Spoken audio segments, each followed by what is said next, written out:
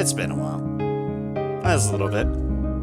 Been a while, different day, all that jazz. But I have returned with it to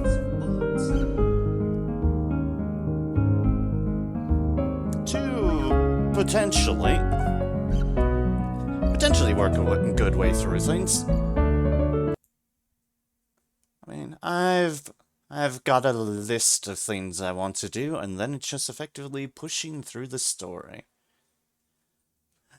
Since it has been a little bit, when last we left off,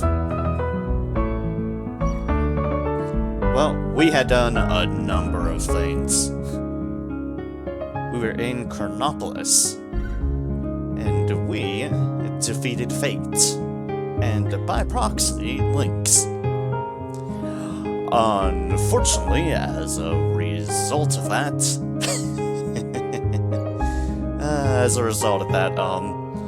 all the dragon gods just kind of showed up, despite the fact that they're based in legitly different worlds and all that jazz, and they disturbingly combo bit each other into the dragon god.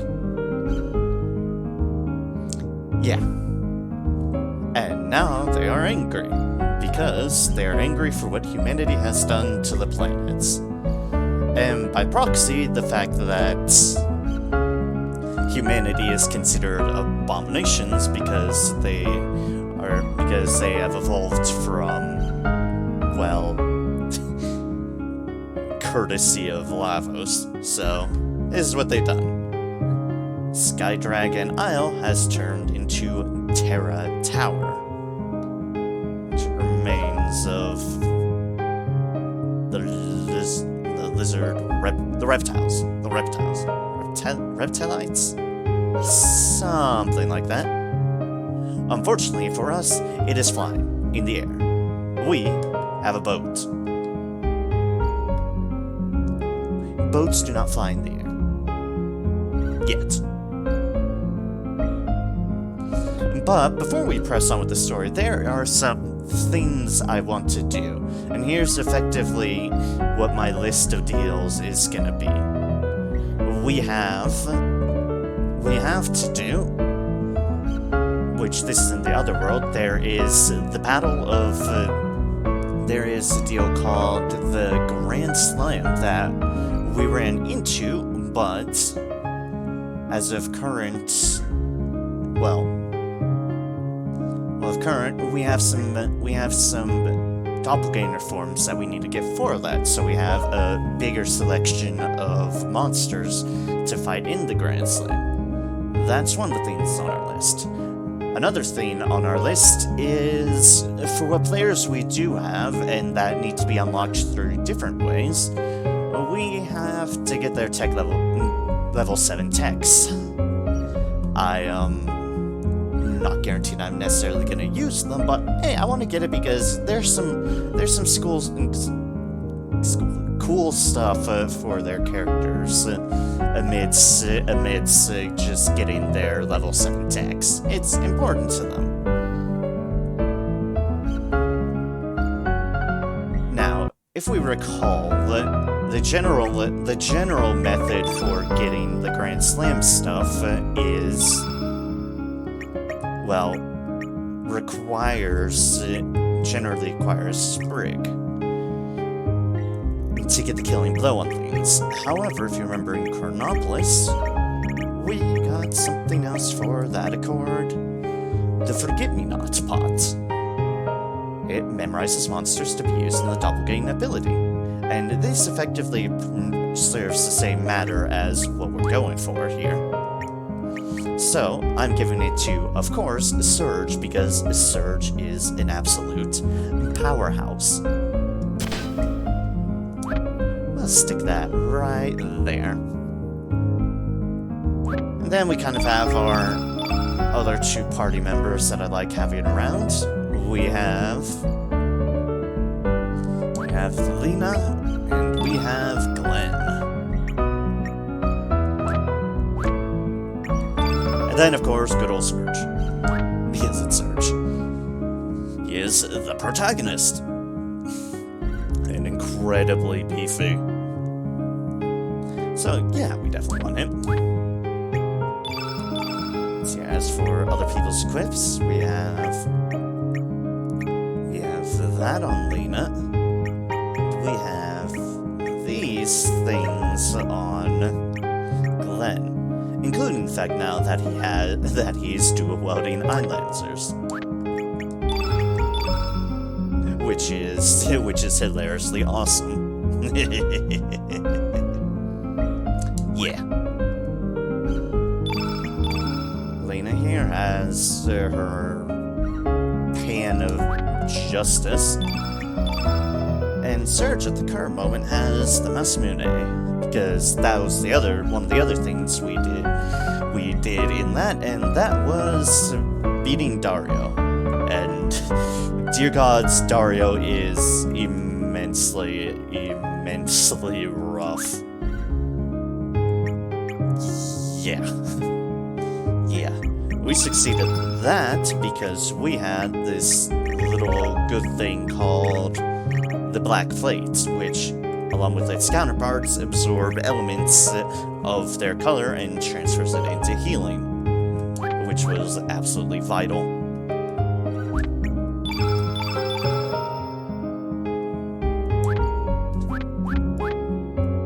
So the first thing we're gonna do is we're gonna head back here to Earth Dragon Isle, except this one in another world. There is multiple things we can do here. A couple of them are the purpose for the Grand Slam. And the other one is a special little encounter. Jump down the big hole? Hells yeah, we are. Whee!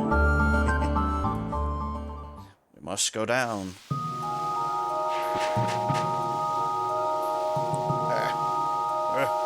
Move faster. There we go. Alright, so we want to go here. But honestly, it didn't really matter which way, but this way I found it. Aha! And you are one of the people I want.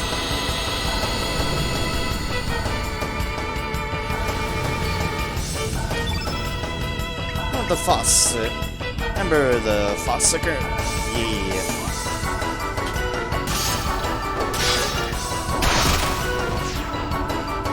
Get into the pot. Get into the pot. This is why this isn't a bad stage to do it in, because, especially with the Masamune, Surge wrecks house. Alright, so that gets... Where are you, Fossicker? There. We have one more thing we need on Earth Dragon Isle. And that's those rock roaches down there. Hello, you. I want you as well. I mean, any one of y'all will do. I don't mind. So this one here, behind the rocks.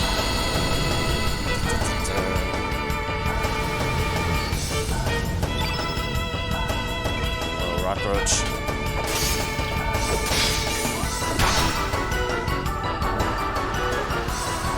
It's spinning.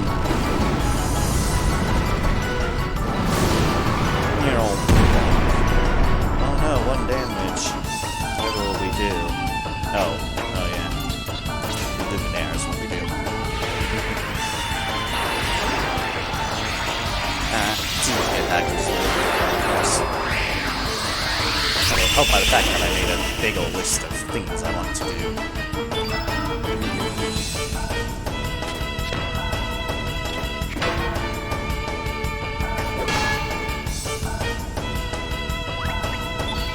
These are one of the ones we can technically grab, but I'll find out.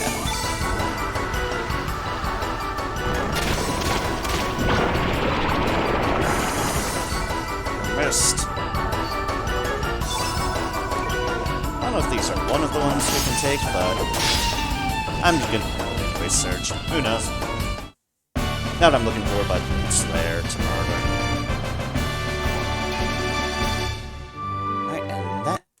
is the rock roach. Oops.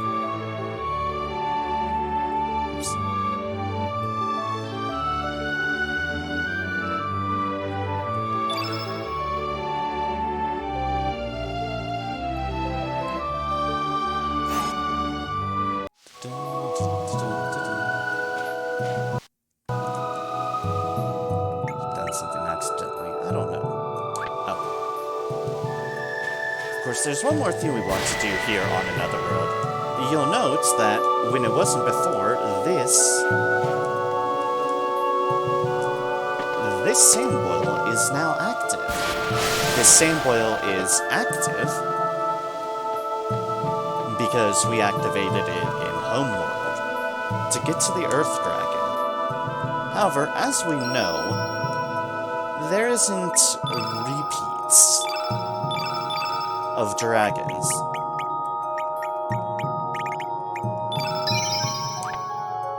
Oh no, there's only one dragon, and for a reason. So, what lies here? Looks like the dragon does not exist in this world. But Glenn, what's that thing on the ledge up there? I don't think we've ever seen a monster like that before. That is definitely no dragon.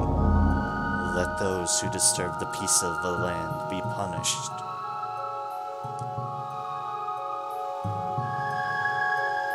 It's coming down.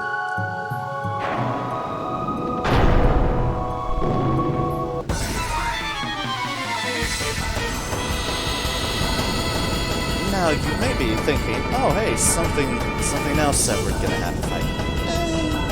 Kind of.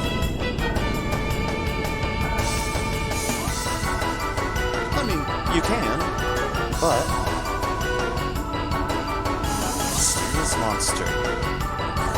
This, I am the Cryosphinx, and thou hast trespassed on my domain. Why must thou turmoil unto this land bring? Then turmoil I bring unto thee. Depending on how thou meets this trial, thou may be allowed to leave this place alive. This be an island which no man hath visited for eons. The Cryosphinx has grown quite bold. If thou possessest the courage to match thy wits to mine, thy sins may be forgiven when thou answer correctly by question 6. Now, riddle me this. Now, if you just start attacking, you fight the traditional way. If you defend it, however, Migra in Candida Verta, here be an easy one to start off with. What the extorted one is bled with knuckles of fear, the plumage of a coward wind, faced the hottest of heat. Answer my question, what is it I be? You'll notice we are conveniently given all of our elemental cells. There's a reason for this. How you answer their questions is by casting the appropriate colored element on them. That one is white. Sphinx, first, that is correct. 2.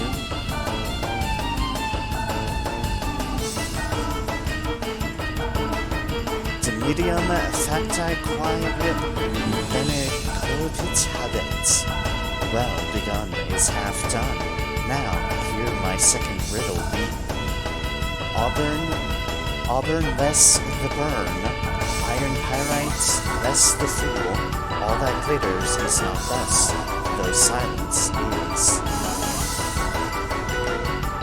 Answer my question, what is it I be? Of course, it's talking about gold. It is talking about yellow.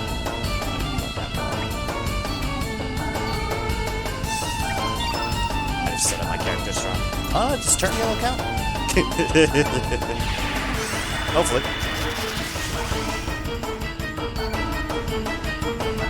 Versus, thou art correct. Now, riddle number 3. Benny Ren again. my anger I see, both the rag to charge at, and the flag to stop at. Blushing, I walk the royal carpets. Answer my question. What is it? I be. Why? You be red.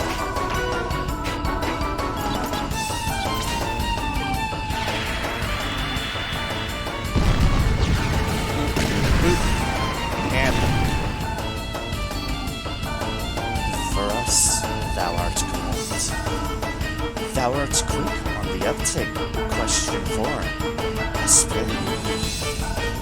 It isn't easy being a friend of the planet, with the jealous monster's eyes, giving me a sign to proceed. Answer my question. What is it, I be? Why? You be green. Yep, all these riddles are hints to colors. Then you pass those colors on to the... For us, thou art correct. Velen tibi ita persuadias. Just 2 more to go. Mare et callium et viola.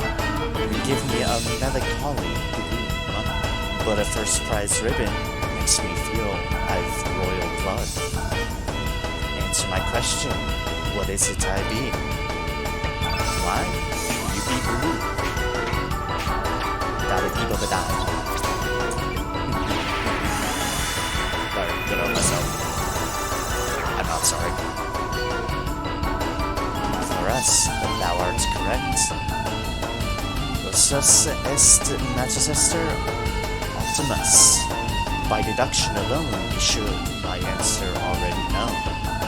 Like pontoon, less the knave, or Jolly Roger, less the bones.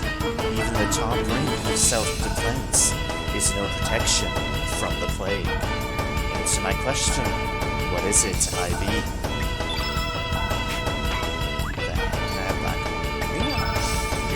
Yes, okay.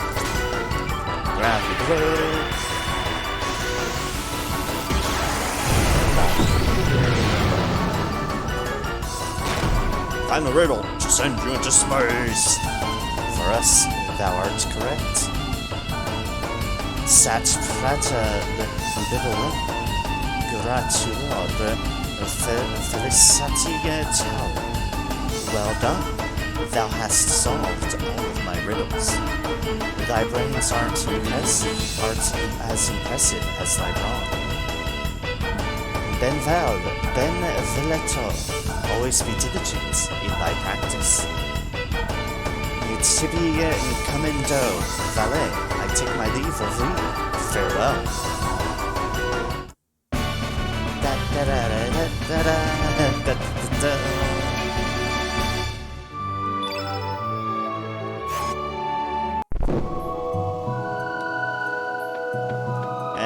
You don't exactly get much from the whole riddle stance, but you get a fun time. And it's also technically a hint towards some deals to come. A hint indeed. Alright, that finishes that on thy list. And now where to? We are still in another world. I need to see that again. Remember to move that. How to get back? Well, through the traditional way. Jump down? Yes. Whee! Alright, so we have that. We have the couple of things he wanted here as far as Grand Slam monsters go. And now to hit up the rest of the things we want. After we can get out of here.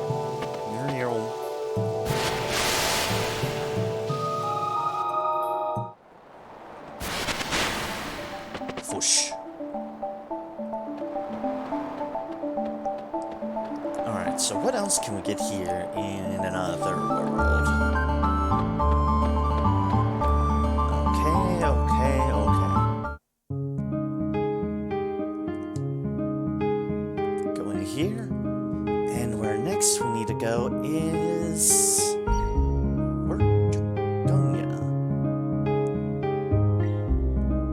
First things first, out of the dam. Guess this one should be a quick one, in principle. Go over here, go to the Isle of the Dam. Now, there is another thing you could have done here if you had saved it for this point. There's that right knight we got an armor deal from earlier in it. The fact that we already killed it means we already missed it. Yeah, unfortunate. I completely forgot that was a thing, and a powerful thing is at that. But there's plenty you can go off by that isn't. Like you. Frank, you are on my kill list. How unfortunate for you. This is one of you. I'm kind of you. And it's... It stood no chance.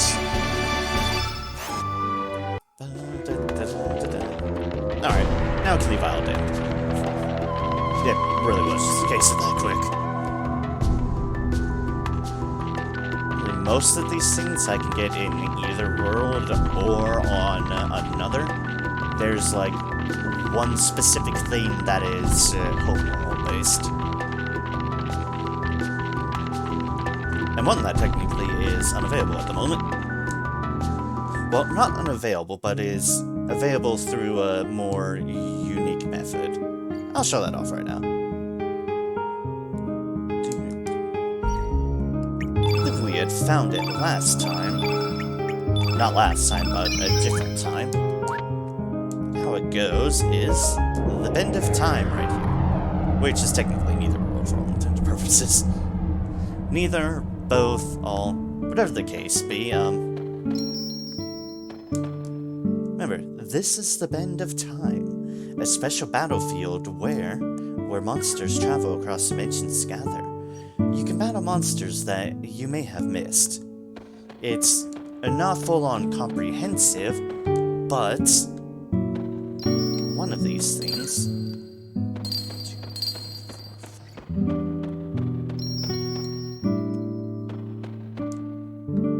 Although I do not know which one exactly it is. This is gonna be hidden. This is gonna be the experiment part. I have a number, but these aren't actually numbered. So I'm gonna guess this one based upon relative position. Basically, these are all different areas. Hi. Like this, you'll note, happens to be something from...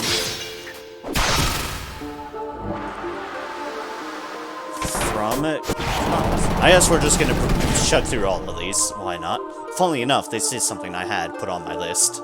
I hope Lena does not kill it. That would be immensely embarrassing. So if we find arrow, take it down. Otherwise, well, I don't know.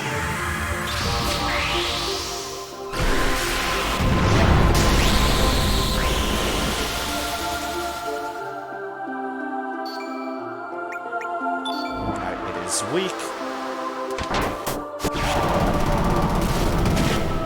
Rat-tat-tat-tat-tat. I was gonna say Lena might kill it, but no, Lena's decided just to shoot poor Surge with a deal. Please no debuff. Please no debuff.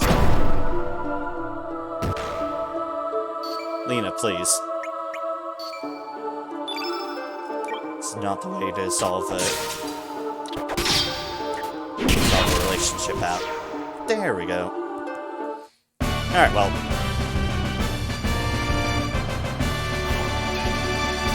Hey, thank you, Sark, for the lurk. I very much appreciate it. Very, very much so. Hope you have a good lurk. Alright, so that is the combat in it, easily enough, taken care of.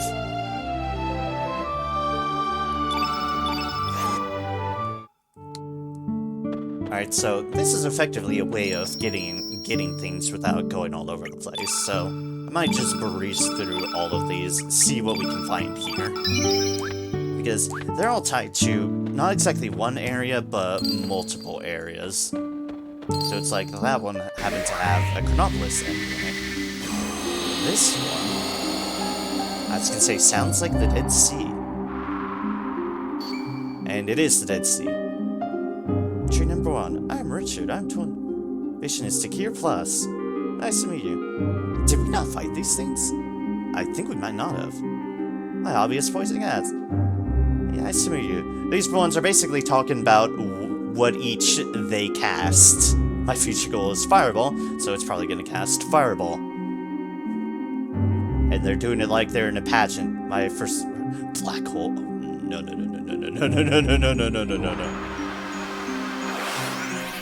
look, that one's casting Near Plus, just as I said. That one's casting Poison Gas, just as it said. Oh god.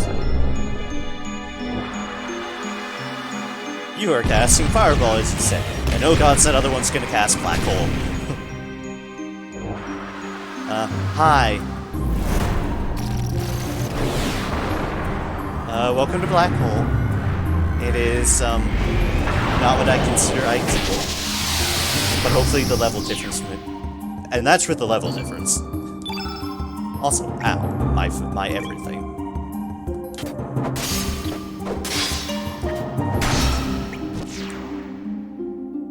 You goodbye.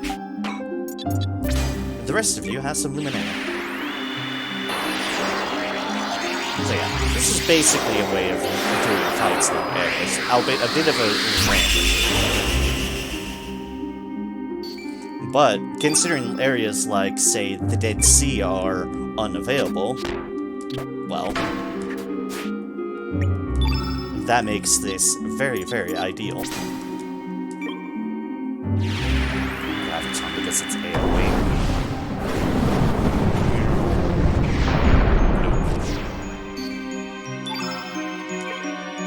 Alright, we're up to the land, my man. Yeah. Glenn, once he gets a second sword, is great.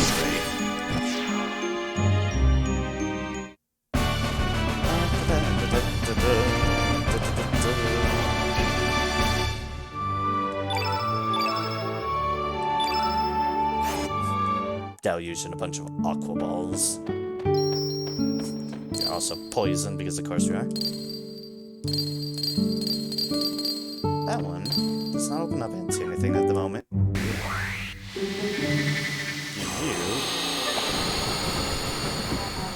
Ah! The boat. It takes place on the boat, but it's...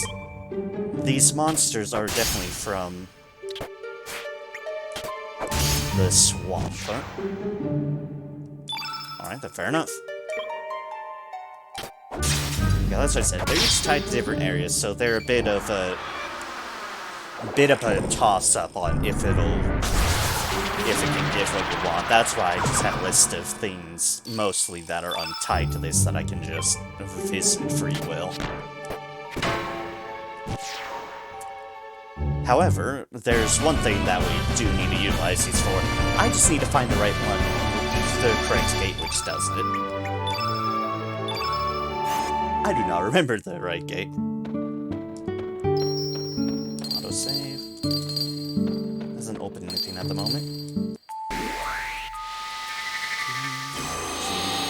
This sounds right. Yeah, okay. This is a Viper Manor one.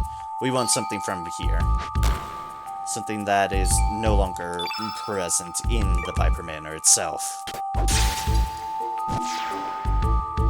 Fortunately, it is not within this group. At the moment. It just means we'll need to try again. Ba-doop. It involves slowly killing everything here because we seem to have gotten a huge pack of everything. Just not the everything, including the thing that I want. Because, of course, that'd be too easy. Like, the things in Viper Manor is, like, near the beginning of the game, so they go down easily.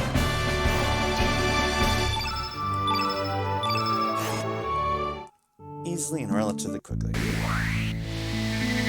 Let's try.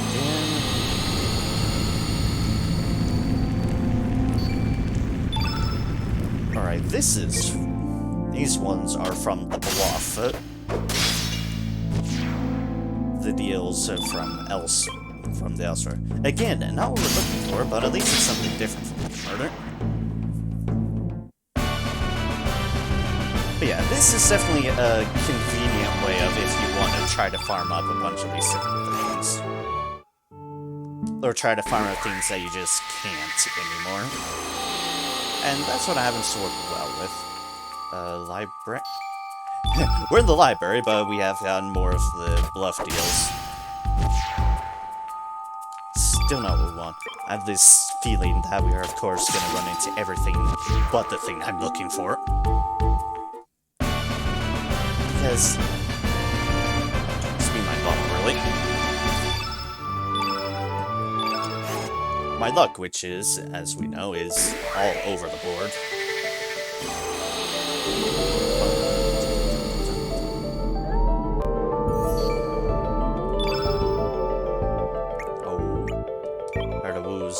Oh.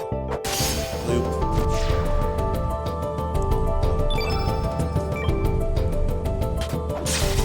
Ah, such a good music. Not for long, because the loops are tiny and easy. Nutritiously delicious? Probably not.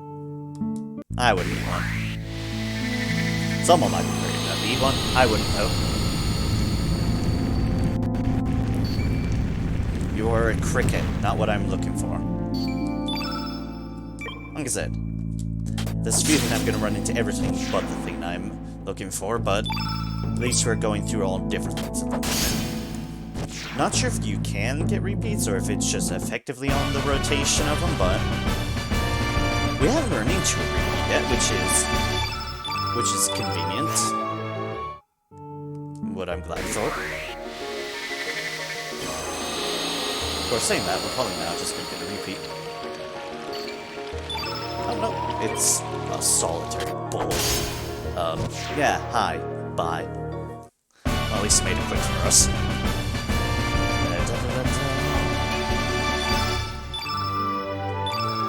Come on now, we can find what we're looking for. Gotta be in one of these deals. Oh yeah, there we go. We can't get repeats. And we have gotten it. And we now have a repeat.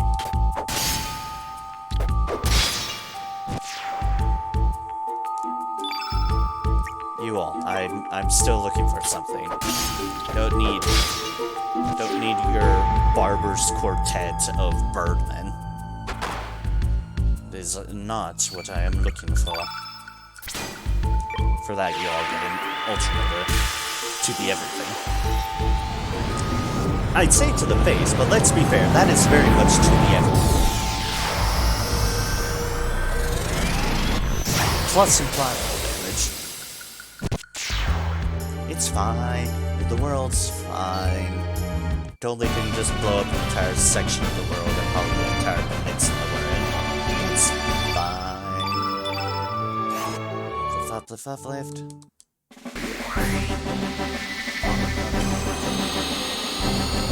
As you notice, we also just get random areas and deals. And music. Huh. Technically, I think this one does fall under things you can get for Doppelganger, but it's still not the one I'm looking for. But at least it's still one. And this right here, this randomized roulette, is why I'm not doing this for everything on my list. Have you ever? Well, again, something different, but not what I'm looking for. So poke them in the face and move on. Poke. Poke and slash, and the adorable little cat lemur thing will stick.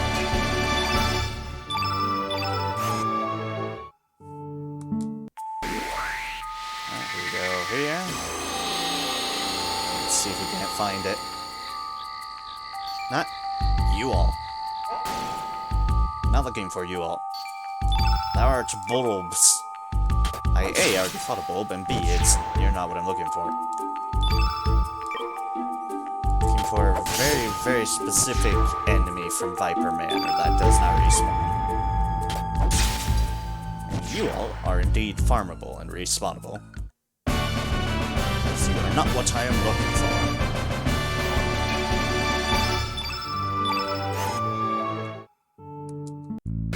Again. Again, and again, and again, and again, until we get what we are looking for. Your gloops. Sorry, but I'm not here to consume gloops at this time being. I'm not here for animated jello.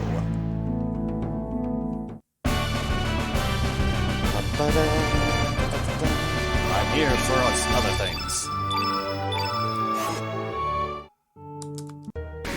And I don't know when I find it because it is plainly obvious what I'm looking for in terms of enemy looks. And it's not you bulbs again! What, do y'all take offense that I said I didn't want you? You're bulbs, of course I would want you. I consider y'all the strongest enemy out there. I know we're in the right area though.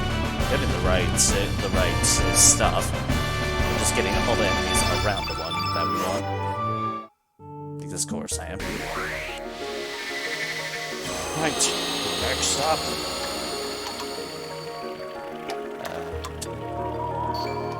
I mean, you're at least the enemies inside Viper Manor, but not the right enemies.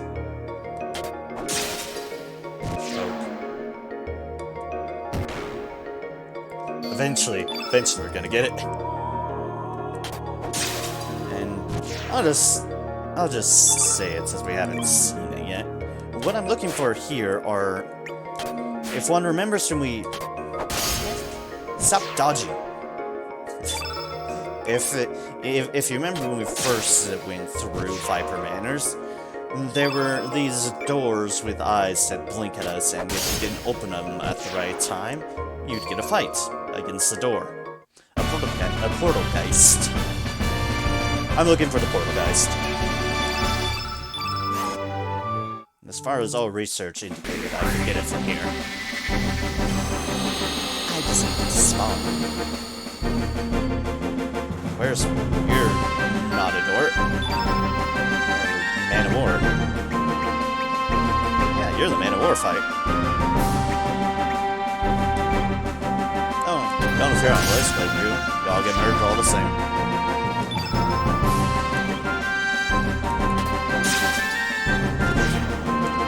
The helpful thing here, at least, is that I can just effectively one-shot with Surge. It's convenient. This is why I put the Forget-Me-Not mod on Surge, because Surge is powerful. No doubt about that. Your class, more things.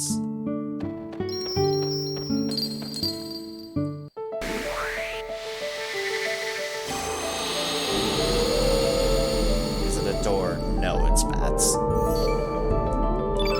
You're not a door, bats.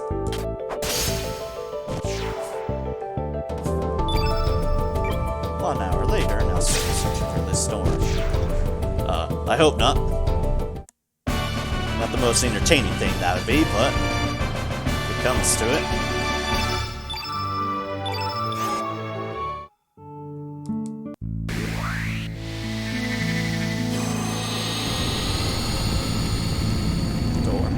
Door! We have found our door. Time to murder now.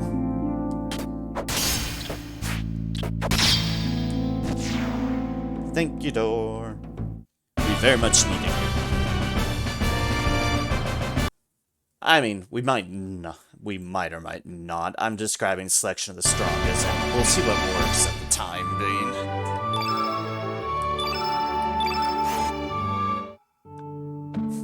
We are indeed still poisoned.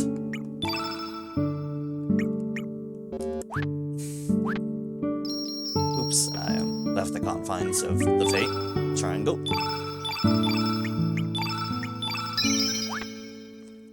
Alright, we have our door. See if any of these other ones we can be in. Nope.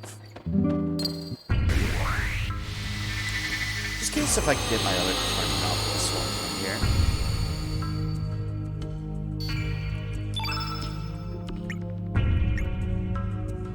No, we found something else, though, that I wanted. Hello, you.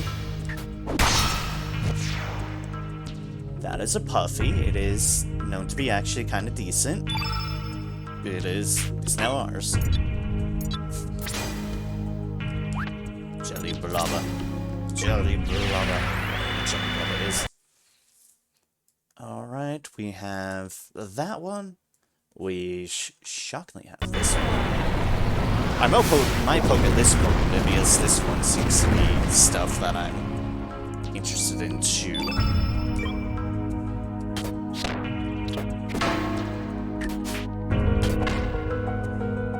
It missed. It's now Ice Blast and Surge. Yeah,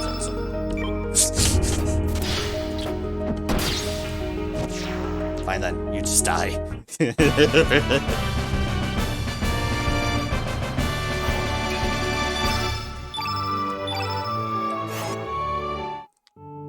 So that something was a deal that we did need. Saves us a bit of a trip. Well, not really, we still need something else in that area, but... Well, this is a thing. So, I'm just gonna keep on poking this one because it's clearly gonna be stuff on me.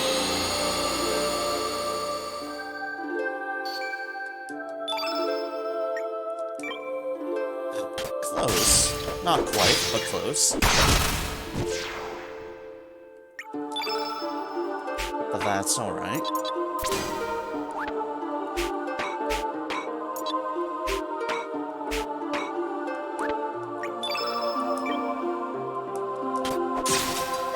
Poke. Galen.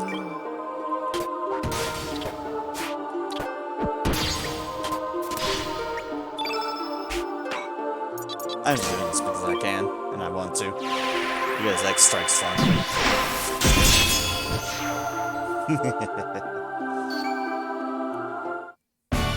That was a Chronopolis. That was close, but not quite.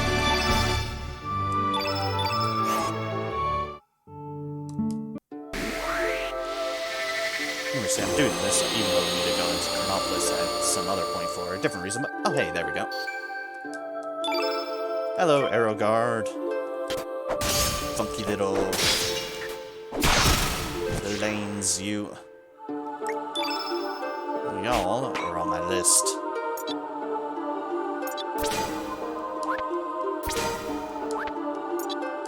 Oop. I'm pressing the wrong thing.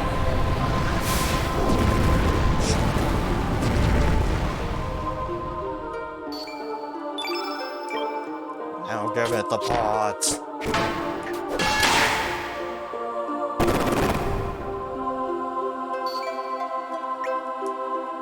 That was a machine gun you just did on me. Oh, sorry, machine gun. Instead, the best I can do is toss you into the ground, and toss you into the air, and then chuck you into the ground like you're vulnerable. So, I mean, close enough, really.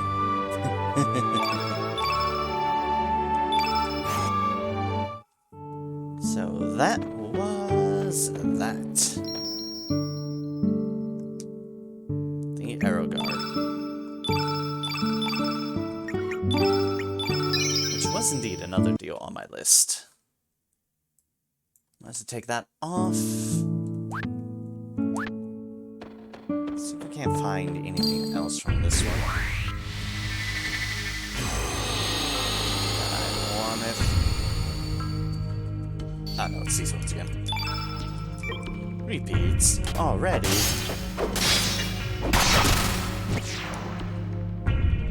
More likely than you think. Luckily, we can't speed this up. Yes, I just can't speed this up. I'm too used to this being just a new game plus thing, being able to speed things up like this. But it is a valid option. I should be taking advantage of it. Get right.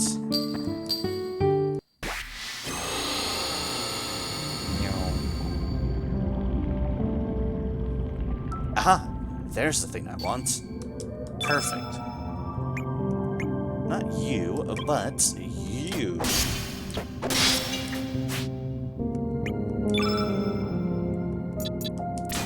Blast. Let's see what we can do. Slash Nash.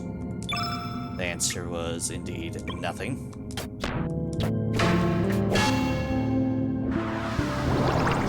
We'll just have to wait until next turn. Bonk, bonk, bonk. Don't have the manta rays or something we can pick up, but I'll have it about. Let's see if I can't get an AoE off of Surge here. Nice sidestep it.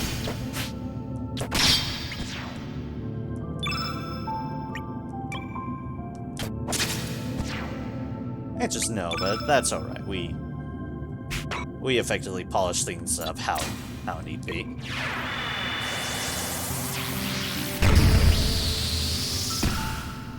Make sure not to have that on by the time things come around, but yeah. Everything else, though, we'll hunt for in their traditional environments, because that's going to be a whole lot of quicker than this guessing game. Alright, first things first, let us stop being poisoned.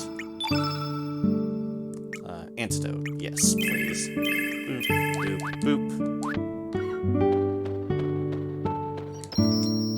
So, that's kind of a taste of things you can do in the Bended Time. It's very useful for this specific purpose. But, as well as also noted, it is very much a bit of a toss-up. So we have all that we needed from Chrono, so I don't actually have to go back there at the moment. I do need to go back there for purposes of one of the level 7 techs, but for now, there's a thing we need here. There's a couple of things we have on our list here. Oh wait, no, that's right. Not here, the other Fort Dragonia. Which actually makes this a bit awkward. I didn't note it as that. Okay, well. That's fine. I don't need everything. I effectively had things on my list in case there were things I wouldn't be able to get. And that's probably one of them. Fair enough. We can work with it. This is why I had emergency choices.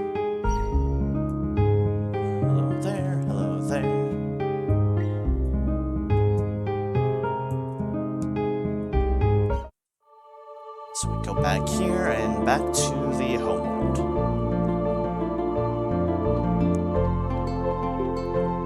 Because homeworld, I can get to Fort Dragonia. I should be able to find what I need. It should be. Everything I've researched indicates I can get it from here.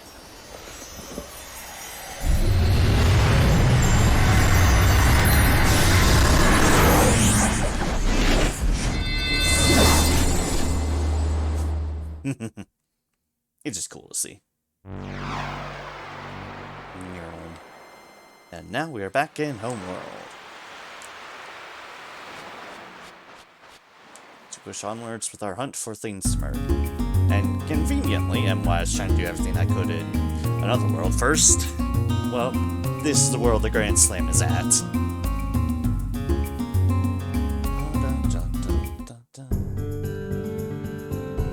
Alright. Now we should be able to get in here.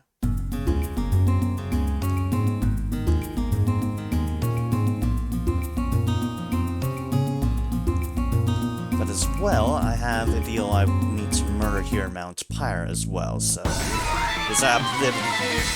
Not you.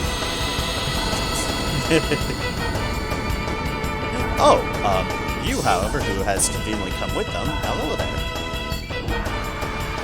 Yeah, this thing that's charging right at me right now. That's what I mean. The bull.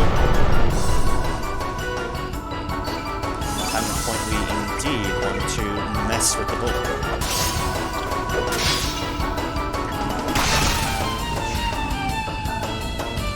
Now we'll just try to hit a hot doggity as well, because I think that's technically a thing you can hit you.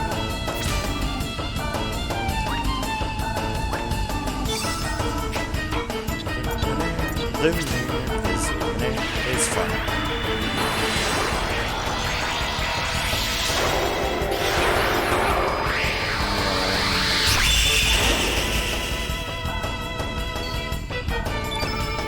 Now they lift. Unfortunately. Oi. That is rude to do to my girl. You get the pan for it. But not the pan to death. Because the pan to death is I'm saving you from Surge.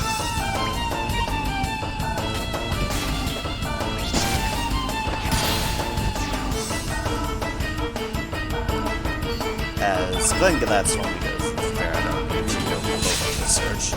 Just one of them. Well, that was convenient having a show with that pack.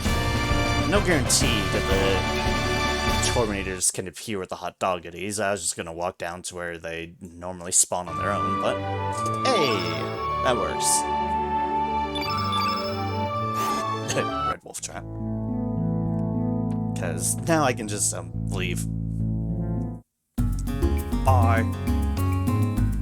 Alright, Fort Dragonia. Not sure where in here I need to go, but it's somewhere in here.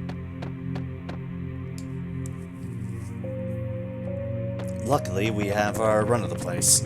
Speaking of the run of our place. Zoom quicker. Let's see, if this is the one I'm thinking of, then this might be one that works out to my benefit.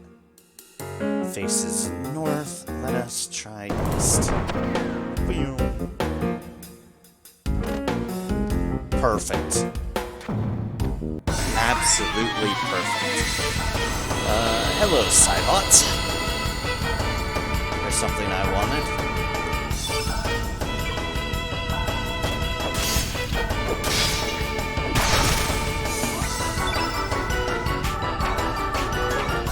We'll just note, the indicator of how fast we can run them down is not an indicator of how strong or weak they can be in the Grand Slam.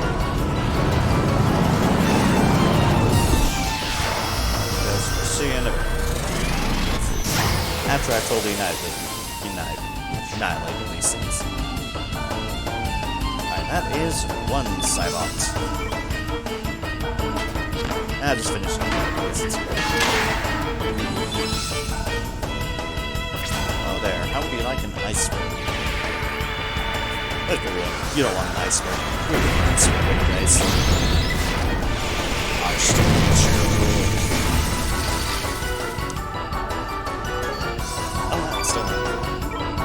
However, Cybots are still shockingly durable, all things considered. Which makes them really good to have. Screw in, screw. Don't need to engage that other one, because we have this one. And now it is just Viper Manor. Yeah. The Viper Manor sewers, to be specific. You know. Neural and neural. Your boats. Yes, we have our Cybot. We just have one more on our list.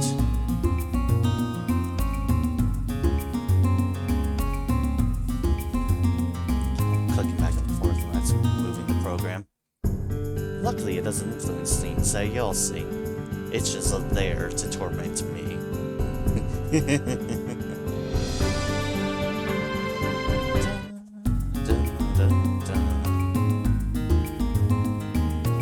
I think we can go down the well. If not, then it's just a matter of just going back through that place, but hi Dario. Hope all's going well.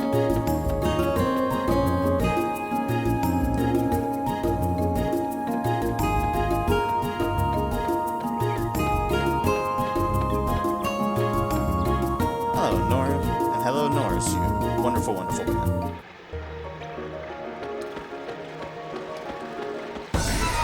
I always forget about that.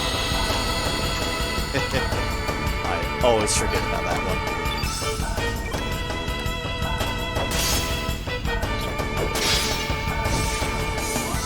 I actually don't remember offhand if I mean, in theory I should be able to, but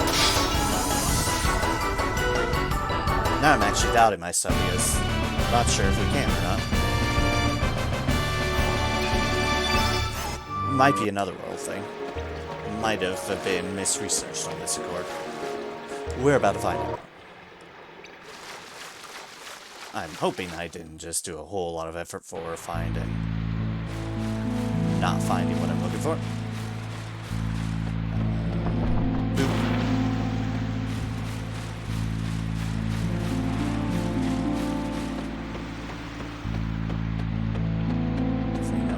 Bats that we need. And boop. You know, said bats were completely and utterly in the way. So of course they are. And up here.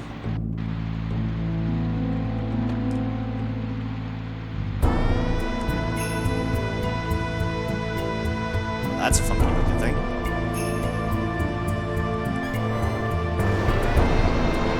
We might be in the wrong place, but I don't think I've actually been here in this world. Because, yeah, generally you're aimed towards the one in another world, where the manor is still up and about.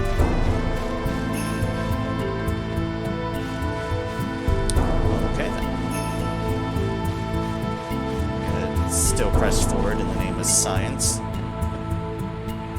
Science. Science. Area beyond seems to be completely blocked off. Yes, yes it is.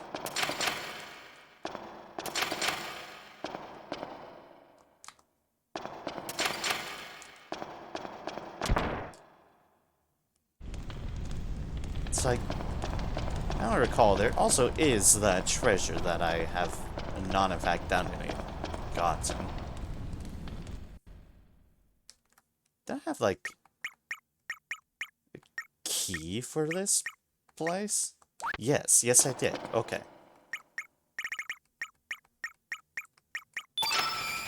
Aha, there we go. That moment of revelation. Wait, did I have a key to here? From, like, the other world. Hey, Mithril Vest. Hey! Where did the treasure chest go? Don't worry about it. Go down? Yes. Okay, well, this isn't full of the things that we're looking for, but, well, pick up some treasure and whatnot, sure. Sure.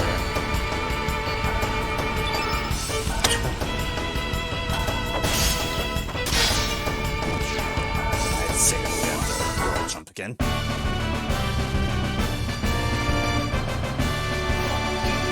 Misinformed.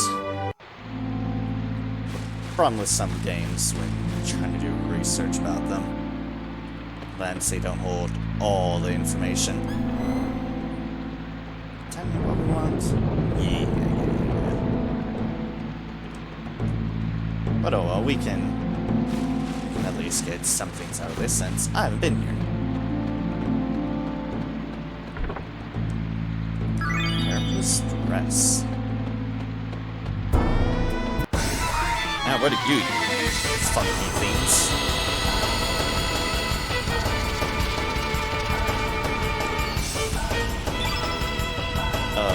Witchy.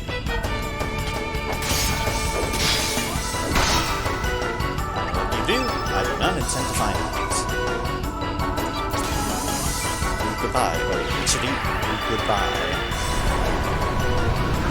Combined with powers of swallow and a literal inferno.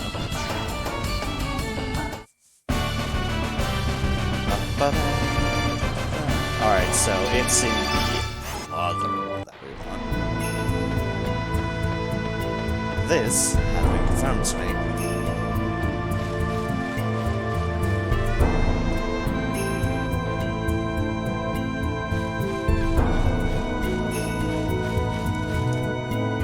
Hold up there. One other thing that I potentially needed elsewhere. Not you, not you, you. Okay, you're another world as well. Okay.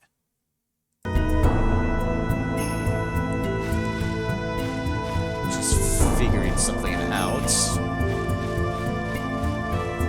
that I'm not having to trudge through multiple areas.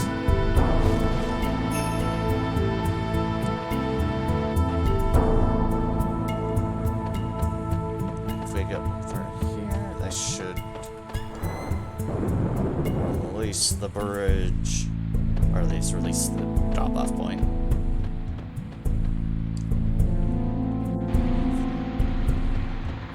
Okay, that just expensive. That. No need for that. Effectively, we do need to be into the another world sewers for another purpose.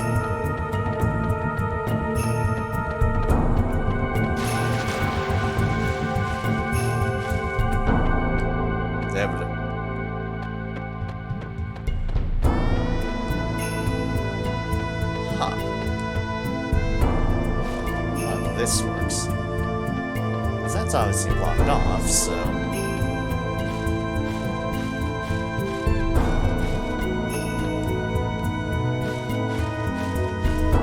This is as slow as one can get with this. A very good question, I do not remember. For that chest, but this is not the place we need to be.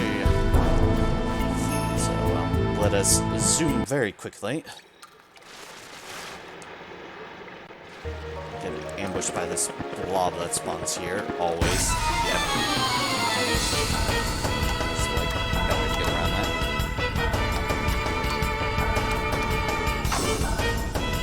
And try to get back to the... Yeah, then we'll go to another world, get back to there, which...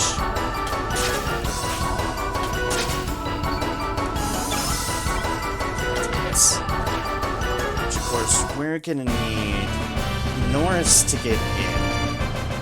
And the other person we need for that, for the purpose of what I'm doing. Oh, damn it, I went the wrong way.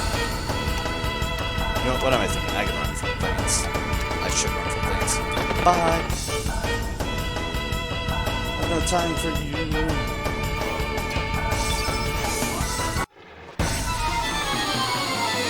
It's the problem with being on fast speed, in my opinion. It can be a bit difficult to see the things on where you're going. It's enemy presence, but... Use my penance for trying to zoom through things. So we need to go back to another world. Also need to change up our characters for a moment. And while we're there in another world, I'll try to do some of the other level 7 texts that are in another world. So We have plenty we want to do in Homeworld, like the Grand Slam and such. Along with specific people that we need to do for those deals.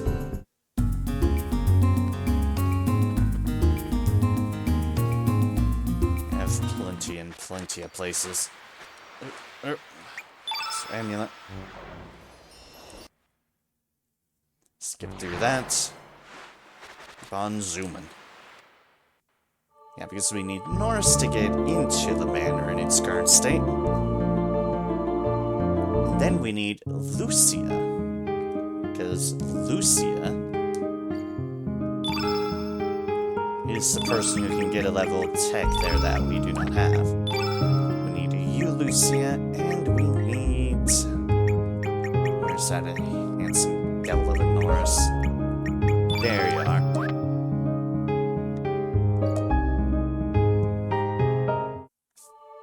Here into Termina, and then go to Viper Manor.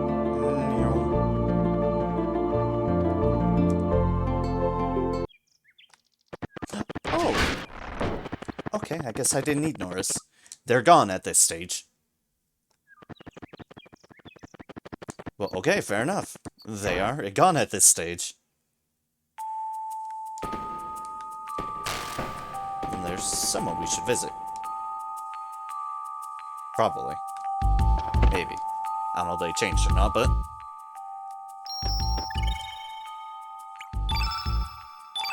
Oh, that's fine. I don't mind having... Norris tag along. There's never any harm in having Norris tag along. Never.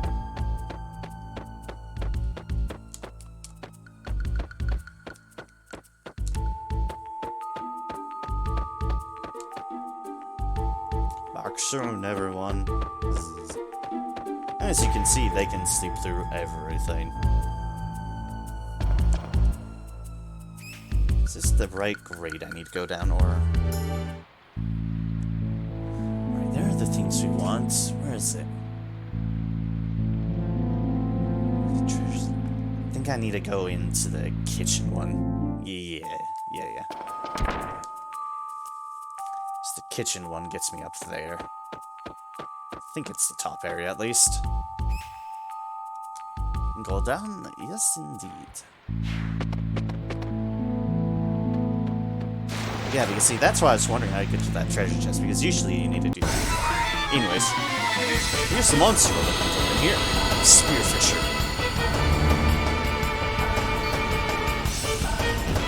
Oh hi, I have every single spearfisher under the goddamn sun, apparently. And they all are going first. Let's pick this up.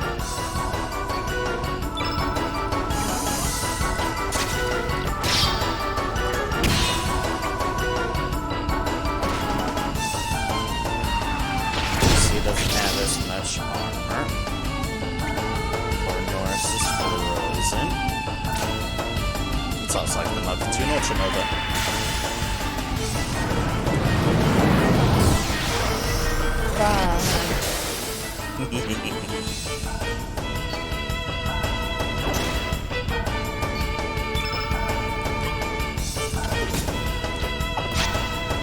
We never use Lucia, so it's kind of a show off. Lucia throws things. Specimen on the go.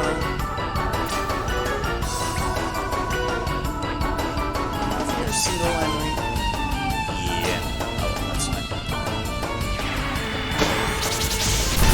Specimen things.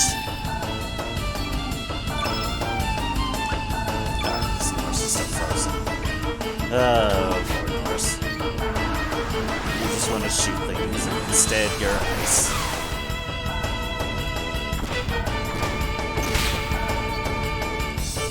We've been fine with a smaller group of these, but we, of course, had to get the humongous group of everything. That's down.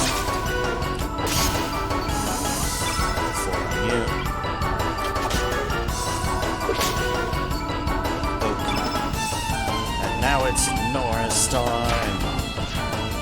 Come in. Immediately shoot a fool.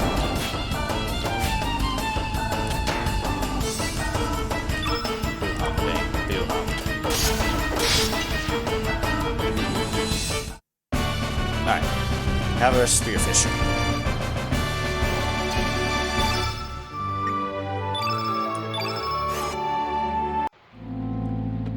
Now, is it up here? Yes, yes it is. Remember this thing? Wonderful. This must be a new type of amoeba. What life force? I must incubate it right away. Receive Lucia's test ammo. Yep, that's our deal. Allocate. And where is it? Oh, there's the Chrono Cross. There's a Chrono Cross we provided earlier. It's the Grim Reaper. Where's it? Test amoebas. You and me, let foe be a test host for a new parasitic amoeba. Don't worry about it. Don't worry about the implications of that. It's fine. It's fine. Alright, so that is Lucia's. That is Spearfisher. And this is... who else can we hit up in another world? Well, first things first, we get out of these damn sewers to find out.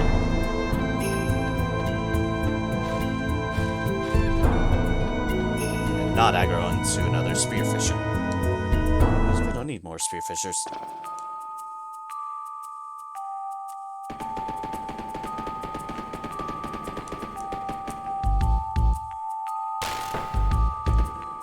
Right, there's something here, and here we need. Which I tried to do a bit ago, but I completely messed up. And we push it.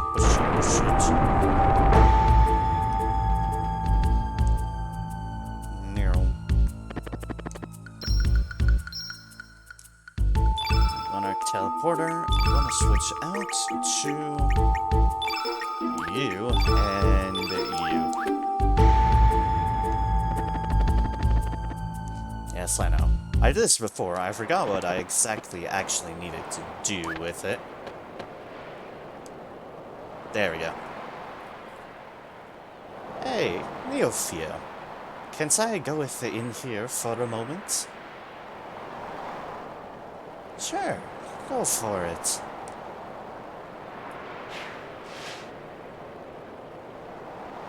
Oh. This feeleth great.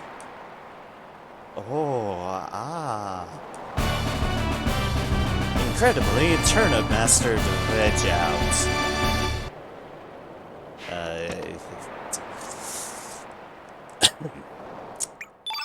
Once again, I repeat these words. Don't worry about it.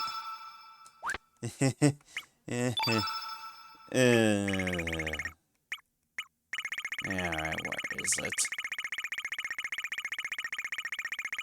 Veg out, a secret power he doesn't talk about. As I said, don't worry about it. Alright, but that is... Turnip out of the way. Who do we have next in another world?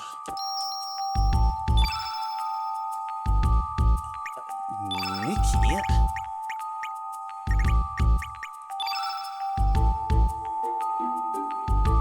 Oh wait, no, this is Mickey. I misread things. I don't have Mickey. Names that are close alike, but not quite the same. Hurt my head. Instead, we want your next door neighbor, Draggy. And not you yet. Not you. That's home. That's home. That's home. That is another.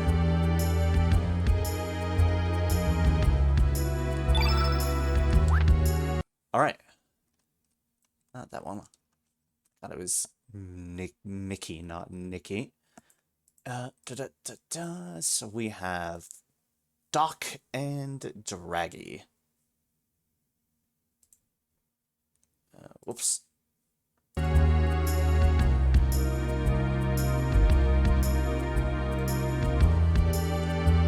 Alright, you two. Our eclectic group of people that we have. First we get out of this manor.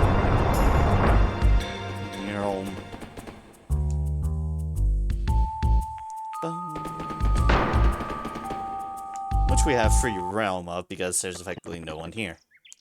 Yeah, except for a couple people who are in no way, shape, or form gonna stop us.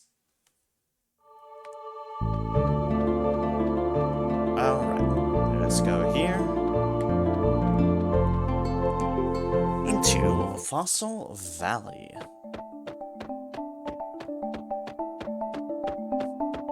Alright, the cat things are still here.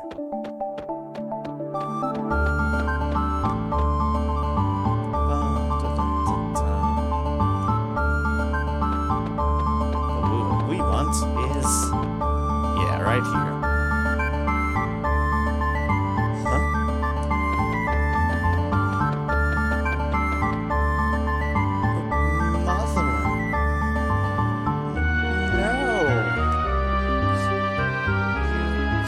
Sacrificed yourself to save me?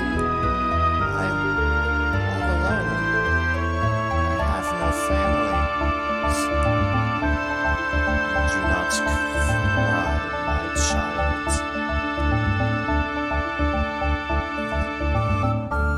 Who's there?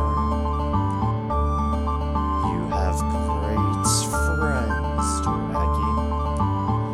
Just remember, Mother will always be in your heart. Cheer up, my child. Mother? Is that you, Mother? The ghost of your mother, I guess. Yeah. You have a lot of friends.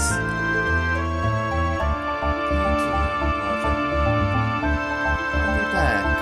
I'll come visit again with more friends. Draggy learned a big breath.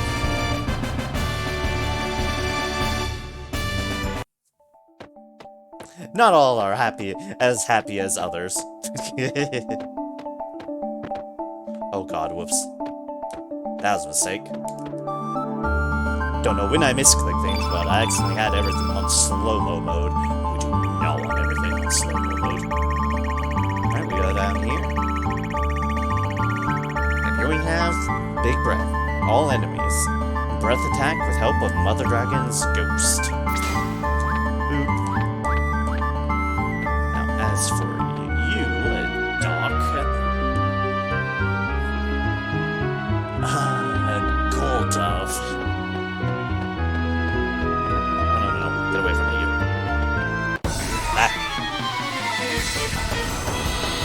Fine. You wanna fight, cat? You wanna fight?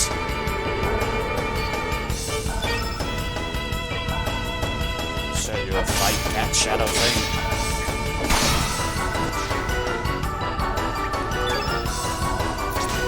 You take that. Let's watch your little buddy. This is one, right? And now you're all dead. But no, they're all dead. Power up.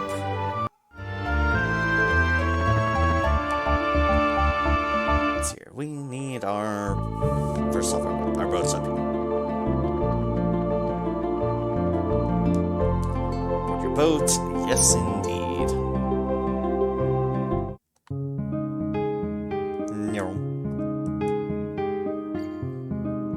Dove.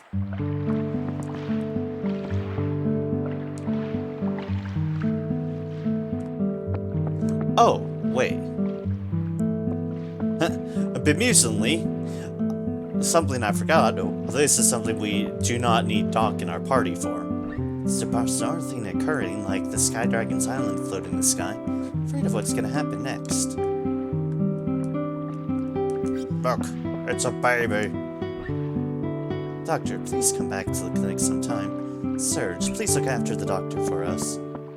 Okay.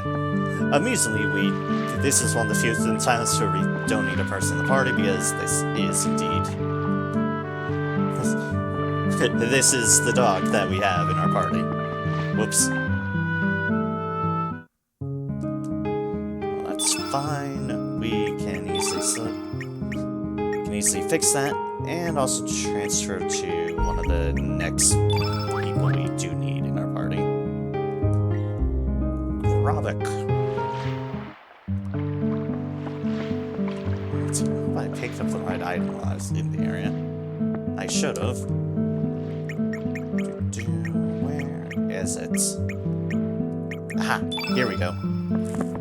Medical book. You want me to have this book? Now this is interesting. What is this? I cannot believe this. Humans, demi-humans, animals, you name it. The biostructure of every living organism in this world is listed in full detail. How can this be? Runes from the future. Don't worry about it. Oh, yeah, that. What did you say? You brought this book back from the future? There are still many things beyond science in this world. The future sure holds many surprises. Should we say this medical book is a legacy of the future? But, Serge, are you sure you want me to keep it? Of course, you're the doctor. I see. Thank you, dude. For the future of medical science, I'll put it to good use. Doc has learned Pain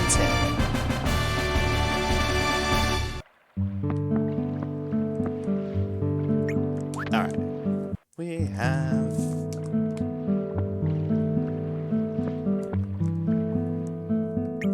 Pain 10 on them, which... There's not a party right now. Where are they? Doc, oh Doc, where are you, Doc? There's Doc. We go and zoom all the way down to the bottom as per tradition. Pain 10, all allies. Pray for ocean rains to heal your friends. Now, these other deals are like gnarly. Chiropractic attack that crushes a foe's bones. And high five, throw your weapons high in the air. Yeah. Oh, hey, why am I here? Welcome, welcome. Thank you for the raid and the host. I appreciate it. And Senator JG, welcome as well. Thank y'all both for coming along with the raid. Hope your stream went well. What were y'all doing anyways? As you can see here, I am finally getting back to a bit more Chrono Cross, hoping to plow my way through as best I can, and going down through my list of things to list. And it's been going well so far. Mouse off. And I hope y'all's deals today have been going well as well. We're grinding all the bows in Monster Hunter Rise. That is a lot to grind. I hope that's been going. So, good job on that, because that is a lot of grinding, I'm sure. This is not the right area. I don't even know why I went in here this way. Only have 11 left. How many bows are there total in Monster Hunter Rise?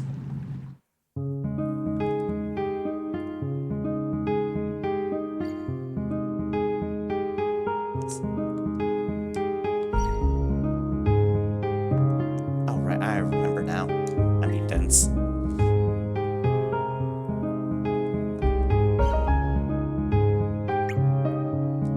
not that one. Teleporter. Sand, light.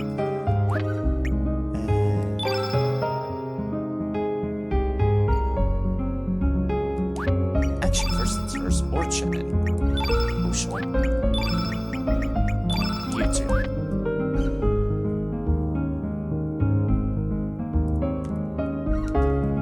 Yeah. 48 pose. Oh well. So you've gotten 37 of them, so yeah, you are. You're definitely on the home stretch. You are definitely on the home stretch, but jeez. I imagine that's been a lot of farming to get up to that point. Cause, oh dear boy.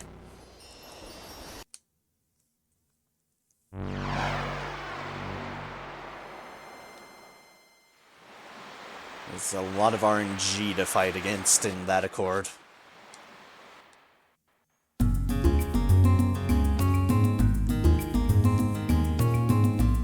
Village. There's two things we should want to do. Yes, hello, what do you want? Just lots of gems, only 4 gems left as well. Fair enough. Hi. This one is Luna. There's 2 other of these dogs in this house. This one's the whiny girl. Yes, you're whiny. Hi. You're super whiny. What do you want, huh? Except to lick my face. Have all the sword and shields in the game. Oh geez, well done on that accord. You've definitely been farming through things. Yes, hi. Just want some attention. Your breath smells horrible. Ugh. Ow.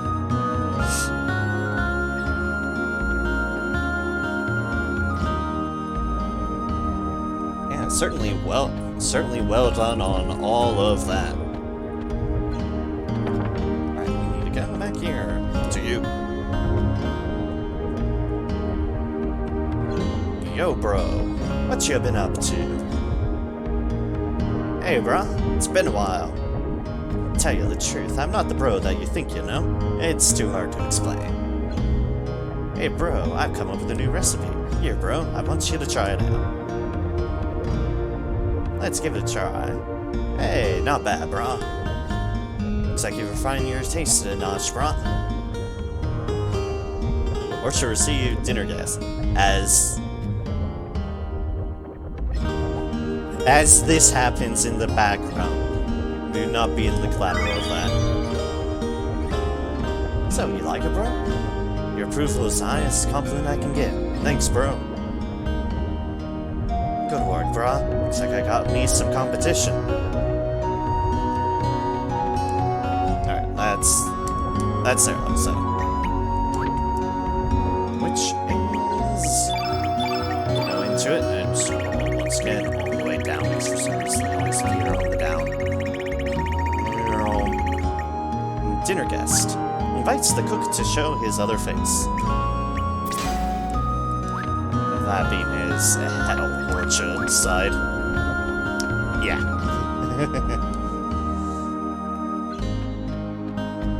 Alright, now we need to go to the docks.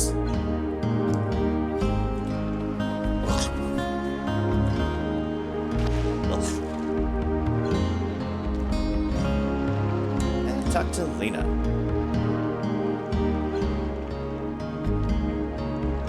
Serge, you seem different. It's as if you're distancing yourself from me. That's fine, but I just want you to be safe, okay? I know. Let me give you this, Potion. You take care, too. Oh, Potion. Potion. Thinketh, Lena. Me will do my best. No sure, see. That brief bit of dialogue. Post-show is always a ride.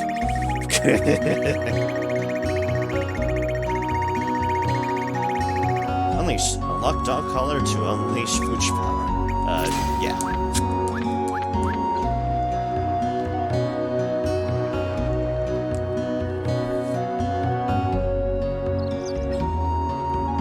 Macross can really go through all the modes. Very, very quick order. Let's see here. So that is... That is Poshul and Orsha right there. So next up, Viper and Greco. Yeah, okay. Viper and Greco. Alright, there's Viper, and where is our Luchador? There he is.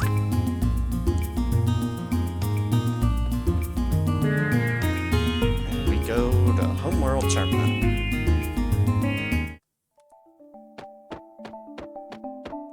First things first, to the bar.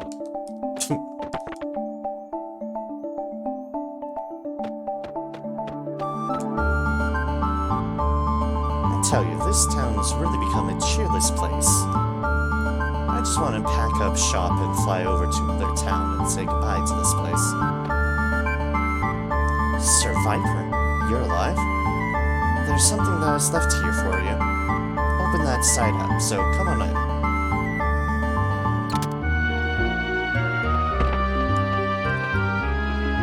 Against the left wall. It's a hidden basement. I've left an item there that I was told to give you. There you go. It is this.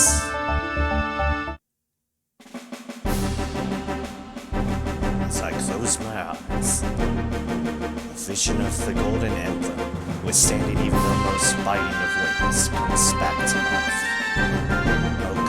Days come back to me once again. Viper has received Flag Bearer.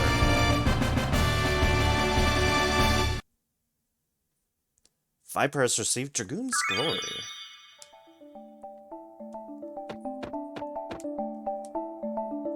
What's Dragoon's Glory? I don't know if just items that I've had to collect. Dragoon's Honor. Zoom. Oh, yes it is. It's an improved Dragoon's Honor. Okay, then I want that. Magic attack, +1, attack, +2, a percentage, +1. Don't mind if I do. Most attacked by 56. Gauntlet was by a lot. Okay. Forgive me not pot for now, but let's allocate.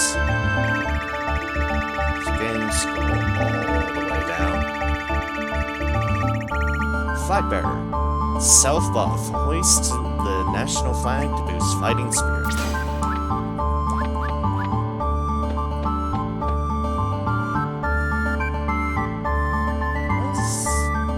Someone else here, wasn't there?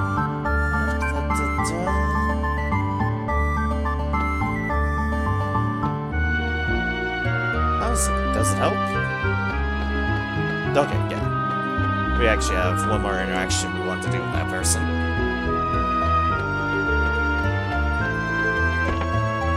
First things first. We need to get them in the party. And that person would be Skelly. Skelly.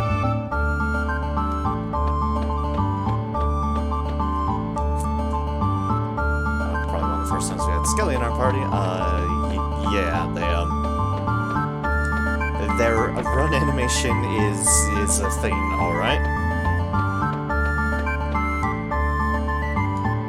Goodbye to this place. Hot mama, I want to have some of your squid gut pasta. I wish I could, but I'm out of supplies because of the fuss around here recently. Oh man, that sounds cool.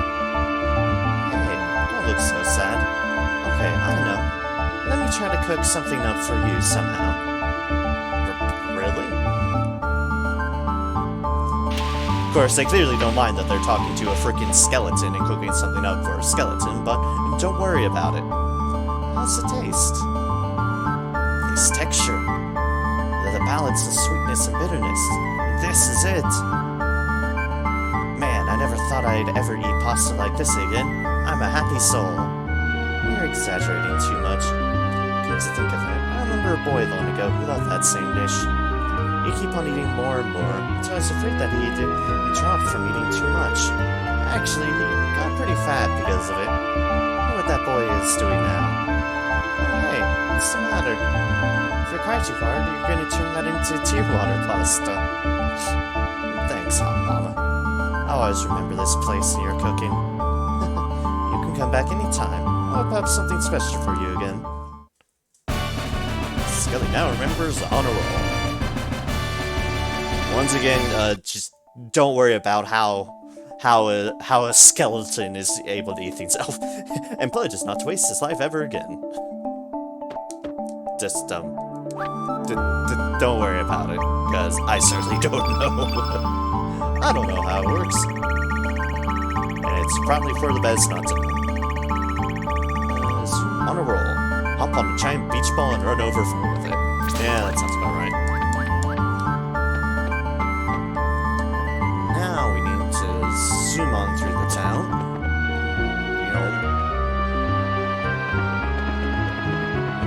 And down. Then to over here. And talk to her. According to here, you shouldn't come around here on a whim. The spirits here will wake if you disturb them. Living beings are too radiant for the spirits. Just last night, a man's spirit appeared at my bedside. He said his name was Getz or something. He's probably another lost soul still attached to this world. Very common around here. In any case, it's nothing concerning you. Now, run along and go home. Ugh.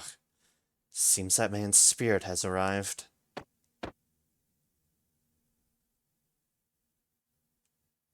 Greco. Is that you, Getz? Why are you here? It's been a while, Greco. I've been waiting here for you a long time, but you have finally arrived as I hoped. By the looks of it, Romana is doing well. Indeed. Getz, I have to tell you. No words needed, Greco. I already know. But that's a thing of the past. Besides, it was something I chose. You have no need to feel regret. My only worry was how Romana was doing. Now I am relieved. Getz. Since my death, you have carried out my will for me.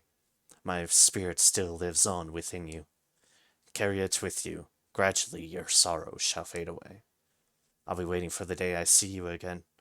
I will leave this with you. Farewell, Greco. Greco learned Gravedigger. Getz, I will carry your wish. Rest in peace, amigo. Is that so? He was a friend of yours. I'm sure he can rest in peace thanks to you. Now, run along. We have their thing. So effectively, yeah, there's folks like all of these where you have to do specific things to get level 7s, others are just killing enough bosses, and thus in turn getting enough stars.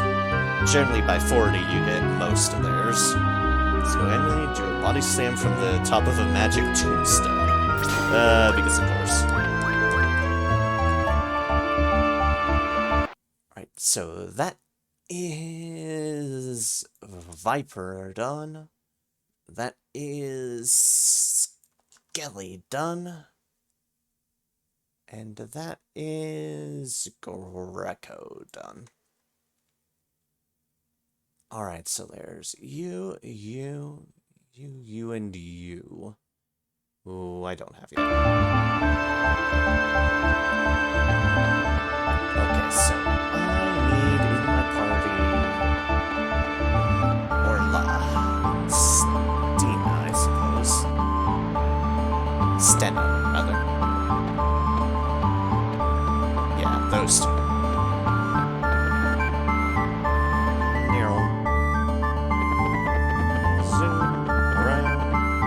stuck on lanes because I'm going at, like, speed of freaking sound.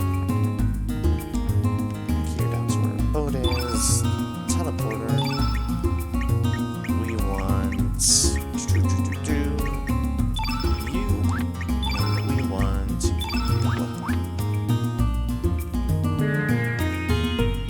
board your boat? Yes, indeed.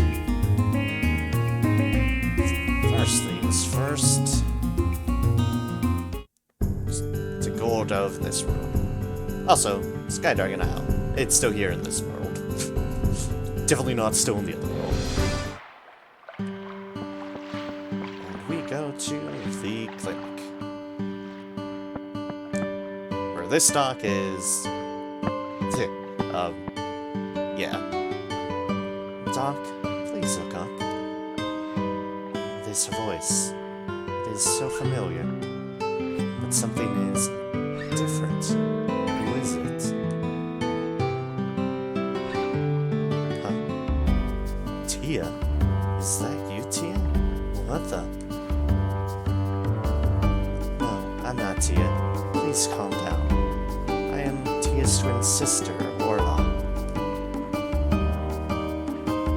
Tia's twin sister? Hold on a sec. What exactly is going on?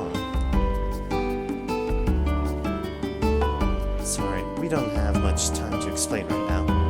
Please, let me see Tia. I can feel her, even though we live in different worlds. Tia's here. Doc, I beg you.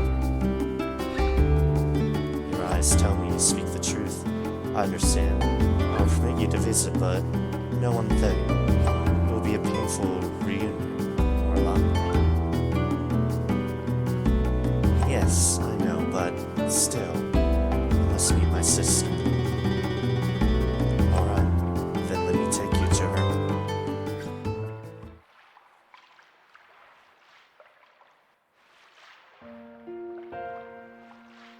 As you can ascertain, dude, our voices cannot reach her, no matter how hard we try. We do not even have a firm diagnosis of what caused her to become unconscious and collapse. Time has mercilessly passed by, while she continues to slumber. Tia, can you hear my voice? Your big sister's here by your side. Sis, Orla.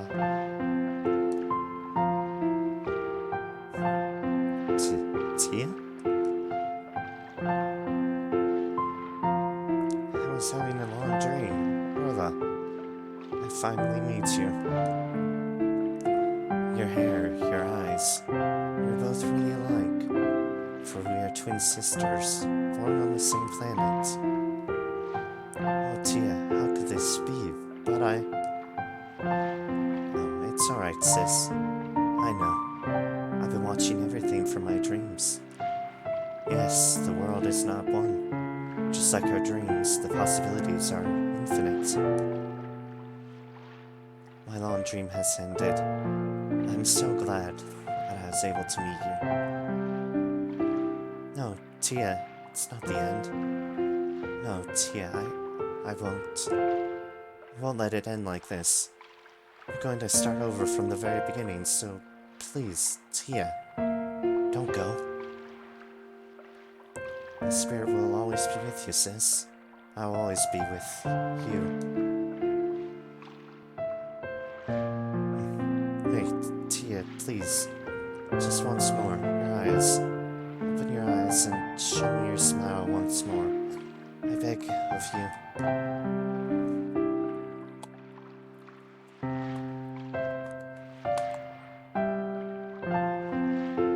The world. You mean to say such a thing exists? Truly bodacious. A miracle brought together by a bond spanning two worlds. Is it truly unbelievable for such a thing to really be able to occur?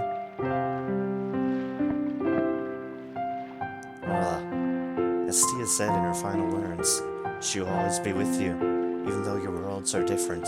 You two are truly sisters. That will never change. This was Tia's. Take it with you. That blue gem. heard Tia talk about this gem before. I can only give it to you. Tia's spirit will always be with you, along with this blue gem. Now, Orla, open your hands. The split gem has become one and regained its blue sparkle. Orla received the blue brooch. Tia's spirit. Oh, Tia, why did you have to?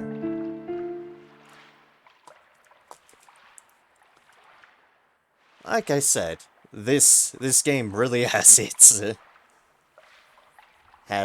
mood switch-ups. Tia, just when I finally found you. Sis. Tia? Oh, it can't be. Orla. It's a ghost. Tia. The blue gem binds us as sisters, and also contains the prayers of mother and father.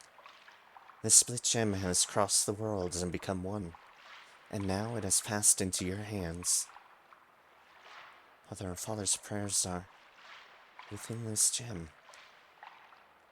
My spirit will be with you, sis. Please don't forget. And live strong for the both of us. Orla has learned Family Feud. Not the game show. I'll switch my character. So, okay, it's to you. Zoom all the way down. And Family Feud. Single enemy and pair technique performed by two sisters. So what is that blue brooch? I remember that.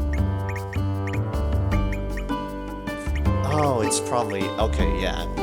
It's similar to that. Protection against anti-blue and blue status effects. Oh, okay. I'm just gonna put it on her. It just seems fitting. The spirit will always be with you. Keep cool, Orla. Alright, so that is Orla's. We need...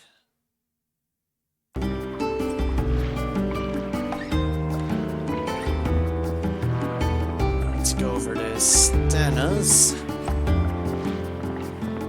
which means another jaunt to the Isle of the Damned.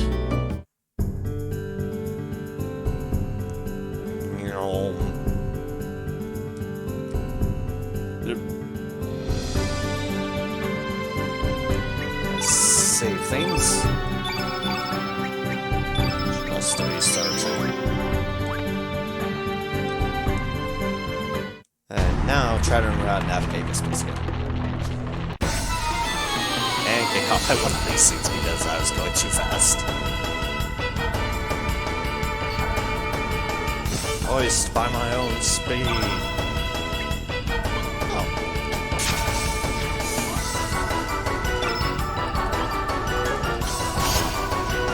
It's fine. I just murder everything.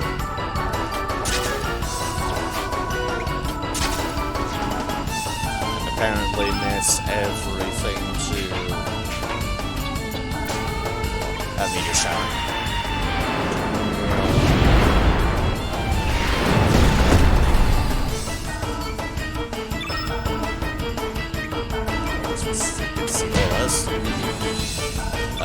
Orla is effectively Monk. She punch.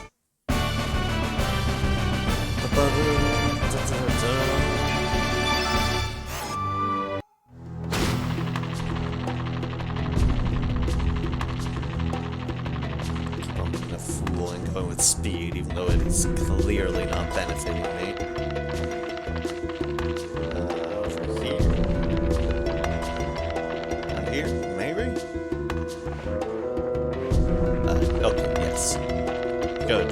screwdriver this time. Where is it? There it is. Alright, keepsake.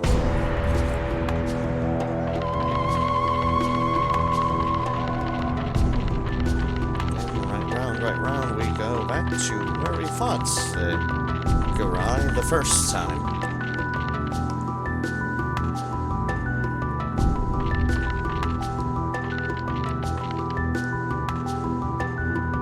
Here lies Garai. May your eternal dream live on. I feel your pain deep within my soul. I understand. I shall fall heir to your dream. Receive Garai's shadow.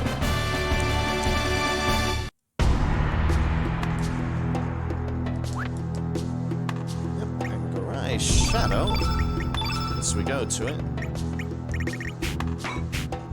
Follows a similar trend of other things like Garai's shadow, single enemy, Eidolon of the last Shrine Maiden.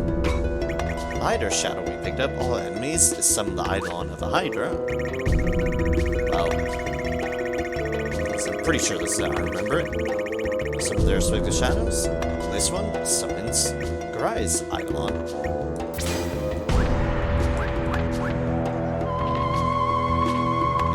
So it's be. There continued summoning the Eidolons at that point. Of the dead.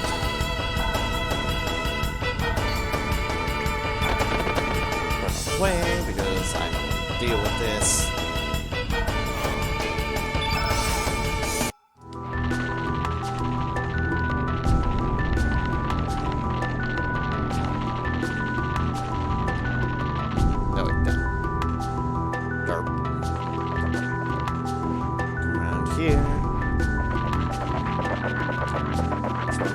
Tell I'm not used to pulling at full speed.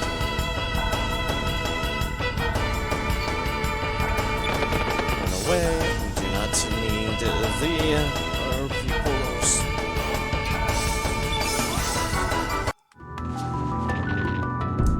And zoom on down. Something's down here, so I can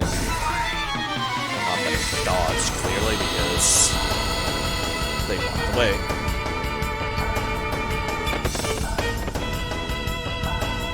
We just went.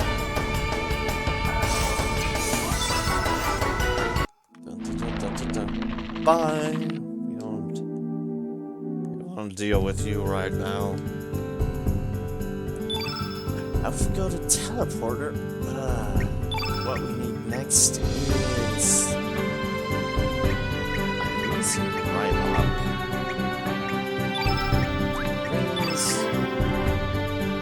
Sorry, aerobic.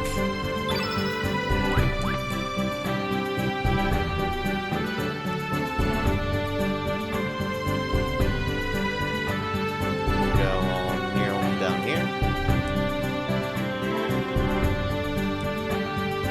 We go in here to Marble.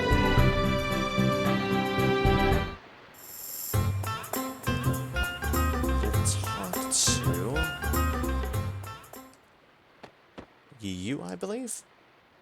This room was left as is.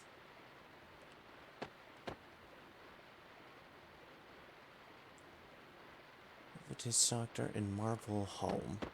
But I am. Oh, okay. Oh, Irines. There is something I wish to give you. Your parents entrusted it to me long ago. I believe you are ready to have it. What? From mother and father? Oh boy. I apologize in advance for butchering this accent. We pray that you will find this useful item when you find someone you wish to protect. And P.S. Do not use it to harm others. Love, mother and father. Mother, father. Ernest received Siren Song.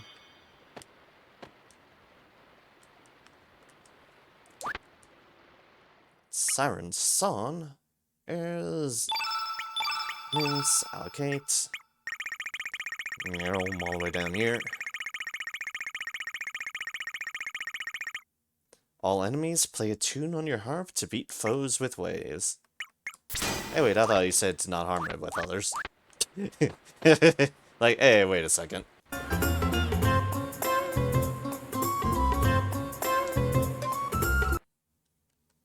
Alright, so that is yours and yours.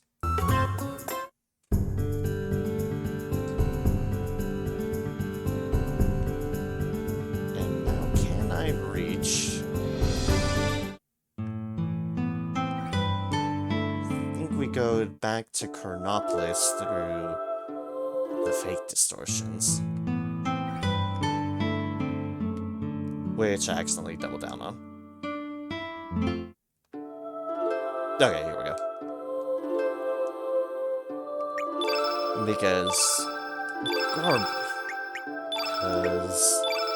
yeah, Grobix was the deal we already ran into here in Chronopolis.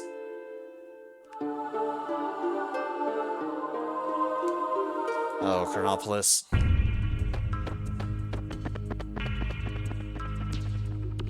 We're back. If but briefly. That thing done right for me.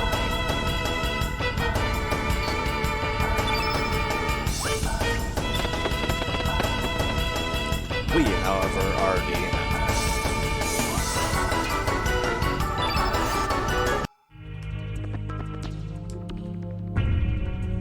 I'm on over here. On second floor, I believe. Yeah. Second floor sounds right. Let's zoom up the elevator really quickly. Ah!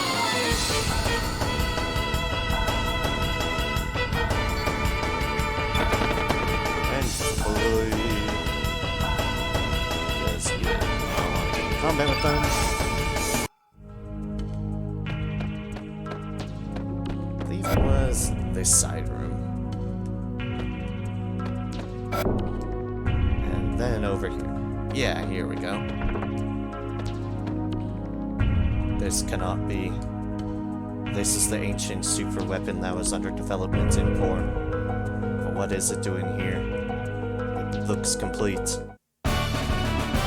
Received Grobix Chrono. The box vanishes, and they have their level 7. Which is all the way on the bottom. Strong-arm, a secret weapon banned by the Polar Army. Single enemy. And that is not everyone on my list there, but, well, that's because I still need to do a couple things to get all of the deals.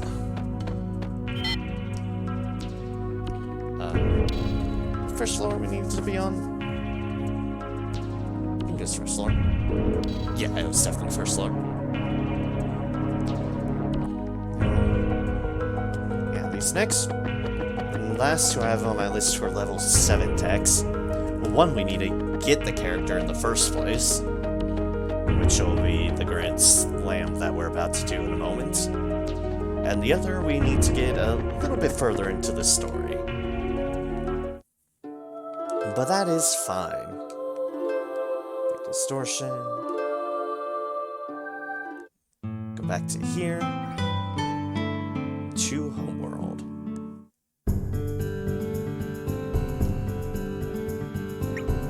Now we can switch your characters back up to our main group. Main group, best group.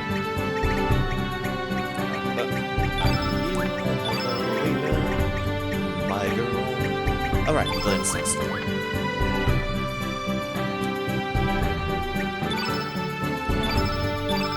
So now comes time to display off what the Grand Slam is all about.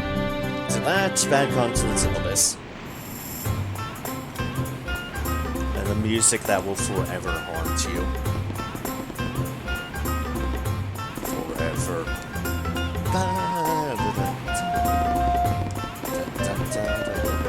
Why am I going? I need to go below deck. Zoom off that way. Zoom off here. Past the cat. Should I didn't catch the ladder immediately.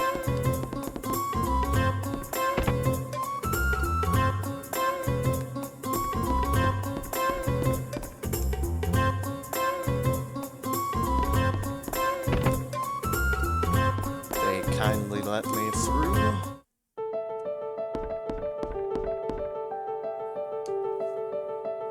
Alright. And now we do the Grand Slam. Oh, I can't get enough of those ferocious calls. Victory makes me tingle. Yeah. Hard on. Jab, hook, punch. You can do it. Oh yeah, give it to me, baby. Wah. Oh, there you go. The ultimate event of events, the Grand Slam. Monsters from over the world are here to battle it out. You guys want to participate? Yeah, sure, let's do it. Okay, go for it. There's no turning back now.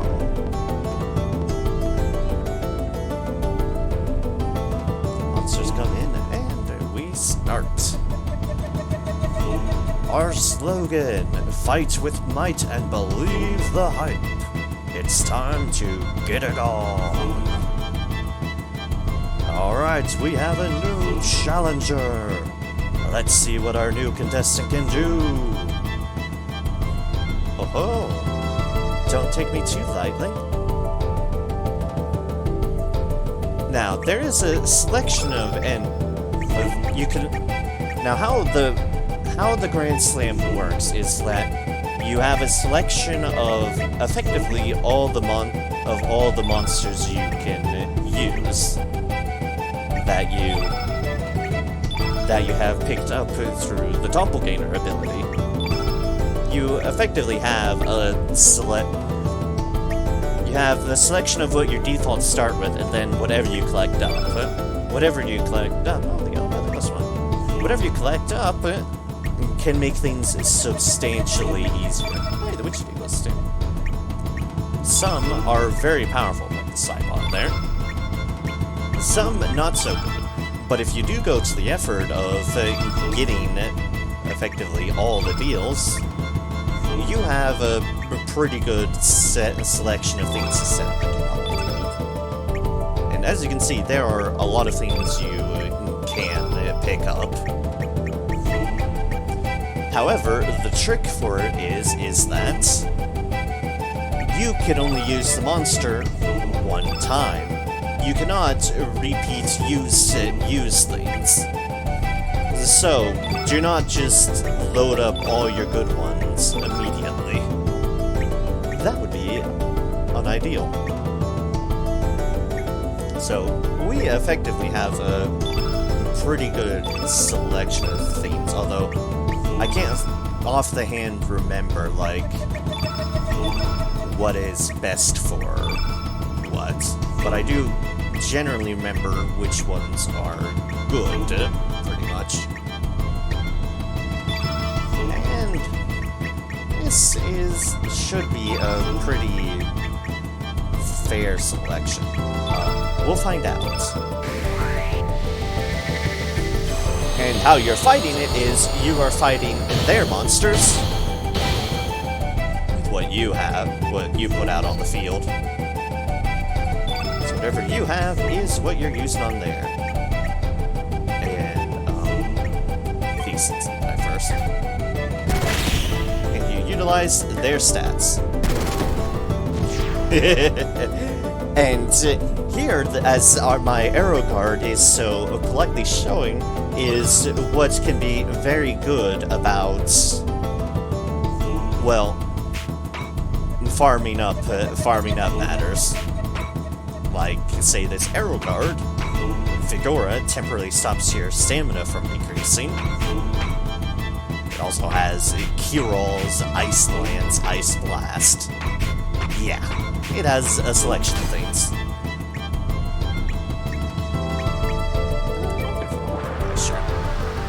Cast it, oh robot of mine, cast it! And now we go to Puffy. Who's your cute little pufferfish?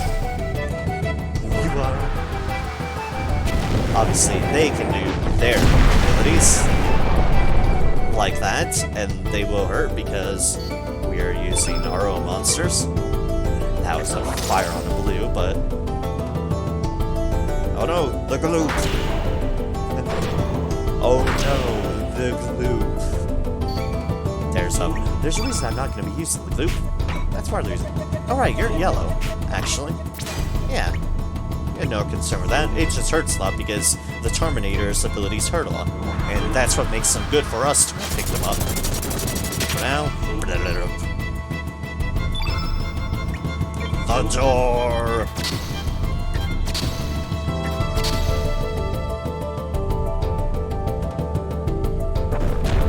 Hey, don't do that to my door. What did it say about doing things to my door?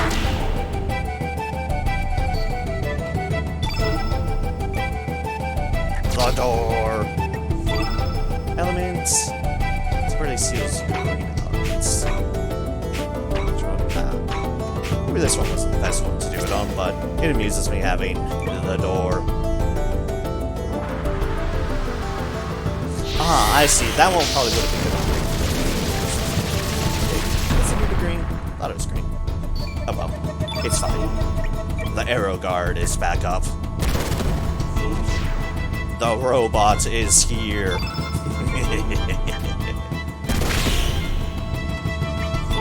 Also note that, yeah.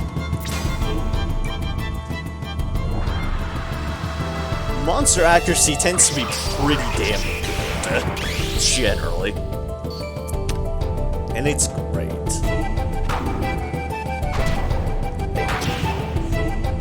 I'd say pick on someone your own size, but that is literally picking on someone their own size. Good job, Puffy.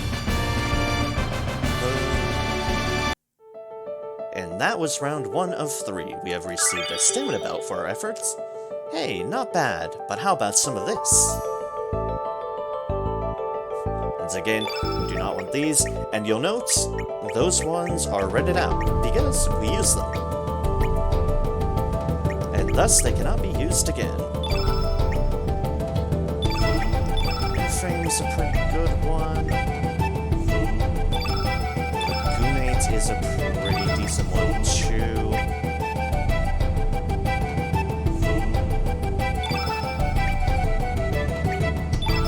I want for the last one. My combat?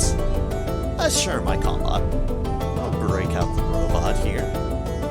Save the Terminator for the last one.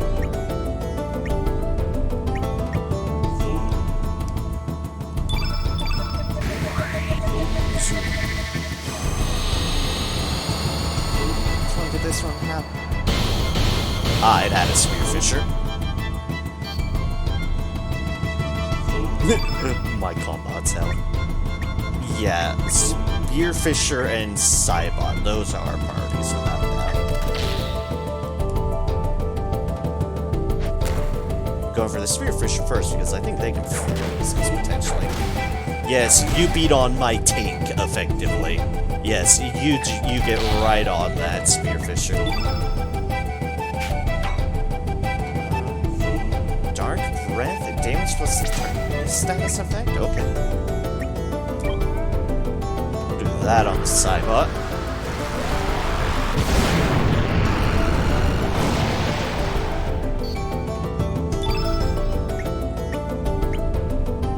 Lagoonite's turn.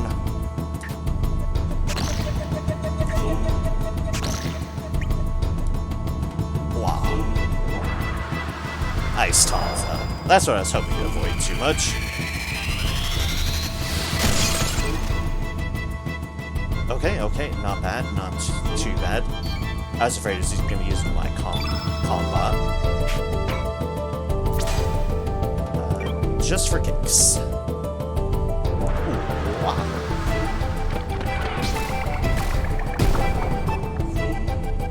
And everyone was Kung Fu fighting. Hello, combat. Robot battle. Robot battle. Bonk. Bonk. I don't know if this is... Okay, no, we're good. We're good. What elements do you have? Alright, you have gonna get ya, or you just have go ballistic or go ballistic or go ballistic. Let's go ballistic, baby. Everything.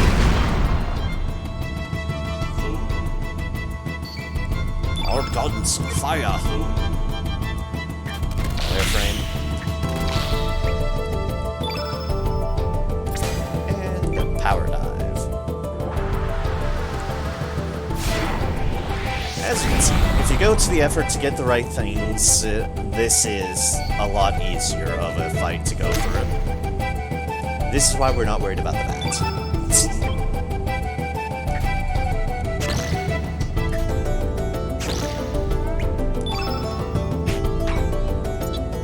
then we go on Kung Fu fighting. That's apparently what the Gune can do.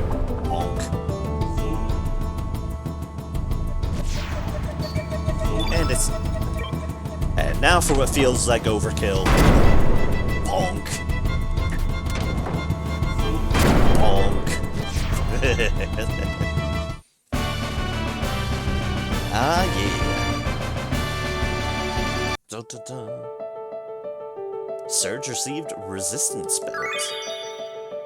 Eow. Don't make me mad. This is it, and I'm gonna win. Once again, we do not want Beach Bunk Moto Puppet Wraith. Bugger that is. Let's see here. Some of the ones that we wanted that we went out of our way to get. Our Rockroach, our Spearfisher, and our Cybot. No, so I definitely went overkill because it's like I still had those two. Wait, no. I do want to use them. Classicer, the Terminator, Cybot. Yeah, that seems fine enough for me. Yeah, I went overkill on what I got. It's fine. It's good to have options. Ah, hello, airframe. I need you dead.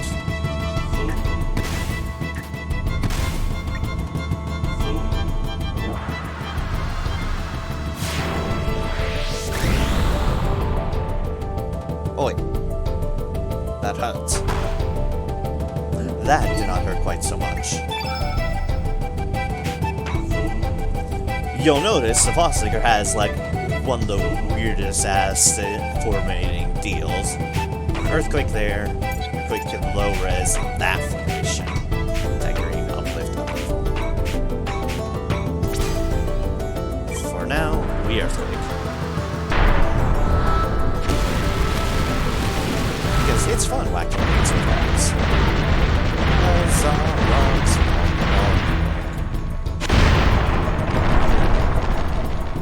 Ah, that wasn't as much as I thought it'd be. Oh well. Tornadoes here.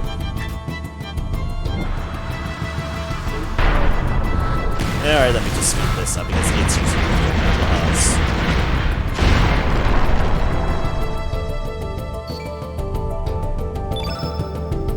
to limit effect as well because we have a number of yellow innate ourselves. Definitely charge. Cassowary. Apple.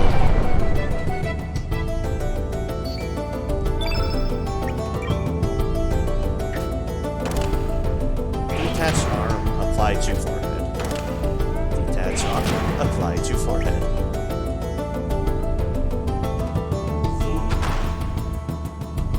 Oh no, 8 damage. Whatever will I do? Alright, do this. Oh no, you're green. Oh, you're green. Bonk. I forgot that was green. I've no longer forgotten it. Drat.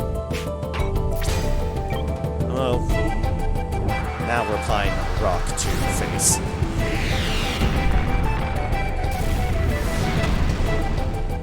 Well, it's top of head for very little damage, but it's fine. We have our Charminator here.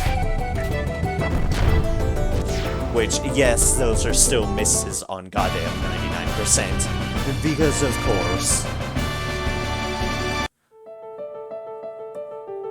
Surge received Dreamer's Bandana. I can't believe I lost. No way.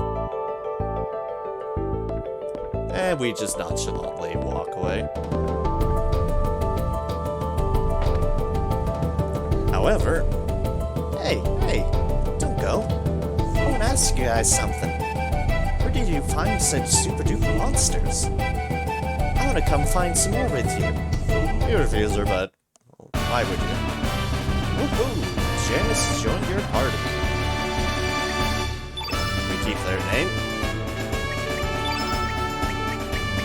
And we switch to them just so I can get their level 7 tech off the bat. Sorry guys, but we don't have any more monsters suited to your caliber. You're just too good. Sorry.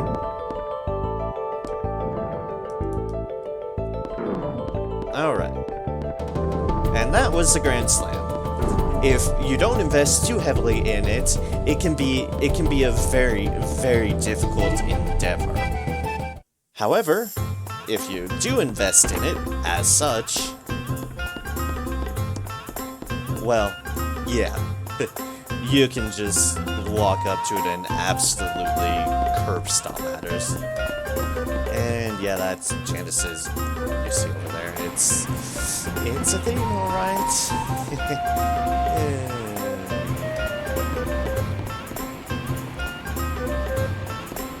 Anyways, to get there, level 7, we have to go back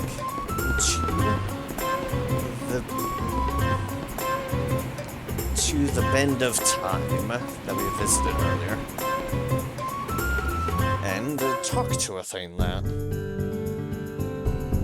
Up and over here, and to the Bend of Time.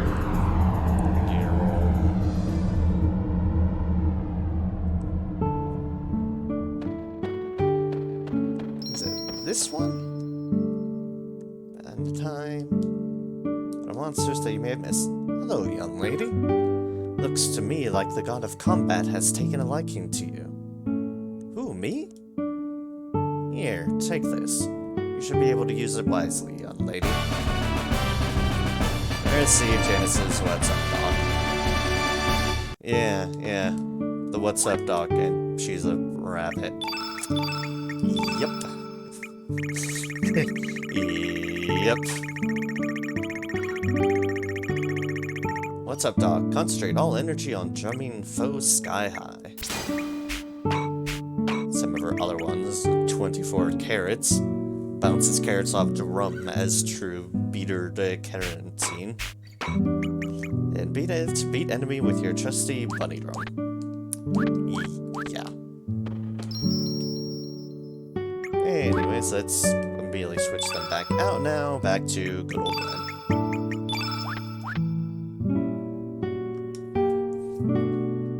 We did get some items from that as a reward.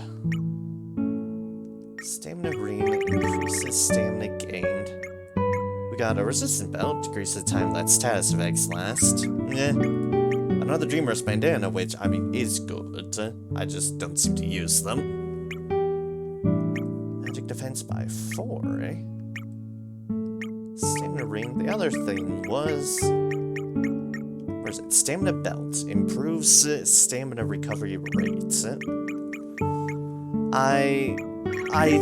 It's hard to tell, but I think it is better than the stamina ring. I think.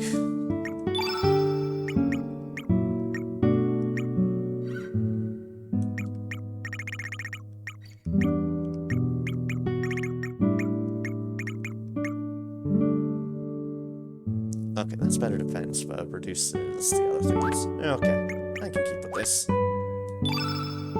Oh wait, first let's see if any of the rest things I got is better for or not. Probably not. Worth checking. That's minus by 2. Carapace is minus a lot less. Okay. Answers are very much new.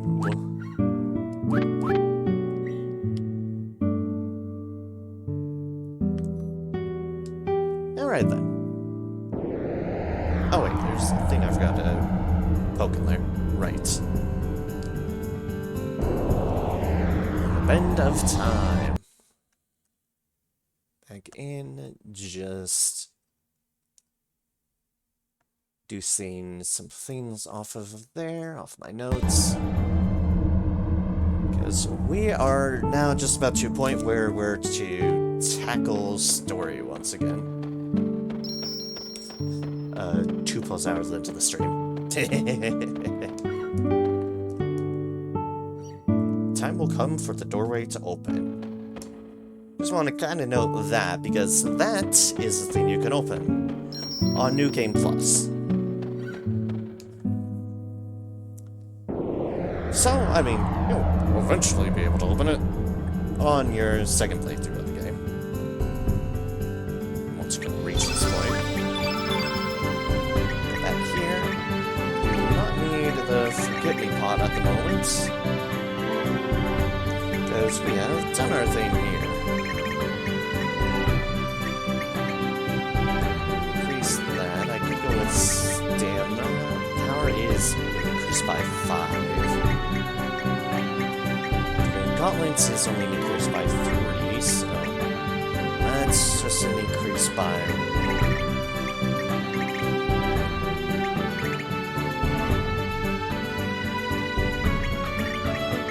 So, yeah, where was that?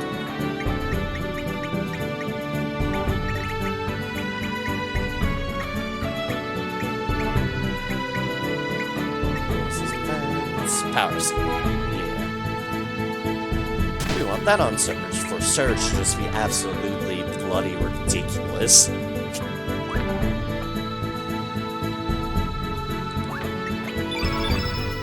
Let's... That's his stats.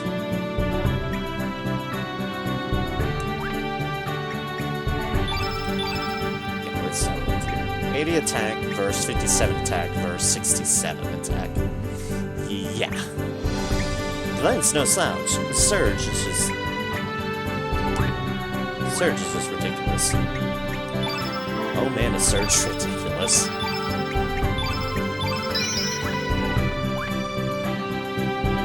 Alright then, so... Now I'm in store for remembering where the heck I need to go next. So our conundrum is... Terra Tower is... Well, yeah, floating in the air. We don't necessarily have a boat that can, well, do that. Here, by the way, is where we normally would have gotten Puffy. If I had decided otherwise.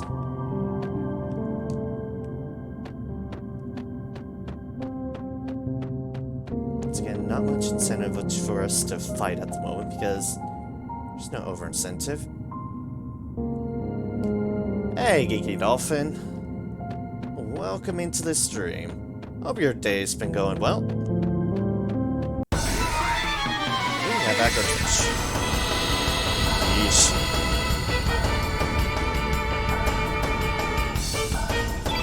I need to go to the other board. I need a specific character. They're attacking me. Or at least they're trying to attack me.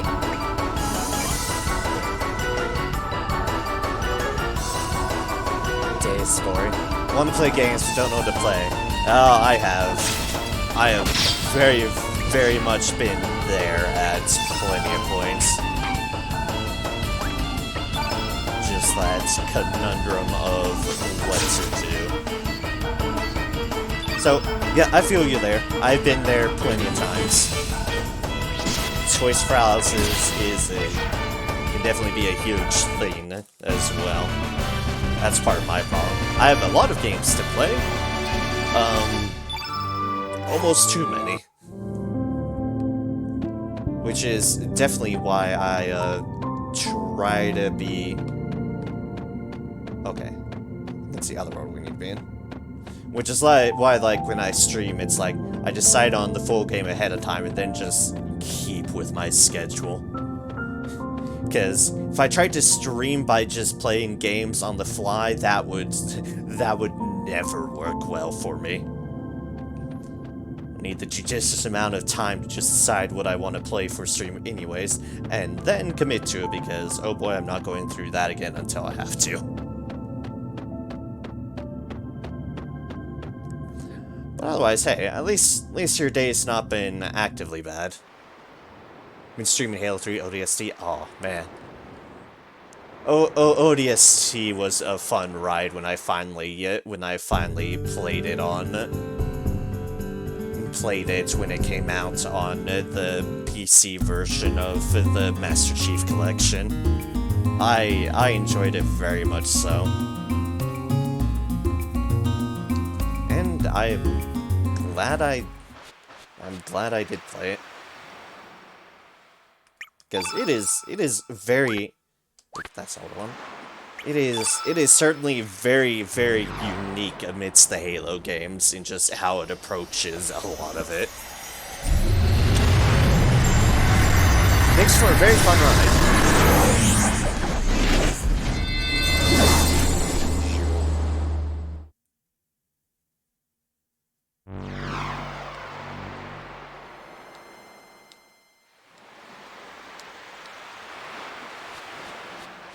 We are here. Let's begin. We are here. Board your boats. Yes, please. Let's go back to the triangle. Okay, yeah, another world does sound right. Let's save here.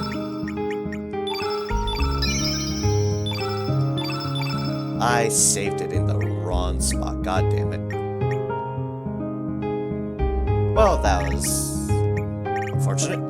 Not that it wholly matters, but that's unfortunate. I was not meaning to save it there.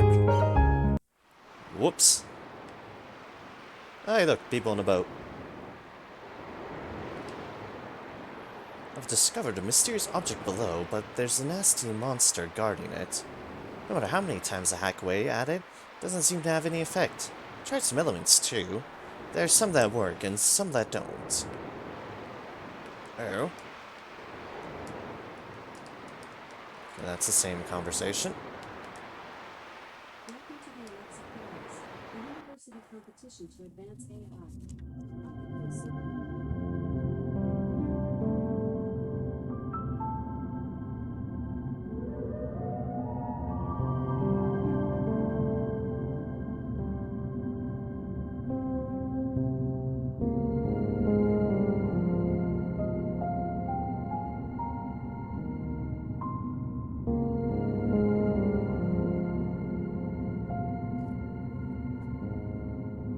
The problem is fixed. So yeah, as I mentioned before, I've been house sitting for a bit this time at my folks' place, and they have one of those echo things back there. It has tried talking to me for the last time on stream.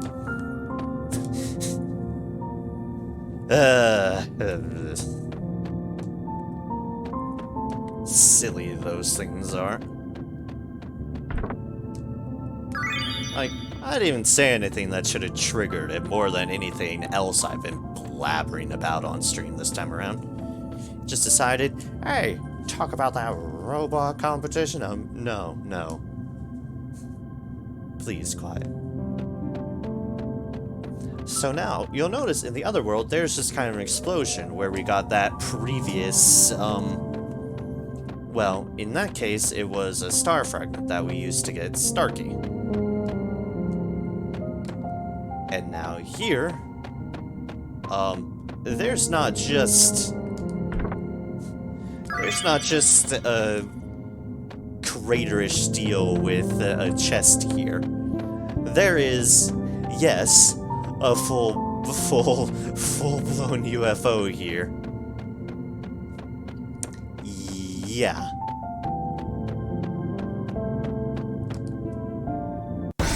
There's a jellyfish in front of it. Giant jellyfish.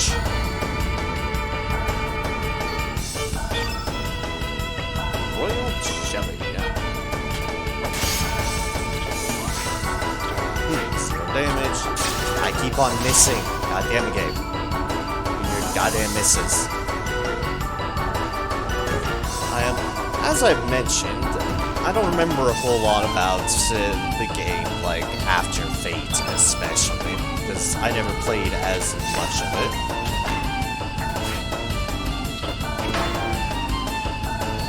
So, I don't actually remember what goes through this.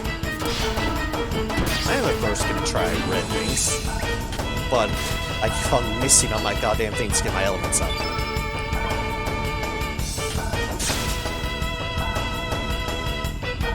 On the plus side, this Royal Jelly is struggling with doing anything to me as well.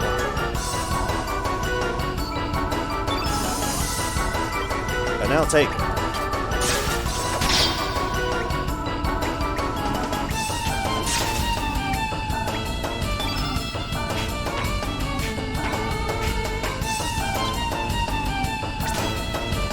Amusingly, I'm gonna try something here. That I have not done. Our field is blue now. Blue field.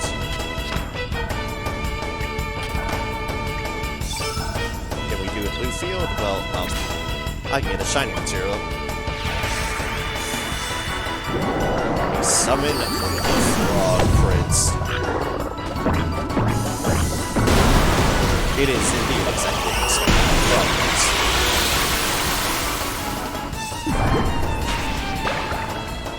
Bye, Frog Prince. Thank you for providing elements for shiny materials for me.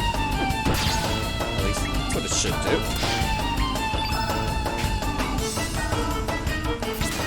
Let's see.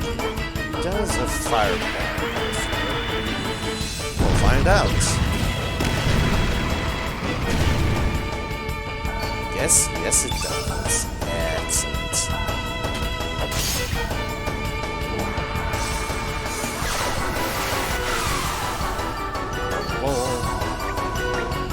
Evade that. Unfortunately. Not a problem. Hello, first +3. Yeah, this is one of the more unique bosses as far as I can remember. That it has immunity to a lot of things, and because it's literally a jellyfish in water, water definitely is one of the elements that don't do anything. But it's still funny to see, yeah.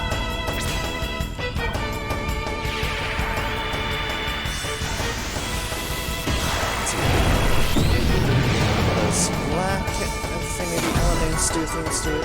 No, okay. I'm gonna have to stick with the red.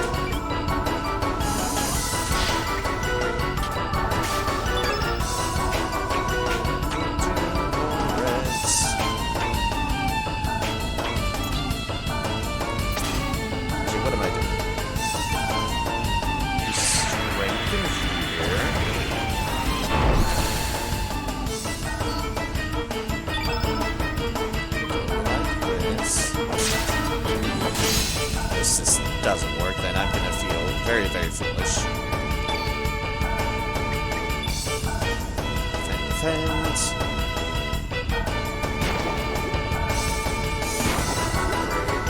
Three. Luckily, this thing doesn't deal much damage either because we are immensely prepped for this. Effect strikers. It's kind of visible, but it is red.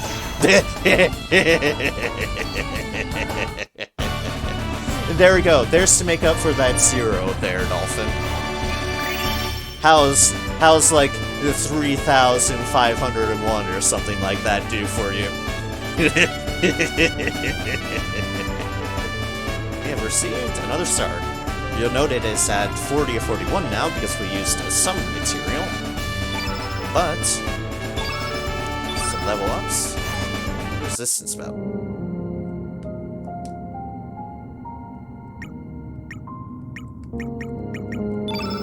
Should have gotten a shiny material from that as well, but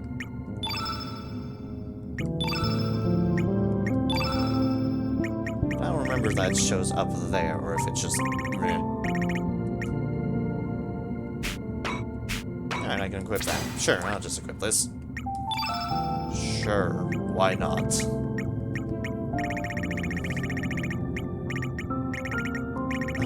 Let's see here. Where is...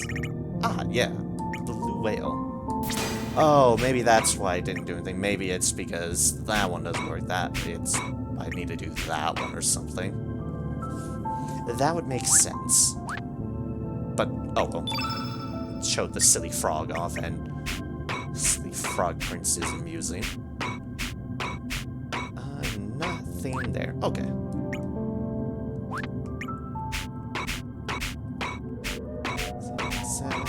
Yeah.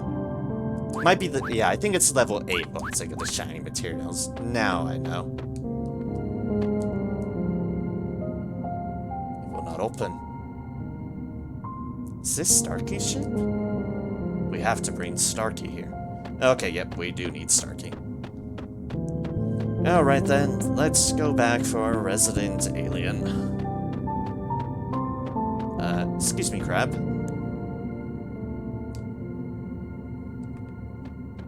Oh, that's fine. Gonna be filling Glenn for Starkey. Nope, liver. But it's fine, we did it as such because, well, having Glenn around for the actual fight is useful.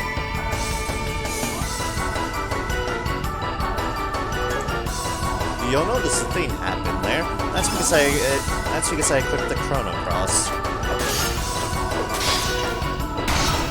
It'll be important for later.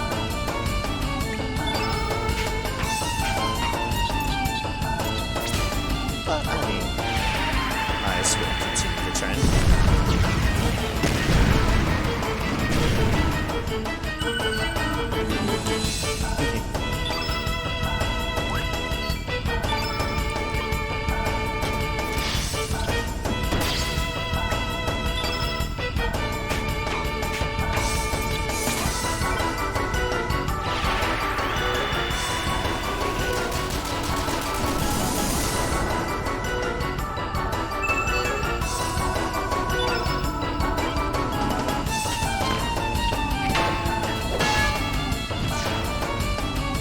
And that's it. That whole mechanic will be important for later.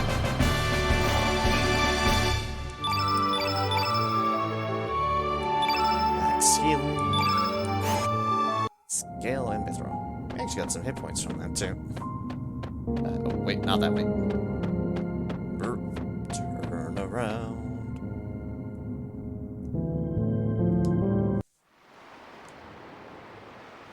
I wonder if they comment on me having killed the thing.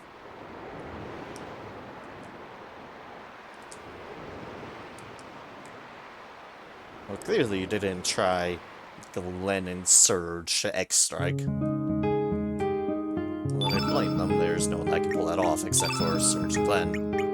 Alright, where are you, Starkey? There you are, Starkey. Let's go on and go to your spaceship. In? Yes, indeed. Because this is very important for the progression of the plot. Excuse me, puffer ship? Puffer fish. I said puffer ship. Of course I did. Whoops. I've had spaceship on my head. And gee, I wonder why. Wow!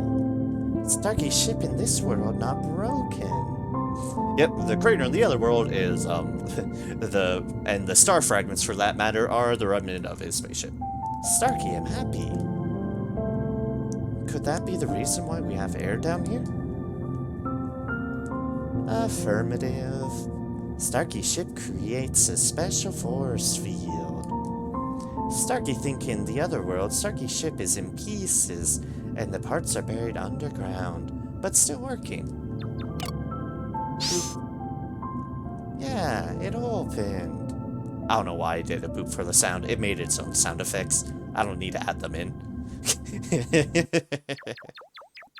Boop, boop, boop. Yeah, everything is in order. The navigation system is operational. Starkey's bed is nice and cozy, too. Can this take us to Terra Tower?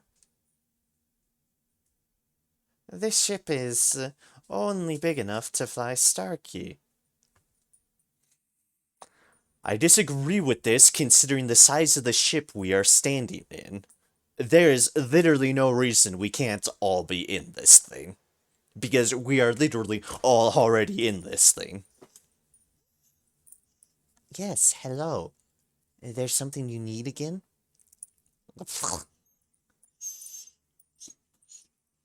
Hey. It's okay. It's okay. You're okay. I'm here. Even if the folks aren't here, I'm here. You're fine. You're fine. Yes, you're fine. The dogs get a little bit upset without the folks here. But you're fine. I'm here to comfort you. So that you don't whine in my ear. Yep. Hi.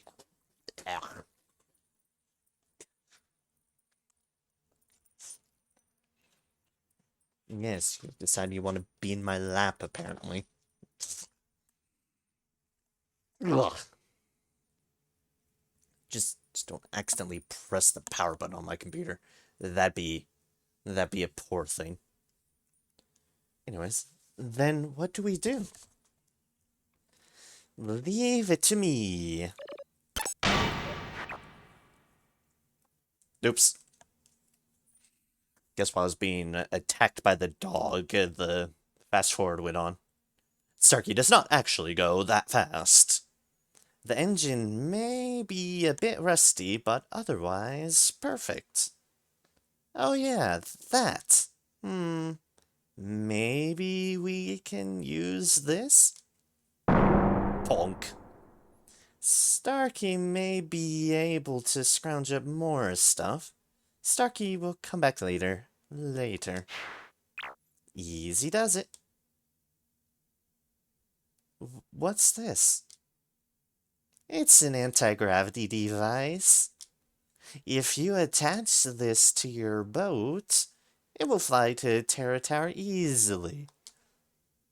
All we need now is a facility to install it. I remember there was a dock inside of Chronopolis. Alright, let's be on our way to Chronopolis. Yeah, this is our frickin' solution. Take our frickin' boat and attach an anti-gravity device to it. Let's see. Starkey need this and that. Oh yeah. It's not the poor boat either, it's the goddamn rickety wood boat thing. This should do the trick. Oi. All you have to do is load that thing on the boat, right? What are you talking about?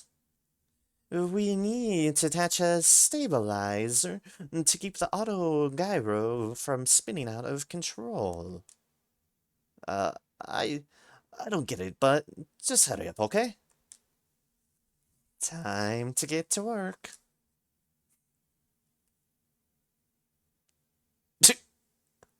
Phew, Starkey, I'm done. What do you mean, done? All you did was load it onto the boat. Negative, as he goes upside down. Starkey.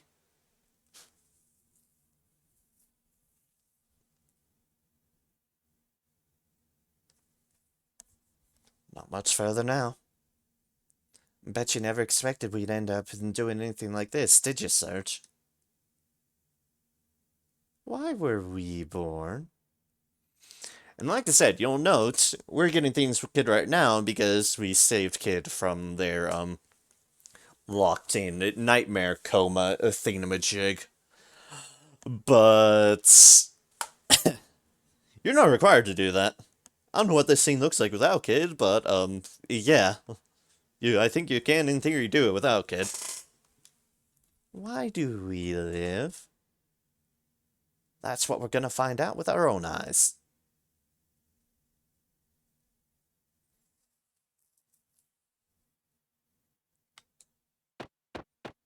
And now it gives us that option. Let's see here, though. I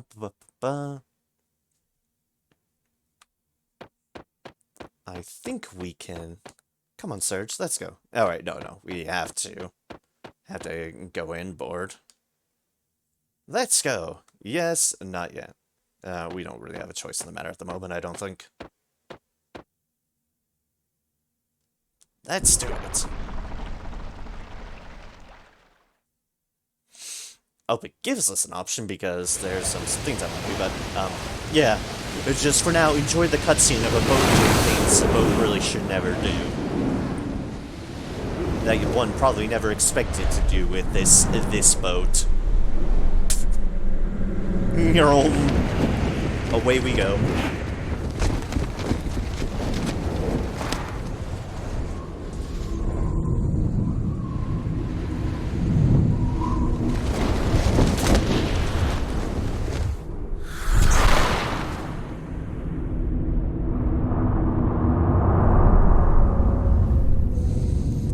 Now, are we committed to doing this place?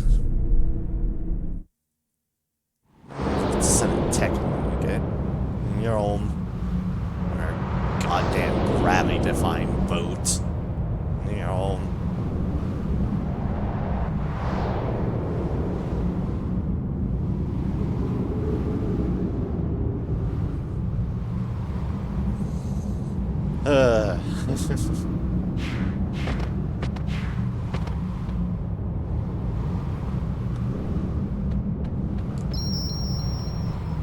Auto-save.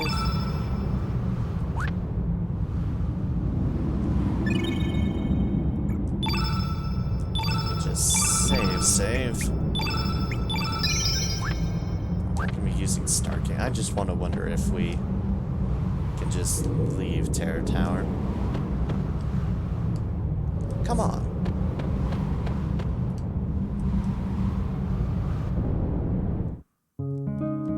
Yes, we can. And of course, we still sail like we're a regular old boat.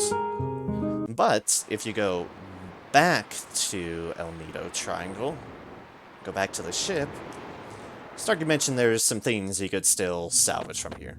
And there is. But first we're gonna get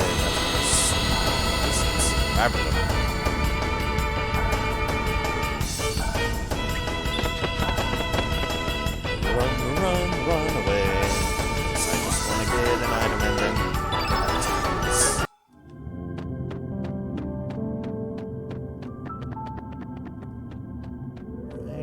zoom, go down.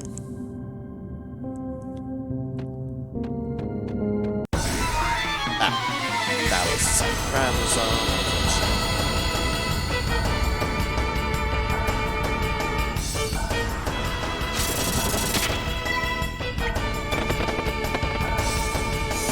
Once again, no, we want nothing to do with that.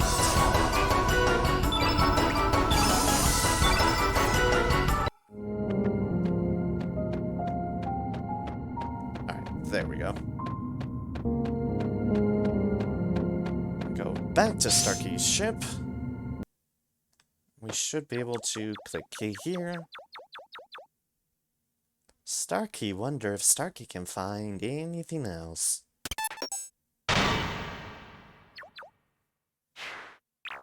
And Starkey hops on down. Only junk. Wow. So this is where it was. See, Starkey's starstruck. Yes, he doesn't. And that, for Starkey, is where you get their levels. Ooh, something right there. Starstruck, single enemy, and call on Starman Guardian to do special attack MK3. Yeah, you might wonder, what is Starman Guardian? MK2. MK1. I think it's a goddamn robot. Can't go up the ladder. It does us nothing.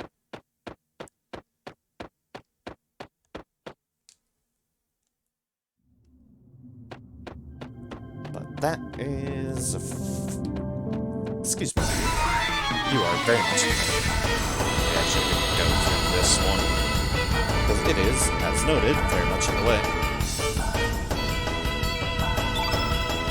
Two games. It's Starkey's level 72s. Yes, this is indeed a ray gun. Alright, there you go. There's level 7. Do that. Attack MK3. Go! Yeah, like I said. Robot. Also called, it's a freaking Gundam.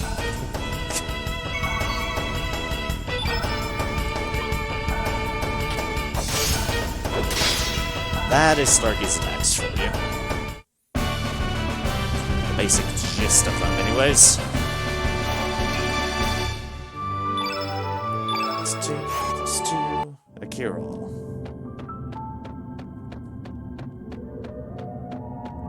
Now to get the heck out of here. That fish.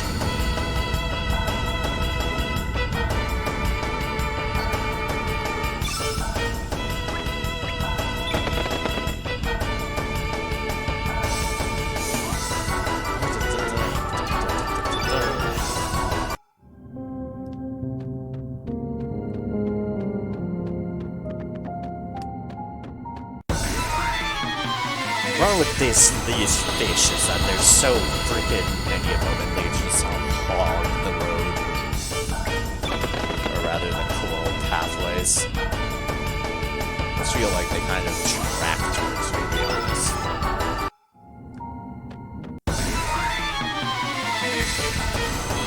Then they cram each other so goddamn tightly.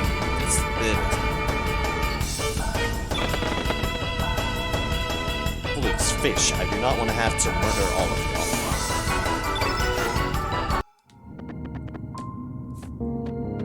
y'all. Zoom over there to get out of the freaking conga line of fish. And we are out. We're out, and we have more or less all that I wanted to cover on those regards of things. Get Glenn back in the party because Glenn is good, and we can just go directly back to Terra Tower, which we want to. Kid is no longer just standing there anymore. That is fine.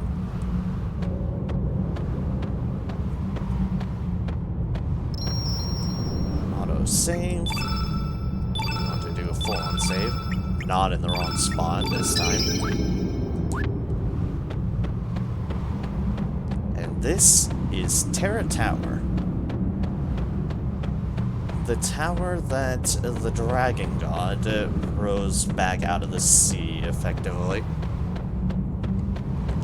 As a part of the planet's revenge against us humans. Because, yeah.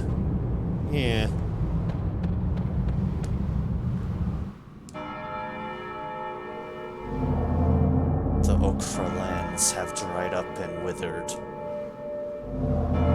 Is it your will to choose destruction? You know,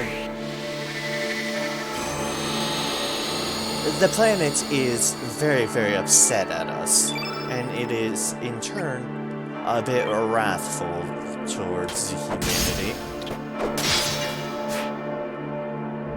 That's tragic.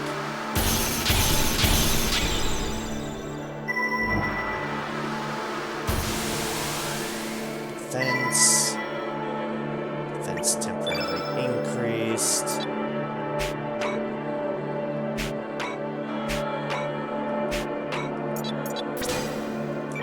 Let's not have all these yellows here.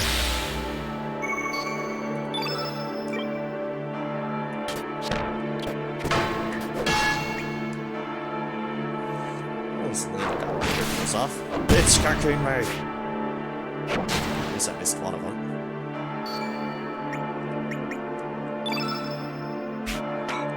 And I want... Yeah, sure, an iceberg.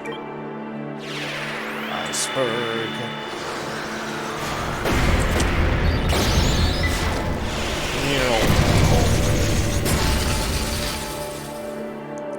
312. Alright, you're up, Glenn.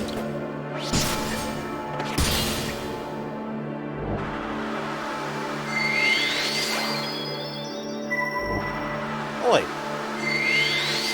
You'll note, it's not only doing that just to heal, it's also trying to do that to fill up the goddamn board.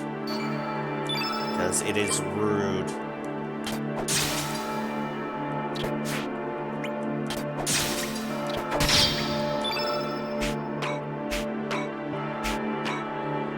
But no matter, we know what to do about rudeness. Heroic strike. Cool, 1,204 damage. Cool death.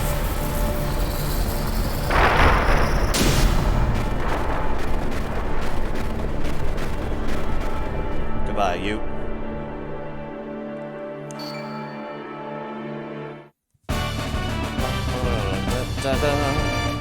The mournful tolls of the bell are gone.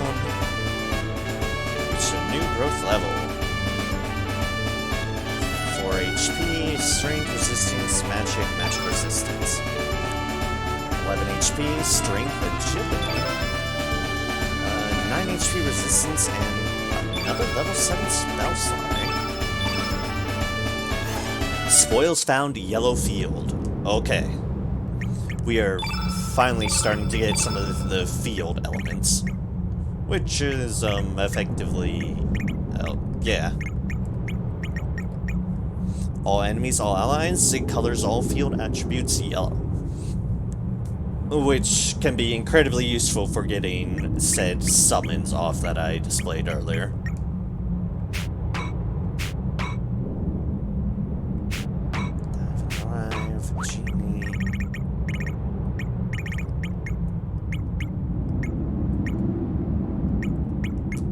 It's a 4 arrow blaster. Might as well. Get another arrow blaster in there.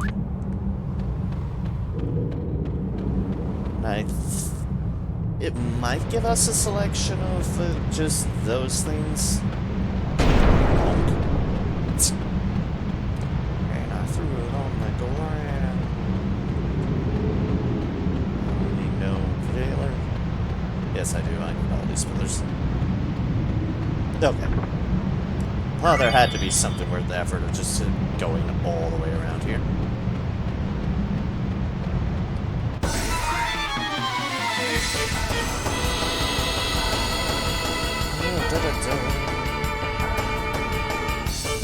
Hello, you. Ah, you're dropping a meteor shower on me immediately. Whoa.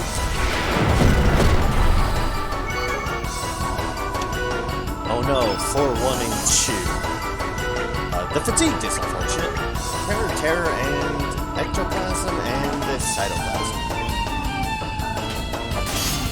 I think fatigue, yeah, it's stamina usage. Not that it matters, I am murdering it anyways. Make that 9 bows now. Nice, why am I here? With that sort of effort that you're doing anyways, you will most certainly get them all in due course.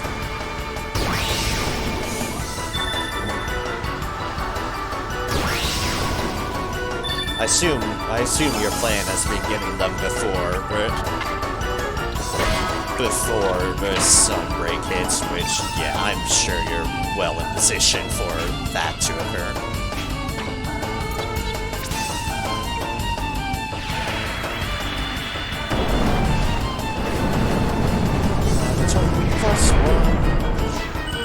Well, that one's set. Another password.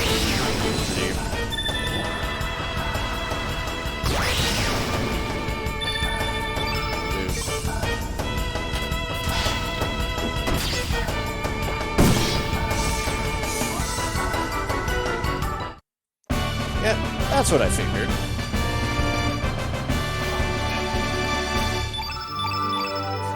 Although hopefully you don't burn yourself out in the process before sunbreak.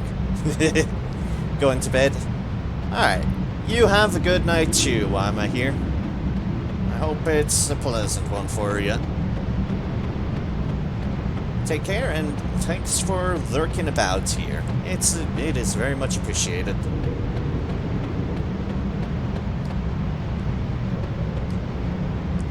Just gonna slip by you. Don't mind me.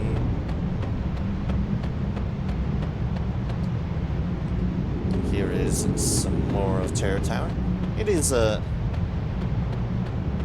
fact that it lacks effectively any music going on, and it's just the sounds of vast hollow areas and the waterfalls makes it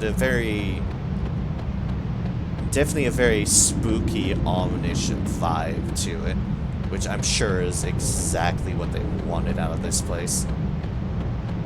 I'm sure there'll be a way to get to that at some point. Won't burn myself out. High rank now because of summary. Yeah, fair enough. Fair enough.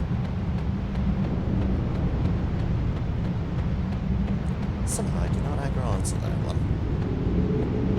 We'll call it blind luck, because that is exactly what it was. Getting harder and harder to see as I go downwards.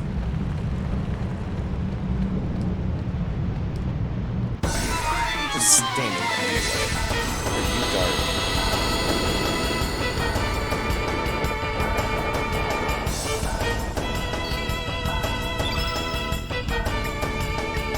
Those are new.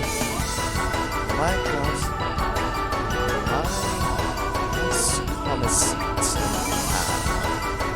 Which something.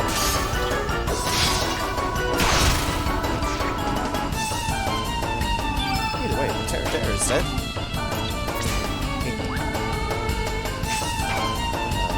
What are you? You're white. Okay. Oh, shit. Good eggs. Nice. Eggs are delicious. How do you prefer your eggs? I'm usually a scrambled kind, but the very light and broken together kind of scrambled. That's how I usually cook my eggs.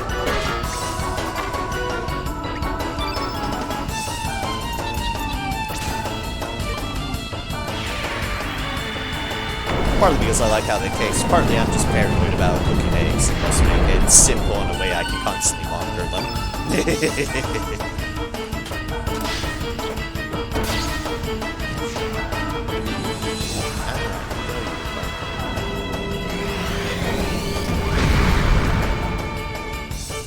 Find that meteorite was on Surge.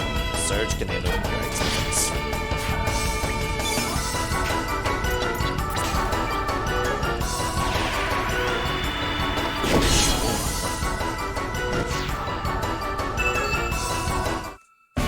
Good job, man.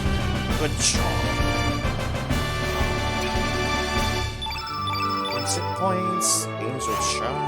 nostrum. Now what were you guarding over here? Climb down this coral and a nostrum. Also potentially the right way through.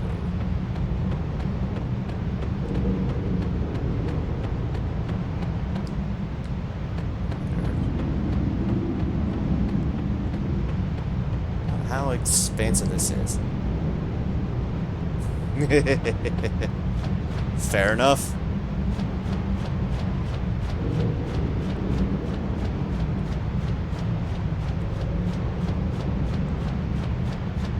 It's fun when games get in an animation vibe because it's like things have gone absolutely crazy, and I am here all for it. Where I'm going, but I'm all the way down here now.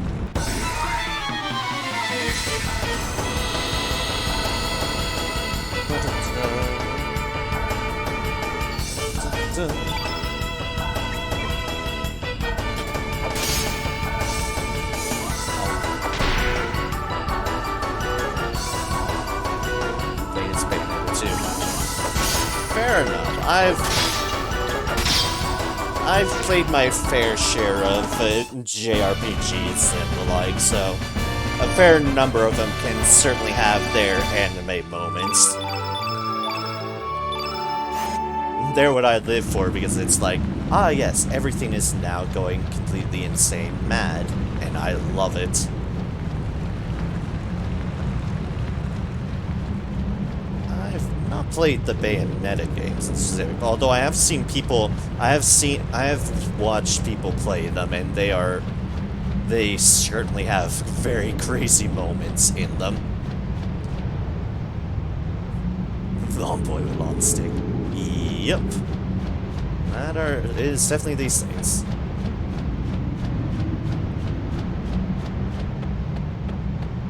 Also, I have no idea what it is I came down here for. There's that nostrum chest, and then there was nothing else that I can find. Well, I can go that way. Just makes me wonder where it's on the other side. Well, one way to find out. Going back up. Maybe that's like a route you take if you go this way or some such. Oh. Ah, that waterfall grabs onto you. That's probably part of it.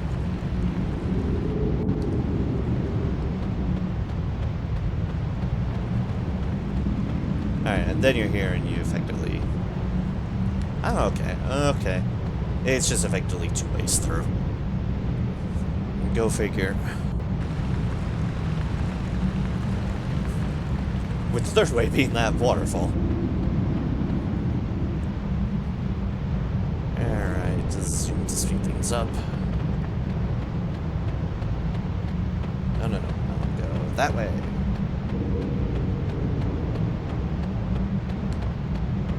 And then through the hole in the wall.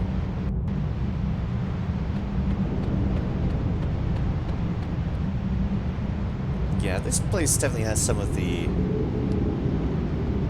Okay, I can climb up on top of this. No particular reason, but... There's that saying, this Terror Tower definitely has some very, very, very odd monster design choices in it, which is fitting considering it is effectively the wrath of the planets come to life. So definitely comes with that more natural but or ghostly vibe to it. Okay, that's what goes there. That ends there, which means, based upon the perspectives, I need to go up, around here, then down this way. Also, this game has always done some really,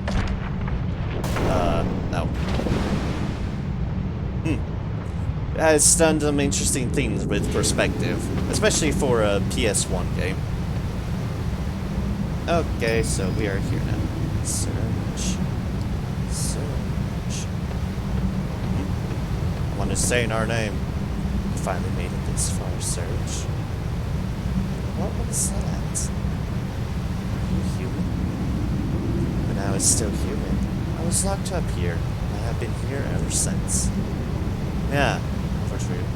This tower is a fortress belonging to the ancient reptiles, a symbol of revenge brought against mankind by the dragons. With the defeat of fate, the seal has been broken, and this tower has surfaced. In the eyes of the dragons, we humans are the foes. A brain that has developed to 3 times its original size in the span of 3 million years. We humans have evolved at an enormous rate because of our contact with Lavos' flame. In a sense, mankind is Lavos' offspring. We humans are extraneous to this planet. Now, how will you fight, Serge?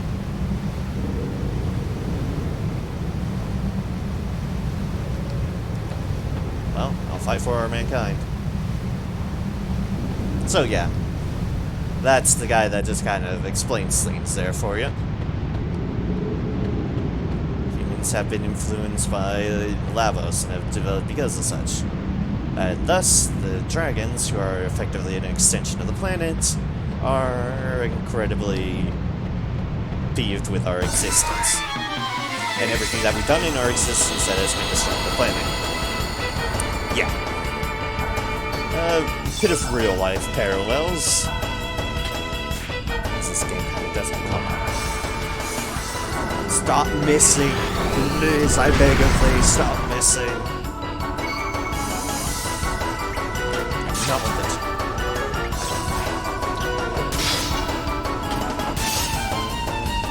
Okay.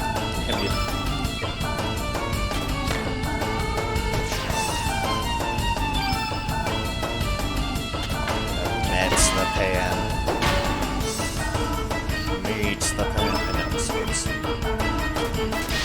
The swords one expects from a combatant.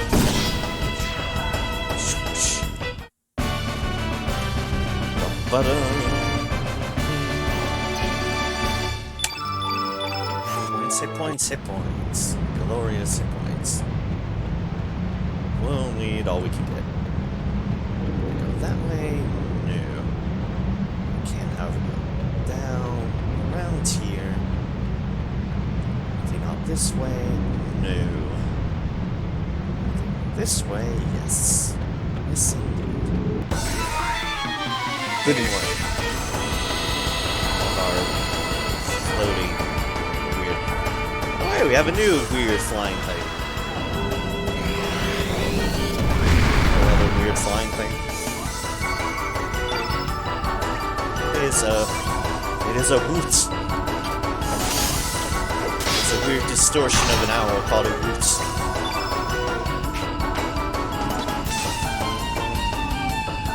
This game likes its wordplay at times. And at times I mean a lot, so.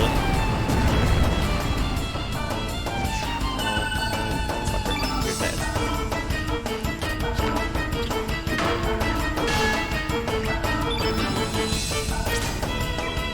Alright, now for the iceberg.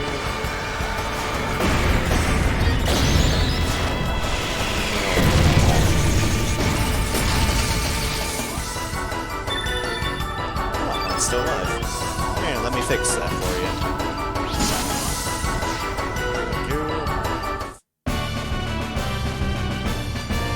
you. And so long. Ooh, hit points, ranged magic resistance on Surge that accidentally really quickly buzzed by. HP resistance magic on Lena, which is good, and HP and strength on Glenn. Perfect.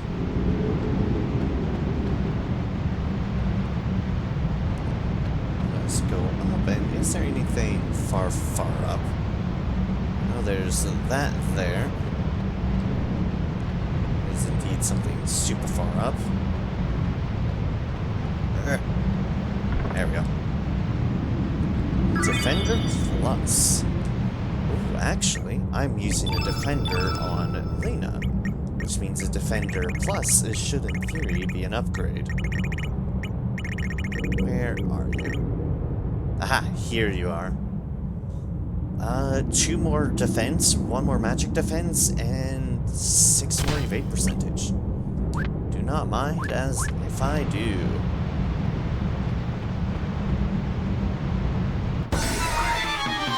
This. Let's see if up is progress or additional roots. If it's progress, I want to go back to that other field back there. For obvious reasons.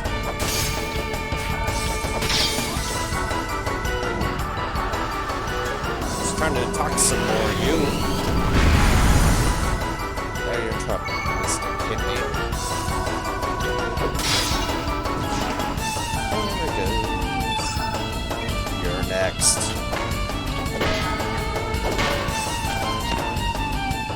Meet the pan. Fear the pan.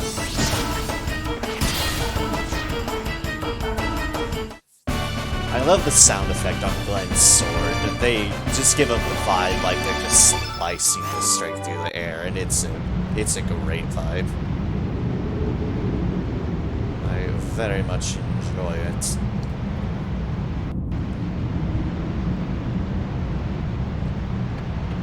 Once the fact that Glenn is just a powerful character, and I think this seems like the right way. I will go back to that other way. Because we don't want to miss loot, especially at this stage of the game where it's actually giving us pretty decent stuff. Decent stuff that we do not want to miss. Ah yeah, there we go.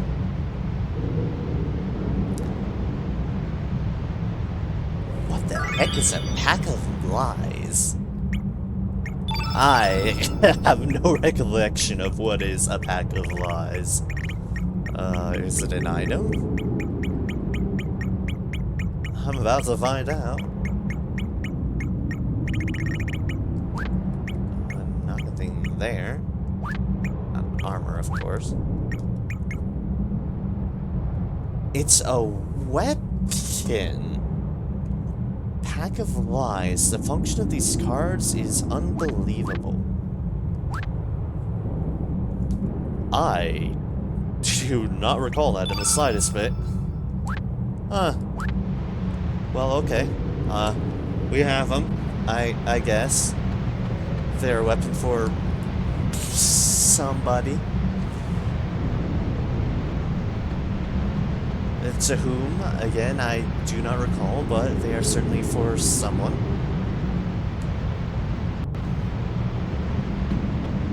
Anyways, moving on from mysterious card to mysteriousness. Down here, the way up is up this piece of coral. Let's bring this to... here. Hello, you. Hello, you, long boy. To teach you this lesson again of messing with me. There we go. This long boy has indeed learned their lesson now. In the most faithful way I could.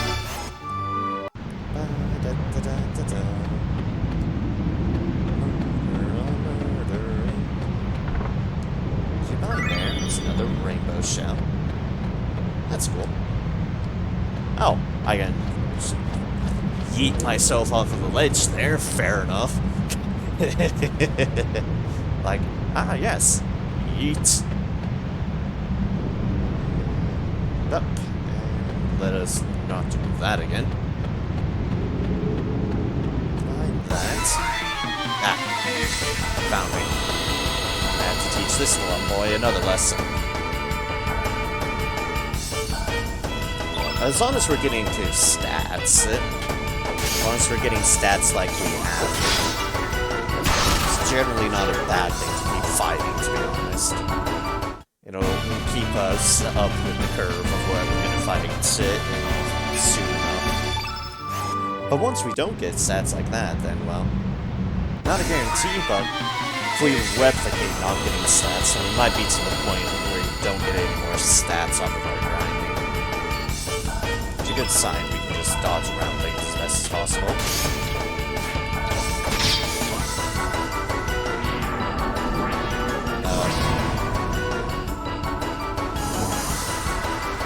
Sir, please stop. That is disturbing. You tried to aqua ball my... Okay then. They aqua balled my blue affinity. Not the wisest choice in the world. Red affinity, a wiser choice, but unfortunately, Lena is immensely powerful on the whole magic defense department. So, bugger you. Yes, keep on doing it on me. Hey, wait, that's not Lena. That's Glenn. He actually takes damage. So, don't do that.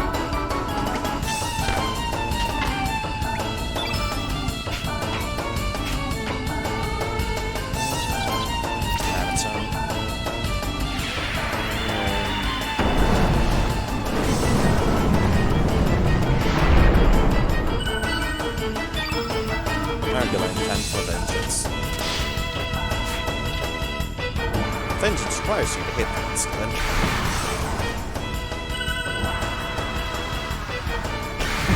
Why are you getting 2 turns in a row? Stop.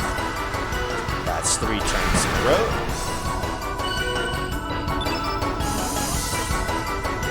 That was rude. Oh god, can I stop missing, please?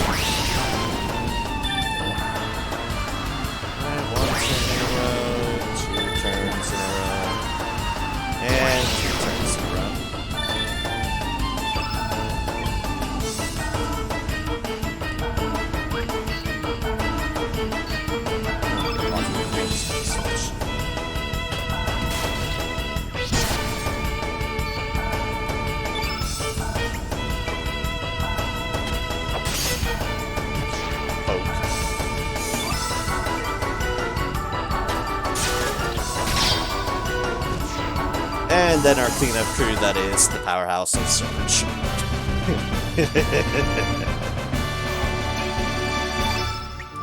Antagonist, power. Alright. Didn't notice any stats, so yeah, I think we're more or less at that point.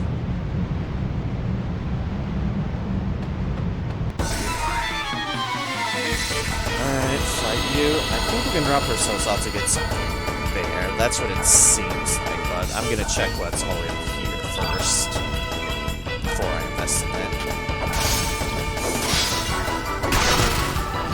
Basically, if we get rid of the long boy cooking up, we don't have to deal with those side deals. Which is fine with me.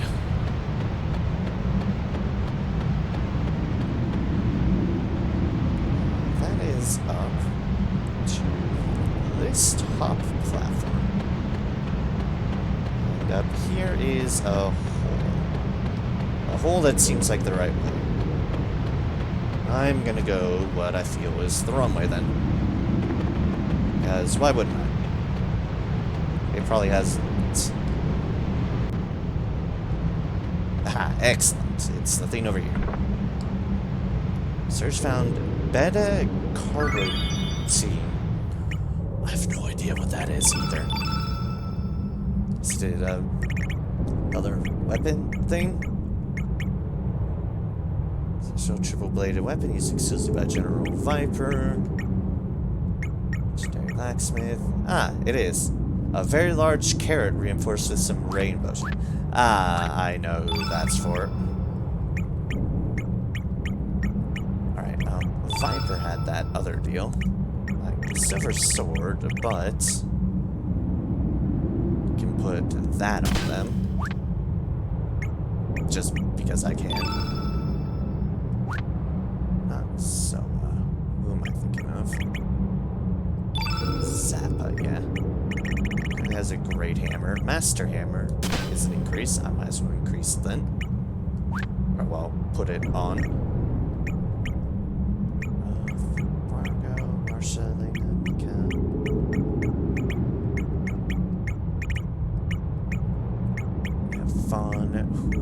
was I looking for? Janice, yeah. You right there. You have a carrot. You now have better carrot.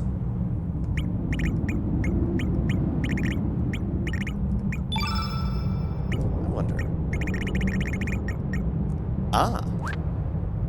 Okay. Pack of Lies can be given to them. As a copper shot at the moment. That, I guess, is one person it can be equipped to. Norris has... Yeah, Norris is just guns. Okay. I can put on easy, I guess. Sure. Flies. Sure. The few ones I know who has that... give you Mithril as well. Sure, why not? You have Mithril. Alright then. Weird, I've never used them, but it doesn't hurt to just have it equipped on the right things. We could have just walked down like that. That'd be the long route, though. Why won't we just throw ourselves off this ramp? That's the worst that can happen, other than breaking our ankles. But other than that, perfectly fine. I knew I'd regret speeding up. At least, regret speeding up until I'm actually on the damn thing. Yeah, like that. There we go. Alright. And we are right here. What are we going to achieve all the way back here? Well... bonk. And bonk. Is a quick way back to the start. Which means I do not remember if there's a save up ahead, but I'm just gonna go back here and save anyways. For safety reasons.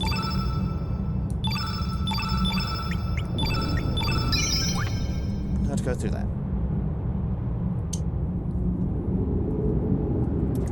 Also, I'll be right back. I'm just gonna do a quick stretch, fill up my water, bio, all that jazz. I'll be back in a flash.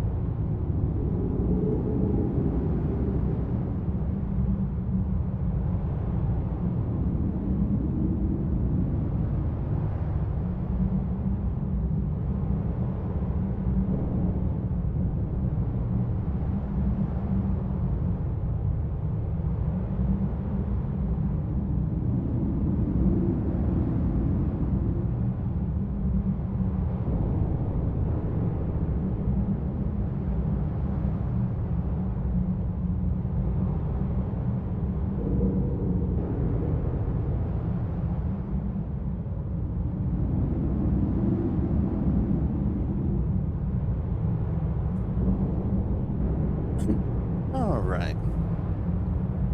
Dogs are all settled in for the night. And thus, so am I.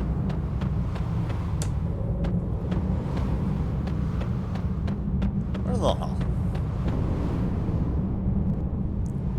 generally in the past, I've generally done shorter strips of Chrono Cross, but I think we're going to be making a push, a good old push for the ending here. Because, to be honest, we're pretty darn close to the ending.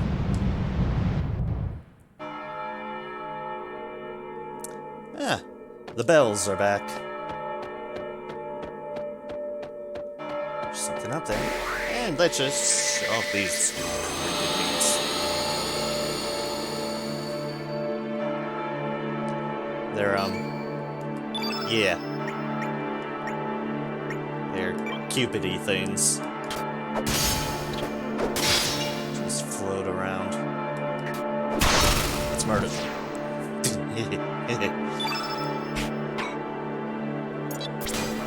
Not the words of a psychopath. Oh look, Cupid-y things. Let's chomp them down where they stand. Yeah, it's perfectly fine. Nothing to be worried about. Except for the Cupid things that'll try to kill us. No, meteorite. No, there's nothing. That's actually... Oh no, wait. It doesn't even deal damage on Glenn. We are at this point well equipped and well staffed.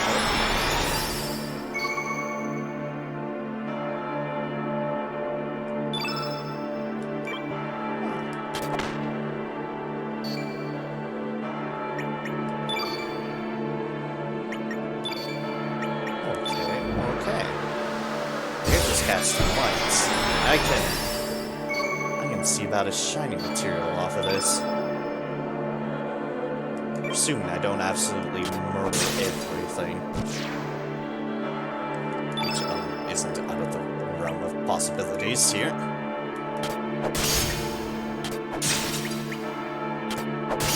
Because it's Surge.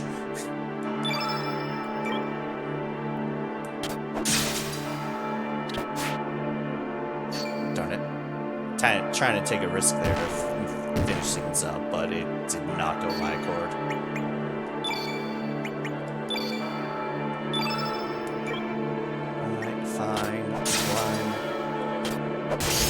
Kill him? Yeah, okay. Fine. And be that way, game. The summons are immensely difficult to get off. Like, unless things line up well for you. Yeah.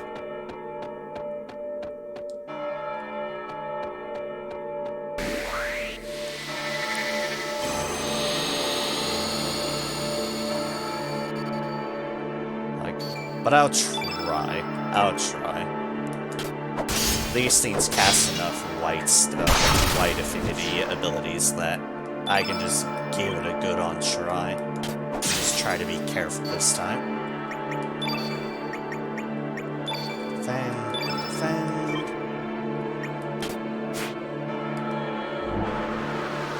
That's fine. So there's white affinity.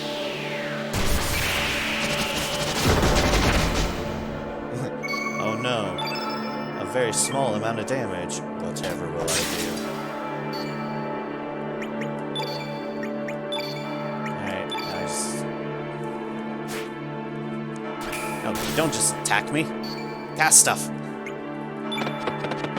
That was the wrong button. Sometimes there's just this little bit of input hitch. And stuff like that happens. Where it's like, it did not go as high in the menu as I wanted it to. Oh well, having one of these things around will help speed things up.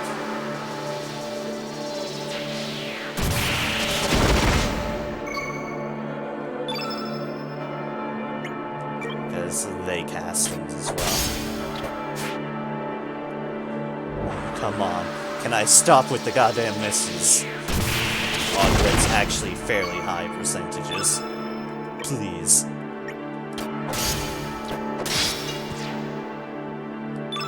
It's dead.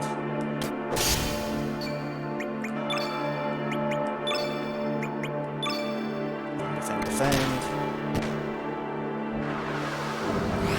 Good, the board is white. I want Surge again. I don't want 80%. Alright. This is the Chrono Cross, we don't want to cast that. We are gonna show off the Saints.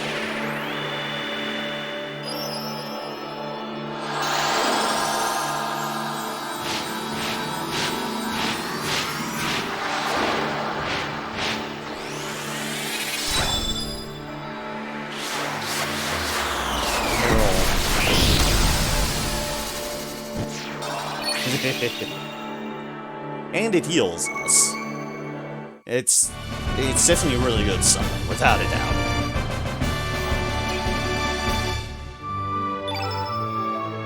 And thus, in confirming what I wanted to know, it is casting those level 8 summons that give you the shiny materials you need to be able to make rainbow weaponry. Each different affinity color summons gives you a different shiny material. So you effectively need to work your way with a lot of them. Yeah. Ooh, Heal Plus. I think I want to equip that somewhere. Heal Plus, only if innate color green. Well, look what I conveniently have. We'll put it right there.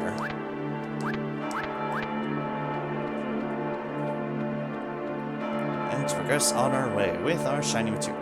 We might not get every single shiny thing, but hey. Actually, like, many have bled, suffered, and perished. It is your turn to die.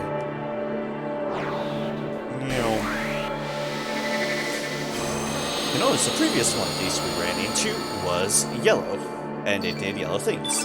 This one is red. It'll do red things to us.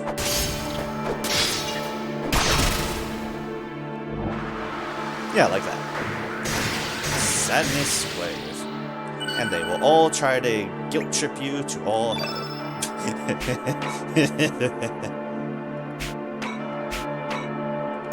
I'm just gonna do regular dash and slash because I do not want to contribute to the barrage of red that this thing's gonna give.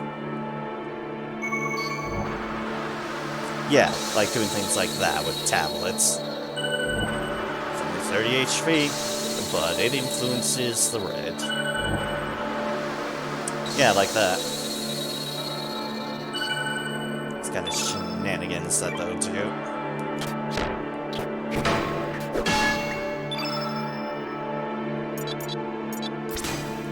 You, stop that this instant. My anti-red. No, it's 200. It doesn't seem very high off course, but it's pretty good for a full red field. Ow.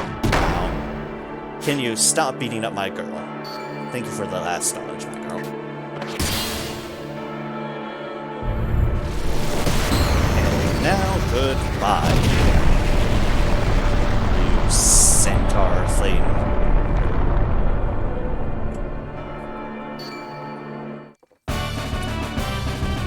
Okay. Star because that's a boss. Ooh, a new level 7 slot. A new level 7 slot as well. Yeah, no new slots, but they already got their slots in this one. And red field. Yeah, okay. That's definitely the common trend here. Get our field spells through this. Which means I want to actually keep their slots open because that's probably going to be where they do their field slots. And I think it's those field slots that'll effectively help you farm things up for those shiny materials instead of completely relying on dog. Although that helps too. Though you'd effectively want them on different supports. on different characters than the one that casts the summons for obvious reasons. Want to be able to back-to-back them.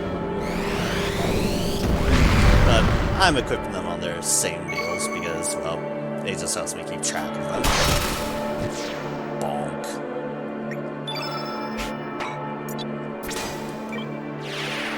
How about an Inferno? Three things.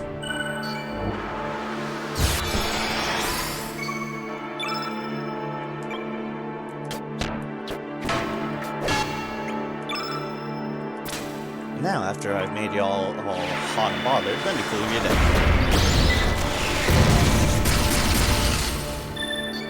See, they're fine. Won't be fine once. God damn you. Okay, they won't be fine now because now they've made me angry. Sonic Sword. Nice.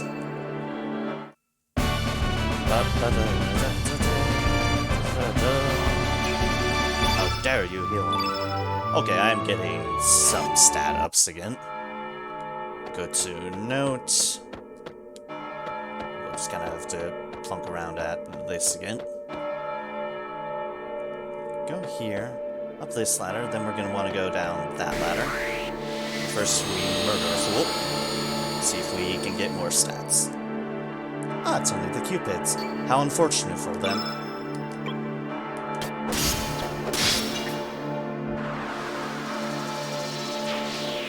I was trying to murder your fellow there. Now you're making me start back off at square one. See, didn't even help. They're dead. I've killed them. And now I will kill you.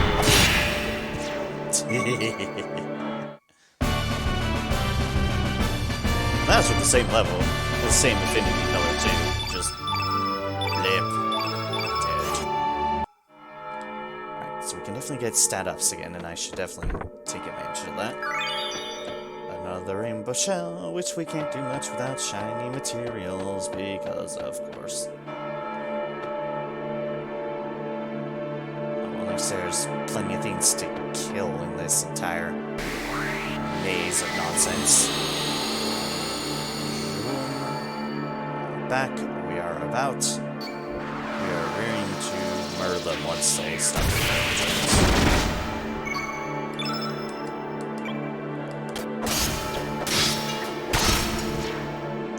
First you, and then your compatriot. Because Surge is OP. Surge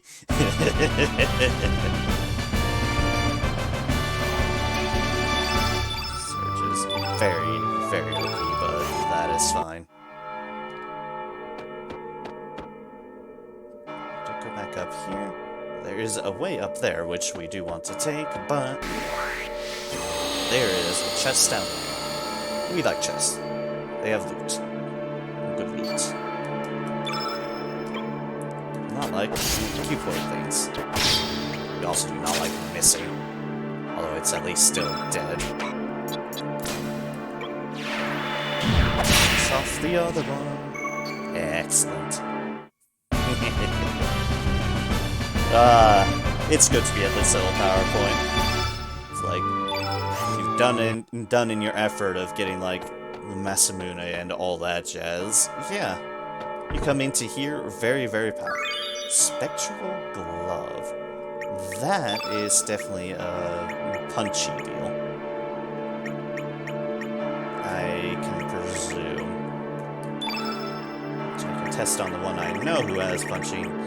Yeah. Made out of rainbow shell.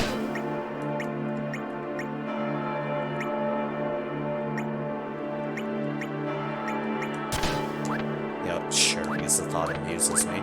Let's put a cape on a dog.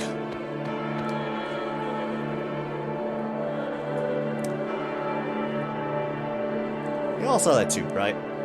They were definitely supposed to take the ladder. They instead decided to take the air. Okay then. Okay then. Well, that happened. That happened indeed. Huh.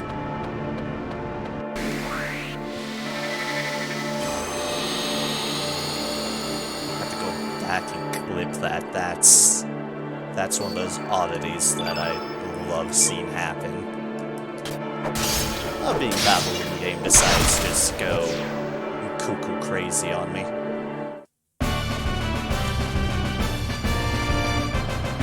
Helps me remember that I'm not the only one insane.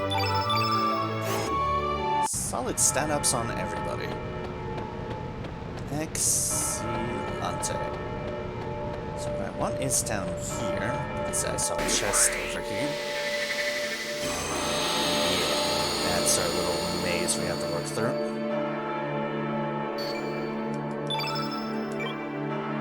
How are you?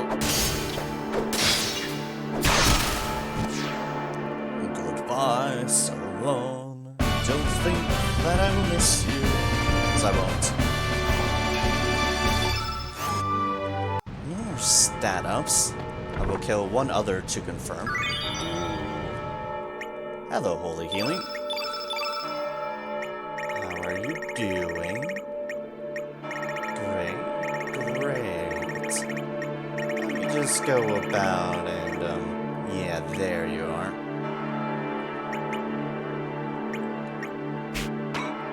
I'm just gonna put you nice and comfortable right there. Excellent. So yeah, we saw the Cupid things doing it. Now we have it. A white and only healing. Another one with shell. Alright. So, up. Around. Engage this thing to see if we really are out of level ups. Or rather, stat ups at the moment. If we are, then it's probably until whenever we hit the next boss.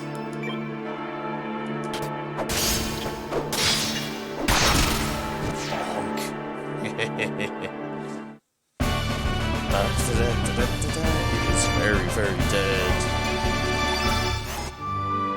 And another defender. I'm now swimming in those defender items. Swimming in them.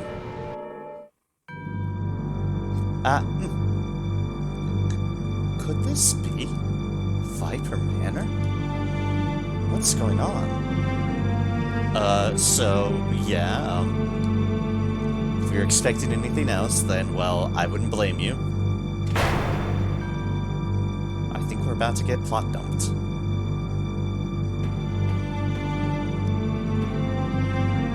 Welcome. It's good to see you finally made it here. I've been expecting you, Surge. Where are we? Is this Viper Manor? This is a place that does not exist. But never mind that. More importantly, I have something I must explain to you. Who are you? My name is Balthazar.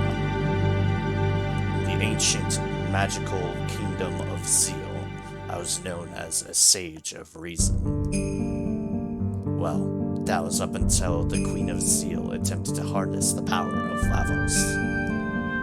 Let's just say things got out of control, and Lavos created a dimensional vortex that threw me far into the future. There, I seized the opportunity to study the science of the future. I was able to apply the knowledge I brought from my own era, including magic, which had long since lost in the future. Had been long since lost in the future. Anyway, this led me to make a huge progress in the research of time. Well, that research led to the creation of Chronopolis and to the time crash. You think I really blew it. You might think I really blew it, but perhaps it was really my finest hour. Anyway, I created a compact time machine that I dubbed the Neo Epoch. I used it to time warp to this age, to learn of Chronopolis and Fate's plans, and to see how things were turning out. Terra Tower is really a city of the reptiles from another dimension's future. It was originally in Dinopolis, the castle of Azala's descendants, who achieved a much more intimate evolution with our planet. Dinopolis was drawn into this dimension's past about 10,000 years ago. This was done so that it would serve as a counterbalance against Chronopolis, which Lavos hold here.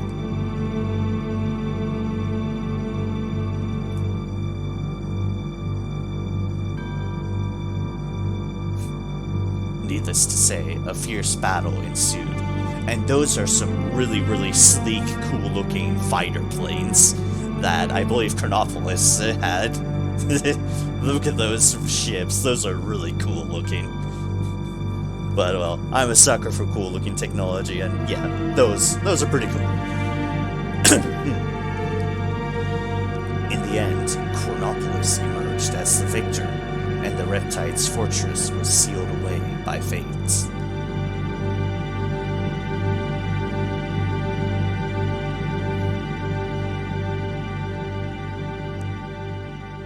But more important now is the role the dragons play in all of this. Originally, the whole archipelago of Elnita was known as the Sea of Eden. This was because it was where the dragon gods resided. But then fate sealed away the dragon god's powers, in effect becoming a god itself. Thus the islands where the new godhead of fate existed came to be called the Sea of Eden instead. Perhaps you didn't realize it, but you were used by the dragon gods to eliminate fate. No, I definitely realized it. It was not true that the dragon gods sealed away the frozen flame. Rather, it's quite the opposite. It was fate that used the power of the flame to seal away the dragon gods. In reality, the dragon gods are in opposition to man, while fate was actually the protector of humanity. The dragon gods were originally a singular plasma life form, a living accumulation of the planet's energies. That life form was a biological machine used to control the powers of nature in the future society of the reptiles. In order to control the natural energy itself, fate divided the one dragon god entity into 4 weaker plasma life forms. It then scattered them across the land and sealed them away. Their dragon-like appearances are just pseudo-guises, temporary forms they take so that they can appear in this dimension.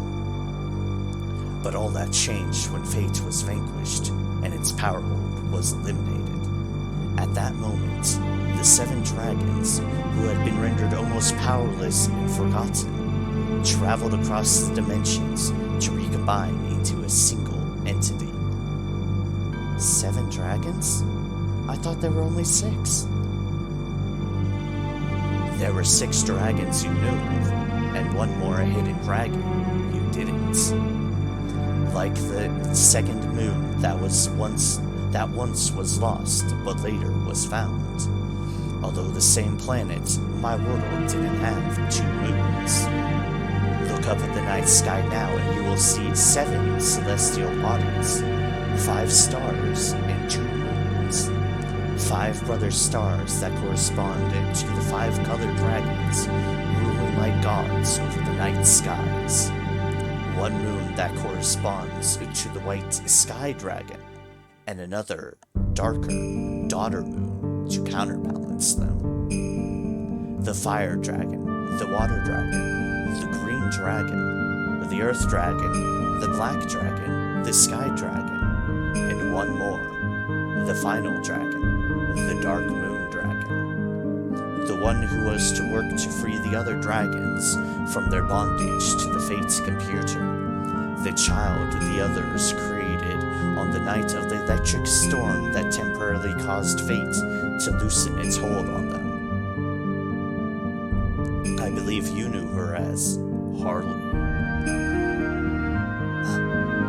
Unbelievable. The dragon gods were the essence of nature on this planet, and perhaps we can consider what's happening as our planet's vengeance on us, to finally sweep away the unwanted humans from the face of this blue planet. First it was fate, now it's the planet? Or vice versa. But either way you look at it, now's the time to set things right. The future of mankind, the destiny of this planet, everything depends on the next battle you will fight. But unfortunately, the time for us to part has come. Hey mister, is that the Chrono Cross you guys have there? The Chrono Cross, the melody and harmony. It has the power to cross space and time, and unify people's thoughts and feelings. It has the power to transfer memories. By using it as an element, it has the power to draw on the sounds of the 6 colored elements to produce a healing harmony. It has the power to combine the sounds of the world into one melody.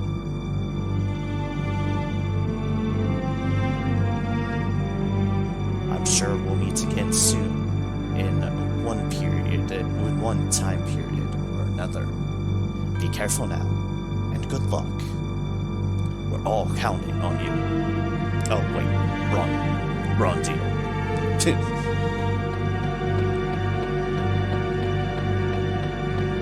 So yeah, that was Balthazar.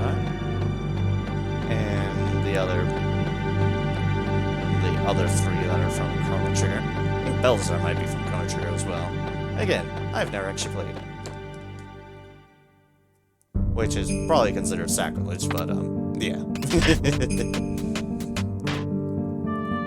Chrono Cross was my introduction to things as a kid, and that's why I love it so. Without any other bias or whatnot. Anyways, what's in the chest? Hello there, black hole. Hello there, black hole.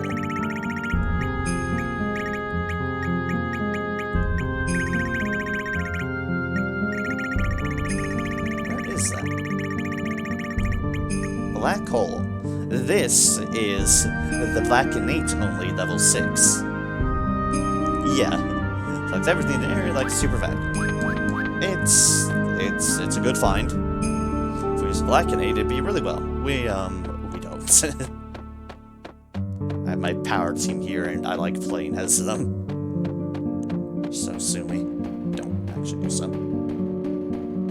All right, and then we go back out. Note what they mentioned before, the 2 moons, which are abnormally big here, but probably for a reason. The white moon and the dark moon. That was representative of Harley. And then you'll note, this is now suddenly a wall. And this is the proper way through.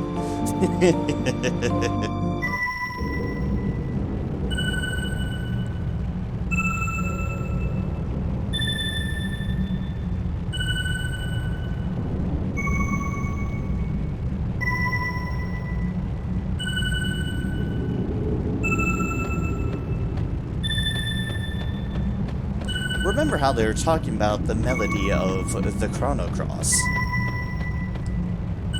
Well, here's your hint room on that accord. It's a very specific order of the elements, and the melody you get from them. And this room is one of the hints on that accord.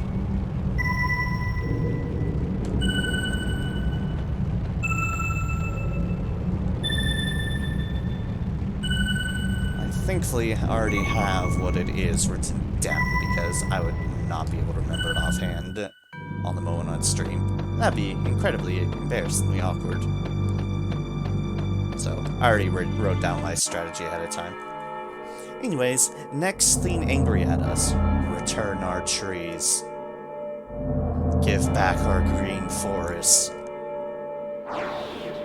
Yeah, the planet's very, very east. Very, very much so. Fine. We've only pissed off.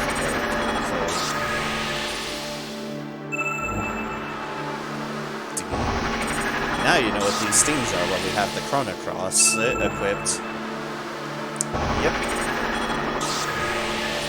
I have no clue what Infoscope does, other than the fact that it's just given an entire green field.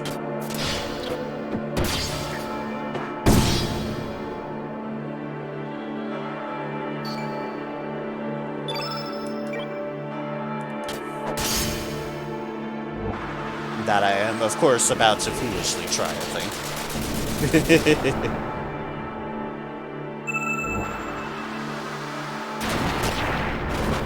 Which, for better or worse, it is casting all the spells here.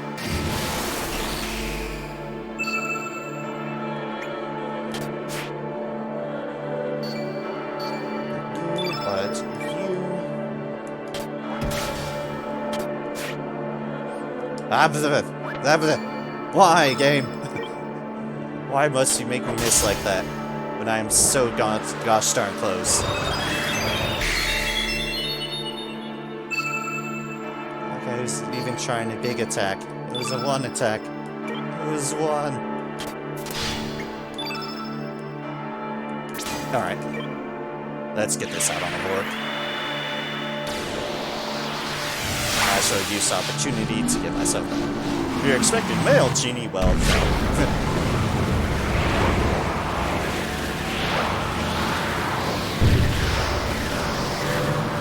We have the pretty.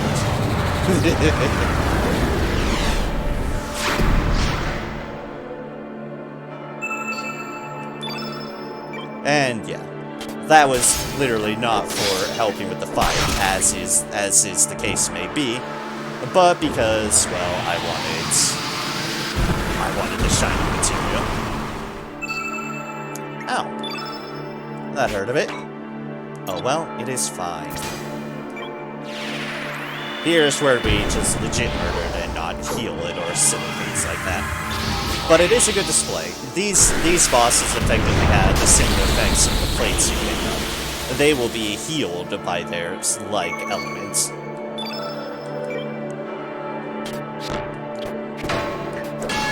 Very much be aware of. Anyways, how about we cure all? Cure all sounds like a good idea.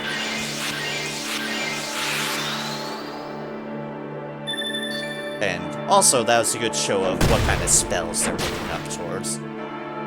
To try to have a full field of their color.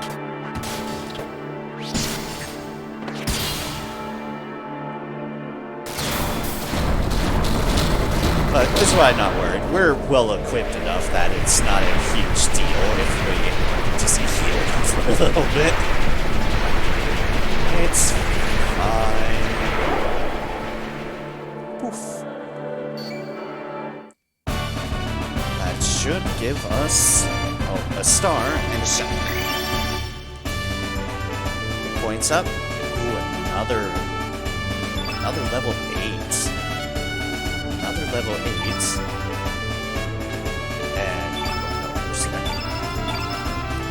And a green field. Alright, equip.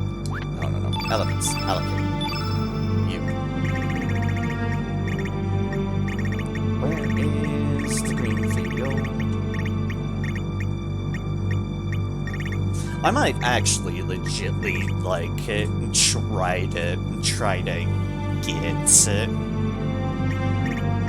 get all the shiny materials that I won't have completely finished up, but yeah. I might legit try for it. Because honestly, it would be cool to actually legitly make a rainbow weapon. I don't think I've ever done that.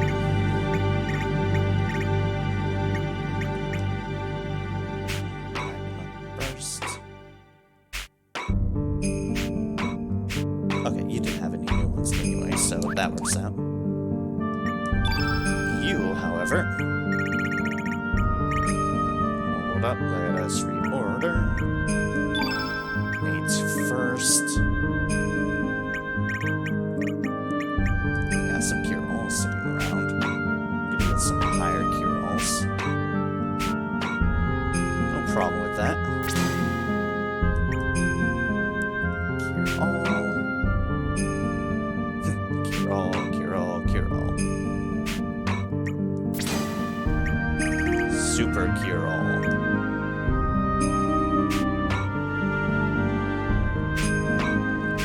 One of these cure-alls might, or maybe the ice flask might be replaced with blue field whenever I find it. It's likely to be so.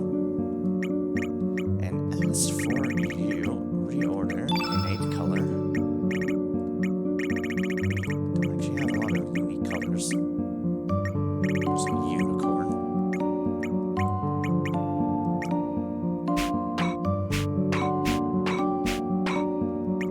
We'll just have a meteor shower plus 4 there at the moment. It'll be fine. Sure. Also, I'm glad I saved when I did because, yeah, it was that long to reach up to another save point, including numerous bosses.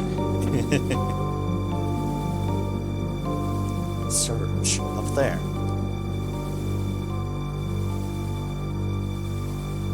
It's a shield around it.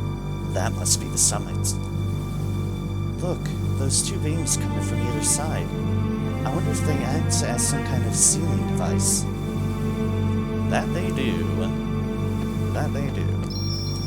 First things first, we save.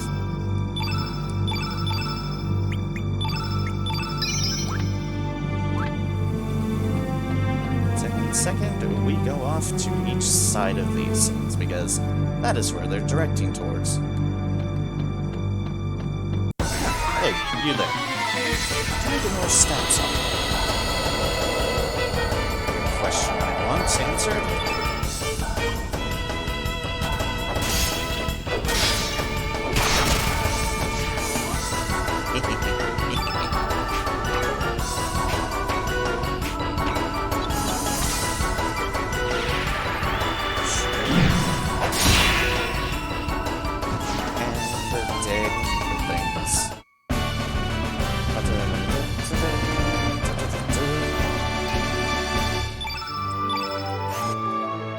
Ah, we cool. We are. Cool. Excellent. We want that. Time to go murdering.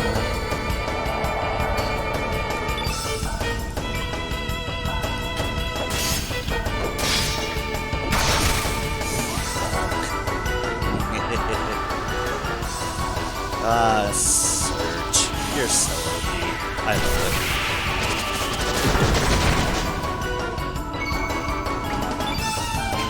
Let's continue to show off. Yes.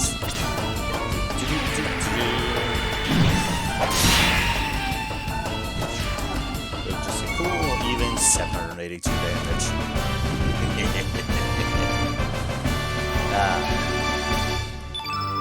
Points, hit points. Winged shoes, whatever winged shoes are. I've stolen the shoes from a Cupid. I'm sure that's not like bad luck or anything. It's totally fine. Oi.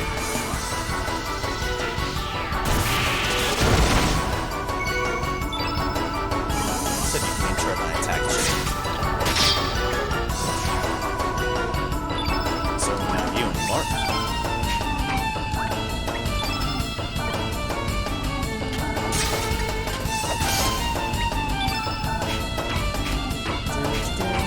And now time for overkill. Because who doesn't love overkill? I certainly love overkill. Goodbye.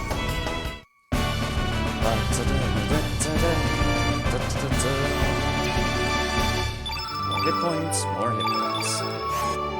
Just what I need. More hit points, the better we'll be off. Always.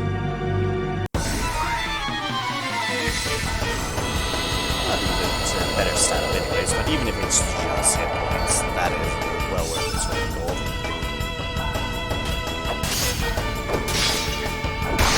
Especially for Lena. Lena can definitely always do more hit points. A significant amount. It's obviously noticeably less than Surge and Glenn, but Surge and Glenn are just full-on fighters.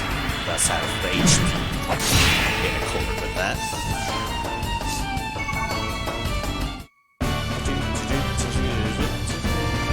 Nothing seemed to change. Personal stat machines. And all the panaceas, apparently.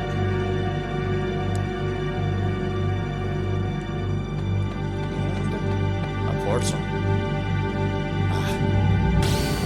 Things like this just make me very much remember. The art style is something that has held up very, very, very well. Alright, the bell's toll, and that thing is angry at us.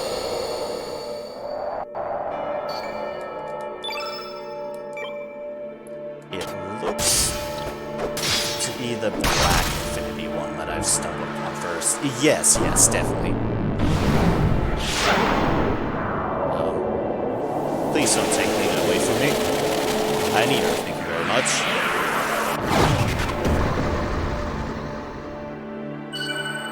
Oh dear gods.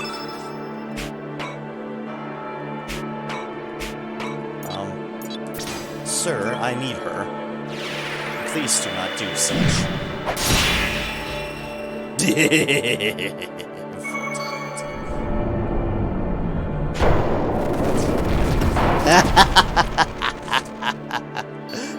Remember when I mentioned Surge was OP? Yeah, that's him against his polar opposite of Affinity. Yes, Surge could potentially receive a lot of damage for that thing, but not if Surge gets to it first.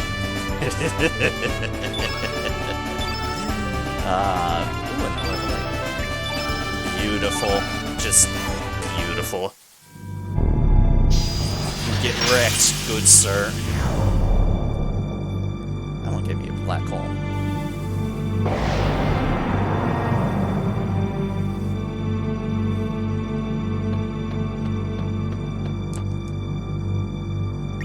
Alright, let us... Got another one on you, yeah. Order a color first. I can get out of this. In particular, I'm gonna have just a super buff regular heal. Sure, why not? Heal +6. Not that I can go amiss of anything. Sure. Back on over here. Then we go on and tackle the other side. Although if there's any cupids in our way, then by all means, we should get some additional stats. Because it's additional stats that say helped the Lena live. Oh, you're... Oh, you?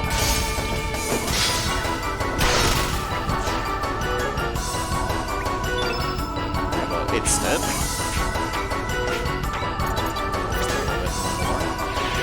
Let's finish off this Cupid. Yeah, that's definitely dead. Now for Cupid number 2. Who has gotten the pan? Let's hurry up. You got 1 damage for all that effort. Congratulations. Nope, I'm gonna use this one a bit. I'll use it for Larry's sake.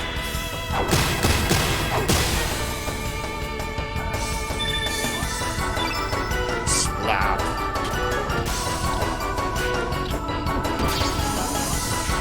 And then go and finish off the job. As I know he can. He missed once. He still will. HP, HP, HP. Beautiful, delicious HP. Here, give me stats, you. Try to speed it up as best as possible. It's not the most interesting thing to watch. Just trying to farm in these stats all I can. Before horrors and not horrors come out too early.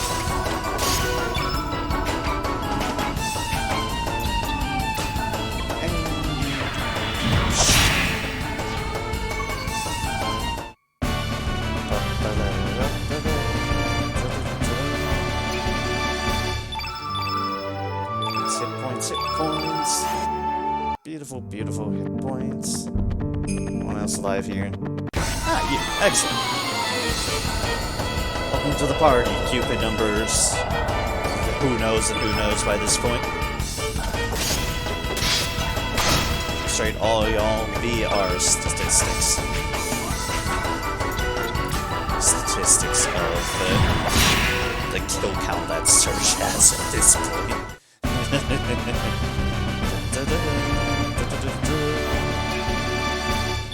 Hit points, hit points. Oh, wait. Come back here, you. Still getting away from me. There's a slash all. I gotta let you do that. It's just an annoyance that makes Surge's dash and slash hit harder. So, congrats.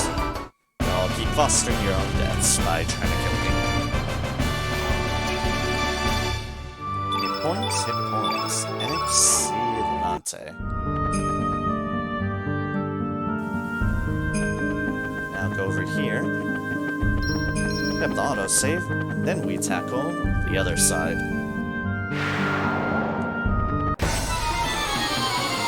And start killing more Cupids as well as save for high HP. Hey, you're not a Cupid. You're a Milox 70. A meteor on Glenn's head. Rude.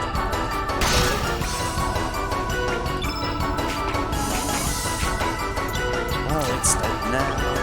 This Cupid is dead. This Cupid's getting a pain. Oh wait. Don't interrupt the... Don't interrupt the pain. You get the pan, whether you like it or not. Then you get the iceberg, whether you like it or not. I mean, probably doesn't. But it doesn't get a choice in the matter.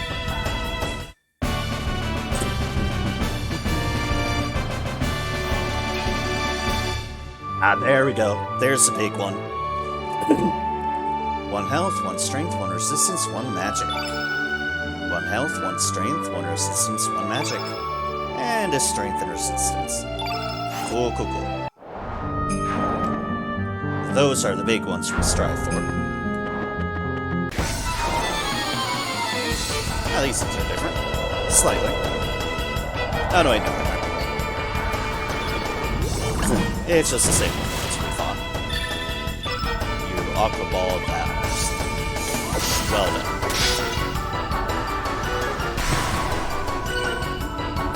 Well done. So I've done no damage for your efforts. Alright, put you in there.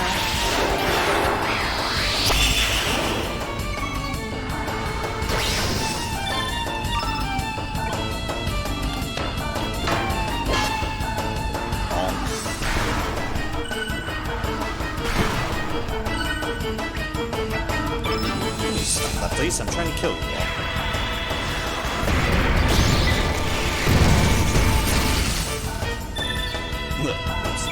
Oh well, I accidentally healed the other one, but oh well. It's fine. That's what Glenn's here for.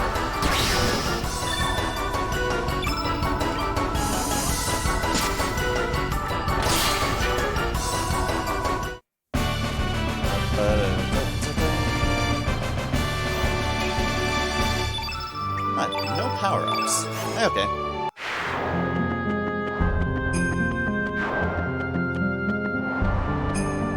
You'll notice the wind is effectively trying to buffer us into those enemies on there. As we kind of just stand ground, we're fine. And then back, we bounce ourselves off of this pad. And we face our next one, which, I'm following the common trend here. Yeah. This is the light affinity. Rars at us. We rar at it. It dies. Oh, but we can't use most of Surge's stuff here. But we can use his Surge's power to just physically cleave through things.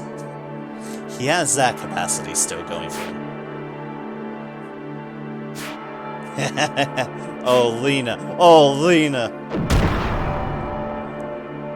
One hit out of 4 is a really, really good series of dodges. I am proud of my girl right there. Great, great job. Now show him what he regrets by trying to hurt you. You're all bonk.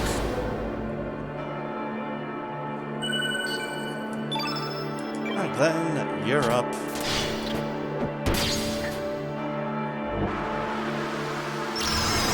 Ah, magnify. We don't want that. Because of that. This might hurt Glenn a little bit. But, hello to Omega White.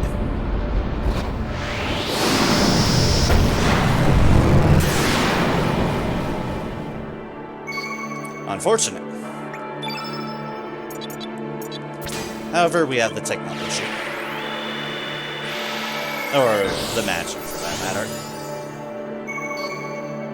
Back up, Glenn.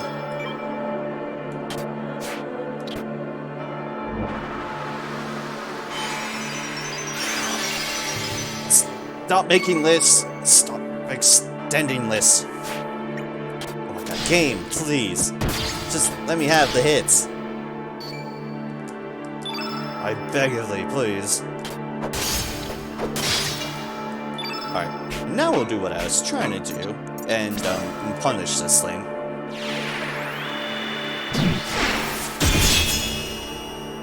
There we go. Remember when you did that healing and killed Glenn and such? Well, goodbye. Get out of here.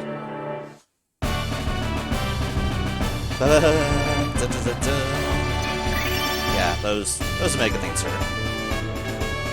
Another level 7 slot on Surge, eh? Interesting.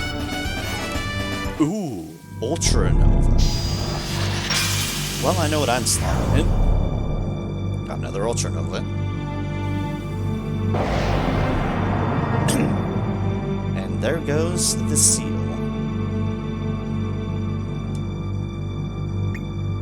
Not Spawn Rose sort of seal either.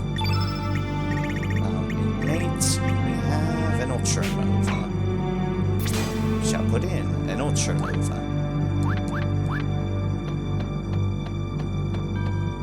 And now we just loop ourselves back over.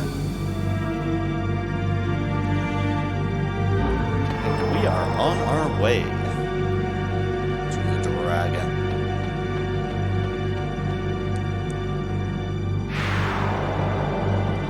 Representation of the dragons. Oops. Better when I did that one, not on fast. Oh well, we'll fix this minor issue. Oi! Stop interrupting.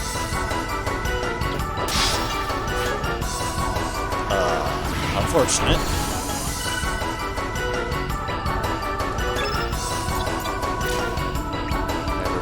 You there. The red one died.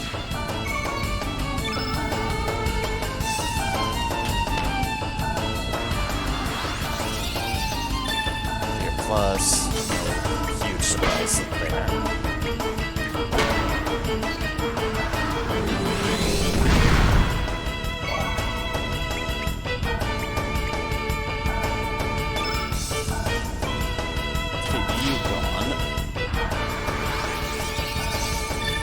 said... Thank you.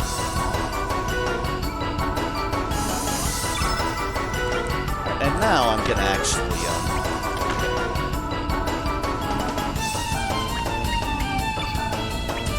defend, try to get this shiny material, because I know this one will cast, yeah, a lot of blues. Am I gonna accidentally heal the thing by casting this? Yeah, but that's fine. I have Surge. Let's show off what Blue Whale does.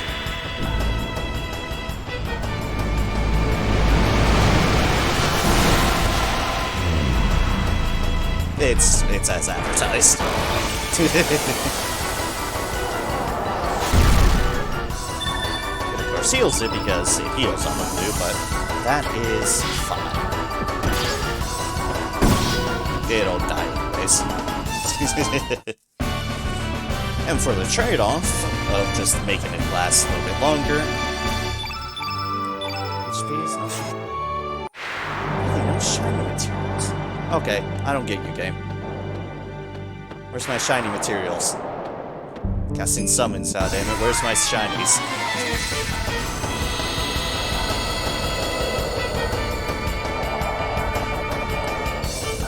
Basically, now I do not know possibly what the game wants out of me there.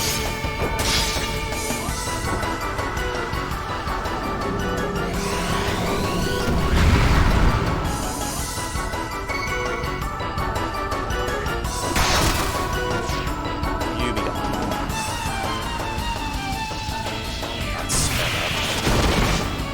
Let's speed up because this is going to take forever, guys.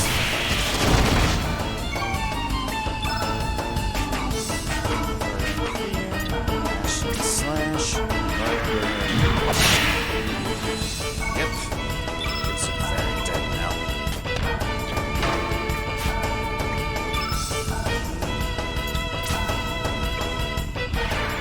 You stop living. I said you stop living. Thank you.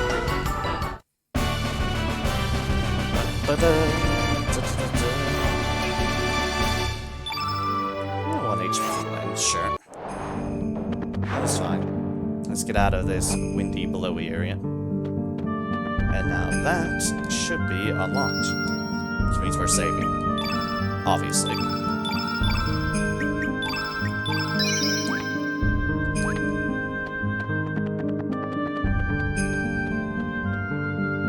Then we go in here.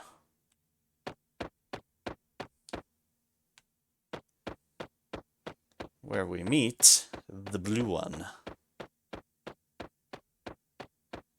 Just checking what's up here. Doesn't seem to be anything.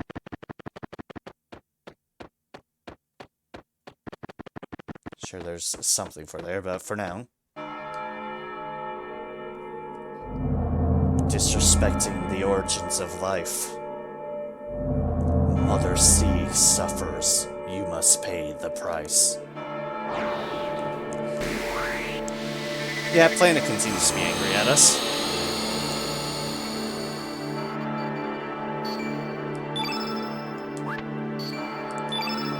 Once again, I'm gonna try to see if I can actually get this summon deal to cooperate. If I... Oh my god, game! Come on! Oh good, now its evasion's up too. There's that stamina spell. Reducing the lens evasion.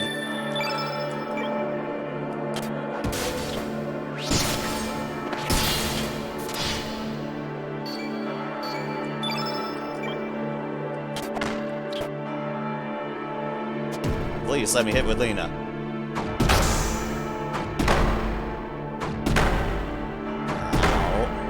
Ow. Ow. And ow.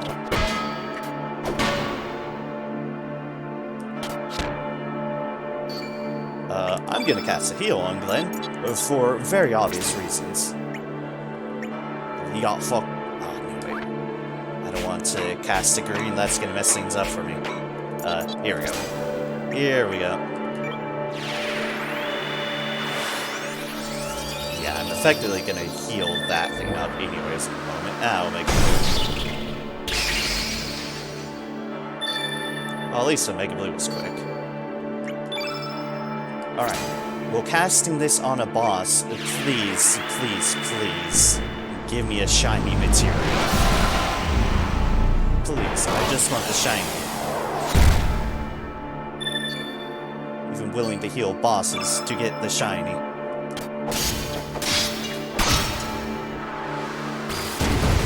Huge. Nice bird. It's gonna die. I'm getting so many turns, goddammit.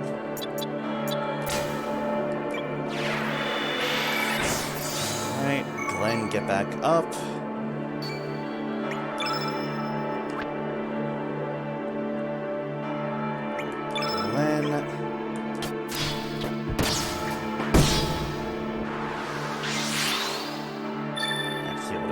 Up some more.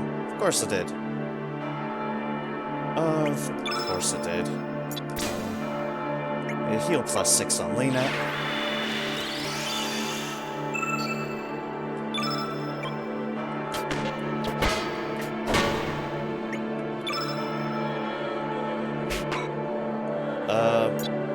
Doesn't want to go too overboard with that.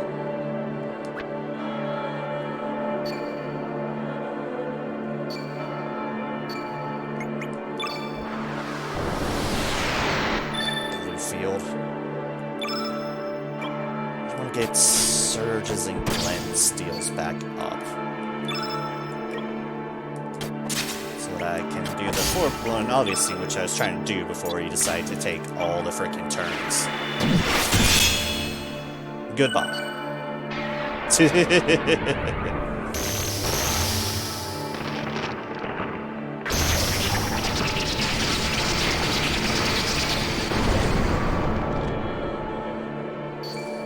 The power of X-Strike. It's good. It is very good. Additional level 4 slot, eh?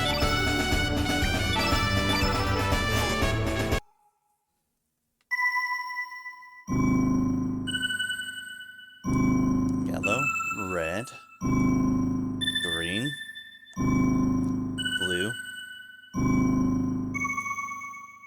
black, white. That is your most definitive clue on what to do with the Chrono Cross, right there. That is literally the exact order you need to utilize it for. Yellow, red, green, blue, black, white. And then the Chrono Cross itself. That is the clearest clue you can get. That is the clearest clue you want to utilize. That was me still not getting a goddamn shiny material, and now I just do not know what influences it.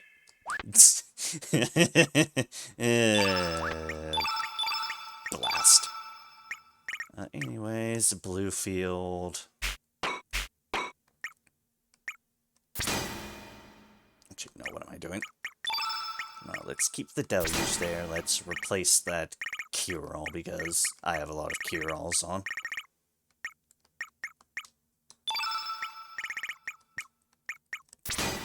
There we go. Did you get another slot? Yes, that one over there. Yet another level 8. Let's put another one of those there. And you got, of all things, another level 4 slot, which... guess we can at least put a meteor shower in. Put that purify down there. And we are golden to proceed, but I'm gonna save first. Right now, we don't have to mess around with various trying to get things. This is a boss that I just need to tackle on forth and annihilate it.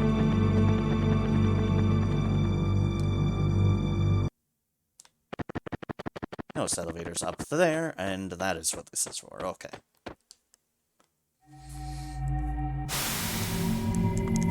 Alright, up we go to what's awaiting us at the very top of Terra Tower. Zoom up we go. And here we are. Poke the pressure plate. Because we needed ominous pressure plates here. or something.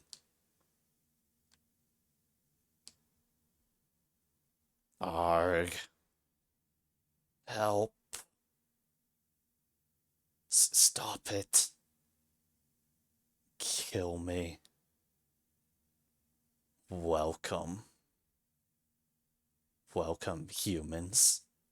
Those who know the torment and joy of creation know also the pleasure and pain of destruction. Therefore, all that pass it through here must be prepared to share the burden that I carry. Like how we turn around and then just bolt for it. And here we are. The upper area is very similar to Sky Dragon Isle.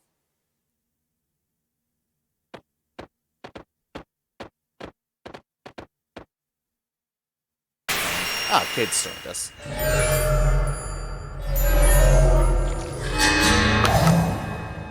Gobble.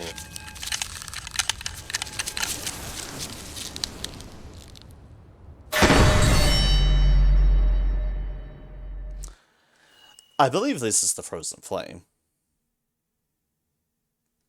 Ah, yeah, okay. Kids got the plot for us. So this is the Frozen Flame. Struth. It is creepy as all hell. Hold on, don't touch it. Ah.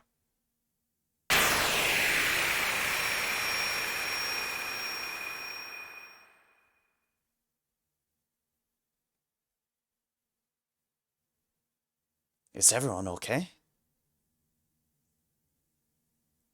Screw you. Us humans ain't gonna let you have your way any longer. Come on, show your bloody self. And so they do. Hello to the dragon, god. In order to survive all living things in this world. Fight desperately and devour those they defeat. Must one kill other living things in order to survive? Must one destroy another world in order to allow one's own world to continue? The wounded in turn wound and torment those weaker than themselves. There are only the killers and the killed, the sinners who are judged, and the victims that do the judging. What meaning is there to such a world? Whether there's meaning to our lives or not, we still go on living, you know? You've got no right to deny that. I shall cleanse this blue planet of you filthy humans once and for all. There we go. We have this music.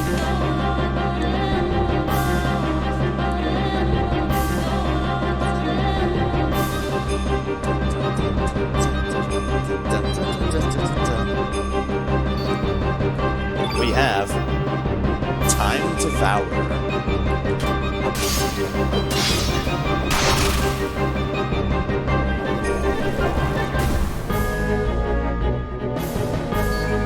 Just poked me for 32 damage. How dare they? Just putting up the moment with the elements of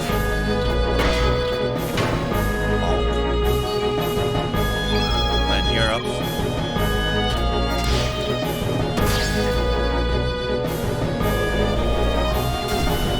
And it's... Of course it did. Just had to interrupt my combo like that.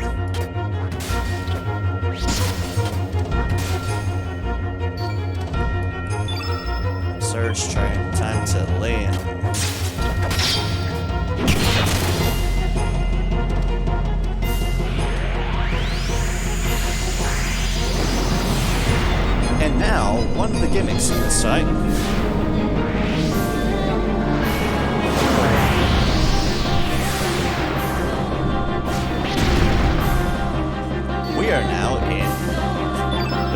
Dragons arena. It is now innate yellow. Yep. It's bringing all it has to bear against us of all the individual forms of the dragon gods.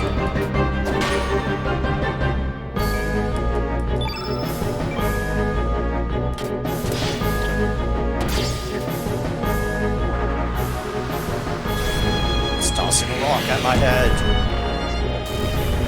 His head, surges. That's fine, for obvious reasons. Yellow. Red. Green.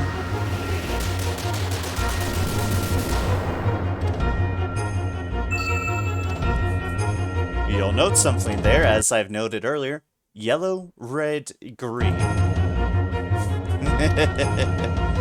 That is the first half of the sequence for our Chrono Cross deal. Yeah, the game is very clear in just continuing to spell out, yeah, this is an important sequence. This is a very important sequence. Do take care to remember it. And now, blue.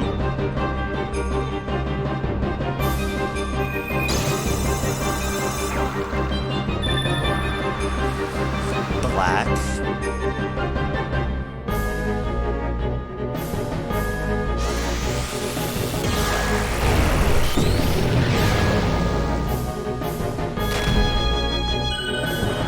White.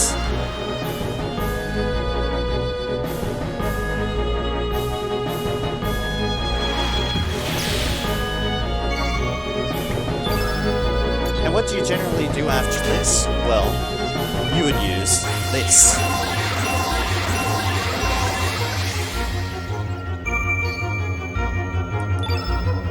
It doesn't do anything here, but I just want to do it for the sake of showing it off. That, yeah. It's like, once that sequence is done, that's when you'd use the Chrono Cross. But not here. Not here. Not here.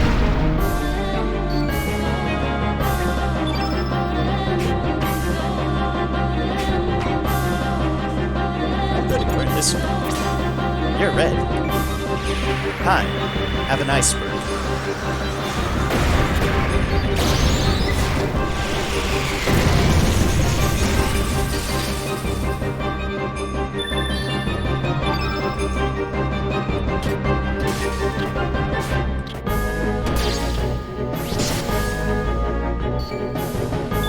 Alright, Surge. You're up. Attack the bomb.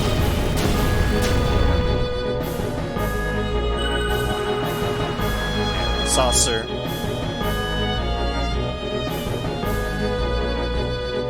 It's jumped up from level 1's elements to level 2 elements.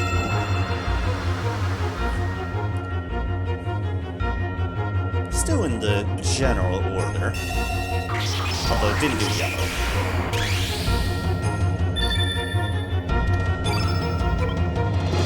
So I'm just gonna take my combo.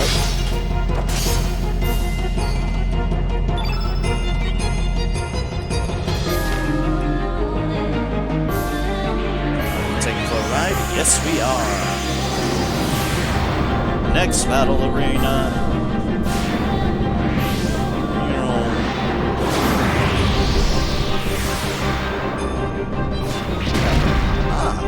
We are here.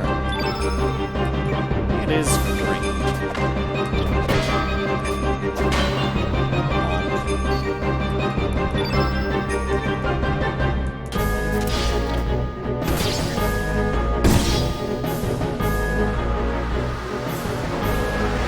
Ah, hello, Molten Green. Ah, Lena. That is immensely beautiful.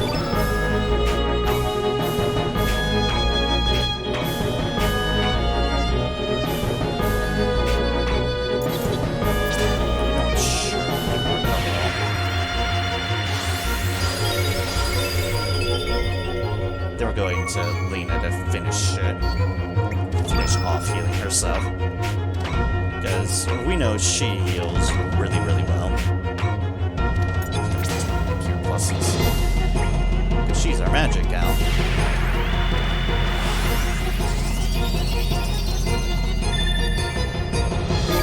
There we go. Back. That's unfortunate. It's fine. It's fine. Everything's fine. Okay. It's gone for the physical attacks, I see. All of them. I missed one of them. One of them is... Mage is also my dodger. I'm glad for it.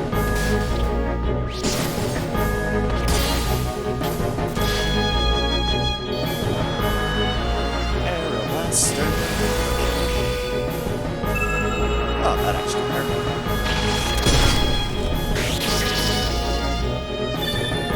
That kind of hurt.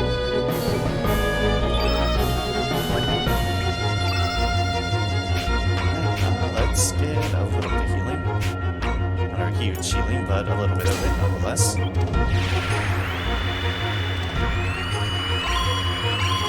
all up.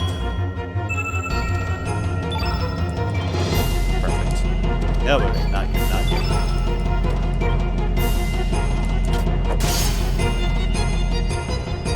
Alright, yes we are. Please, please, I dare you, take us to the blue dragon battlefield. Show yourself blue, I dare you. I dare you.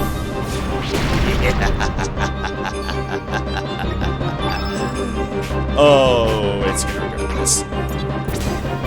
Hello, Tech Strike. X-Strike, rather.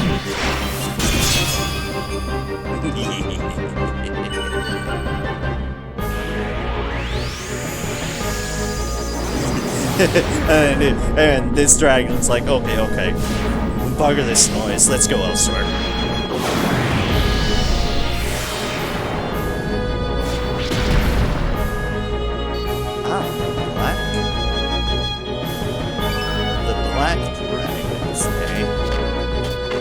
That's where we're off to now.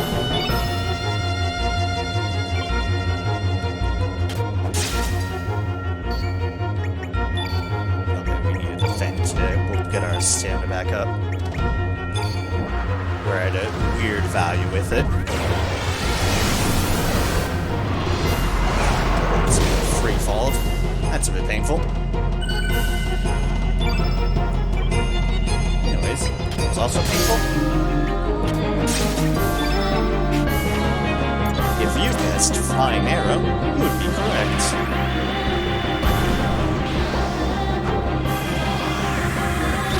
This seems made the unfortunate decision of going from black.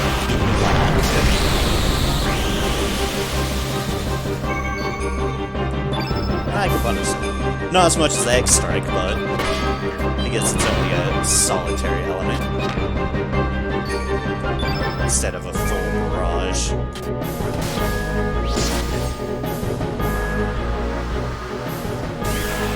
You're casting Holy Light as a black event. Interesting. Interesting gambit, Cotton. Let's see if it pays off. It ain't taking off. I'm just really confused now why he did that.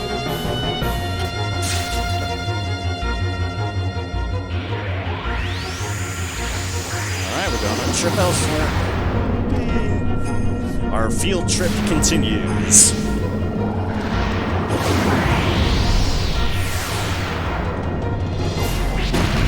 We're back here.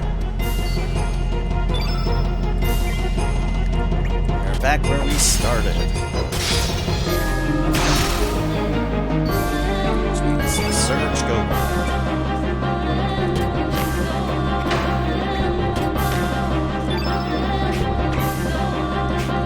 Let us cure all off, just in case it does shenanigans. Let's glance quickly. 744. said, Lena's our mage, and by proxy makes her our healer. You do. Ah, you're doing that. Okay. Fair enough, I suppose.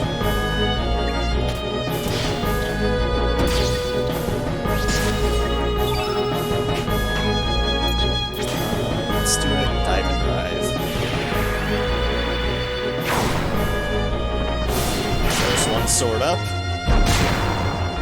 Hits with the other. That's a stylish way to finish off a dragon. Say the Dragon Ball dragons.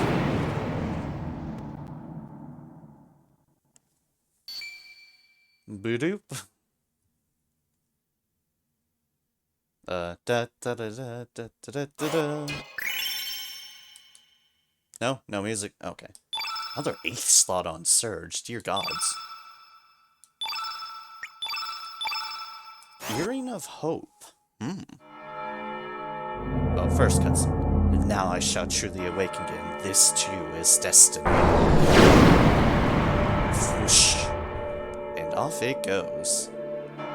That thing, the Dragon God, it is only a quasi-existence. A temporary form that the real Dragon God uses in order to appear in this dimension. The actual Dragon God was consumed long ago, swallowed by that being on the other side of the dimensional darkness. The frozen flame is a splinter from the extraterrestrial being Lavos. The one who connects with the frozen flame, in effect, links with Lavos itself. As the mediator between Lavos and living things, that one will gain extraordinary powers. By binding with the new seed of destruction, the Devourer of Time. What in the blazes is a Devourer of Time? Now, go to the place where time became divided and weave the threads of time together anew. The threads of time together again. Chrono Trigger. Not anew, it's again. The Devourer of Time is a new life form, born from the fusion of a life form from this planet with Lavos, who nests on the far side of the dimensional void. In the far-off future, when the fusion becomes complete, it will awaken. Then, the Devourer of Time will begin to consume all space-time continuum. Despair and hatred to turn all things to nothingness. That is what it desires. Here, take this with you. Search received, the Time Egg. The Time Egg will enable you to travel beyond space-time. The world is in your hands. Go, release the life that is imprisoned.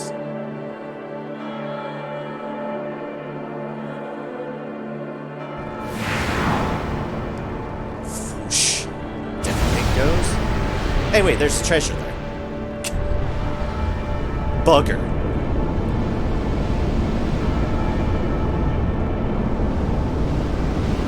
I don't think I'm getting that treasure.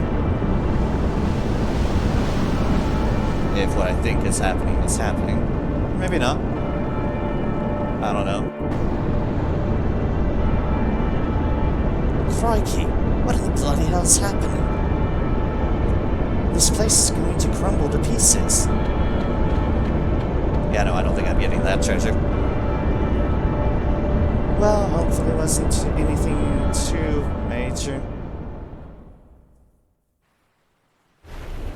Because, yeah, this old reptilian fortress is not safe.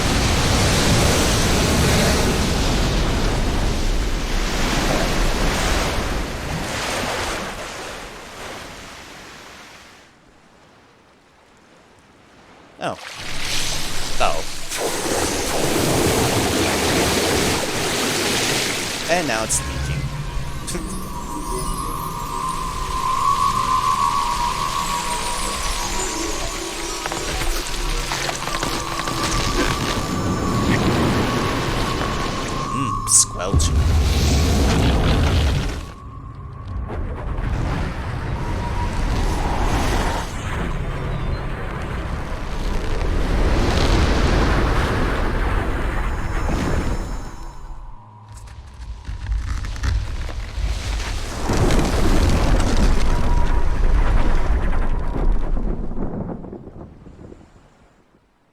now it's kind of reptilian-ish, I guess.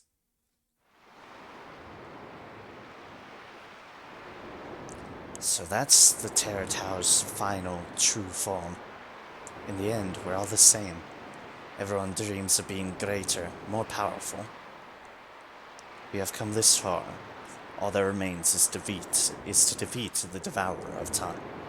Once we wipe the Devourer of Time off the face of this planet, it is all over. Hopefully everything will go back to normal again. You're wrong. Things won't ever go back to the way they were. Destiny, fate, is dead. From now on, us humans have to choose our own way in life. We also have to take responsibility for the choices we make. And something's gotta be done about the way we go around hurting and killing one another. We gotta settle our differences once and for all. Listen, what's really important is what we do now. The issue ain't whether we defeat that bastard or not. I'm afraid that, depending on how we go about it, we could lose out on gaining something really precious. So the issue is the way we fight.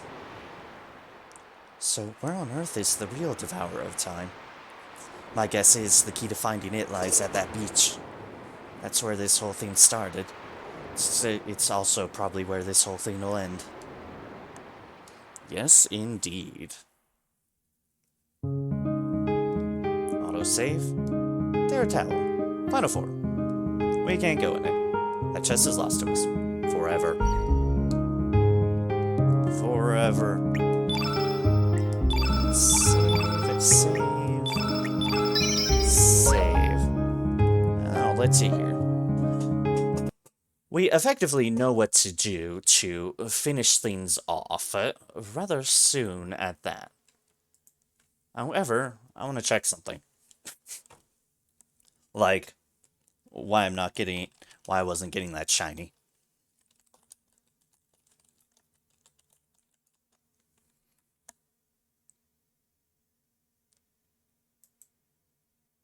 Da da da da da da.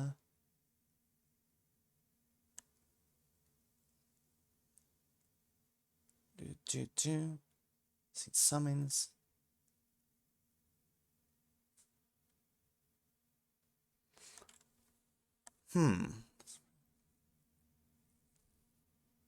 Ah, that's what I was missing.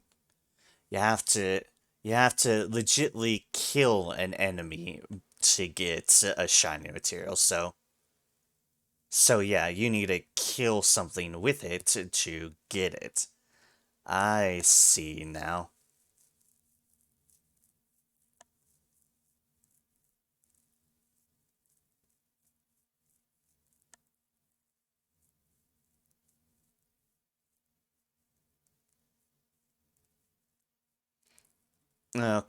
Okay, I see now. Well, now. I'm not gonna overly bother with it, but I see now. I see now what I was missing. I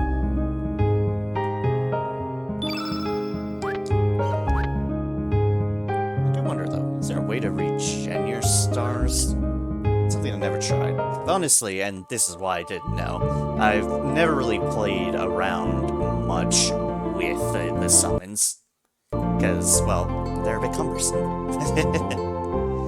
As noted. Kind of really need to line things up proper for them. Termina. You also notice now, yeah. It's all mysterious light out at sea. It's too far away to see what's going on. It's like, even they've sat there and all the patrols going like, huh, what's going on? We are not able to conduct any action without orders from High Command. Nevertheless, I sense that a very irregular occurrence is happening here. You're not wrong there. Not wrong there, mate.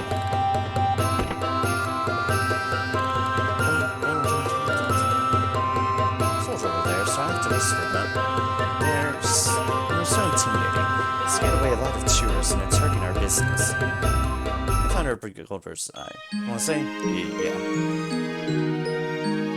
You know, honestly, partly to see if this maybe got the stars or not, but it probably won't. Have a nice day. Okay, it does. Okay. So, that's how you replenish your stars, is by legit going to an inn. Okay, now I see the full purpose of going to an inn. And it's for that reason. The inn is a hotspot for rogues and vagrants.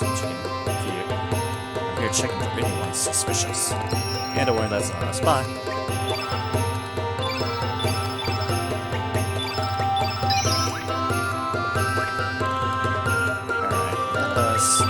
Check on our equipment.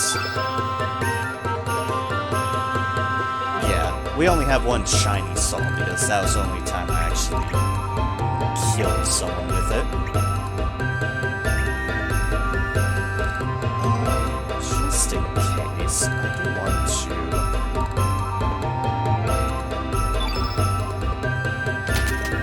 to make some stone stuff. You know, in case I decide to effectively play this more on my own time or whatnot, I can effectively have other people equipped out.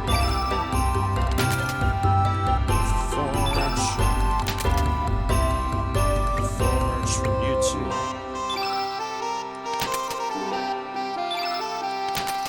Forge for YouTube.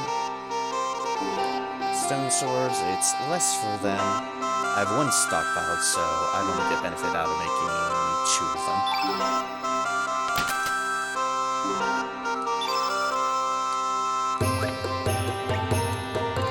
Oh, maybe I'll go 2 overboard. The night gun. Start.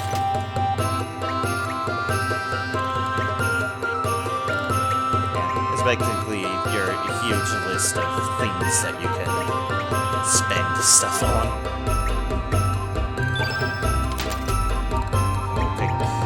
Sure. 1 copper. No lures. Those are effectively fishing rods. Oh, I can use this too. Raining both. I hope we already equipped with things. Oh yeah, that's right. That's right, I can get something like that too.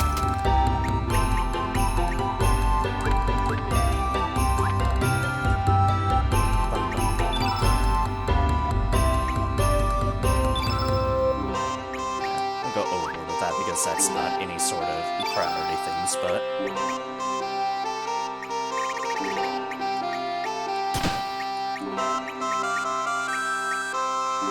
Iron mail, mithril vest...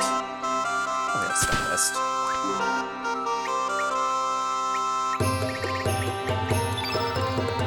This off of Poshel. That. Oh, you darn. Have a really cool bow because I can. Because I can. And thus I shall. Because drag is normal.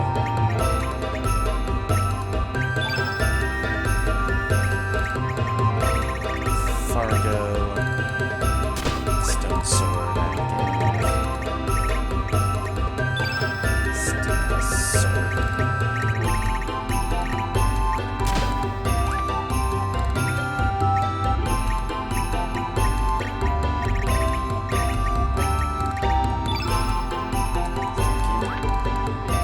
You start off with that shotgun gun, easily enough.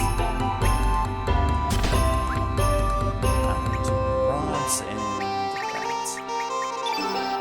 The pit kit.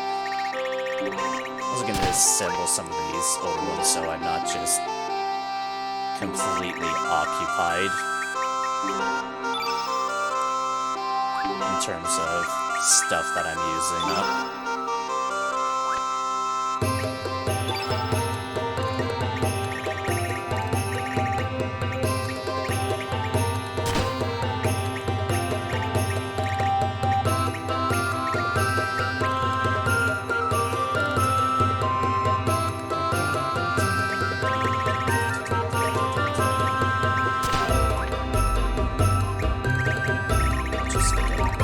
Sure. Makes more sense.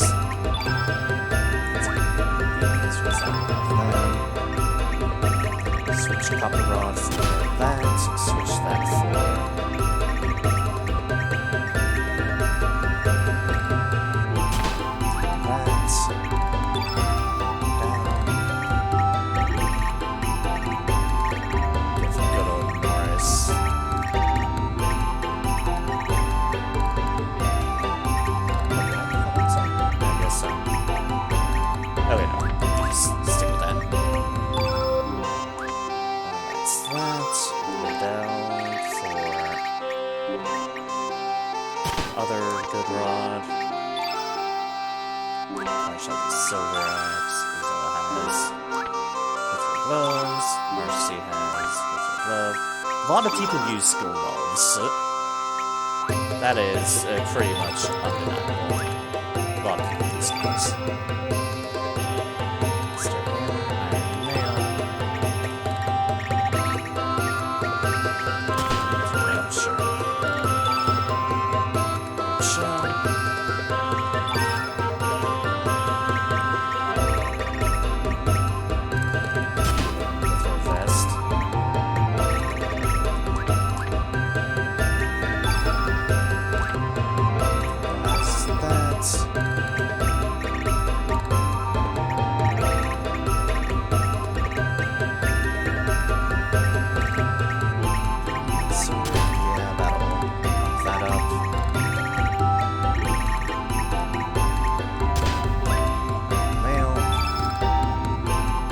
Effectively equipping smaller things off people so that they can just go on a dismantle spree. Don't have too many things.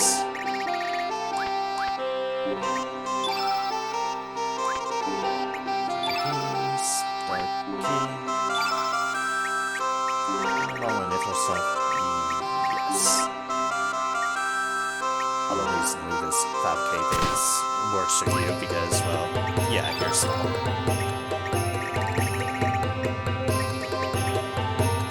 Stone staff. That's even better. That's even better. Who's my other staff person? I cannot remember. Offhand right now, at least.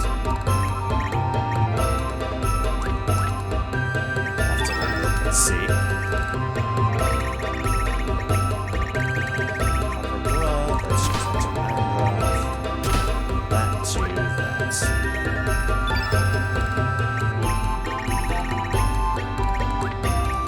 Straight to gloves.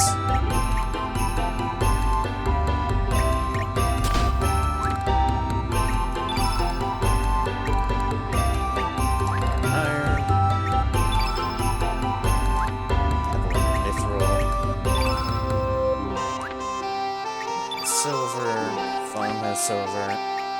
We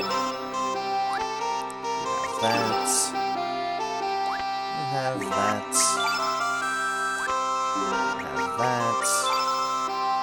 With more glove. In case in point, just how many people have gloves?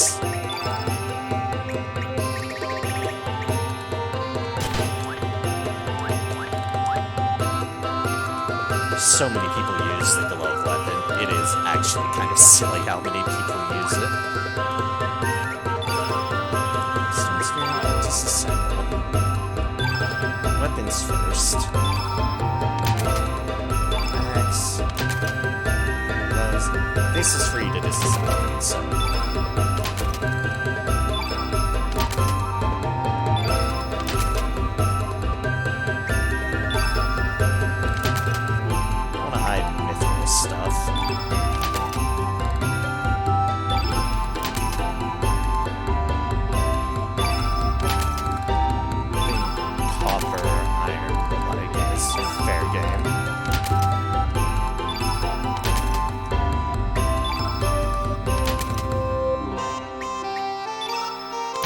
Sword is another one of those more common ones.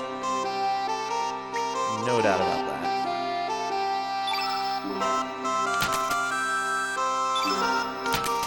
Shot. Glove. Dagger. Let's move that.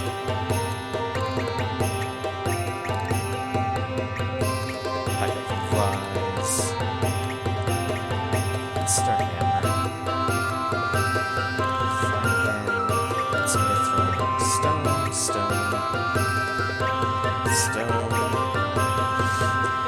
Ah!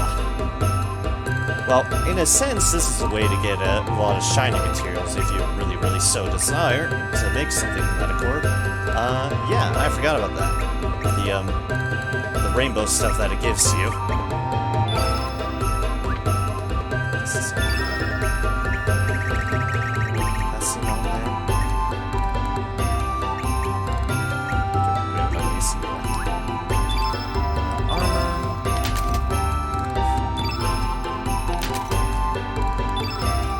All of this ivory and copper stuff.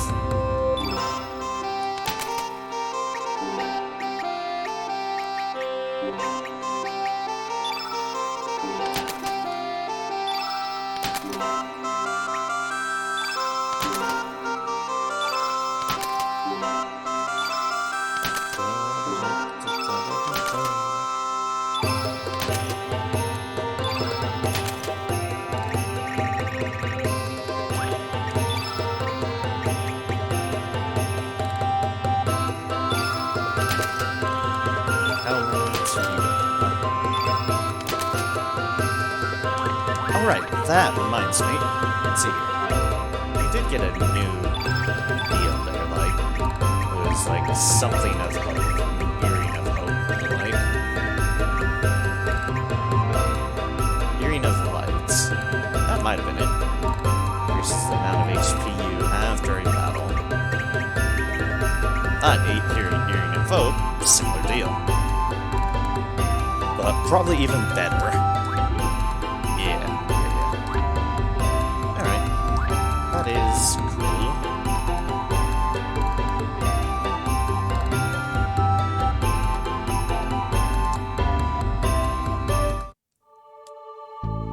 As for what to do now, well, we only have one predominant thing to do at this moment.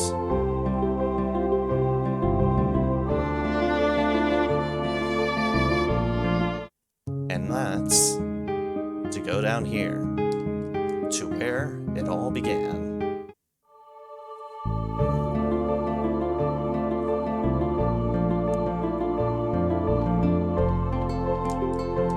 To Pasa Beach. Although first, let me just do a quick stretch of my legs, so be right back.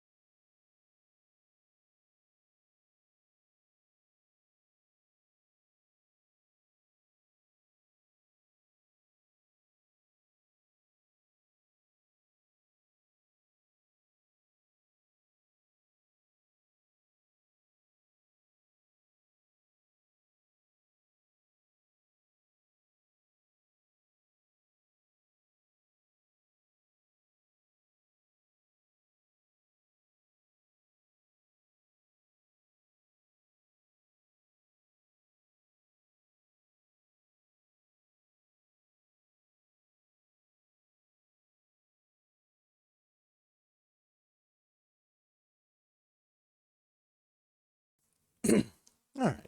Dogs still seem all settled in and everything.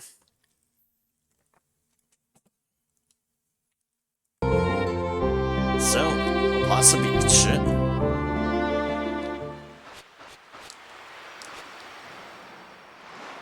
What do we do? Well,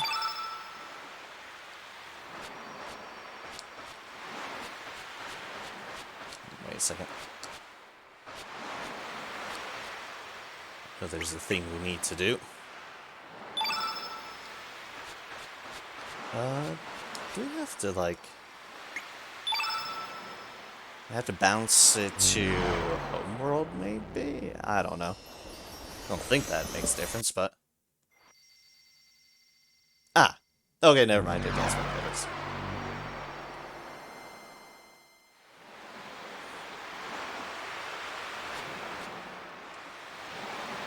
Look at that, exactly what we needed.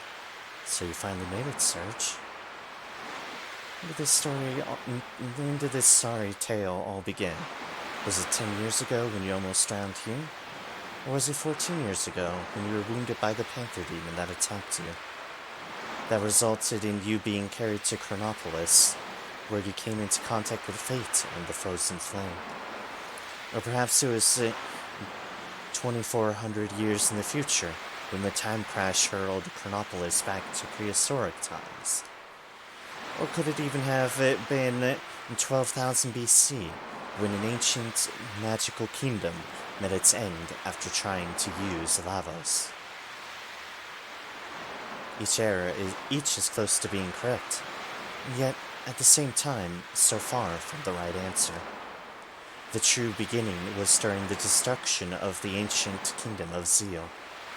As the palace collapsed around her, Princess Shala was sucked into a dimensional vortex, along with the Lavos Mammon machine. Scala and Lavos became unified into one even more powerful entity that would evolve into the Devourer of Time. Filled with the hatred and sadness of Lavos, half of Shala's mind became set on destroying all of existence. Yet at the same time, the other half of her mind desired to save the universe, and to be rescued herself. As Shala fell through the time gates in this condition, she heard your crying echoing through time. That is when her story and yours began to intertwine. It is also when the past and the future began to intersect, and when the world became divided into two.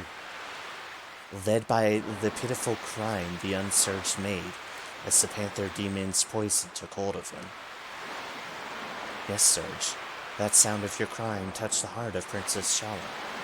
Before the destructive mind said could become dominant, she cloned herself and sent her copy into this dimension. Shala left her baby daughter clone with her ancient magical pendant. This was to safeguard her daughter clone in life and death situations. The pendant would rewind time a little, sending her daughter clone into a safer point in the immediate past. That's right, Kid is Shala's daughter clone. And now, about Project Kid, the time control project Balthasar planned out. The whole project existed to lead you to this one special point in time. The founding of Chronopolis, the time crash, and the battle between fate and the dragon gods. It was all coordinated so that you would get your hands on the Chrono Cross and come to this place. Of course, Kid was not to know anything about this whole plan until later. Further in the future, she is meant to travel back 10 years in time from now to save Surge from drowning. Kid was also meant to call Surge into the other world as he spoke with Luna here on Apasta Beach. You're our last hope, our final chance. Only you, who came into contact with Shala, and Kid, Shala's clone daughter, can do it. In the darkness that exists on the other side of time, Shala has been integrated with the Devourer of Time. Please, Surge, release Princess Shala from the binds of that monster and her own hatred. Show us, the life forms that exist on this planet, what our new future will be. Yeah, a sudden a lot amount of, well, a plot dump here at the final bit, where even angels lose their way. 10 years ago, you died at this very spot. There's no mistake, you drowned. The truth is, this world, in which you are still alive, is the irregularity. This is the false reality. 10 years ago, it was Lynx who tried to kill you at this beach. After Prometheus broke the link between fate and the flame, fate tried to eliminate any obstacle that stood in its way. In the meantime, the 6 dragons had sent Harley forth to try to gain possession of the flame. Harley made contact with Fate's biological incarnation, Lynx, and tricked him into temporarily joining forces. The elimination of the Prometheus Circuit's lock on the frozen flame was everyone's top priority. Lynx and Harley abducted Luca, who alone could release the Prometheus lock that guarded the flame. But the whole attempt only ended in failure, so they waited for you to appear instead. You see, fate calculated that you would one day cross the dimensions and try to make contact with the flame. I don't know how to break this to you, but Lynx was actually your father, Wazuki. Drawing closer to the flame caused him to become unstable, and the image of you dying in terror changed him completely. Finally, after having his psyche totally eroded, he lost his soul and was easily integrated by Fate. Fate turned Wazuki into a biological interface, modeling him after your worst fear at the time, a panther. Although Wazuki managed to escape from Chronopolis with you, he later completely succumbed to fate. Humans are such fragile, disjointed, imperfect things. Love and hate, life and death. Perhaps even fate itself dreamed of using the flame to someday reincarnate itself into a new species. It is quite sad, really. It's like when you gaze into the flame gazes back into you.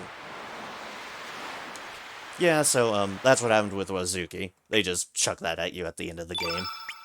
There is a surprising amount of just plot dump here at the very end.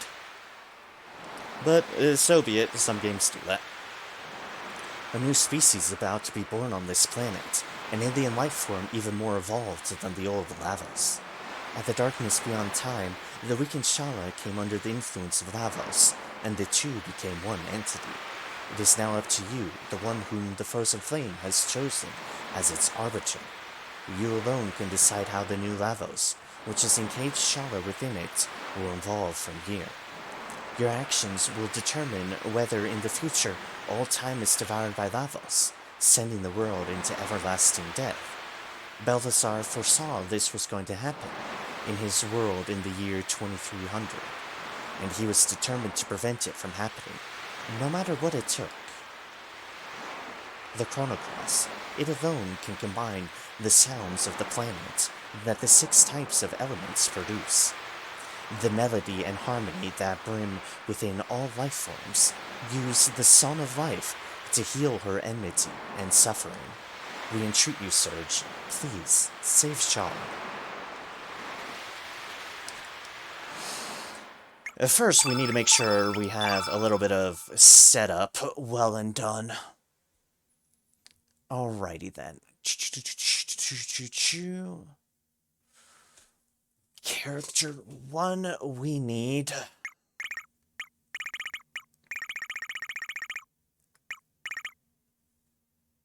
We need an uplift,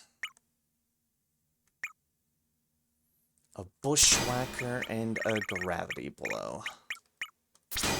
Just like that.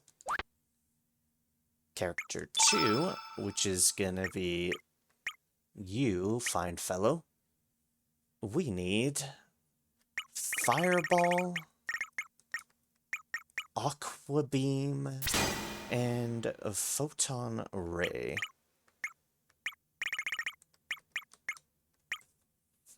I hate to remove that, but we need it here.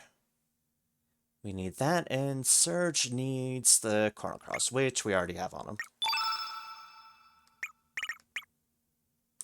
And I don't know, just...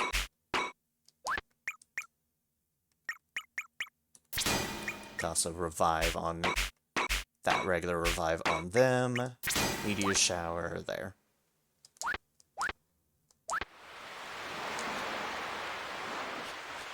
Okay. Let us just save it right here before I just jump in, because, yeah.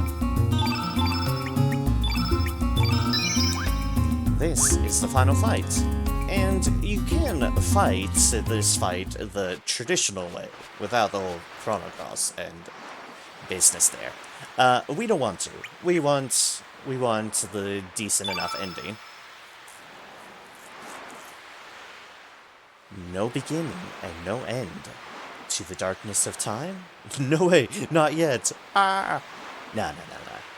To the darkness of time.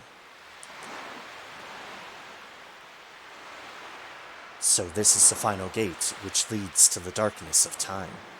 It is time to bring this chapter to an end and create a brighter future. For the sake of my lost memories of what happened 10 years ago.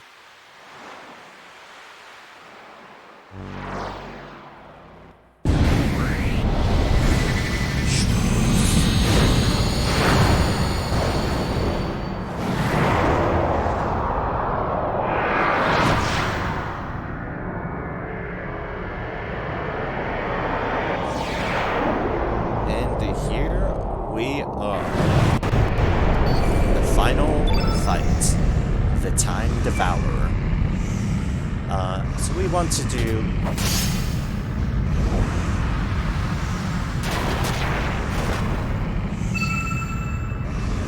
want to get our people up to...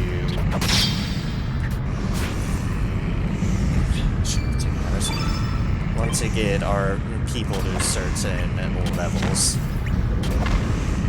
You up to 3. You up to 3.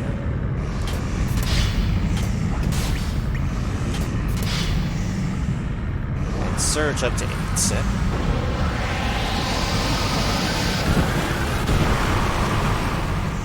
Ow.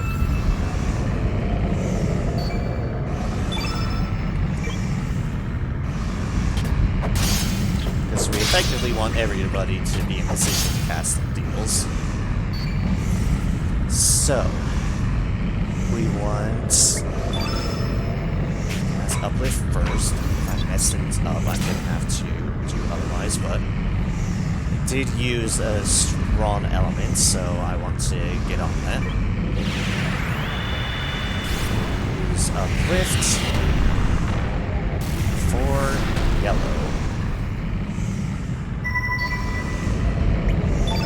To use you for X-Strike. As is to use a Fireball.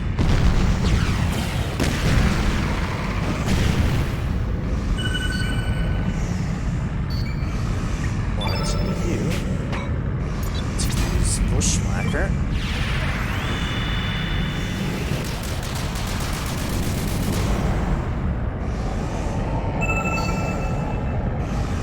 Want you to use Aqua.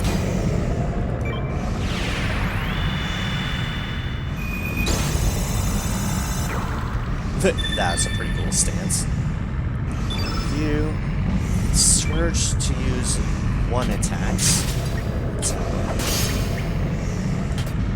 Until Lena has 1 damage. God damn it. And the Time Devourer has just messed everything up.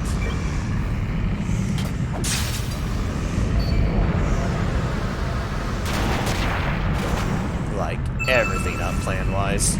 We are... Bye!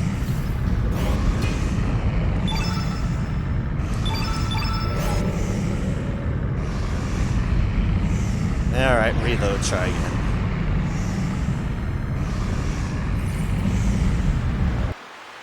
I think that all got messed up because of that. Why did I leave? Didn't even leave.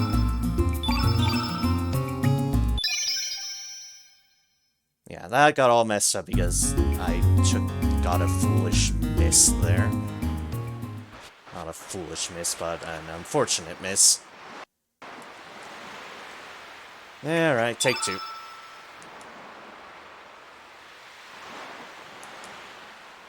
Create a brighter future for your memories. Let us go, and let us try that again. And hopefully not miss on Surge. Because I need to take advantage of the periods of time that it gives me as quickly as possible. You can see even one misdeal is enough to bugger everything up.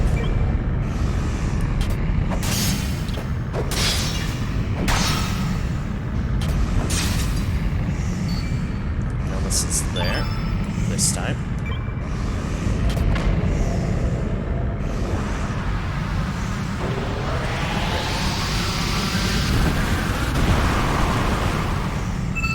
I'm gonna have to wait a bit.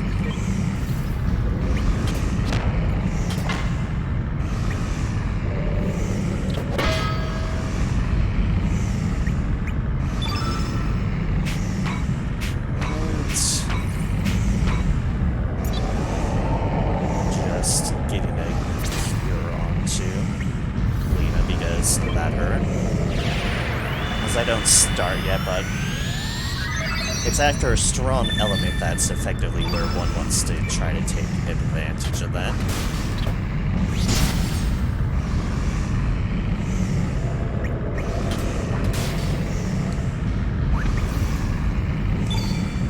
Defend.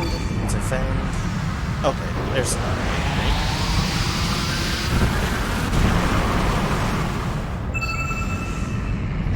Sure we're in an ideal position, but hey, one way to find out.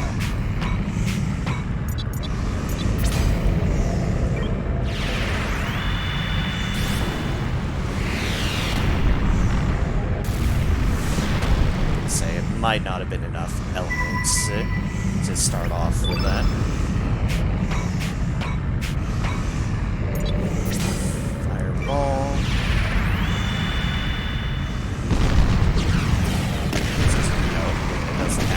Enough to take advantage of that at the moment.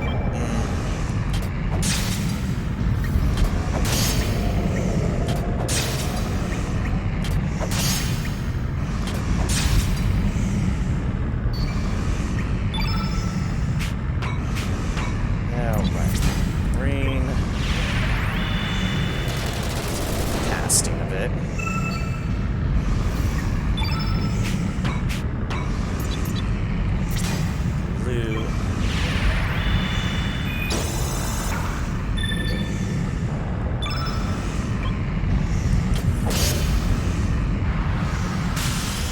Casting another white. I keep on mistiming my deals, and it is not good.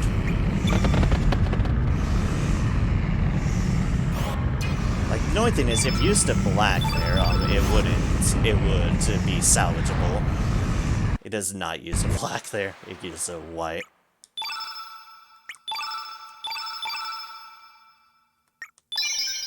Alright, try again.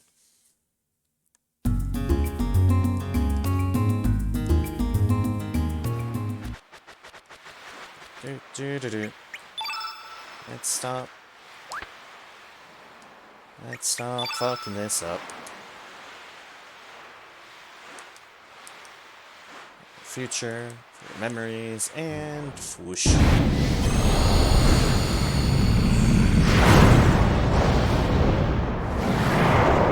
can see how strict the timing is on things.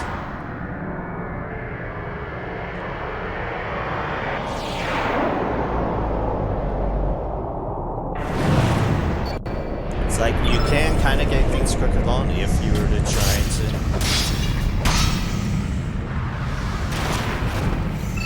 try to say use the third, but you honestly want Surge to mostly stay.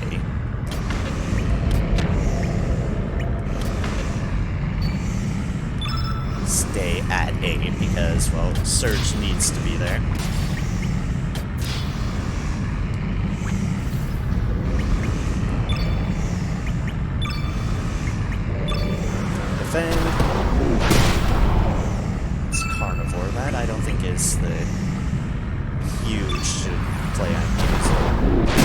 The fact that it keeps on using carnivore is unfortunate.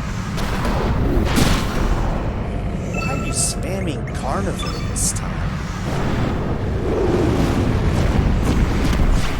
Wow, this is just has something against me at the moment.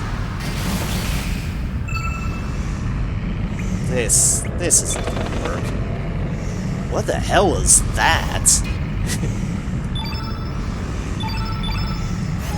All just casting goddamn carnivore and tornado. That's new.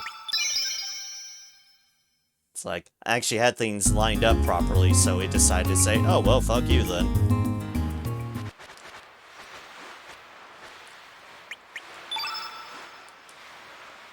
Darkness, yada yada yada. Because I wasn't about to survive that for how many just greens it was tossing at my face. That was annoying.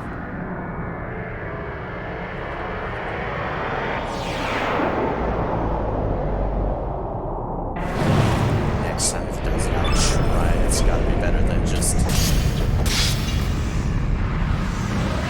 Oh, now you cast that? Now you cast that? Really? When I'm not prepared for it?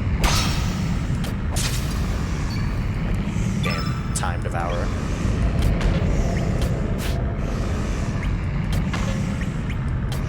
Good, one miss and I was trying to play it safe.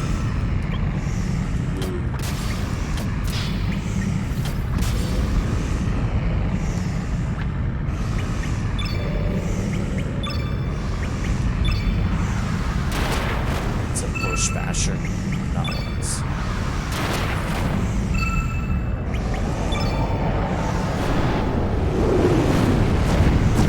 Is it big? I don't know. Might as well try and see. Lift.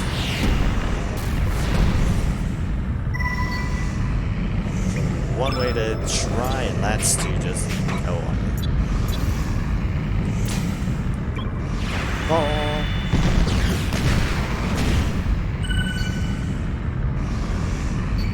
Nope, we want to clean up. Bird Ash Bushwhacker.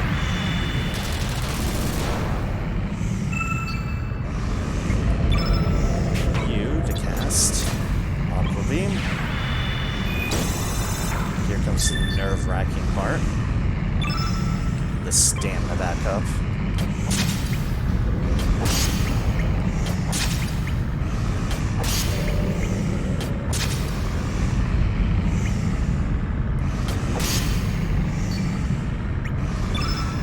Okay. Gravity below.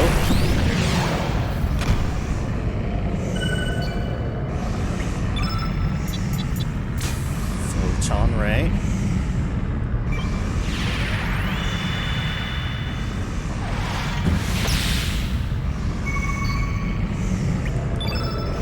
Okay. Chrono cross.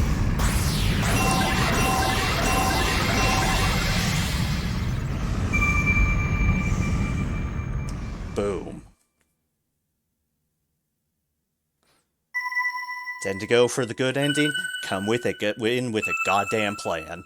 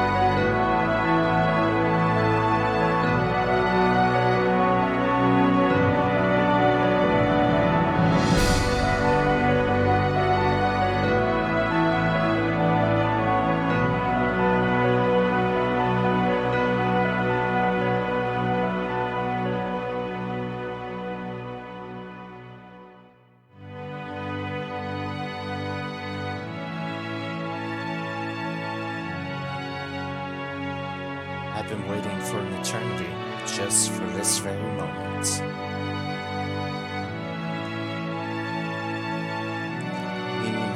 Meaninglessly hurting one another, the disappearing life forms.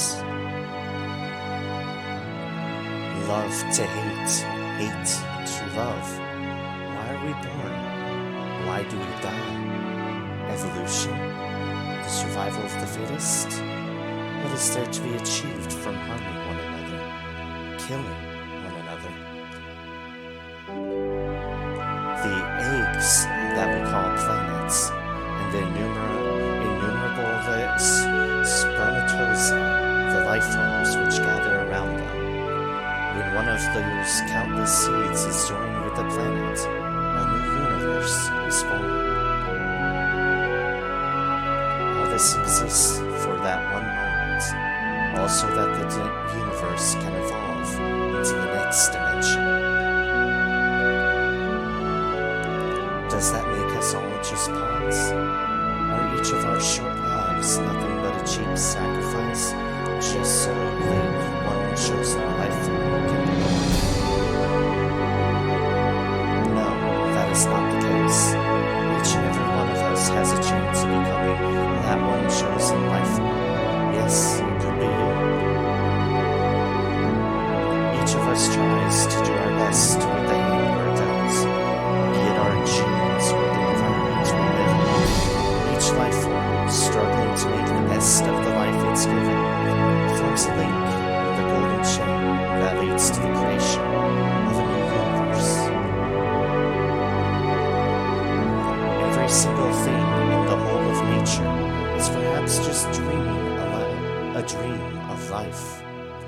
All of them are also perhaps nothing more than a dream dreamt by a planet before its birth. Oh, but yes, eventually all dreams will return to Zervan, the Sea of Dreams. Surge. Don't go yet, Surge. It's alright. Everything is alright now. Time, which has been divided, will be unified again now. The time for farewells has come. You will lose all memory of this whole adventure and return to your own time. But this time, you'll be able to live your own life.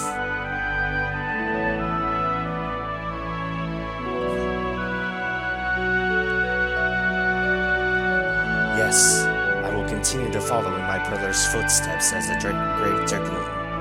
Good luck to you, Surge. I look forward to the next time we meet. Well, I guess this is it. You're going back to your home world, right? Thank you. You've given me a special place in my heart for the Surge who passed away 10 years ago. Goodbye, Surge from another world. And have fun with the other me. Goodbye.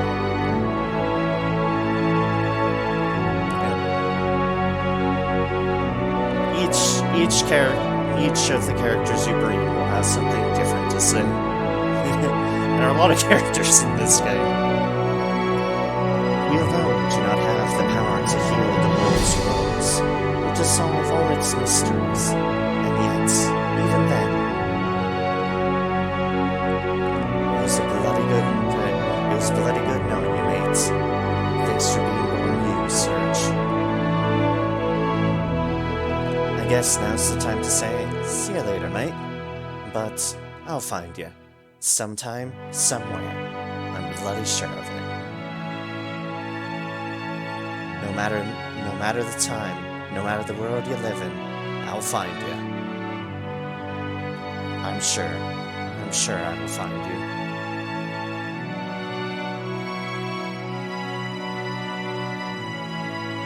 So what was once divided becomes unified.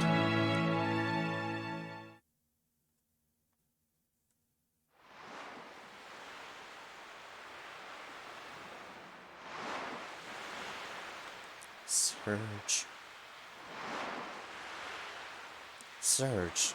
Hey, Surge. Well, Sand in my mouth. Are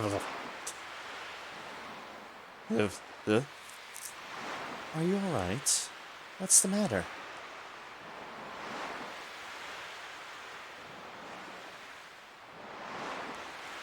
Don't scare me like that. I just passed out all of a sudden. What?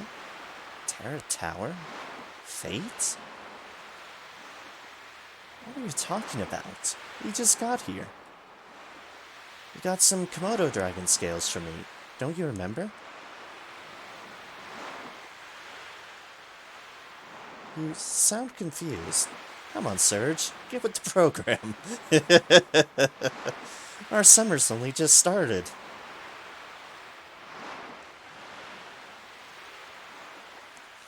Sid, take him back to where all things began.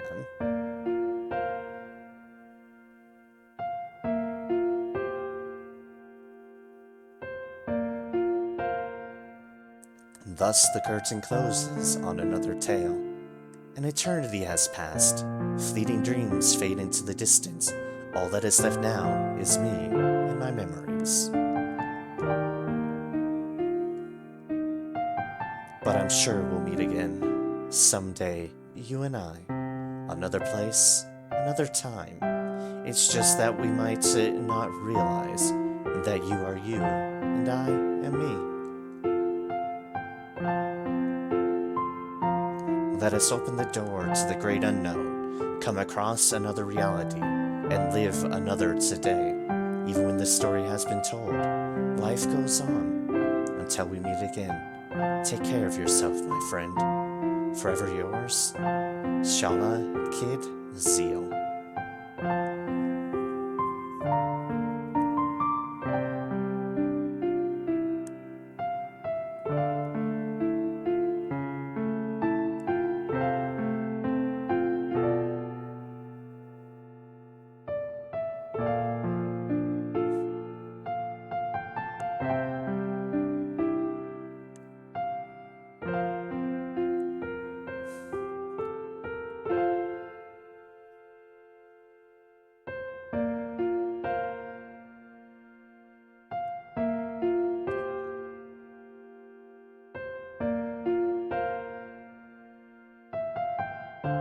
Want me to press something? Okay, yes, it does.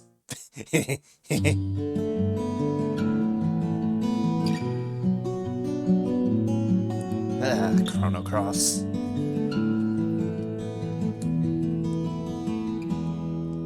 It is a game that very well struck me as a kid. I think it was effectively my intro into the JRPG genre, which I didn't really fully explore a whole lot more until years after. But well, I did. I'm glad for the experience.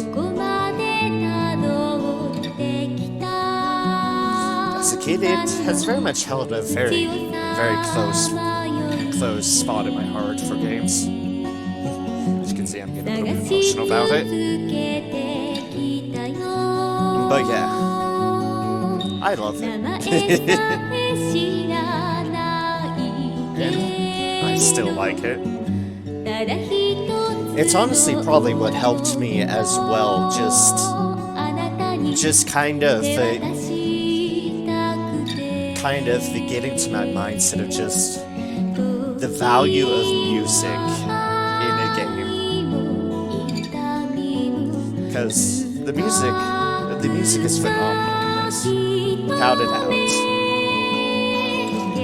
It is so good, especially even for a PS1 game, but it's good nonetheless either way.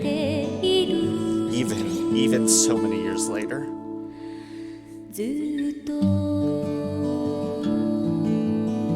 I'm glad I played it. And I'm glad I got to replay it here on stream. The remastered version of it, a lot of people gave it a lot of flack for just a variety of sort of issues and the like, but at the end of the day, at the end of the day, it is still Chrono Cross. It is still very much the game I played. And sure, they didn't go like some huge boundaries to remaster it, but it's still good. And it is still very good to just have this game on Steam, and on an easy medium for people to play these days. Because obviously not everyone's gonna have access to one. Oh, sorry. Let me reduce that just a bit. I reduced it a bit. It's still loud.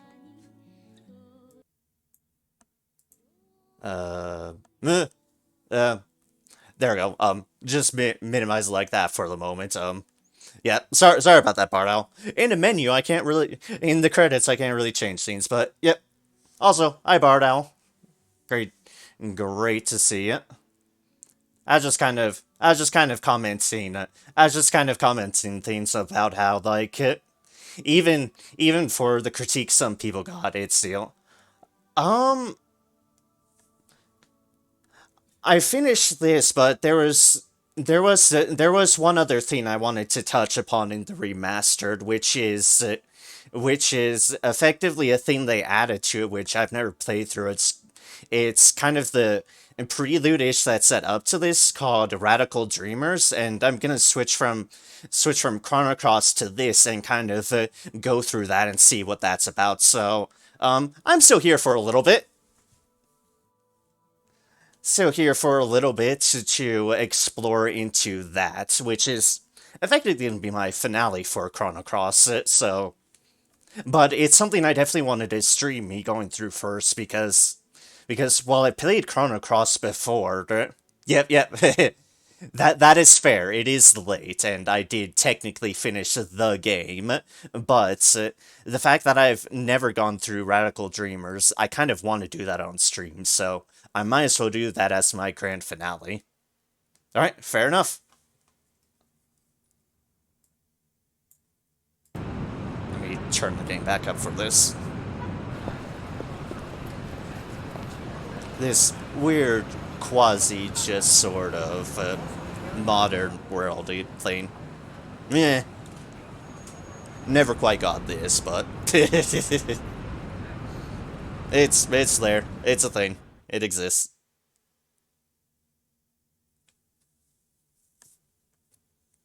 I will find you, even if I have to search the world over. Sometime, somewhere, I'm sure.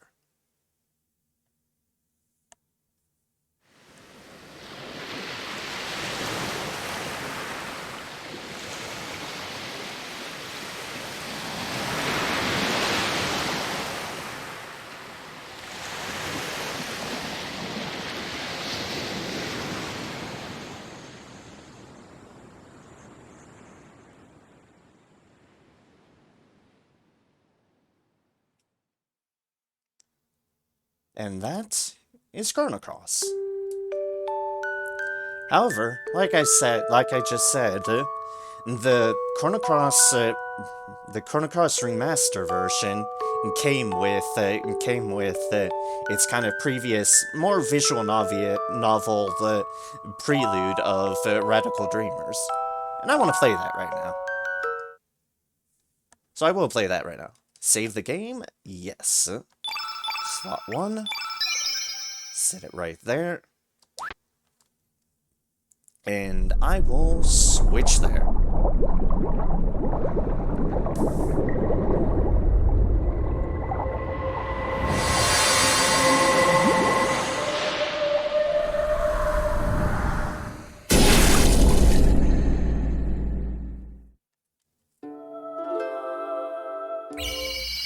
Can I exit out of here, or do I need a...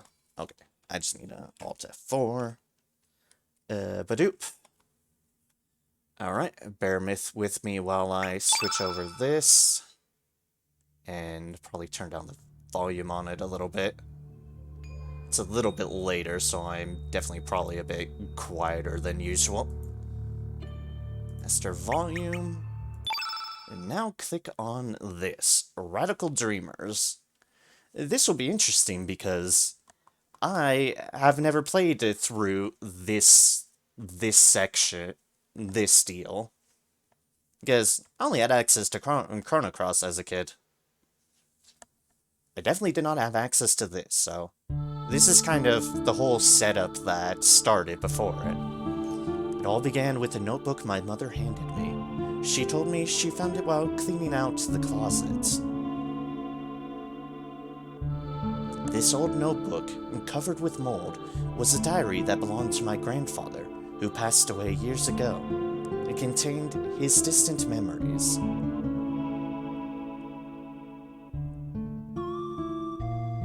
I wonder if you still remember how we first met and our many adventures. It all seemed like a dream. We ran like the wind during those warm summer days long ago.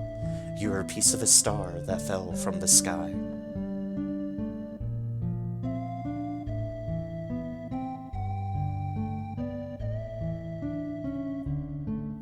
I can still relive the memories of those days long past, just by closing my eyes like so and whispering your name into the desolate night. Kid. Kid.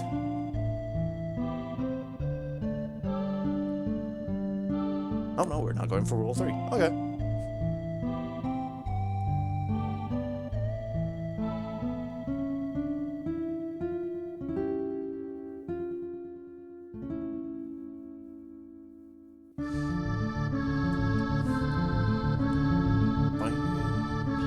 Kid. Oh, there's our Rule 3. Hey, kid.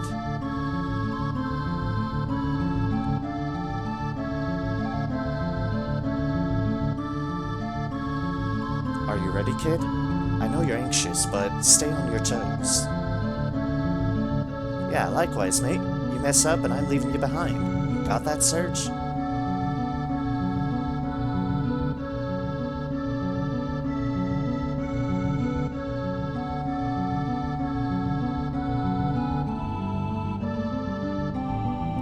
Come on, Miguel. Let's go. That bastard Lynx is gonna get what he deserves. Say your prayers. Not that it'll do you any good.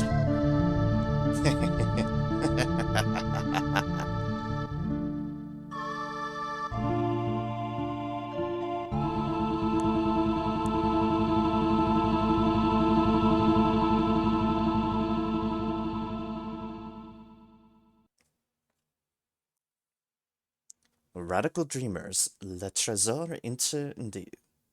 This, as far as I'm aware of, is kind of the beginning premise that spawned Chrono Cross, as it so was. Presented by the Radical Dreamers, 1996.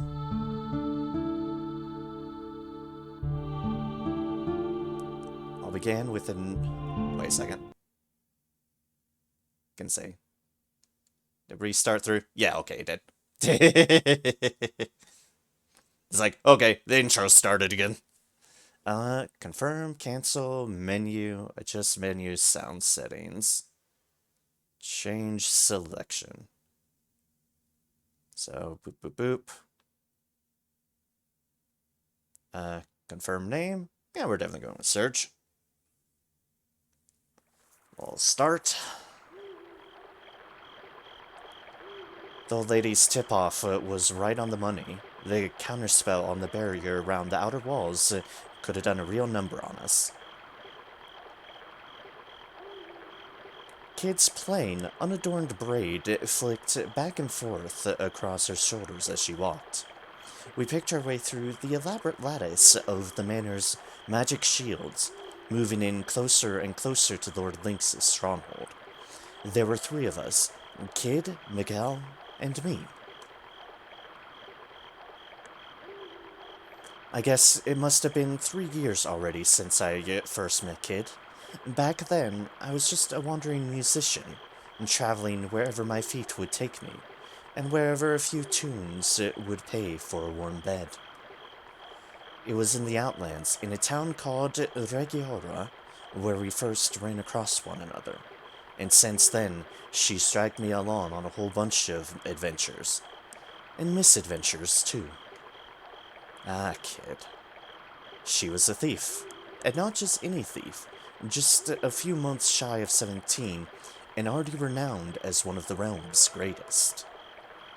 What's more, she was achingly beautiful, stylish, a joy to be around, and a dab hand at campsite cooking. Or so she liked to claim. The truth was a little different. Those bandits with hearts of gold you've heard about in stories? The ones who steal from the rich to give to the poor? Yeah, that wasn't Kid's style. She was short-tempered, prone to lying, bossy, and obsessed with money, and rarely did she care to listen to a single word anyone said to her.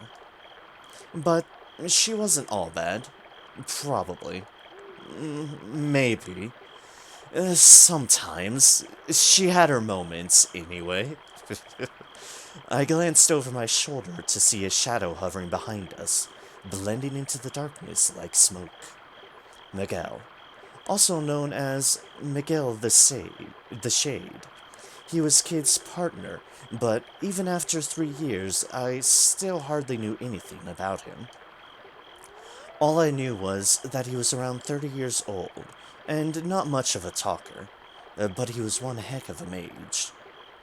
I heard that he and Kid had started working together way before I met her. He always covered the top half of his face with a mask, and I'd never seen what he looked like underneath. He was a man so mysterious that it sometimes seemed like he was an interloper from another world. It wasn't like Kid was exactly big on details about her past, but Miguel? He might as well not have had one. And Kid didn't seem to know much about her partner in crime either. What kind of man he was, what kind of life he'd lived before... nothing.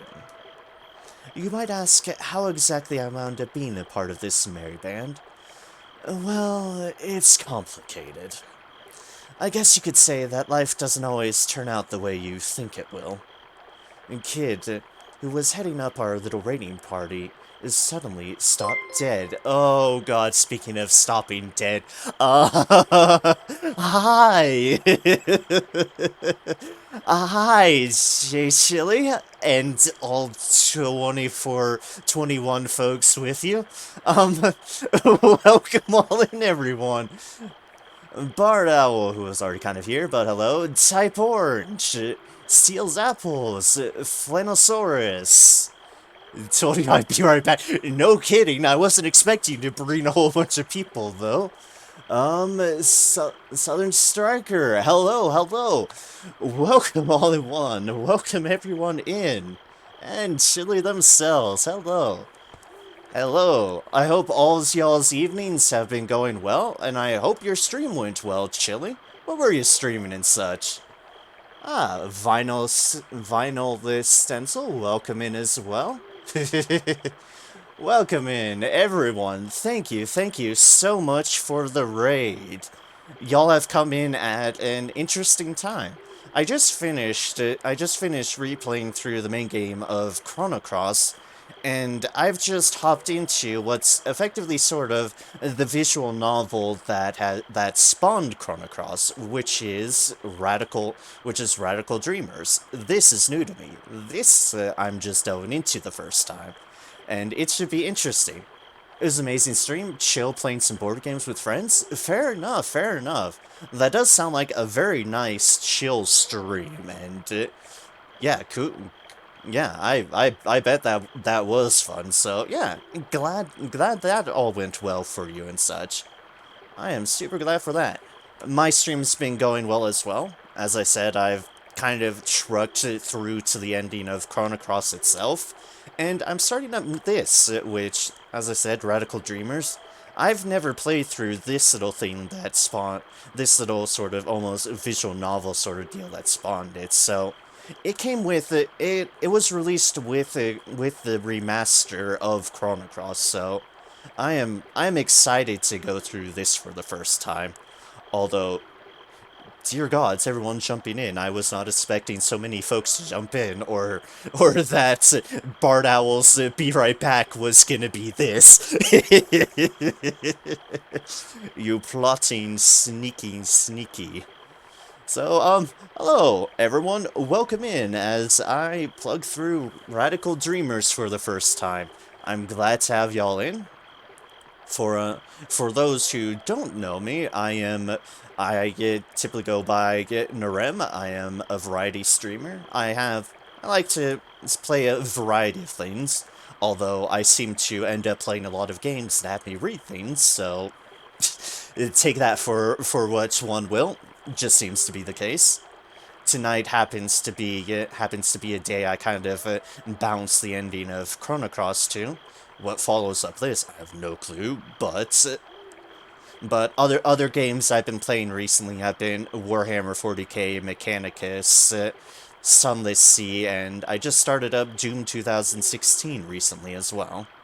So, to put in light how much of a variety of things are, very, very different games, just all games that I kind of enjoy or want to play and delve into, and just want to stream off how I do it. So yeah, it's a pleasure to have y'all in here as I start back up into this. Ooh, Radical Dreamers. Yep, Gentle Lin. This is my first time going through Radical Dreamers. I played Chrono Cross as a kid and kind of multiple times up to the point, so that I kind of replayed before this, and now I just kind of want to see Radical Dreamers and what started a game that I so enjoy. The new official one, yeah, the one that came with the Chrono Cross remaster. That's the one I'm going through here. So this is the new official one for it, which is very cool that it came with the Chrono Cross remaster. Good luck. Thank you very much. This is going to be interesting. I'm very excited for this. All right. Where was I before I got distracted by 20-odd people just entering in? Yes, here. I think that's one of the bigger raids I've gotten, so congrats, Chili. You side-blinded me with a humongous raid. Well done on that accord. Alright. Kid, who was heading up our little raiding party, suddenly stopped dead. Look lively, boys. We've got company. We glanced around warily as cold, cruel eyes emerged from the darkness. Ah, look at that. I heard a low growl. Dark shadows prowled through the night, surrounding us. A pack of wildcats. There must have been about 10 of them. A thrill of fear ran down my spine. Flustered, I pulled my knife from my belt. Kid calmly shifted into a fighting stand. Watch yourselves. I don't reckon these buggers have been treated for rabies. The wildcats snarled and growled as they slowly closed in on us, drawing the noose tighter and tighter. Their eyes glinted into the darkness like fireflies, and streams of eager spittle dripped wetly to the ground. Then one of them sent an almighty roar soaring to the moon, and the hunt was on.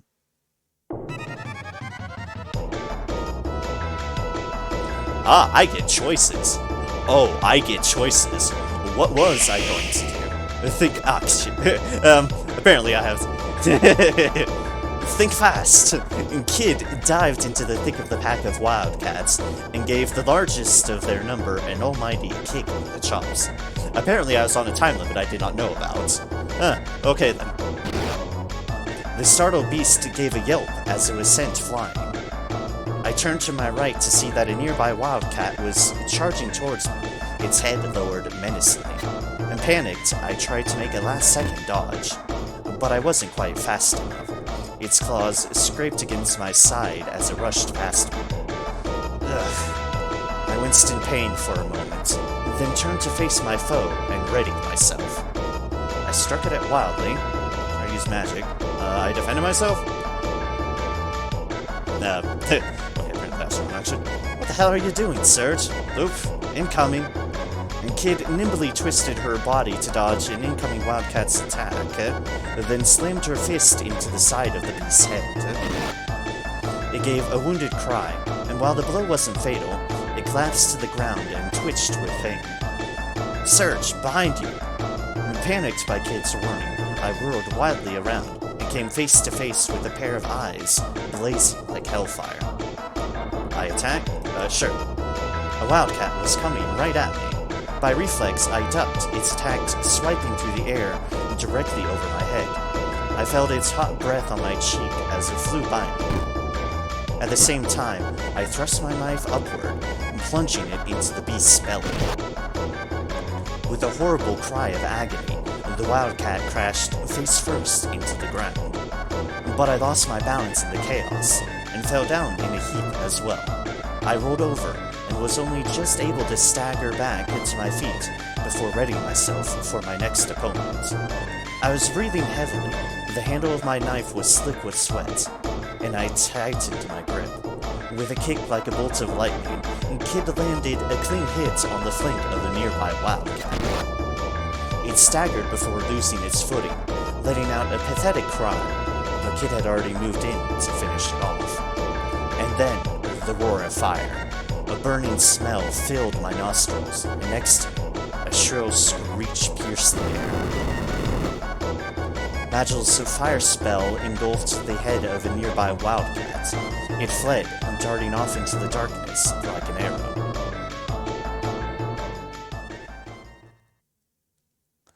I think I made it through. I scanned the area. Only moments ago we had been surrounded, but now there wasn't a single Wildcat left. Kid and Miguel had either sent the rest off with their tails between their legs, or put paid to them once and for all. Ha! You're dreaming if you think a pack of flea-bitten moggies is gonna stop us, Lynx. Kid crossed her arms and flashed a triumphant grin.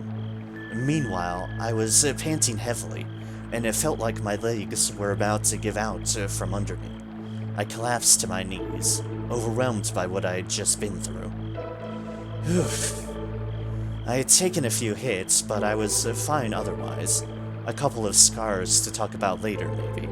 But nothing that would stop me carrying on. Shinto, you're amazing. Are you hurt? Majo looked down at me, his face expressionless as ever. No worries, Mag. It'll be alright, said Kid, barging in to get a better look at me. It may be a whinging sook, but it'll take more than a few scratches to kill this one. She was nothing if not sympathetic. But she was right. This was no time to be bemoaning my lot. We hadn't even reached the manor yet. I dabbed at my wounds with a tincture-soaked cloth and wrapped them with bandages, then looked up at the other two. Sorry, I'm out. You'll have to carry on without me. No. We're just getting started. I grinned back, putting a brave face on things. That's what I like to hear, Kid cheerily announced from close quarters. But then her eyes turned cold, like the cool glow of the moon in the night sky. It's gonna be a long night. I nodded, trying my hardest not to utterly lose myself in her pale blue eyes. Alright, let's get this show back on the road. She turned away and marched off deeper into the trees, without looking behind to see if me and Majo were following her. Majo, of course, was already right behind her, his unhurried gait making it seem as though nothing much had happened at all. I jumped back up to my feet to chase after them. I'd be in for even more trouble than I'd bargained for if I got separated from them. Interesting to see the kind of differences in personalities of this early version. Like, Surge is, well, A, talkative, but B, a lot more uncertain of themselves. A musician is definitely a different background and one very much not familiar with combat. Kid still definitely strikes me as Kid. Won't deny that. And Magil, I think, is what eventually ended up becoming Guile, but that's a very loose transition, because obviously Guile doesn't have too much play in matters. Interesting to see the differences. The dark forest inside the manor's perimeter seemed to go on forever, a labyrinth of trees and boulders. The manor itself loomed in the distance, glowering over the vast grounds, and hidden within was a veritable mountain of treasure, just waiting for us. Lord Lynx was the noble who ruled the remote territory of Rigiora. He was also Kid's mortal enemy. That is also different from Chrono. We were there that night to steal a certain jewel he kept locked away in his most closely guarded vault, the Frozen Flame. The Frozen Flame was veiled in mystery. It was said to be imbued with an uncanny energy, and possessed of a beauty and clarity that made it a priceless treasure. Countless thieves had tried to steal it, and not one of them had come close to succeeding. Nor had any of them escaped the manor alive. And now, it was our turn to try and sneak into this place of death, led by a girl who had the ambition to make the impossible possible, a hunger for vengeance that drove her onward, and a desire for riches that could never be satisfied. As we pressed on through the tree-filled darkness, the shadows gave way at last, revealing the true extent of the vast mansion. Ooh. It's definitely a mansion. Finally. Say your prayers, Lynx, because we're coming for you. Keeping to the undergrowth and the shadows of the trees, we made our way around the manor walls in search of a means of entry.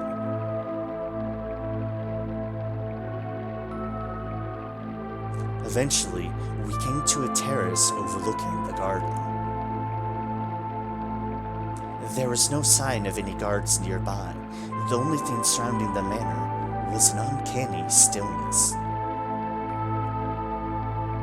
This will lead us straight into the west wing, just as well. We don't have any business in the rest of the manor tonight, said Mikhail, gazing up at the dark building towering over us in the night. Alright then, what are we waiting for? With that, Kid made to vault over the railing of the terrace. Stop, Miguel hissed, sharply. Remember what we're here for. Our main target is the vault, and the frozen flame within it. We focus on this above all else. Your vengeance is of secondary concern. Agreed? Glancing over her shoulder, and Kid replied with a reluctant, yeah, don't get your knickers in a twist. But if we happen to run into him, I'm gonna knock that Drongo's block off, and neither you or anyone else is gonna stop me.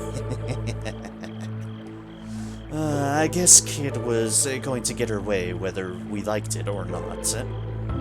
Let's go, boys. The night is young.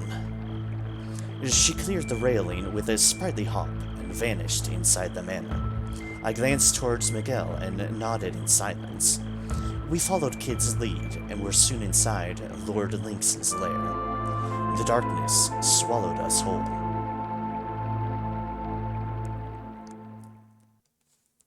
Alright, where are we going? A corridor stretched off to the left and right from the terrace. It seemed equally dark and chilly in both directions. Left or right? I mean, right makes might. Wait, might makes right. Oh well, we're going right. We pressed on through the darkness and down corridors that turned and twisted, snake-like, this way and that. Everything around us was still and silent, and it felt strangely like we were being watched, and oh god, it went too fast. We continued creeping cautiously down the corridors, and Kid moved proudly and stealthily like a cat stalking its prey, While in the shadows, Miguel followed, gliding swiftly and silently, like a sinister breeze. We pressed on, for there's something of the Weaver fate. Why is it automatically going now? Suddenly, a kid stopped in her tracks. Something's there. I quickly looked around to see what it was. There is nothing behind us, or in front of us. Where could it be? And then, just as I was trying to figure it out, the wall began moving. A rectangular section opened up and swung around, revealing two enormous goblins clinging to the back. It was like something from one of those stories about assassins sneaking around in old castles. Ah, that's a goblin. You... goblins? Screamed Kid. They definitely looked like goblins to me. Maybe a touch on the large side. There were 4 in total, the 2 in front of us and 2 that appeared behind us, cutting off our path of escape. Miguel rushed towards the 2 behind us. Meanwhile, Kid leapt at the 2 in front, holding her knife in both hands. I drew my knife and rushed to Kid's side. Crash! The spiked ball of the goblin's morning star smashed into the ground, crushing the stone floor. Kid nimbly leapt up into the air, evading the attack, and landing on the goblin's exposed hand. She swung upward toward the goblin's side, plunging her knife into its left eye. Ah, that's hurt. She then flipped backwards and stood ready for the next attack. That was Kid's style. Float like a butterfly, sting like a bee. The next goblin charged in, swinging its morning star towards me. I jumped back. I'm not gonna try to copy Kid. That seems like a recipe for me to fall on my face. I jumped back to keep my distance. For a moment, I'd thought about copying Kid's trick, but I didn't have the confidence to pull it off. I was better off keeping an eye on my enemy and doing things my own way, though I did wish I could fight like her. The goblin pulled the iron ball out of the floor and came at me, swinging it overhead.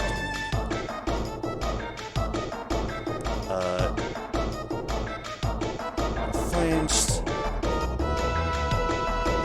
My life or dodged attack and kicked it in the face, used an opportunity to punch my knife into its heart when it flinched.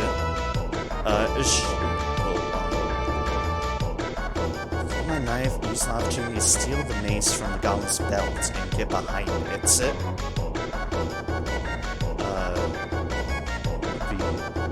You know what, sure, we'll go with that. I threw my knife at the goblin's face. There was a squelch as it sank into the creature's right eye. I took the opportunity to slip by, grabbing its mace as I passed it. It turned, and I heaved the heavy weapon right at its face. There is a horrible crunch, and another squelch as the mace shattered the goblin's skull and buried itself deeper within. I looked away as the creature collapsed to the floor. I realized then that everything was quiet, and the fighting had ended. That must have been the last goblin. Well, I did better on this than against the Wildcats. I'd taken a few knocks, but I was alright. A scrape or two wouldn't stop me. Maybe I ain't such a drongo after all. It just goes to show, any old weirdo can make something of themselves if they put their mind to it. And Kid's eyes glinted with mischief. A short way along the corridor running from the right-hand side of the terrace, we found an ancient-looking door, again on our right. Kid pressed an ear against it, listening for any signs of life. Dead quiet. Don't reckon there's anyone in there. Continued on, opened the door, turned back. We might as well see what's inside. Venture's creed, leave no door unopened. In we go. The kid stilled her breath and reached for the handle. The door wasn't locked. It swung slowly open. What's this room supposed to be? Place is a dump. Kid had poked her head in through the door, taking a quick peek to see if there's anyone inside, and was disappointed by what she found.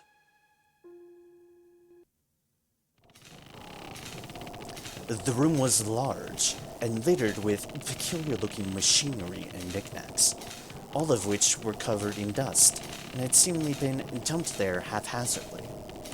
Yeah, that's a vibe this Radical Dreamers is given to me. It really does almost feel like an old style choose your own adventure book. It's kind of neat. I'm digging this. Everything looked like it had been there rusting for a very long time. The ends of the room were completely dark, and it was impossible to tell just how big it was, or even what the walls and floor looked like. It seemed the manor's inhabitants had turned the old clock tower into a makeshift storage space some time ago. I stepped warily inside. Leave that alone. I looked over towards Miguel, who saw a kid trying to pull something from the shadows. It was a huge sword that appeared to be very old indeed. You don't need that old bludgeon. It'll only get in the way. And as much of an antique as it is, it won't fetch much on the market in that condition. Yeah, I reckon it might, you know. There's plenty of collectors who just love old bits of junk. Well, some old bits of junk. And pouting, a kid left the sword where she stood. At least she put it back down gently. It was then that we heard a voice from the shadows. And what exactly are you doing here, I just about jumped out of my skin. Who's there? The kid and Miguel turned to face the voice, ready for a fight. A wizened crone emerged from the shadows. She was hunched over, and wore a hood draped over her face. I could tell at a glance that she wasn't just old. She was positively ancient. It's just some dodgy old bag. What do you think you're doing, sneaking up on us like that? And Kid's shoulders relaxed as the tension left her body. Miguel, however, continued to give the woman a piercing stare. Oh ho! What an impish little thing you are. Here to visit a friend, perhaps? Not in the dead of night, I suspect. The crone narrowed her eyes. Let's get a closer look at you. Ah, yes. You must be here to get your revenge on Lynx.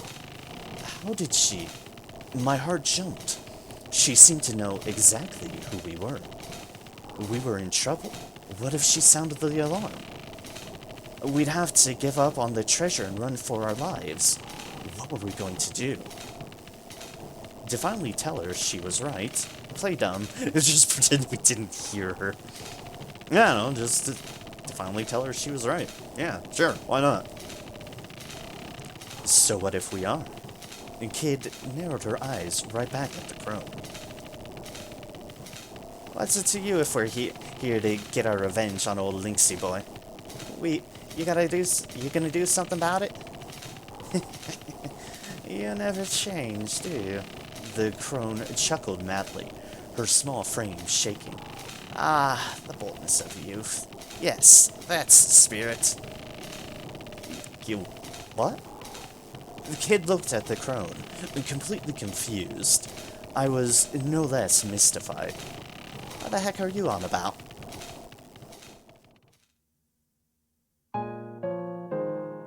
Oh, must have been 4 or 5 years ago.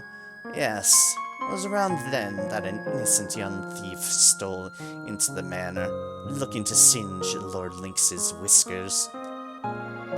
She couldn't have been much older than 10, now that I think of it. Shocked, my gaze turned to Kid. Also, a different version of this music. Aw. A wet glint had appeared in Kid's eyes, but her glare was like ice. It certainly felt as if the temperature in the room had suddenly dropped below freezing. With a chuckle, the crone continued her story, pretending not to have noticed the change in mood. She was an orphan, you know? Came after Lynx to avenge a woman who'd loved her like her own daughter. But all the vengefulness in the world couldn't change the fact that she was only a little girl. She was no match for Lynx's men, sadly, and they quickly captured her. Lynx is the kind of man who would fear to have for an ally, never mind a foe. Had it not been for the timely assistance of a friend of hers, the girl would have certainly been executed. The way the people of the manor told it, the very shadows pitied the girl and rushed in to spirit her away. I wonder how much of the tale could be true. I have nothing but sympathy for those who know failure, of course. You can't win all the time. And sometimes, against all odds, fate really can be foiled, and the clockwork of history sent into disarray. No, the ones I have no patience for are those who do not recognize their failure, or who fail and choose to give up as a result. The crone looked up from under her hood, stared Kid directly in the face, and grinned. Kid's anger faded, giving way to a dumbfounded expression. If you wish to steal the jewel from Lynx, if you truly wish to triumph, you'll have to let go of a treasure of your own, Kid. For as long as you cling on to it, the hands of your clock will never move. They'll stay exactly where they came to rest all those years ago. Who are you? Me? Why, I'm just an old bag, like you said. I do apologize. I must have taken up a lot of your time with all my blabbering. I'll leave you in peace. Oh, but before I go, the crone turned to face me. You seem to be injured, young man. If you wish, I can take a look at your wounds. With all the attention suddenly towards me, I panicked a little. Alright then, please do. Alright then, please do. The crone muttered. The crone muttered a few words as her bony fingers drew sigils in the air. A pale, gentle light began to surround my body, filling me with a strange warmth. Strike a light, that's no ordinary spell. The Kid was impressed. I felt my wounds healing and heard a nostalgic melody that soothed the wounds in my heart. Before I realized it, the crone was gone. Hey, lady. The Kid strained her eyes, scanning the darkness, but there was no one to be seen, and her calls went unanswered. Who the bloody heck was that? The Kid looked like she just woken up on the floor of the Laughing Pig after a few too many. And what did she mean about you having to let go of a treasure? Well, we won't find any answers here. Time to move on. Miguel brought us back down to earth, emotionless as always. It almost seemed as if he thought nothing had happened at all. Yeah, I guess you're right. And Kid walked quickly to the door, keen to move on. Hold it, you.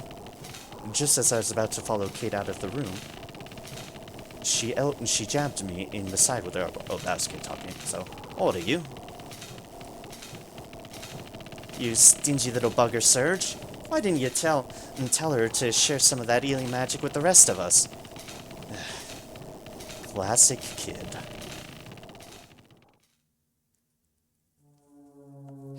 The door led back into the corridor, which stretched off to the left and right. Rightward lay the depths of the manor, while the way to our left led back to the terrace. We went right. Continue right. Continuing on down the corridor, we came across a rather sturdy-looking door on our left. Ooh, that's a fancy door. A little further on stood a stairway leading upward. Well, this door's clearly meant to keep something safe. If there ain't some kind of treasure behind it, me name ain't Kid. Yep, that's the smell of cold, hard cash, all right, she muttered to herself as she began to examine the door more closely. Well, again, Adventure's Creed, leave no door untouched. As much as it might backfire on us. Moving its bonk. Bah, What am I, stupid? Of course it's bloody locked. The kid had tried the door handle a few times before giving it a grumpy kick. Bloody door's got a magic barrier on it, and the bloody barrier's got a barrier of its own to boot. It'll take more than me putting the boot in to get through all that. I see. Then unless we find the key, we don't have a hope of getting inside. Reckon I can handle the key hunt, especially if it's that idiot Lynx who's hidden it. If we can find this room, I'll sniff it out in 2 seconds flat. You just watch. There was little more we could do here, so we decided to look elsewhere. We continued on. The corridor ended at the foot of some stairs. With Kid in the lead, we headed upwards. It was dark, and the stairwell was narrow. We watched our footing carefully as we climbed. The stone of the steps was worn smooth with age, and I lost count of how many there were as we spiraled onward and upward. An awful sense of foreboding haunted me. I had no idea why, but it felt as though we were marching to the gallows. When we arrived at the top of the stairs, we were greeted by an old, heavy door looming in the silence. All was deathly silent, and the still, clammy air added to the sense of ominous apprehension. Something's very wrong here, I muttered without thinking. I hear cursed whispers from beyond the door, McGill added, doing nothing to lift the mood. Ah, grow up, will ya? Kid shot back at us, derisively. She was already examining the door. Well, it ain't locked, and I don't hear anyone out inside. I feel bad senseless. Let's turn back. Turn back and went down the stairs. I suggest we check this room another time. Miguel didn't seem keen on going in. I trust my own instincts, and I trust Miguel's instincts on this. What? You want to turn back? Fine, have it your way. Kid shrugged grumpily. Strange. She didn't usually care for other people's suggestions when she'd put her mind to something. Maybe some unconscious part of her could sense something terrible on the other side of the door. Without dwelling on it any further, we went back down the stairs to the floor below. Yeah, it gave all the hints. With Kid in the lead, we headed downstairs. We went down the stairs and continued straight ahead, eventually coming across a sturdy looking door on our right. We've been to this door. The corridor continued further on, back toward the terrace. We continued on. Might as well see what's on the other side of the terrace. We continued down the corridor, eventually coming across a door on our left, which we had been in. The corridor continued on back towards the terrace. We continued on, because we've been in there. A Kid stopped in her tracks, her senses clearly tingling. Miguel and I were right behind her, and immediately realized that something was very wrong. We could hear a faint whispering, as if a spell were being cast. And a faint light was emanating from a monster sitting crouched on the flagstones ahead. Oh. A long, bony finger traced strange shapes on the tiles. A demon. I pulled out my knife and readied myself to confront it. I waited to see what it would do, because that seemed smart. I watched the demon carefully, keeping a tight grip on my knife. Miguel didn't waste a moment and let rip with his spell. A ball of flame slammed into the creature. I could smell the stench of burnt flesh. The demon's eyes reddened and it bared its fangs. That is a hell of a scythe and a hell of a tongue on that demon. Cursed whispers filled the air. It was casting a spell. I bravely slashed at it with my knife. "Leave this to me," I yelled, at exactly the same time as Kid. I slipped around to the left side of the demon as it swung its scythe down. Whoosh! The blade sliced the air a hair's breadth from my nose. A single moment later, and I'd have had no lows left to speak of. The kid took advantage while the demon was focused on me, and moved to stab it full in the back. The creature let out a grotesque howl, and collapsed to the floor. Ha! Did you plan to be the decoy so I could finish it off, or was that just a coincidence? Either way, it did the trick. The kid beamed with pride. The demon's blue blood pooled on the floor as it lay there, writhing in pain. Its face contorted with agony. It glared at us, and began tracing strange shapes on the ground with the last of its strength. The kid sensed something wicked was afoot. Just die already, will ya? But the demon carried on writhing, strange shapes forming from its blood. An eerie light illuminated the hastily scrawled curse. And then there was a flash. Lightning-like bolts of energy danced around my feet. The kid, who was standing right next to the demon, jumped back with a start, and then it started drawing even more of the strange symbols. She took advantage while this creature was still concentrating. She twisted her body, stretched out a leg, and swung it in a graceful arc right into the demon's belly. With a final gasp, it collapsed on top of its unfinished hex, and at last it lay still. I was doing great. I felt like nothing could stop me. Maybe I ain't saint to draw and go after all. Just goes to show, any old weirdo can make something of themselves if they put their mind to it. Kid's eyes glinted with mischief. Well, I've been redeeming myself since the Wildcats. After a short walk down the corridor, the terrace came into view. Went out onto the terrace, we turned back. No, we kept following the corridor to the other side. We took the corridor leading from the left side of the terrace, eventually arriving at an intersection with some stairs. The path to the right led down the stairs. The path to the left was a dark side passage, and the main corridor continued straight onwards. I have, like, a bunch of options here. Went into the side passage to the left. Dark side passage? What could possibly go wrong? Everything. We headed down the side passage. At the end of it, we came to an old, immaculately polished door. We turned back. We went inside. Kid gently pushed the door ajar and peeked into the room.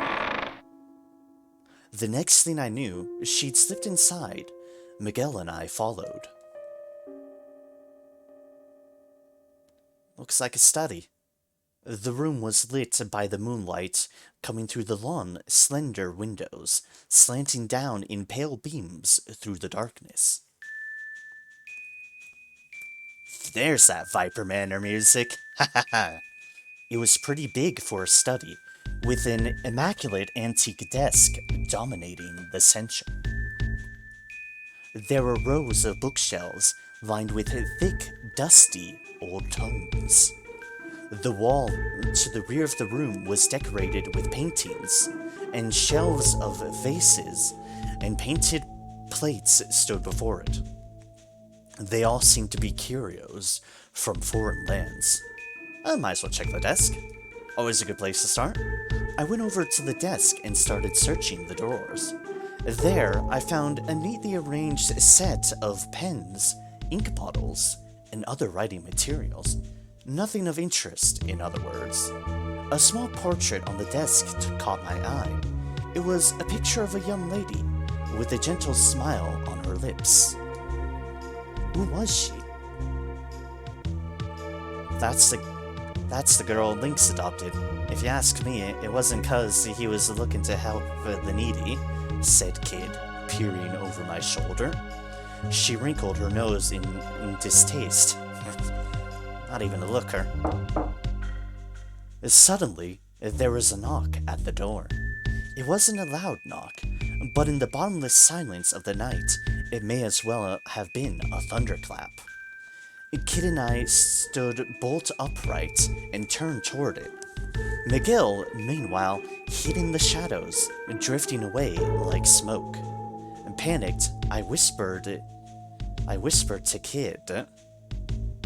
Ooh, where to hide? Hide behind the door in the shadows. Quick, get behind the door. We kept our bodies low as we silently and swiftly made for the back of the door, where the shadows would keep us hidden. We pressed our backs to the wall and did our best to still our breathing. Slowly, the door opened. Flickering candlelight spread from the doorway. With a warm glow, I held my breath. But it seemed that whoever it was didn't mean to come in. They simply stood there. Strange. I thought I heard something. But the Lord of the Manor is away, of course. Why would there be anyone in here? I have to get over my nerves. Everything was fine until we heard the news that Poor was on the move. The figure quietly closed the door, plunging the room back into darkness. The voice trailed off to a whisper. We remained motionless, keeping our ears pricked for any sign of an unwelcome return. All we heard were footsteps moving away. So Poor has made its move. Miguel emerged from the shadows, contemplating the news we'd overheard. Kid, if the rumors are true, we might well be about to find ourselves in a very difficult situation. This seemed to set her thinking, too.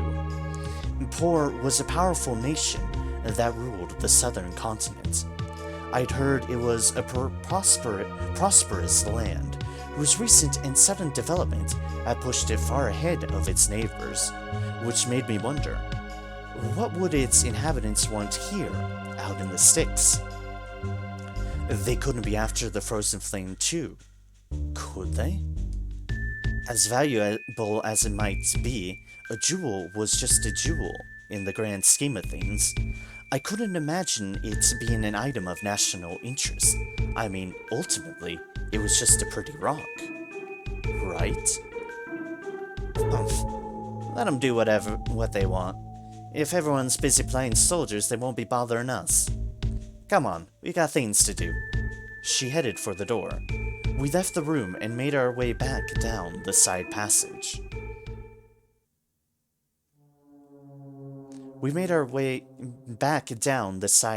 Dark side passage leading from the study. Eventually, we arrived back at the intersection.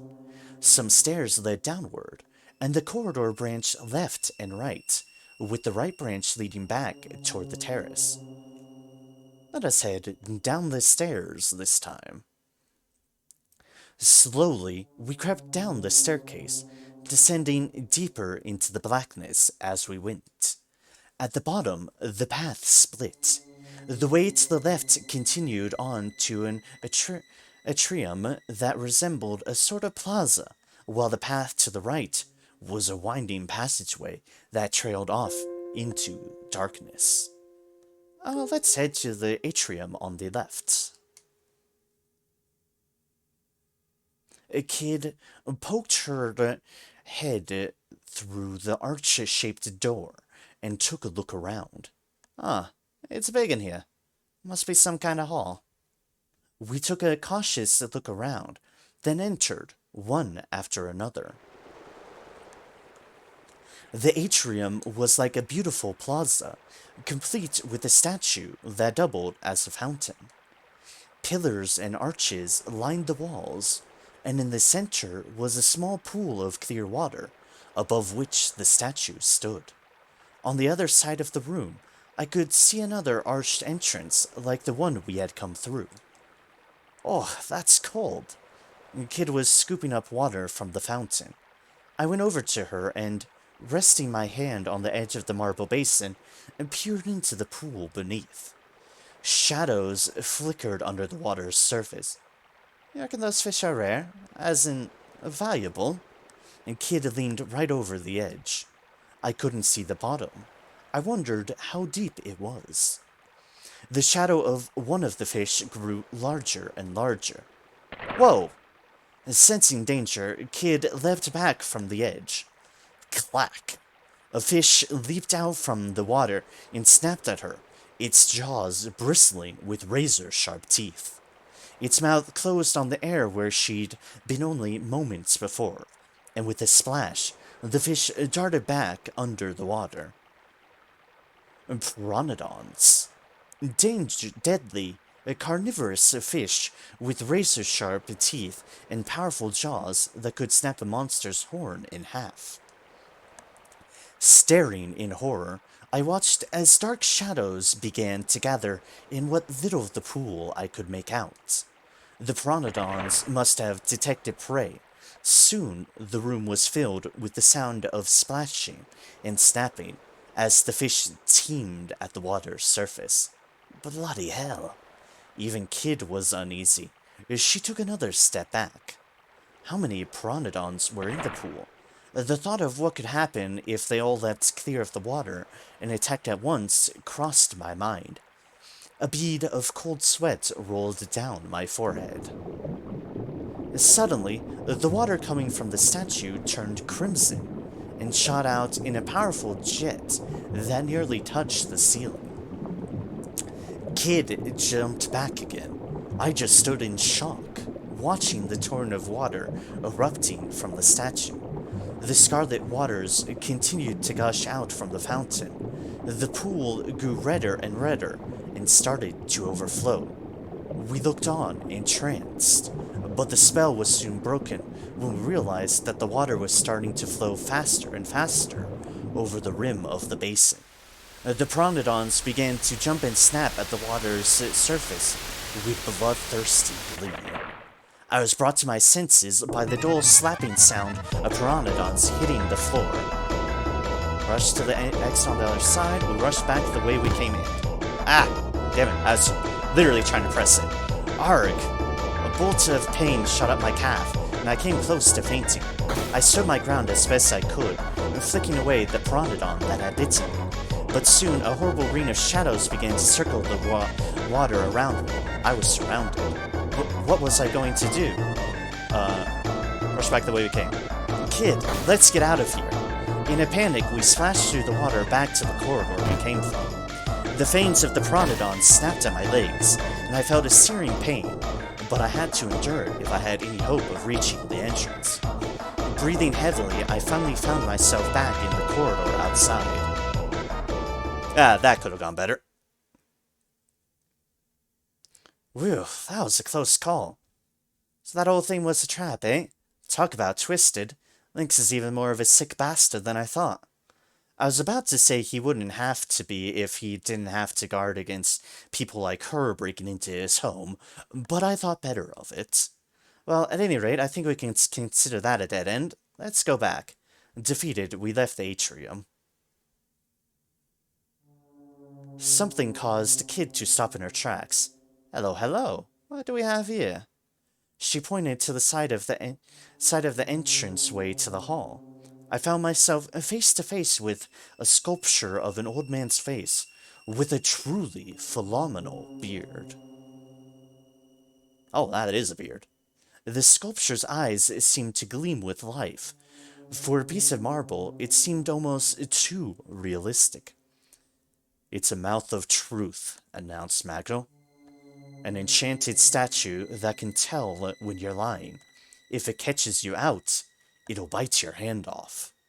Miguel kept his explanation simple so that Kid wouldn't drift off before he got to the important part. Ah, what's it doing here then? I suspect it's part of a greater mechanism. Stick your hand in its gob, do ya? Righto, let's see what happens, shall we? With a mischievous glint in her eye, the Kid darted over and stuck her hand in its mouth without a moment's hesitation. She stood there for a moment, thinking, waiting, but it didn't take long for her to get bored. Nothing. Suddenly, I had an idea. Hey, Kid, who's the greatest thief who ever lived? Ha! Me, of course, you drong. Kid answered without a moment's hesitation.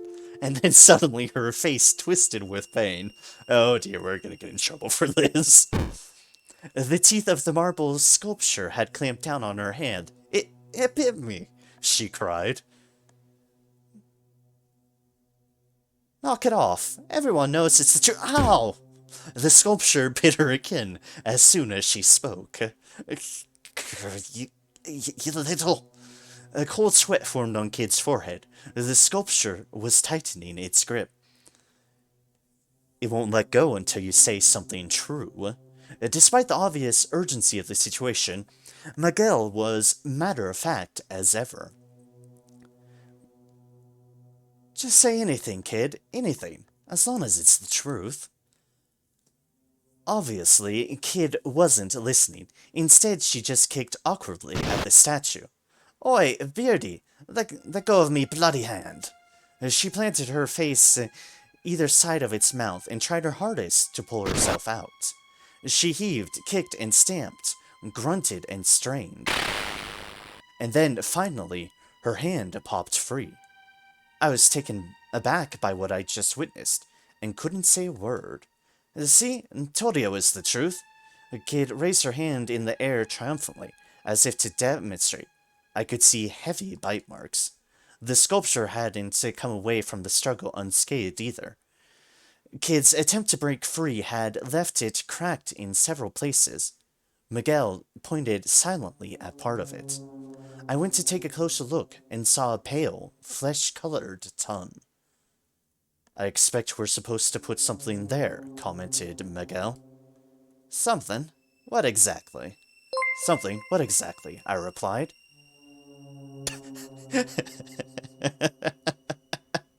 Dog stepped on a bee. Thank you for the follow. Also, amazing name you have there. Dog stepped on a bee. That's a solid name. Well done. And once again, thank you for the follow. It's appreciated. Something? What exactly? I replied. Kid stood there for a moment, lost in thought, and then she started to unload all the knickknacks she'd been carrying. It was a strange collection of odds and ends, pulled out from her pockets, her boots, and even from her braid. Alright, Serge, now it's your turn to have a go at that stupid statue. The kid grinned at me, holding her assortment of knickknacks out on the palms of both hands. I guess she decided that whatever further horrors the statue had in store, she'd rather not face them herself. Nice kid. Real nice. Grumbling to myself, I reached out to pick an item. I chose a small silver mirror, a file, a centipede, a tube of lipstick, some dried grapes, a length of fine thread, a sizable petard, a vellum scroll. To not waste my time on this, they were not kidding about her having just a whole bunch of knickknacks. Dear mercy, she was not kidding about that. I don't know, a small silver mirror, I guess. I took the small silver mirror. The sculpture stared impassively, its marble beard still commanding my attention. I stuffed the mirror into its mouth. It didn't seem to be the right item for the job. Don't see any cavities. Yeah, very funny. Now give me favorite mirror back before that thing chomps to pieces. She lost her patience and snatched it off me. It was a rather nice mirror. I pictured her gazing into it as she braided her hair. Do you want to try something else? Asked Miguel dryly. I chose... what could be similar to a ton? Could a vellum scroll be it? Debating between that and or maybe it's hungry and wants some grapes. I don't know why I had that sudden thought, but hey, maybe it's hungry and wants some grapes? I took a small bag of dried grapes. One by one, I fed them into the sculpture's marble maw. Munch, munch. It actually ate them. That's enough, Serge. Those are my emergency rations you're wasting. A kid snatched the bag from my hands. I still had the last scrape, though, so I popped it into my mouth. It was absolutely delicious. They're not for you either, Sunshine, growled Kid, glaring at me. You gotta take this seriously, Serge, or should I leave you alone with Beardy here? She was clearly annoyed, but I hadn't worn her patience completely thin just yet. I decided to try something else. I chose... Okay, that wasn't the right answer, but it was hilarious. What could be tied to a man and beard? I mean, the other thought I had was a vellum scroll. I picked up the peculiar piece of parchment. Bracing myself, I shoved it into the mouth of truth. Nice one, Mr. Master Thief. You think it's a magic scroll or something? The kid doubled over with laughter. Guess that didn't work. With a sheepish chuckle, I pulled out again. Oops! My hand slipped and the scroll unfurled. It was filled with strange symbols. Noticing the confused look on my face, Miguel spoke up. It's a decoding chart used for the Imperial Guard's field reports. Huh. Well, it's all gibberish to me. Wouldn't be much of a code if it wasn't, would it? Kid muttered witheringly. I was too embarrassed to reply. Once I'd clawed back some of my pride, I attempted a recovery. You'll have to walk me through it sometime. She just bowed it and looked away. Oh, so you can't read it either. Boy, can I pick my moments. Fine, if you're not going to take this seriously, we're leaving you behind. Sometimes she could be cold as ice. I'd really done it now. She made to leave, but I grabbed her gently by the shoulder. Look, I'm not messing around. I'm sure this next idea is going to work. I'll believe it when I bloody well see it. Kid didn't seem convinced. The stakes were high. I looked again at her collection of knickknacks and chose... What? I have one more option. What could it be?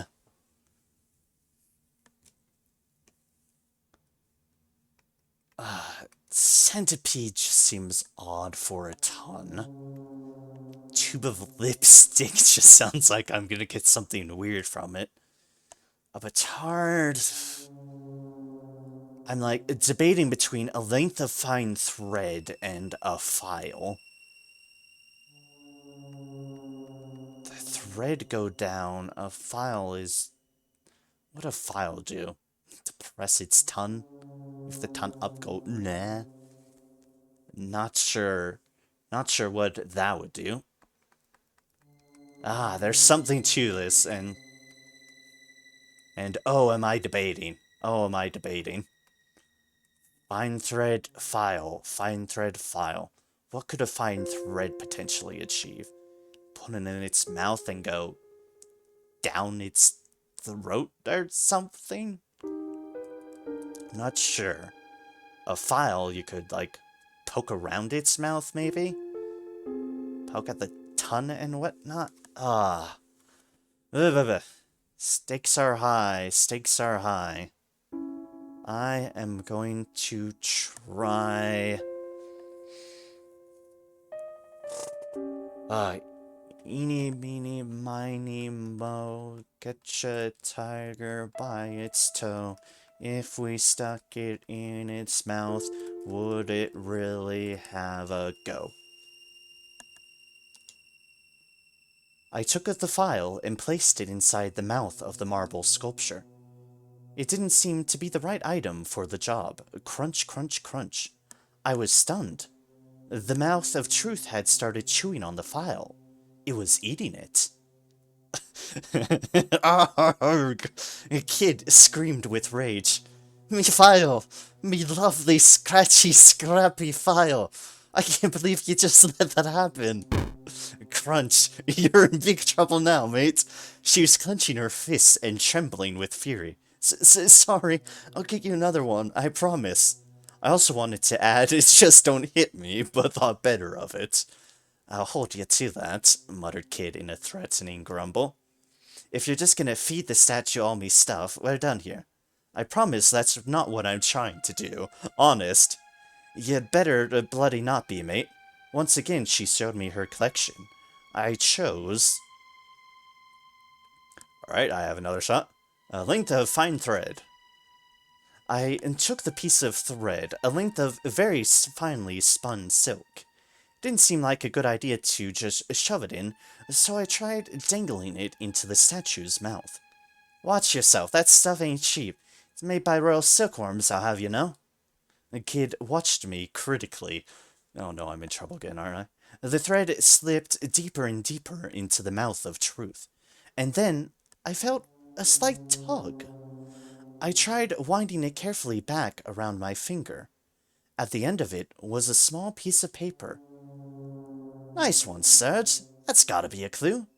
The Kid's eyes lit up with delight, which is good considering I just had inches away from her absolutely murdering me. Score. Huh. What's that?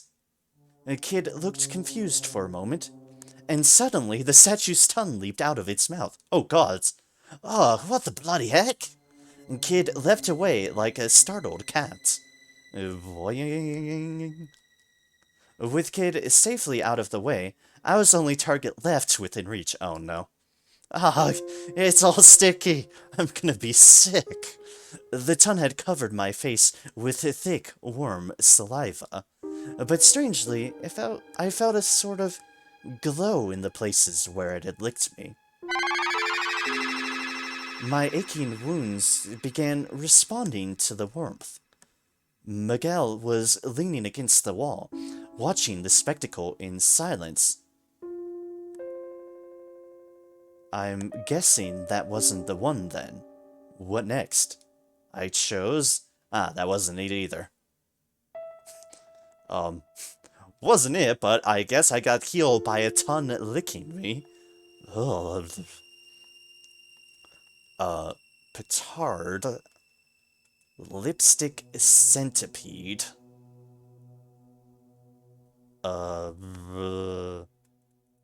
Centipede? Why did she even have a centipede? Oh, that is just... What are you doing walking around with a centipede in your pockets? I reeled back in disgust. This isn't your pet or something, is it? Don't be thick, Serge. It's a toy, not a pet. A toy? We could have picked something nicer. It is nice. Nice for giving people nasty surprises. She seemed to think this was an entirely reasonable attitude. Entirely reasonable to her, maybe. What was she doing with all this stuff? I reached for the rubber centipede, and trying not to think too hard about what I was doing, I stuck it into the mouth of truth, only for it to fall down the back of its throat. Oh no. Sir, you'll pay for this, growled Kid, staring daggers at me. Yikes, I'll get it back, I promise. Stealing my nerve, I reached into the mouth of truth. Suddenly, my hair stood on end. It was licking my hand. The giant, uncanny tongue slopped back and forth across my fingers like I was a lollipop. Ugh, I'm gonna puke. Keep it together, Serge. Do it for the centipede. Oh, this dialogue has been amazing. The Kid's support didn't do much to help me, but I somehow managed to pinch the centipede with the tips of my fingers and pull it out. You must really love this thing. Not really. I just hate to see stuff go to waste. I'm sorry. What? Why had I even bothered? Well, no luck there either. Wanna try something else, asked Kid? Almost like this was a game. I just wanted this to be over with. I reached out for the next item and chose... Feel like I'm going through everything at this point, but... so be it. I picked up the sizable petard. Anxiously, I shoved it inside the mouth of truth. But nothing happened. Let the professionals handle this, Serge. Kid shoved me aside. She was holding a match. Wait a second. You can't be serious. All the blood drained from my face. Deadly serious, mate. Before I could say another word, Kid lit the fuse. Oh, gods. An explosion followed, accompanied by a puff of white smoke. When the smoke had cleared, the mouth of truth came into view once more, still intact, but now very badly cracked indeed. Huh. Not quite enough oomph to knock its lock off, eh? Should have brought a bigger one. The kid stood there with her arms folded, calmly commenting on the mayhem she just caused. What do you think you're doing? Can't believe you just set that thing off like that. The kid shot me a look. What do you mean? What else are you gonna do with a bomb? Apparently that's what a petard is, a bomb. She was a complete and utter liability. Well, any more ideas, Serge? Asked Kid, brazenly. I chose... There's literally only a tube of lipstick left. I picked up the small, lacquered tube of lipstick, and without knowing quite why, I smeared it all over the statue's mouth. What are you, me lippy? Kid exploded with fury at the sight of the mouth of Truth's bright red lips. What are you getting so mad about? You don't even wear makeup. It's for marking our path to make sure we don't get lost. Huh, I didn't realize. Guess that'll explain why you brought it with you. And what exactly is that supposed to mean? What's so funny about me having lipstick anyhow? Well, nothing at all. It didn't take much to tell that this was the calm before the storm. You'd better buy me some more when we're done here.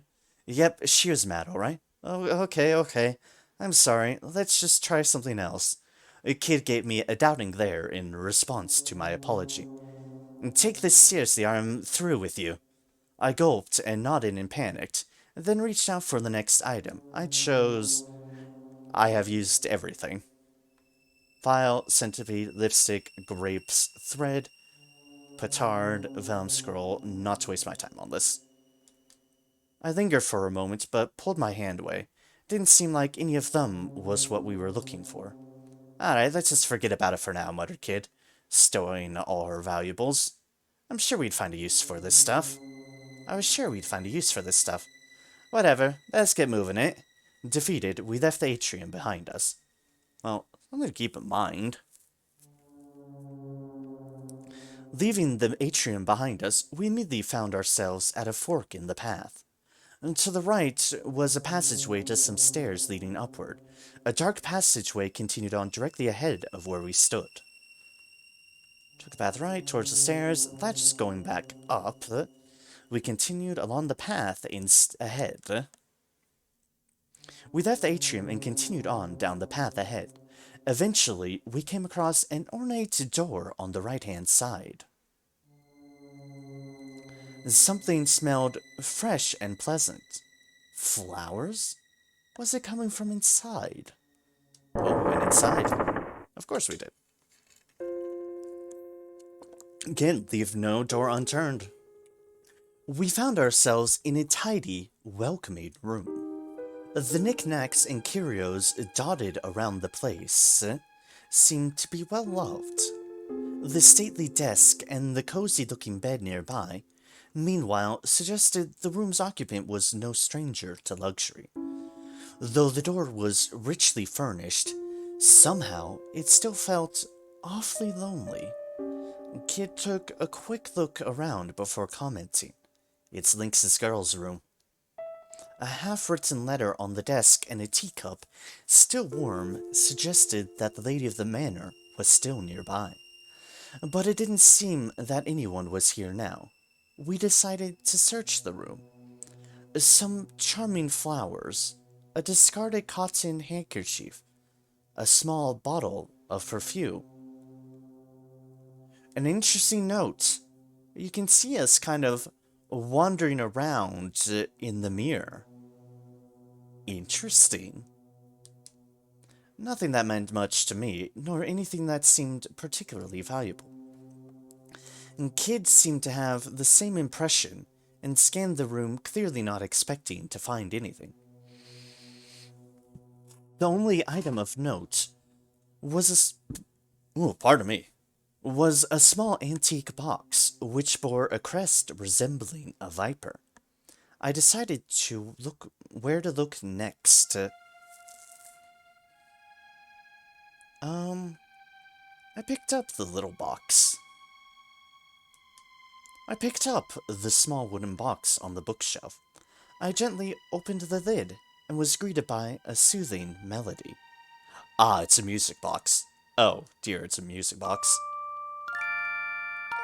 A music box? There was something about that song. I know this too. And Kid was standing next to me, and I could see something had changed in her expression. You do, huh, Kid? Someone used to sing it to me a long time ago. She turned her gaze downward and went silent. Kid? Startled, she turned to me. Her eyelashes glistened as if wet with dew. She walked to the door, not saying a word. Hey, Kid, wait up. We left the room. Was she crying? Was Kid crying? Maybe I was just seeing things. The passage outside the room continued to our left and right. The path to the right led deeper into the darkness of the manor. Meanwhile, going left would take us to the atrium and another branch. Further in, to the right. We went down the dark passageway, eventually finding ourselves at a sturdy-looking, immaculately polished door. Oh wait, was this a room we were in? Oh, no. Kid sniffed at the air. Just as I thought. Something stinks here. I reckon we found the beast there, lads. In the darkness, Kid's lips twisted into a grin that turned my blood cold. We went inside. Kid opened the door and slipped inside. Creak of the doors, and in we are. It was Lynx's room, but he didn't seem to be around. The bugger's gone and scabbered because he heard I was coming. There was something deeply unpleasant about the room. There wasn't anything unusual about the furniture and fittings, not how they looked or how they were made, but taken as a whole, it all felt discordant. Was this a reflection of Lynx? A seemingly ordinary facade that hid a disturbing truth only some could see? Right, I bet we'll find the key to the vault in here, or a clue about where to find it. I started searching through the room. The desk drawers, the paintings on the wall, the vase on top of the side table. I left no stone unturned. There didn't seem to be anything suspicious. But as I scanned the room, something unusual caught my eye. There was a pedestal in one corner, with a significant-looking scarlet cloth drawn over it. I slowly raised my hand toward it. I carefully pulled the cloth away, revealing a mirror. Ooh. It was old-fashioned, and of an elaborately decorated style I'd seen before, and in it was reflected a statue of Venus. Suddenly, the eyes of the statue shone with light. Oh, gods, the statue just turned towards us. What is your desire? The mirror! It's speaking! Kid and Miguel ran to my side. There's no need for panic. It's a whispering mirror, nothing more, said Miguel flatly. What's one of those? A magical mirror in which a spirit dwells. The spirit can freely move between its own and other mirrors, and will share its wisdom with those who ask. Interesting. What should I ask It's not the last one. Not this one. We more care about the key to the vault. Asking where Lynx is probably not going to benefit us. He's, as we heard from the library, out. We're sure as hell not asking about measurements. That's a good way for us to get killed by Kid. I asked it where the key to the vault was. Do you know where the key to the vault is? The mirror's reflection rippled and changed to reveal a room with numerous bookshelves. A deep, sonorous voice spoke. You will find the key in the place I have revealed, the study. It is inside a book with a purple cover in the furthest bookshelf from the door. The image of the study vanished from the mirror, and the voice went silent. It appears the spirit has left for another mirror, commented Miguel. To the study, then. As I made to leave the room, a low voice rumbled through the air, stopping me dead in my tracks. Beware. He knows. Was it the voice of the mirror again? What did it mean? Hurry up, or we're leaving you behind, Serge, called Kid from outside. Flustered, I rushed after her. Alright, so back to the study then, I guess. The corridor stretched out beyond the door. We retraced our steps. Eventually, we came across an ornate door on the left-hand side. It was Riddell's room, Lynx's daughter. We continued on our way. We had the study to go to.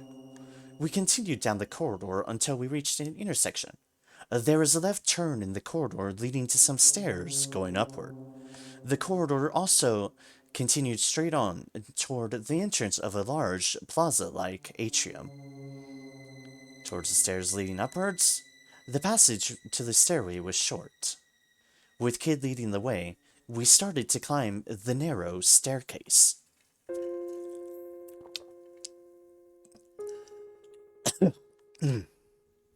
At the top, we found another intersection.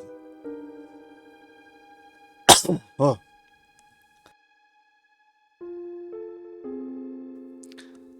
Sorry, swallowed some water the wrong way. Taking the corridor to the right would lead us to a dead end with a large door, while the way left led to the terrace. The narrow side passage in front of us was open. Took the corridor to the right, to the entrance. We went down the side passage toward the sun. Oh, gods. A scream pierced the darkness, turning my blood to ice. I realized then that a pair of crazed, blood-red eyes was staring into the depths of my soul. It was a griffin. In a panic, I tried to slip the knife from my belt. But before I could draw my weapon, the griffin had spread its powerful wings and swept toward me with an almighty screech. I was knocked back and sent rolling across the ground. I gasped with pain as the wind was knocked out of me. Serge, you okay? Every nerve in my body was screaming with pain. I held back the groans and staggered to my feet. I looked up to see the massive griffin in front of me. Its hellish red eyes stared down its beak. It was going to attack. What could I do? I ducked. Almost by reflex, I ducked the attack. The griffin suddenly beat its wings wildly, sending a barrage of razor-sharp feathers flying right at me. But fortunately, every single one of them flew clean over my head. Oh, thank gods I got lucky there with my choice. It had been a close shave. I rose to my feet and faced the griffin again. As the beast's mad red eyes glared at me, I desperately tightened my grip on my knife. I attacked. I reversed my grip on my knife and plunged it into the griffin's neck with all my might. The beast screamed and contorted with agony. I'd done it. I landed a blow, and a telling one at that. The griffin shook its head with rage. I pulled my knife, then rolled away from it. I quickly got back to my feet and readied myself to attack again. As the beast's mad red eyes glared at me, I desperately tightened my grip on my knife. Defend myself. Keeping a safe distance from the griffin, I looked over to check on the others. Getting some breathing space allowed me a moment to refocus. My wounds didn't feel as bad as I first thought. "Oi, Surge, this ain't a spectator sport," shouted Kid as she gracefully dodged an attack. The griffin left itself open, and she quickly moved in to land a decisive punch right on the base of its wings. The beast beat its wings awkwardly. She'd clearly damaged something vital. This was my chance to follow up with the clincher. I crouched down, circling towards its blind spot, only for the cursed creature to spin around and face me. It was going to attack. What could I do? I moved in close. Almost by reflex, I jumped in close to the griffin's body. Its razor-sharp beak sliced the air over my head. I had just managed to avoid a lethal blow. As the beast's mad red eyes glared at me, I desperately tightened my grip on my knife. I attacked. I reversed my grip on my knife and plunged it into the griffin's neck with all my might. The beast screamed and contorted with agony. I'd done it. I landed a blow, and a telling one at that. The griffin stiffened, suddenly becoming completely rigid. Its eyes rolled into the back of its head, and it fell to the ground with an almighty crash. We did it. We defeated the griffin. I fell to my knees and breathed a heavy sigh of relief. Whew, I was doing great. I felt like nothing could stop me. Maybe I ain't such a strong go after all. Just goes to show, any old weirdo can make something of themselves if they put their mind to it. And Kid's eyes glinted with mischief. Oof, we headed down the side passage. At the end of it, we came to an old, immaculately polished door. This was the study. We know where we're going for the study, so we went inside. We know where to be. Right, let's find this key. Light on her feet as always, and the Kid moved into the center of the room. Where'd the mirror say it was again, Serge? She was asking me? How was I supposed to remember? It was purple. Purple on the far bookcase. Also, I like how it gives you so many damn options for this. It's like, I hope you remembered what they said. The bookcase with a purple cover in the far bookcase. The book with the purple case. I think it was supposed to be one with a purple cover in the furthest bookcase. Alright, let's see. Seeming to take my word for it, Kid made for the case in question. Right, this is the one. Purple cover, purple cover. Aha! This has gotta be it. The Kid pulled out a book from the bottom shelf. Magal and I watched as she opened it. The pages were hollowed out, and hidden inside was an old key decorated with strange symbols. Nailed it! Nice one, Serge! Kid snatched the key from inside of the book. Right, time to finally get a look at this treasure. Having got what we came for, we left the study. Let's see here. We made our way back down the dark side passage leading from the study. Eventually, we arrived back at the intersection. Some stairs led downward, and the corridor branched left and right, with the right branch leading back toward the terrace. We want to explore further down left. We took the left branch. Suddenly, Kid stopped in her tracks. Something's there. I quickly looked around to see what it was. There was nothing behind us or in front of us. Where could it be? And then, just as I was trying to figure it out, the wall began moving. Ah, more goblins. A rectangular section opened up and swung around, revealing two enormous goblins clinging to the back. It was like something from one of those stories about assassins sneaking around in old castles. More goblins! You goblins? Screamed Kid. They definitely looked like goblins to me, maybe a touch on the large side. There were 4 in total, the two in front of us and two that appeared behind, cutting off our path of escape. Magel rushed behind toward the two behind us. Meanwhile, Kid left at the two in front, holding her knife in both hands. I drew my knife and rushed to Kid's side.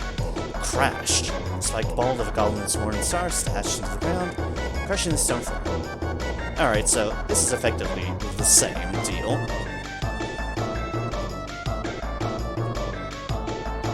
Sorry. Jump back. We pretty much know how to handle this. Because we did well the first time. Whoosh. Right at its face. It was all going so well until it wasn't. The goblin caught the mace just before it struck. I was in serious trouble. I let go of the mace. I quickly let go of the mace and jumped back. Infuriating, the goblin charged toward me, holding its weapon aloft, and I was left unable to defend myself, having thrown my knife at it just previously. Take mine! A knife flew through the air toward me. I grabbed it and leapt forward, closing the distance between myself and the goblin. Just as it was bringing its mace down, I plunged the blade deep into its chest. Get down! I dropped to my knees by reflex, and a split second later, I felt something graze the top of my head. When I looked up, the goblin was lying dead on the floor in front of me, and Kid was standing there, mace in hand. Had I ducked a moment later, that would have been my head. I looked at the goblin's mangled face as its heavy body rolled across the floor. It was somehow more terrifying than when it was alive. So it didn't work the second time.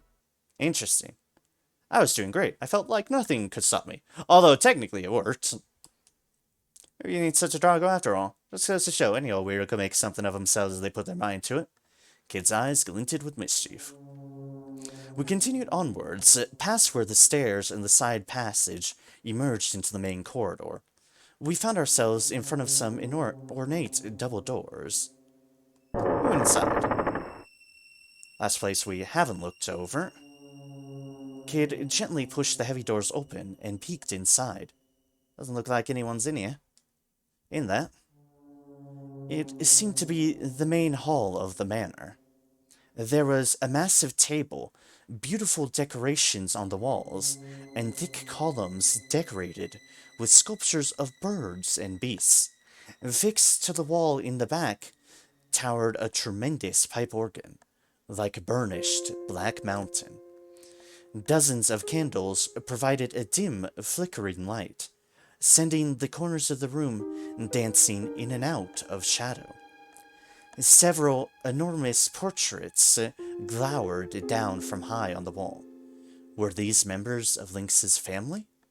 I was busy staring at a painting depicting a young husband and wife, when I realized that their eyes had turned to look right at me. Okay, they hadn't. Don't worry, this isn't about to turn into some dumb ghost story. It just looked that way because of the way the flickering light of the candles reflected against the glossy oil paints. Obviously. Probably. This place gives me the creeps. Get a load of all these ugly mugs. There's nothing for us here. Let's look somewhere else.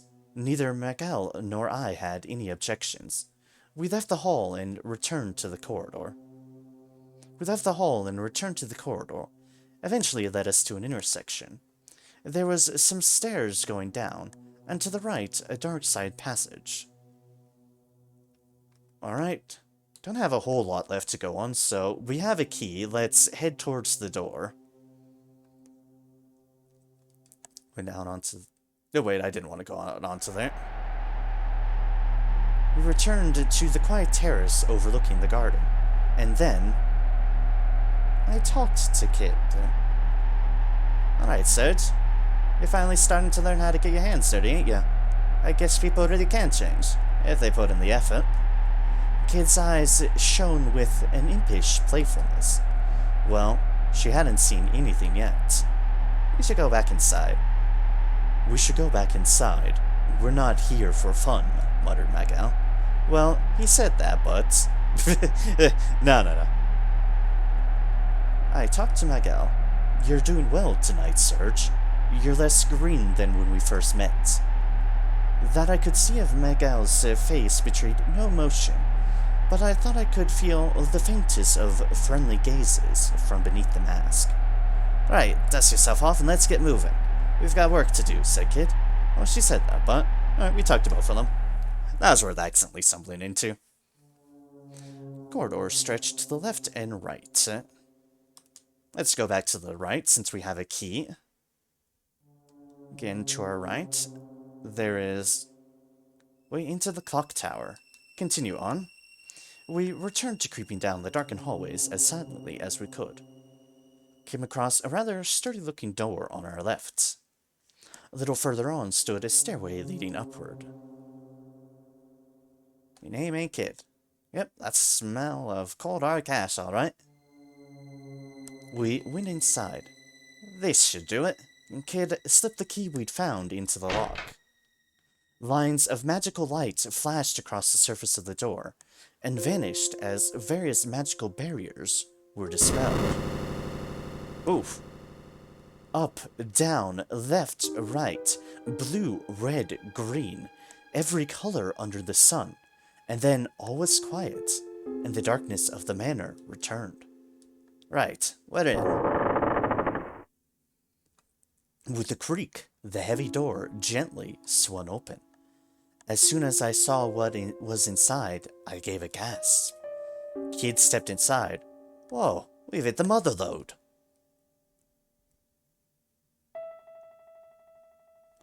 Out of the darkness loomed a veritable mountain of gold, silver, priceless works of art, and exquisite trinkets. Kid looked as if she were on the verge of drooling at the sight of it all. But what thief wouldn't have been? After all, this was the kind of hoard that few people would ever come across in their lifetime. The smallest fraction of this vast mound of riches would have seen even the most careless spendthrift set for life. Our goal is the frozen flame. Ignore the rest. Miguel spoke with an icy dedication to our mission. He had not even batted an eyelid at the sight that greeted us. Yeah, I know. She was disappointed, of course, but she soon set about scanning the room for the object of our hunt. Wait, is that it? Look, on the pedestal over there. I turned to see what Kid was pointing at. And it is... Ooh. There it was, a small yet perfectly formed jewel that gave off a pale red light. A jewel that looked like a flickering fire suspended in time. The frozen flame. Silently, Miguel walked toward the pedestal. I called out, "Heard we don't have much time. Wait, we have to be careful."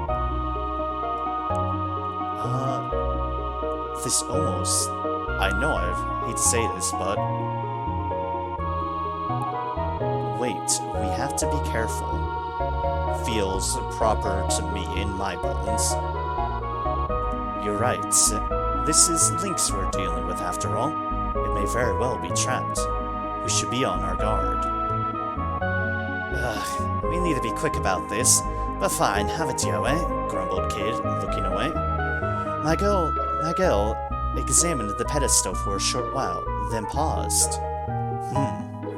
We were wise to be cautious. Placing his left hand on the base of the pedestal, he muttered an incantation, drawing quick sigils in the air with his right hand.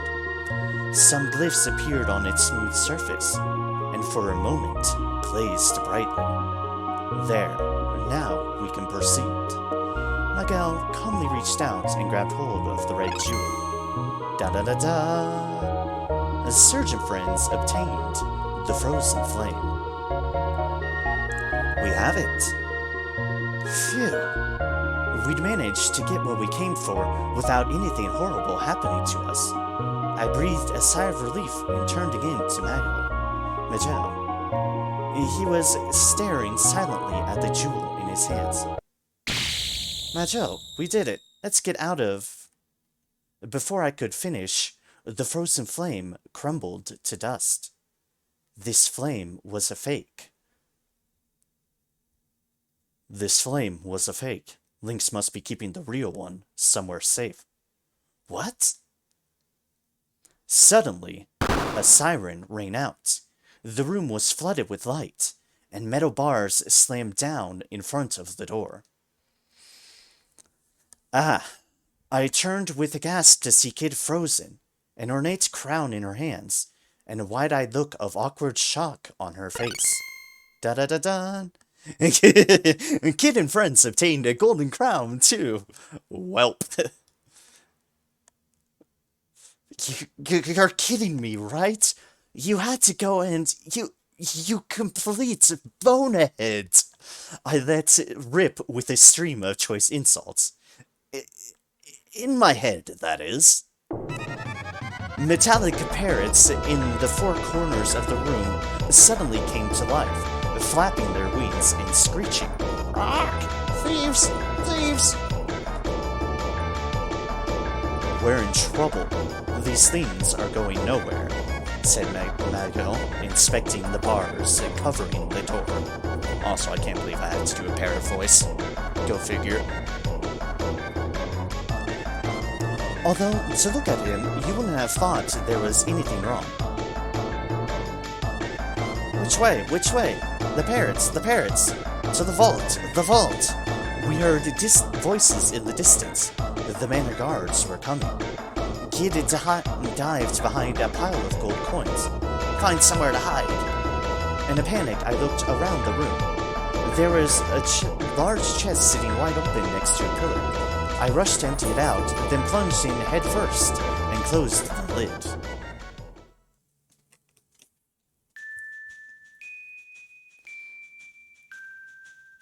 Captain! Captain! There's no sign of anyone in there. No sign. Doggo.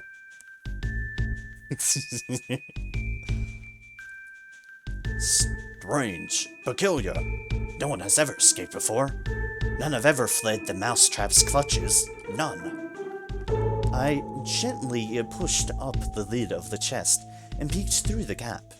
There were 5 goblins wearing suits of armor unlocking the gates and about to make their way inside. One of the goblins looked around the room, jerking his neck as he peered into the shadows. Captain?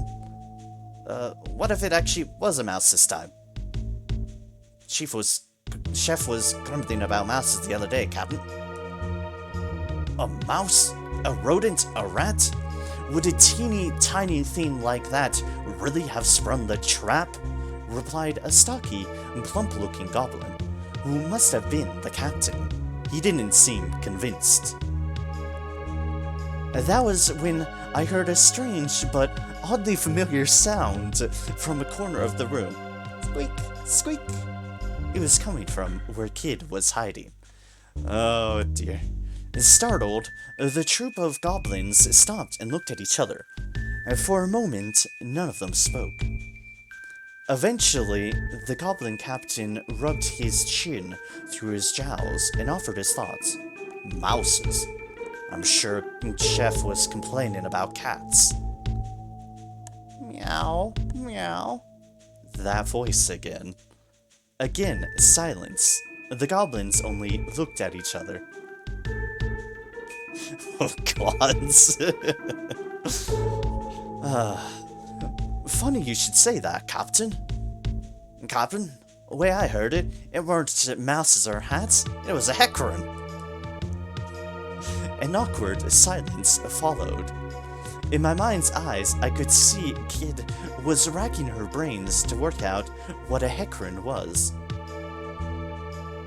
I smell a rat, by which I mean a thief. Following the captain's lead, the guards reached for their weapons, and then... Heck, heck, heck, heck, heck, heck, heck, heck, heck, heck, heck, heck, heck, heck, ran, heck, heck, ran.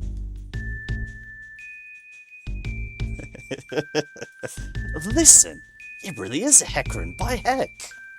That proves it! The goblins and guards grinned and nodded to each other. Cheeky little devil, surprised me there.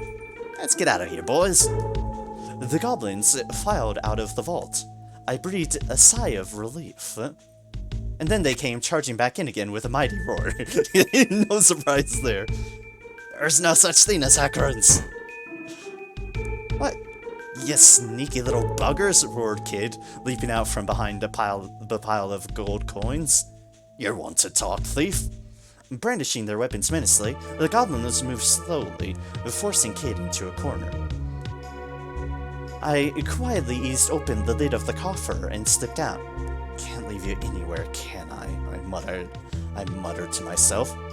I knew Kid could handle herself, but I didn't fancy her odds against a whole troop of heavily armed goblins.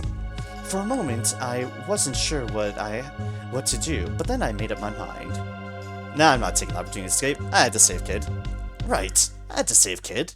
There's no way I was going to abandon a friend in need. Even if it meant facing off against a group of 5 goblin guards, I had to find a way to come out on top. I hoped. I drew the knife from my belt and leapt into the middle of the room. Hey, Snofferbrains! Over here! The goblins all turned to look at me at the same time, and 10 beady, cruel little eyes all staring daggers at me. Fool! In a hurry to die, are we? I gulped and wondered if making a run for it might have been a better plan of action after all. Ah, humans are so stupid! The goblin captain chuckled and licked his teeth. Yep, this one's got a death wish, alright. Why else would he be so stupid as to come after Lord Lynx's treasure? Ha! That's a first, being called down by a bloody goblin. To acting tough when you're crying to your mum later on. Just by Kid's response, she wasn't feeling massively threatened. And tell her it was Kid who kicked your teeth in. So you're Kid, are you?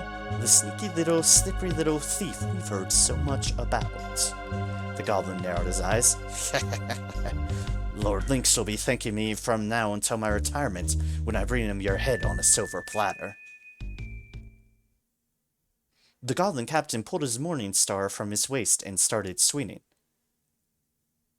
You don't know who you're messing with. We ain't no ordinary goblins, sweetheart. We're Lord Lynx's Lynx Guard. The goblins that gobble other goblins. That's right, the Gob Squad! Oh god, they are literally called the Gob Squad. Oh, amazing. Oh, quit shooting your mouth off and let me stick a boot in it. And with that, Kid launched into a lightning-fast spinning kick. Her boot connected with the side of a goblin's head with a crack, sending the creature tumbling to the ground. Get him, lads. The boy looks scrawny. Start with him. Oh. Well, the goblin captain spun the heavy metal ball of his morning star in the air. Glorious God Strike! Aye aye! The goblins charged across the room in response to the captain's command. God Strike incoming! A goblin rushed towards me, swinging his weapon overhead. I wasn't going to make it. The morning star swept sideways through the air. I twisted my body to evade it, only for my torso to erupt in pain. Before I knew it, I was sent rolling across the floor in agony. Serge, get up!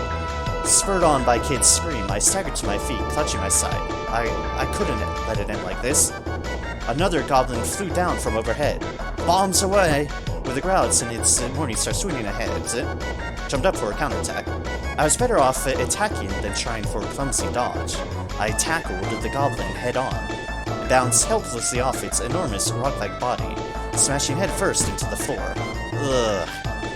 The shock of the impact jolted through my body. Macho conjured up a black wind which surged forth like a shearing tempest. How does a human know a spell like that? Who are you? The goblin was quickly silenced as the rushing wind tore through, and he collapsed to the floor with a final shriek. Bagal looked down at his victim, his expression unchanged. Gob Strike incoming! I just about managed to push my enemy's attack aside and tried to strike back with my knife, landing a heavy blow right in the goblin's unguarded flank. The goblin's face crumpled in agony. Another of the goblins hesitated for just a moment, only to be run through by a spear of pure lightning conjured up by Miguel. The goblin let out a blood-curdling howl as electricity coursed through its body. It clutched awkwardly at its chest where it had been struck, its face contorted with agony and horror. Miguel's cape fluttered, and his piercing eyes stared coldly at his victim. None who defy me shall escape my wrath. Another goblin flew down from overhead. Bombs away. Rolled away. I rolled across the floor, dodging the attack. The morning star crashed into the flagstones, sending sparks flying. That was a close shave. I made good my escape by rolling further, clumsily putting some distance between myself and my attacker. Gob strike incoming! Stormy swings overhead. I just about managed to push my enemy's attack aside and tried to start back with my life, landing a heavy blow right in the goblin's unguarded flank. His face crumpled in agony. The kid lashed out with a lightning-fast kick. There's more where that came from. Please, have mercy! The stricken goblin had collapsed to the floor, its eyes wide with fear. This ain't a game, Serge. Watch yourself, will ya? Bombs away. Gonna try to roll away again. And sparks flying, close shave. This weapon overhead. Parry attack. Only for the goblin to knock away my attack with a flick of its brawny arm and send me crashing into the ground. Ugh. The shock sent a flash of bright light seaming through my head. Another of the goblins hesitated for just a moment, only to be run through by a sphere of pure lightning and conjured by Miguel. The goblin let out a blood-curdling howl as electricity coursed through its body. It clutched awkwardly at its chest where it had been struck, its face contorted with agony and horror. Miguel's cape fluttered, and his piercing eyes stared coldly at his victim. None who defy me shall escape my wrath. Long live Lord Lynx! Glory to the God Squad! With these final words, the goblin collapsed. That was the last of them. We made it. And I got beat up a bit. Ha! Piece of cake, said Kid, putting a brave face on things as she swiped the sweat from her brow with her arm. And then she stopped and looked at me. Serge? What were you thinking, you great Drongo? And getting the goblins to come after you like that? You really didn't have to, you know? Still, thanks. Can't say I wasn't happy to see your crazy arse jump in like that. She was actually smiling at me. And Kid's smile kindled a light inside me, and with it a peculiar warmth that came in ripples. And then Miguel stepped in. Save the chatter for later. We can't waste any more time here. The frozen flame must be somewhere else in the manor. Alright, mate. Thanks for stating the obvious. It's not my bloody fault that Lynx has to make things so bloody difficult for everyone. And Kid spun on her heel and made a sulky about-face for the door. Suddenly, her attention returned to the pile of defeated goblins. This bunch of Drongos said that our Lynx is legal, right? And bet they've got some nice loot on them. With that, she started unceremoniously rummaging through the fallen captain's pockets. She was like a hyena sniffing for scraps. Hello, hello. What's this? She'd found an odd metal plate. It resembled an open hand, and it was covered in runes. Reckon this might open some other magic door somewhere. Well, never know when it might come in handy either way. Finders keepers. The plate vanished into Kid's pocket. Looks like there's nothing else worth taking, unless you count pocket lint and bits of string. She rose to her feet and looked around the room. You know, that's a real shame to leave the rest of this loot just sitting here unloved. Suppose we can come back for it whenever. Kid turned to face us and flashed a grin. Alright, lads, get a move on. It ain't gonna be dark forever. That hand-shaped plate is our only clue for now, muttered Miguel, seemingly to himself. And with that, he left the vault in search of the real frozen flame. Maybe this is what we need to stick in the thing's mouth? Toward the terrace. Yeah, maybe this is something we need to stick in its mouth. Only one way to find out. And that is, adventure awaits us. Continue on. Following the corridor. Yes, that's what we want. Some stairs. Want to go right down the stairs?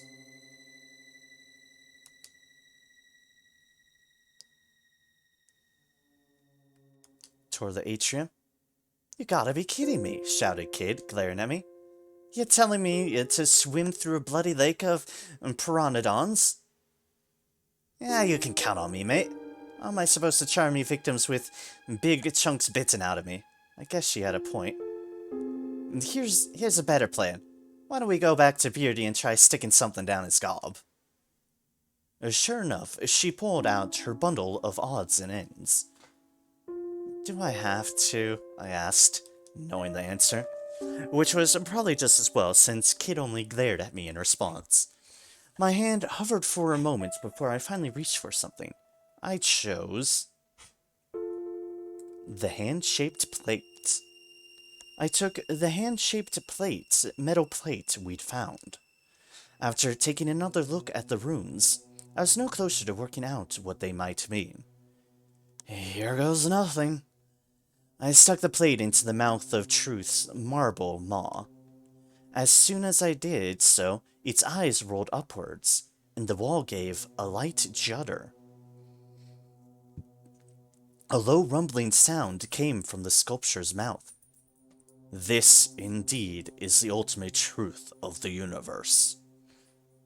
Did you hear something? Yeah. I watched the mouth of Truth in confusion.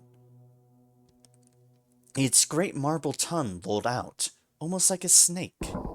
It coiled around the plate, seizing it and pulling it deep inside.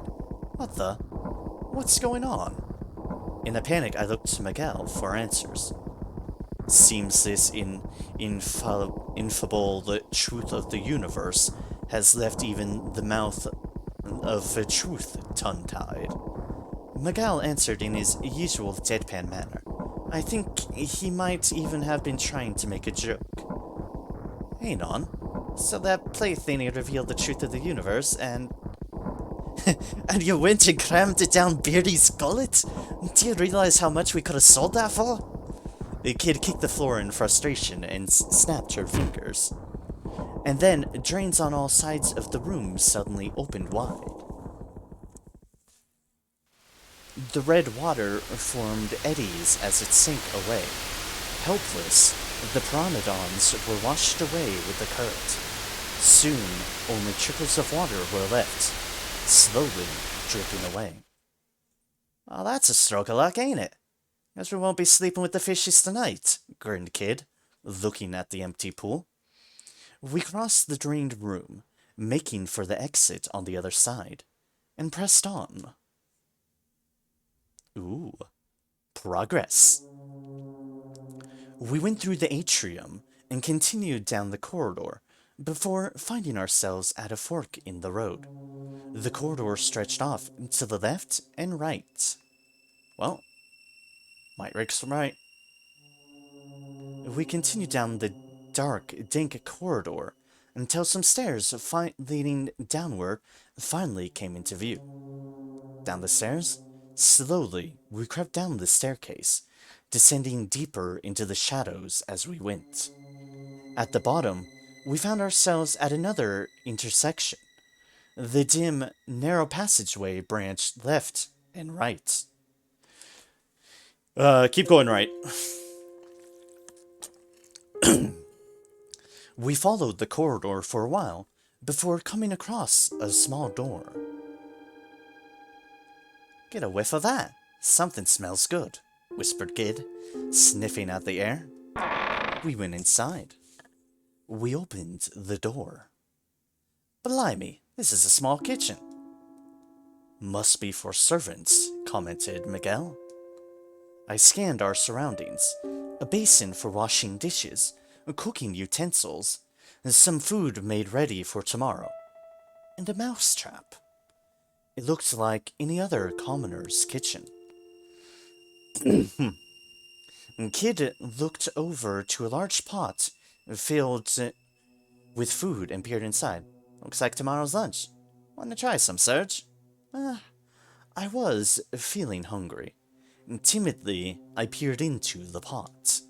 It looked like stew, and it didn't smell bad at all. Almost inviting. I scooped some up with a ladle and brought it to my mouth. It was delicious. This stuff's delicious. You should grab a bowl, kid, I urged between bites. The kid was looking at me again, staring at me intently, in fact, like she was searching for something. Oh, you ain't going green or nothing. Guess it's safe. Alright, let's have a try. She licked her lips with anticipation and swiped my spoon right out of my hand. Fancy a taste, Mag? No. Kid grabbed a bowl from nearby and began spooning out more. I did the same. We ate our fill. The stew was still warm, and it felt as though the magic of fresh home cooking was easing my wounds somewhat. Suddenly, a little voice rang out. You there, the young man with the braid. Kid froze. Oi! What are you calling a bloke? Kid barked angrily in the direction the voice was coming from. A mouse was looking at us with eyes like saucers from the inside of a mouse trap hanging from the wall in a corner of the room. Oh, I'm sorry. You're the young lady, I see. The mouse bowed its head in apology. Please, kind young woman, you must hear me out. The mouse put its paws together and stared pleadingly at Kid, as we somehow did not balk at the fact that we were talking to a talking mouse. I left the nest to find food for my mother, but as you can see, I managed to get myself caught in a trap. If you leave me here, I will surely be eaten by goblins. And Kid eyed the little creature suspiciously. Eaten by goblins? Wait, that's stew. Putting two and two together, Kid ran for the sink. I beg of you, please free me from this trap. My mother is sick, and she'll be terribly worried about what has become of me. The mouse was clearly begging for its life, but there was an odd little glint in its eye. Meanwhile, Kid was at the sink. I'm never gonna get that taste out of my mouth. I'll be buggered if I'm hanging around here any longer. The Kid had returned from the sink, only to stamp off towards the door. She was looking very green around the gills. Kindly young lady, I don't suppose you could free me first? You got yourself into this mess. You can sort it out yourself. Kid all but spat on the ground as she left the room. The mouse's eyes welled up as it looked to me. Young man, please, you're my only hope. I freed the mouse. Fine. Unable to bear it staring at me anymore with those pleading eyes, I lifted down the cage and opened the door. The mouse bounded happily from inside. The mouse gave a wicked chuckle. You poor naive fool. Suddenly, its body began to balloon massively in size. Oi, Serge! What are you doing in... Kid sobbed in horror the moment she opened the door. Bugger me, a griffin! Ah, hello, Griffin. The enormous creature stared balefully down at us. Idiot humans! My mother is not sick, but yours will be when she sees what I've done to you.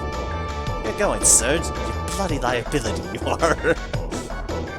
Okay, maybe I made a mistake, but she didn't have to rub it in like that. The Griffin gave an almighty cry and leapt right at us. It's reached. Ducked away. Caught off guard, I tried my best to dodge the attack. But the blow never came, as the Griffin suddenly lost its balance and came crashing to the ground. Oh, bother. I'm too hungry to even fight properly. What on earth? I breathed a sigh of relief, running a hand down my chest. All right, little mouse. Now it's time for the real show to begin. And Kid walked up to the Griffin, cracking her knuckles. Please, kindly young lady. This is all a misunderstanding. A terrible misunderstanding. Panicking, the creature leapt to its feet. You can't kill me. I have useful information. If you let me go, I promise I'll tell you everything I know. Everything. Yeah, I know how much a promise from the likes of you is worth. The Kid took another step towards the Griffin, not skipping a beat. Please. The kid kept on coming. The griffin kept on shrinking away. Enough! Miguel called for Kid to stop. Let's hear it. Thank you, kind sir. The griffin was beside itself with relief. But my fun, why don't ya? Grumbled Kid, pouting as she turned away. Listen well, O merciful savior. Right, thrice, twice, left, twice, right, twice. Should you find yourself trapped in one of Lynx's swirling snares, remember my words.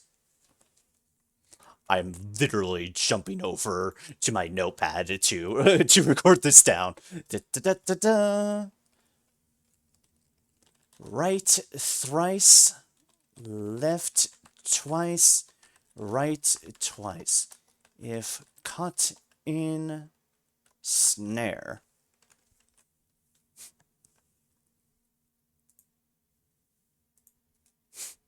Okay, I have jotted that down. With that, the griffin returned to its mouse-like form and disappeared into a small hole in the wall. Trapped in Link's snares? As if I'd be thick enough to walk into one of his traps. Let's get out of here. We've wasted enough time already. Kid turned on her heel and made for the door. We left the kitchen. Kid stopped in her tracks, signaling to us with a hand behind her back. She drew her knife and stared into the darkness. We heard the clinking of metal from just up ahead. Goblin guards. It wasn't likely there'd be anyone else going for a nighttime stroll around that manor, wearing armor. I drew my knife and readied myself. I'd picked up on the situation quickly enough and drew my knife, preparing for a fight. Kid gave me a sideways glance. You know something? You're starting to look like a real thief. Now you just need to walk the walk, she grinned. Alright, Serge. Miguel? Let's get him. The kid leapt forward, confident as ever. It was like she thought nothing could go wrong. Dun dun dun. There were 5 in total. They weren't any ordinary goblins, though. Having been well looked after in this palatal manor, they'd grown to be even bigger than Miguel. Each of them was carrying the manor's goblin's trademark, a morning star consisting of a rod and a heavy spiked iron ball on a chain. It's Gob Squad. Wait, or is it a flail? I never could remember. I didn't have time to think much more about it. You know, I'd been wondering about that to myself. It's like, why are they calling him flail a morning star? Because our narrators literally get confused. A goblin came rushing at me, ball and chain overhead. Hit the charge, to parry the attack. Somehow. Suddenly, the goblin... Wait. I held out my knife in front of me in an attempt to parry the attack. Suddenly, the goblin disappeared. I looked to the side to see it buried in the wall, arms and legs akimbo.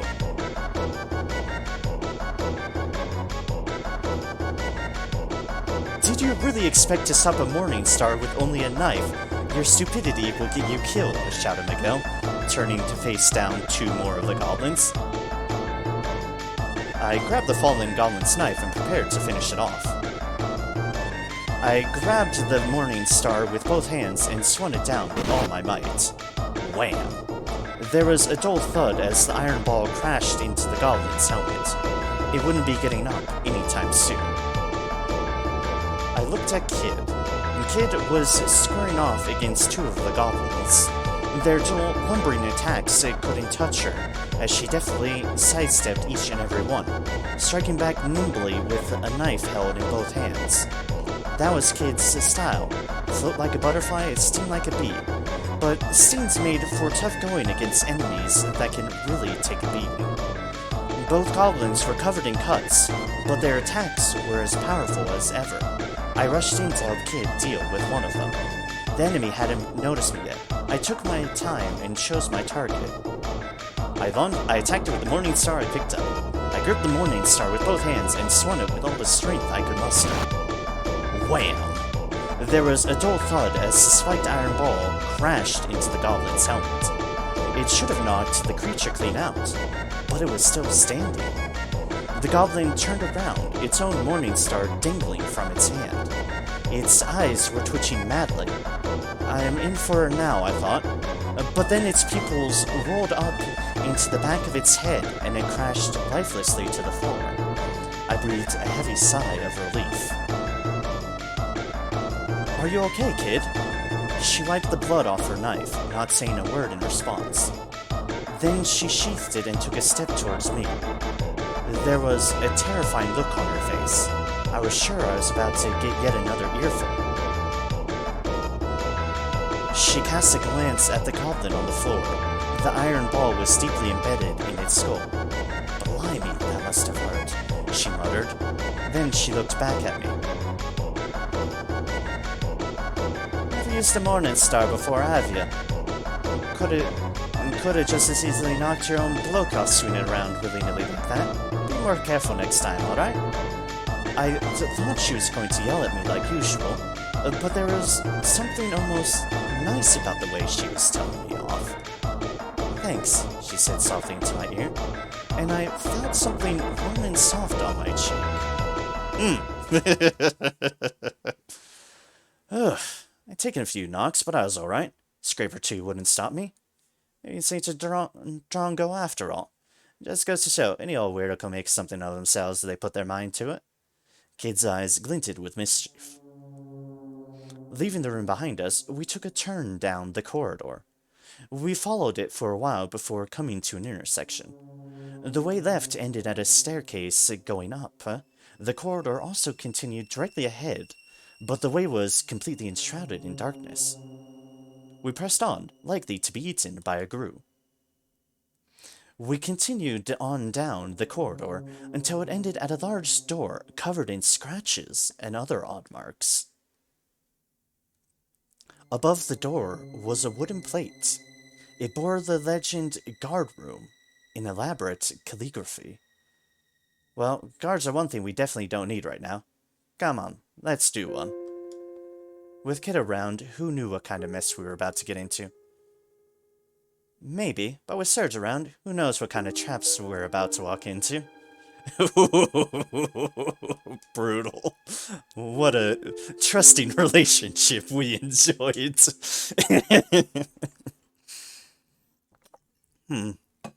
Let us turn back for now. We made our way back through the corridor. We followed a while before coming to an intersection.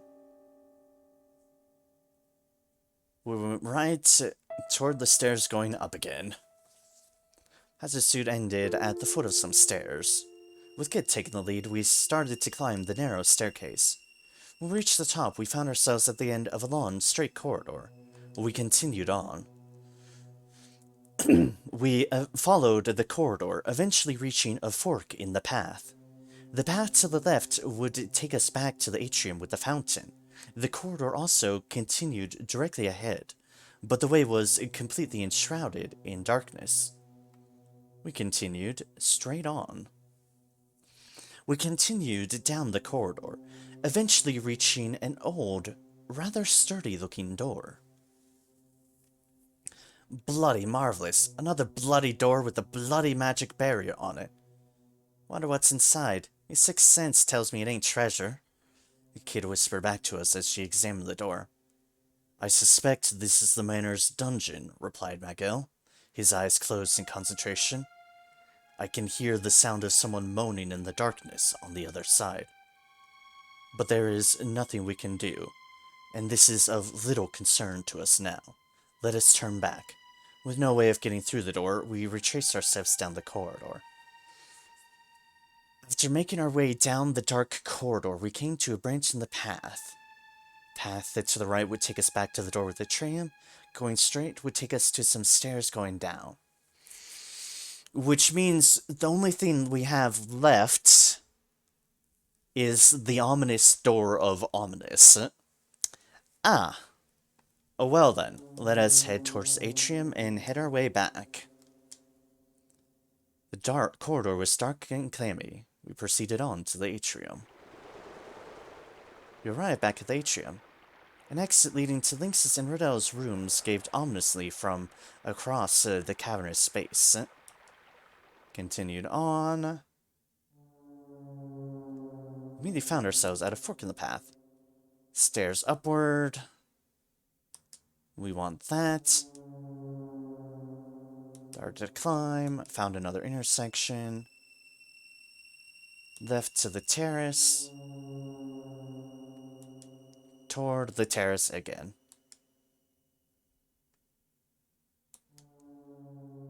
Take a breather for a moment.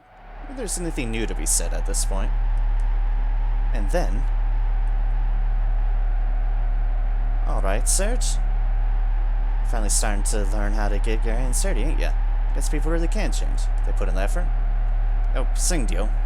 Kid's eyes shone with an impish playfulness. Well, she hadn't seen anything yet. We're not here for fun, huh? Alright, back into the manor. And we will be heading right again. Right is hopefully right. Ancient looking door again on our right. Wanna go straight ahead. Continued on, because we've effectively gone through most all these other rooms. Unless I missed one in some of them.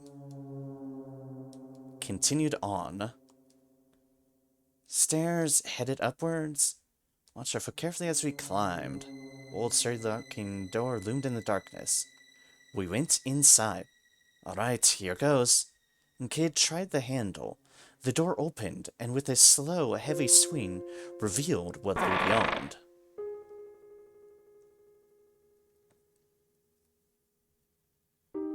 It was a small, cylindrical room that appeared to be inside one of the stone towers. It was completely deserted, and there was no windows. What's this supposed to be? Something about this place gives me the creeps. Still standing in the doorway, Kid seemed suddenly taken aback. There might be something in here. Let's take a closer look. There might be something in here. Let's take a closer look. Closer look at a bloody empty room? Pah, might as well, I guess. To climb all them stairs. Kid stepped through the door, grumbling under her breath. I scanned the room and then noticed something on the floor. The flagstones were covered in dozens of narrow scratches, and in places there were thick, black stains. Something in the stains spoke of a horror that no amount of scrubbing would ever wash away. A malice and a sadness beyond imagining. There's something written here. There's something written here. Crouching in front of a wall, Magal was inspecting some brownish markings that looked like more of the same stains. Someone's carved letters into the wall and scrambled them using blood magic? The kid had gone over to take a look. Looks pretty old. Hard to read too. Some of it's been worn away. Let's see. I cannot hold out much longer. My only hope now is to leave the Cassian signet in this room. Cassian signet? Suddenly, the door slammed shut. We jumped to our feet with a start. From above us, we heard an unsettling, creaking sound. The walls and floor began to tremble. What the hell's going on? Kid's eyes darted around the room as she desperately tried to figure out what was happening. The creaking sound from above continued, and the ceiling moved ominously closer. Ah! This sort of trap. Up there. Yeah, that sounds about right. Looks about right anyways. Oh gods. We've walked right into a bloody trap. Kid bit her lip. We've got to do something, and fast. We don't have time to sit and think about this. Try to stop the ceiling? Right, we need to stop the ceiling, yelled Kid. But how? I had no idea. Is there a hidden switch somewhere? In panicked, we brushed our hands against the floor and walls to see if anything had escaped our notice. Odd! One of the descending blades stabbed into my shoulder. I had to do something, and fast. We tried to barge the door down? God! Kid sprang at the door like an arrow, slamming into its shoulder first. But it was far too heavy, and her light frame bounced right off. Damn it! Miguel raced toward the door like the wind, smashing into it with ferocious force. It made a creaking sound and shook from the impact, but stood firm. Desperately, I hurled myself at it too. Ugh. The shock of the impact rushed through my body, but it was no good. Meanwhile, the rusty creaking from above continued, as did the ceiling's inexorable journey downward. And to make matters worse, now countless blades were popping in and out. Serge, Miguel, this is gonna take the three of us. Timing our blows, we all charged the door at once. Once, twice, a third time. And then the door was open, and we were collapsed in a heap in the corridor outside. What? Behind us, we heard the sound of the bladed ceiling grinding on the stone floor of the tower room. The metallic scraping noise it made was awful. We could only look on in silent horror at the fate we'd so narrowly evaded. The machinery continued for a short while, before slowly coming to a stop. It seemed the ceiling trap had finally finished its grisly work. Bugger me, talk about a nasty surprise. Is it some sort of execution chamber? Mago continued, seemed to be deep in thought. In any case, that writing mentioned Acacia. Yeah, what was that all about? I asked. The Acacia Dragoons, the elite knightly order serving General Viper, who once governed the territory of Galesburg to the west. Former knightly order, I should say. They were wiped out more than a decade ago, by the lord of this very manor, no less. Thanks for the history lesson, Mag. Kid rose to her feet, patting off the dust. Too bad we're not here for fairy tale nights. Come on, we've got a lot more exploring left to do. Miguel shrugged silently, and we headed back to the stairs. Alright, so maybe there's some rooms we haven't fully explored yet. Possibly Riddell's. Corridor carried on toward the terrace. Back towards the terrace.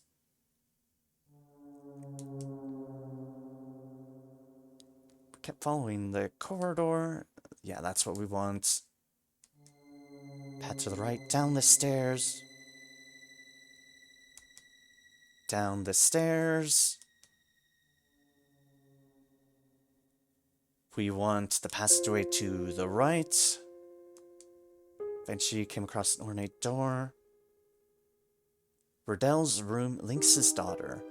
We went inside. Maybe there's something in here related with... We found ourselves in a tidy, welcoming room. Knickknacks and curios dotted. Someone felt awfully lonely. Window was slightly ajar, bringing in some much-needed fresh air. Ooh, leaves blowing by it. It seemed that someone had been here only moments ago. Let's come back later. We left Riddell's room for now. Left and right. There's something more in Lynx's room? Suddenly, the darkness felt opaque. Something like a thick haze floated in the air in front of us. And then it took form, like someone blowing smoke into a person-shaped bottle. It was robed in a ragged shroud, and its sunken eyes glinted menacingly. It was the burning hatred that lingers even after death given form. A being driven by a hatred for all living things. A ghost. Bugger. That's us out. And Kid bit her lip. There wasn't anything she or I could do to deal with an enemy that had no physical body. A voice boomed out behind me. Miguel had begun casting a spell. I knew I was useless, but I drew my knife. Jump behind Miguel. To draw near. Or rather, its body, would you call it a body, expanded, consuming entirely. Unfortunate. The core of the ghost, where its face seemed to be, had more substance than the rest, and I didn't just slip through it like I thought I would. I oozed through it like I was stuck in some kind of goo. Ye gods, it was disgusting. more disgusting than anything I'd ever known, and it was impossibly cold. It felt like it was draining all the heat left out of my blood, like it was draining my life force itself, in fact. I struggled to break free, but I could find no purchase in the gooey ectoplasm. The piercing chill became all the more bitter, so much so that I didn't even know what cold meant. I could vaguely make out Kid and Miguel through the ghost's body. What were they doing? Things were looking pretty bad for me. Surge. When I say kid, what are the first words that come to mind? Asked Miguel. I was suddenly snapped out of the haze.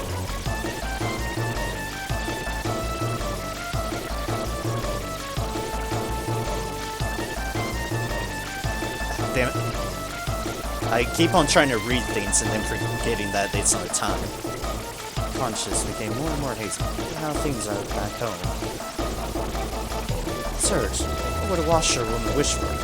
Nacho had come out with another strange question.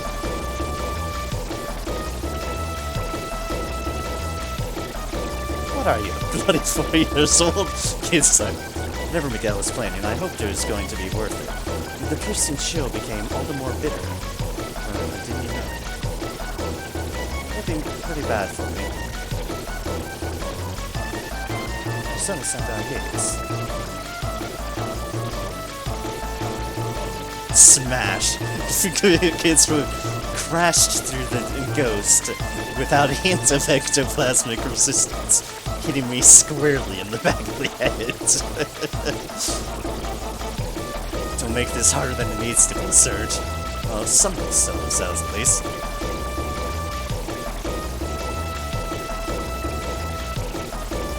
I'm not sure what I'm doing. Actually, not again. Yeah, bloody. I'll thank you not to go counting me on these, you filthy fur. Then I'll thank you to stop making me wash them every week. Maybe when we got out of this mess, she'd do her own laundry for once.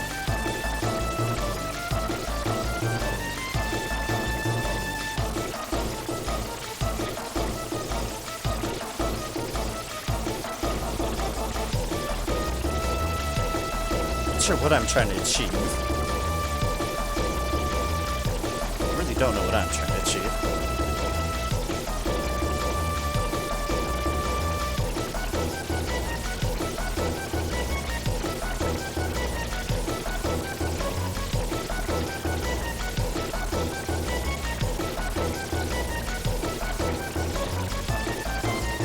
So there's options I haven't done.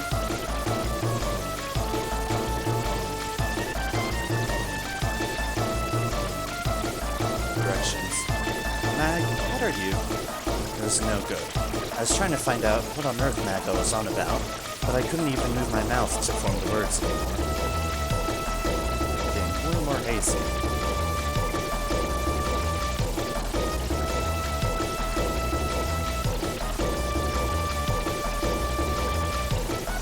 What?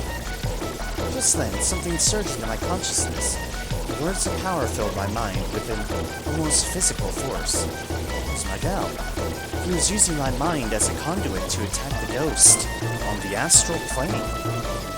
Huh? With an explosion of energy, unutterable but unpronounceable words of power filled my surroundings and blasted away the cold haze. My head felt like it was going to boil from the blazing heat that surged through it. Surge! Oi, Surge! You still with us, mate? Someone was slapping me around the face. Someone who seemed to be enjoying it immensely. Kid, stop it, damn you! I leapt to my feet, wide awake again in an instant.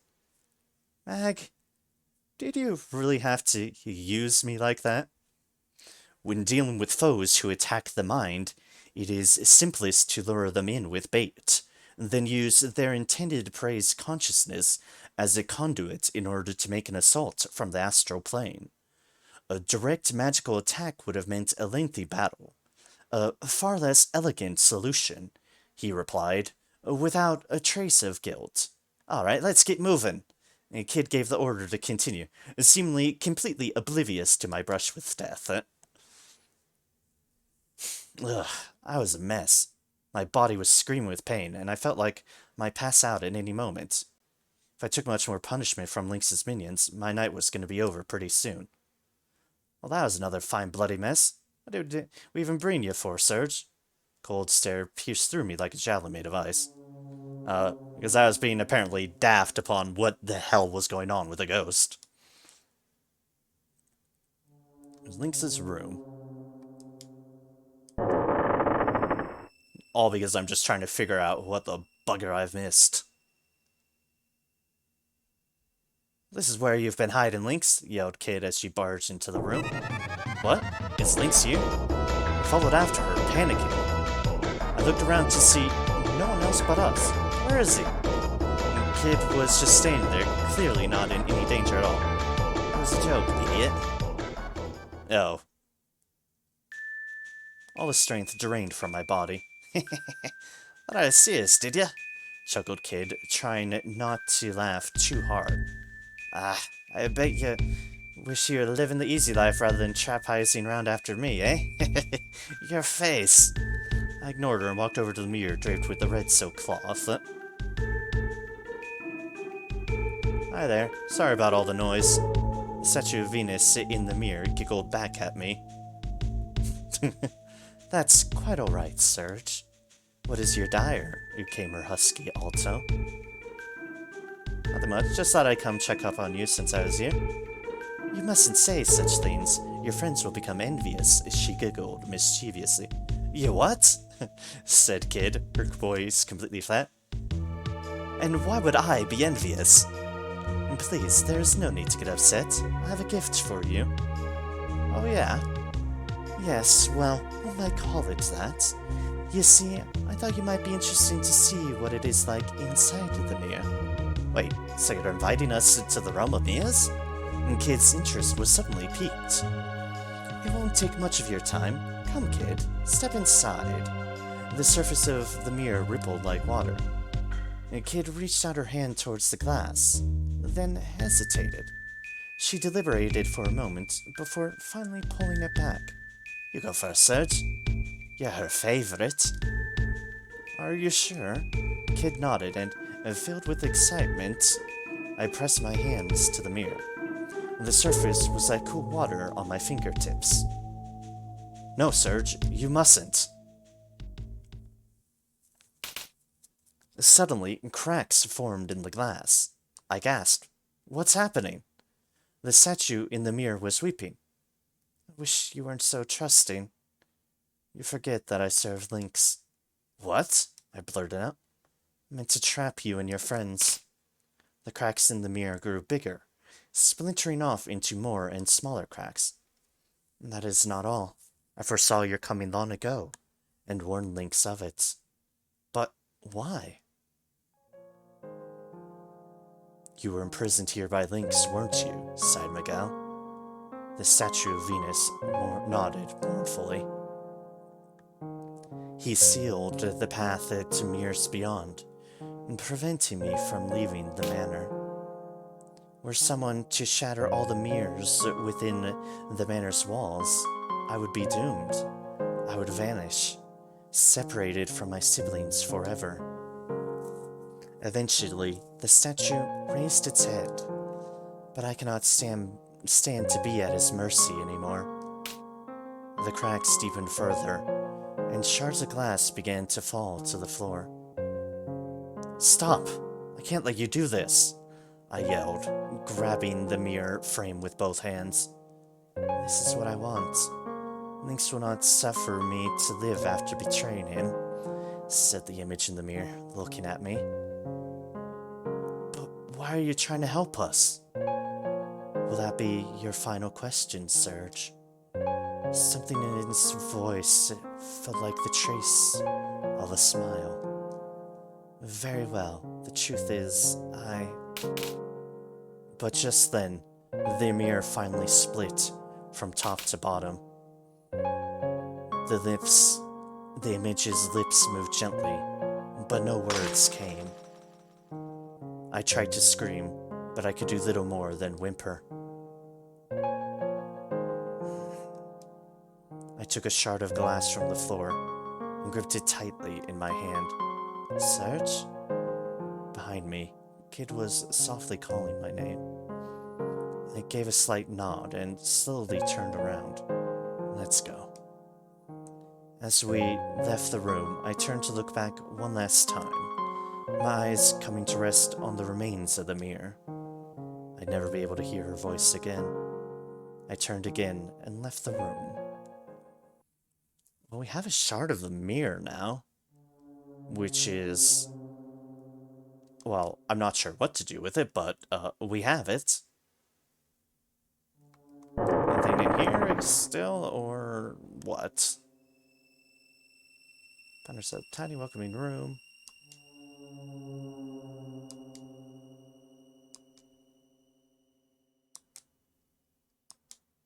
Okay, this is seeming the same of nothing new. Come back later. Right, that's fine.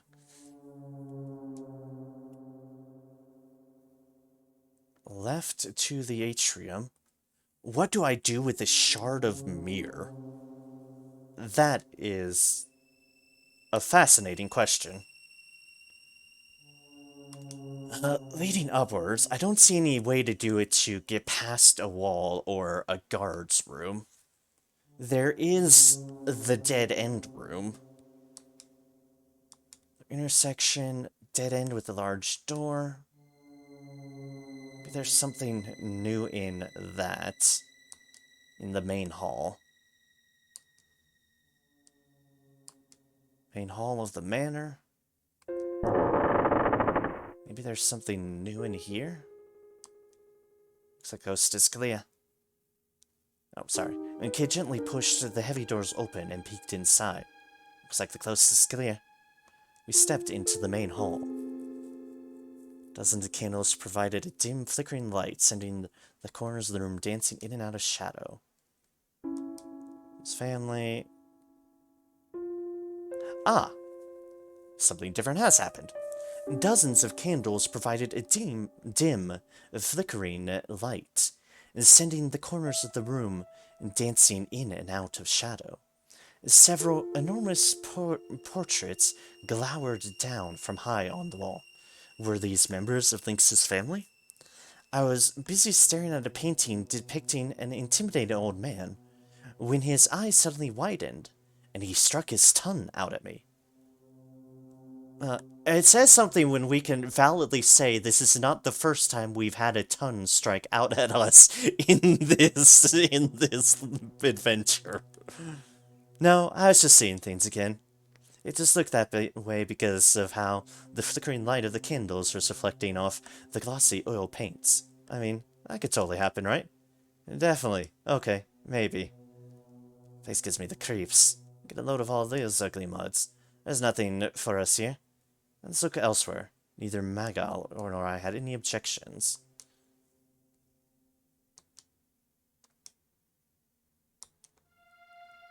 We're right back at the terrace.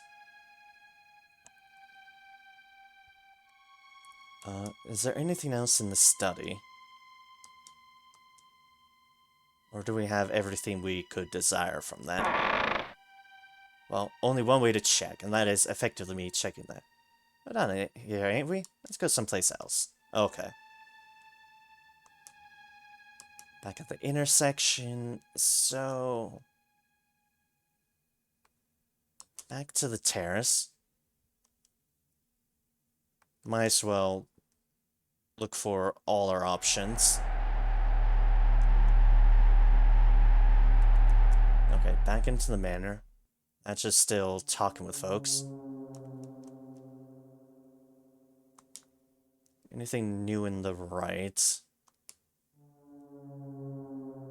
I'm just, like, effectively checking everything. We open the door. In we go.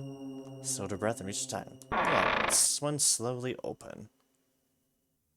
Anything new in here, or is it still... silent? Hello? Any old ladies in here?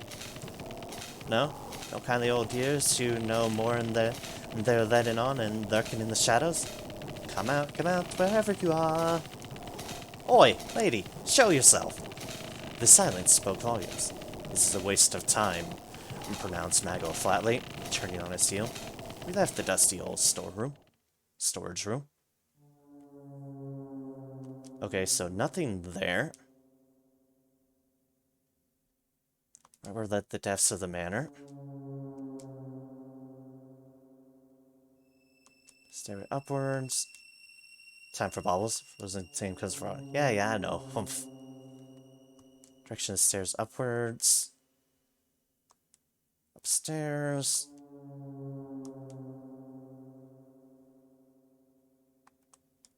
Do you want to go in there, Serge? Feel free, but I ain't in the mood to get squashed flat and ground into gristle, said Kid derisively. And then she took a careful look around and leaned in close. Don't tell me that torture stuff isn't your thing, is it? I sighed and slumped my shoulders. Okay, this was worth going back just for this.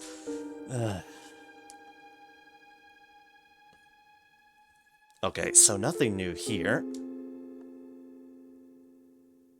So we have effectively eliminated all these. So we have to go back down. There's literally no other potential. Continued on. Kept following the corridor. Leading the group, but as usual, Kid suddenly stopped. What's that? She jabbed her finger at something in the darkness. Straining my eyes, I could see a pale white bundle of something shaking in the shadows. Ah, that's strange. I moved in front of Kid to try to get a better look. And then suddenly, the strange presence started crawling across the floor towards us at an unbelievable speed. I didn't have time to brace myself. The white figure reached my foot, then reared up its full height, and it was a dog that was on me. Hi. Hello. It was a skeleton. Oh god, it's a skeleton. The skeleton and I stood face to face, its empty eye sockets staring straight at me, or seeming to, at least. What was I gonna do? Tackle! Heard a sound of clattering bones. I charged in to tackle the skeleton. Yarg! There was a crunching sound and a clatter of bones as the skeleton was knocked back by the blow. Its body split clean in two at the waist. Better luck next time, muttered Kid dryly. As if in response, the skeleton's upper body picked itself up from the ground, turning its skull toward me. Balancing its body with its left hand, it then pulled the skull from its head with its right hand. What's it doing now? Before I could get the words out, it heaved its skull at me. What was I gonna do? Catch it with whip? I caught it in both hands and smashed into the floor. I slammed the skull into the ground. It smashed to pieces with a satisfying crunch. And as soon as it had, the skeleton's torso collapsed into a lifeless heap. Okay, that works surprisingly well. Won't be troubling us anymore. Time to move on. Ugh. My body was screaming with pain, and I felt like I might pass out any moment. Over you pretty soon. Maybe I ain't such a drongo after all.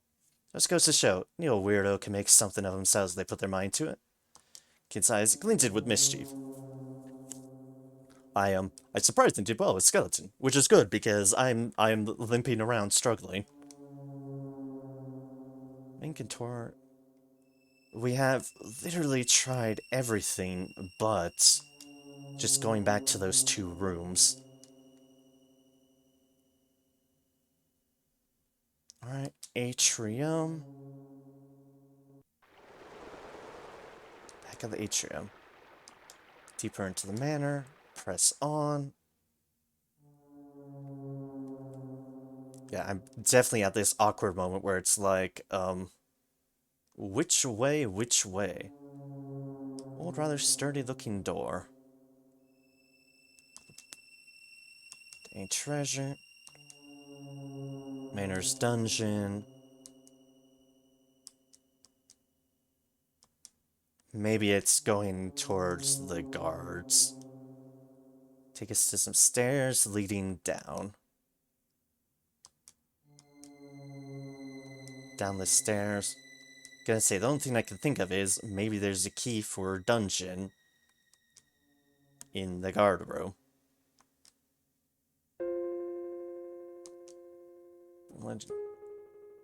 It's my... Well. Reckon this might be where we find the key to that door upstairs? No getting past that bloody magic barrier without it. Kid pressed an ear against the door and listened carefully. Doesn't sound like anyone's in there, she whispered. Went inside. Kid opened the door.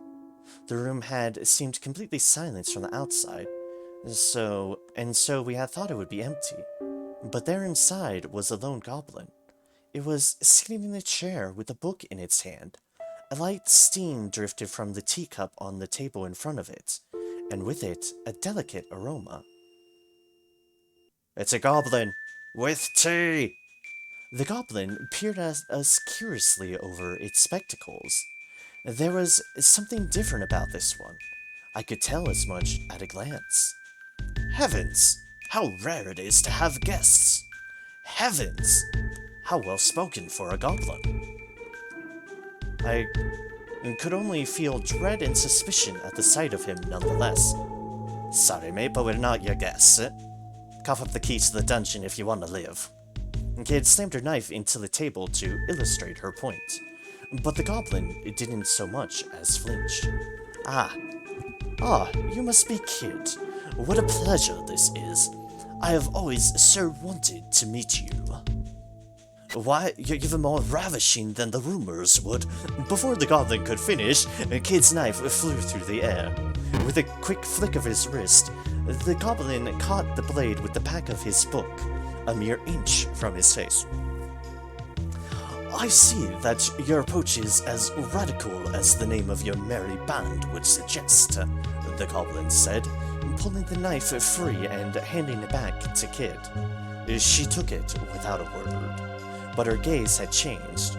She was like a cat, cautiously studying its prey. And I was just getting to the good part, too. Well, I suppose I shall have to give up on ever finishing it now. The goblin casually flung the book over his shoulder and into a nearby bin. Allow me to introduce myself, if I may. I am Grismeld, and I am the guard on watch. No need to stand, please, do take a seat. You're welcome to tea, of course. The goblin beckoned us to sit down. Did he mean to poison us? If I may. Mago calmly took a seat, ignoring the obvious suspicion in the air. I sat down next to Mago. I decided to trust Mago's instincts, and took a seat next to him. He had some kind of plan in mind, I was sure of it. Kid didn't look like she'd be pulling up a chair anytime soon. She was standing with her arms crossed, eyeing the goblin suspiciously. The goblin poured 3 cups of tea. Here you are. Without the slightest hint of hesitation, Agile took his teacup and lifted it to his lips. He sipped, then placed the cup back on its saucer. Himalayan tea. Not a blend I'd expect to find here. What a pleasure it is to encounter a fellow connoisseur. Yes, it's a rare blend, and one mainly enjoyed by the noble classes. I couldn't believe the conversation I was hearing, but I also couldn't help wondering what this rare tea might taste like. My eyes rested on the cup that had been poured for me. I couldn't shake the fear that it might be poisoned, but I also couldn't ignore how delicious it smelled. Before I knew it, the cup was in my hand. This is great, I blurted out. I'd never had such a delicious brew in my entire life. My aches and pains faded away, thank goodness. We needed that for our ghost shenanigans. I glanced over at Kid, who was blowing manically at the liquid in her cup. I'd forgotten that she was paranoid about her burning her mouth on things. Now that we're comfortable, let's get down to brass tacks, as they say. I do indeed have the key to the dungeon, as you surmised, but you will also be aware that I cannot simply give it away. I glanced over to Kit again. Typical, she wasn't listening to a word Grismeld was saying. She was still huffing and puffing at her tea. Adorable. It seemed it would be up to me to respond. I suppose that means you want something in return.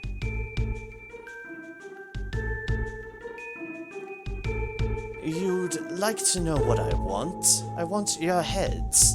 Or rather, I'm sure that's what my employer would have me say. But no, I have no such barbarous aspirations. Furthermore, I doubt I'd be a match for you. Griswold chuckled as he said this. For once, me delaying and reading things benefited me. What I live for is the joy of conversation, which I fear my compatriots are ill-equipped to supply. Perhaps you might have one or two ripping yarns to share. Grinning, he added, I'm sure notorious thieves such as yourselves must have more than a few thrilling tales up your sleeves. So he wanted to hear a story. That seemed a more than fair price to pay for the key. I closed my eyes and thought, aha, I know just the story. How did it begin? One night, a young girl was walking alone in the forest, and then... she was searching for a golden flower, the only way to cure her sick mother's illness, or she was out hunting for bugs. Where do I want to go with this? She was out hunting for bugs. What was next again? She caught a beetle and painted it gold. The fragments I remembered seemed about right. I had a rough handling on how the ending would go. I took a breath and began my tale. One night, a young girl was walking alone in the forest. She was out hunting for bugs. She caught a beetle and painted it gold. The next morning, she set off into town to sell her catch.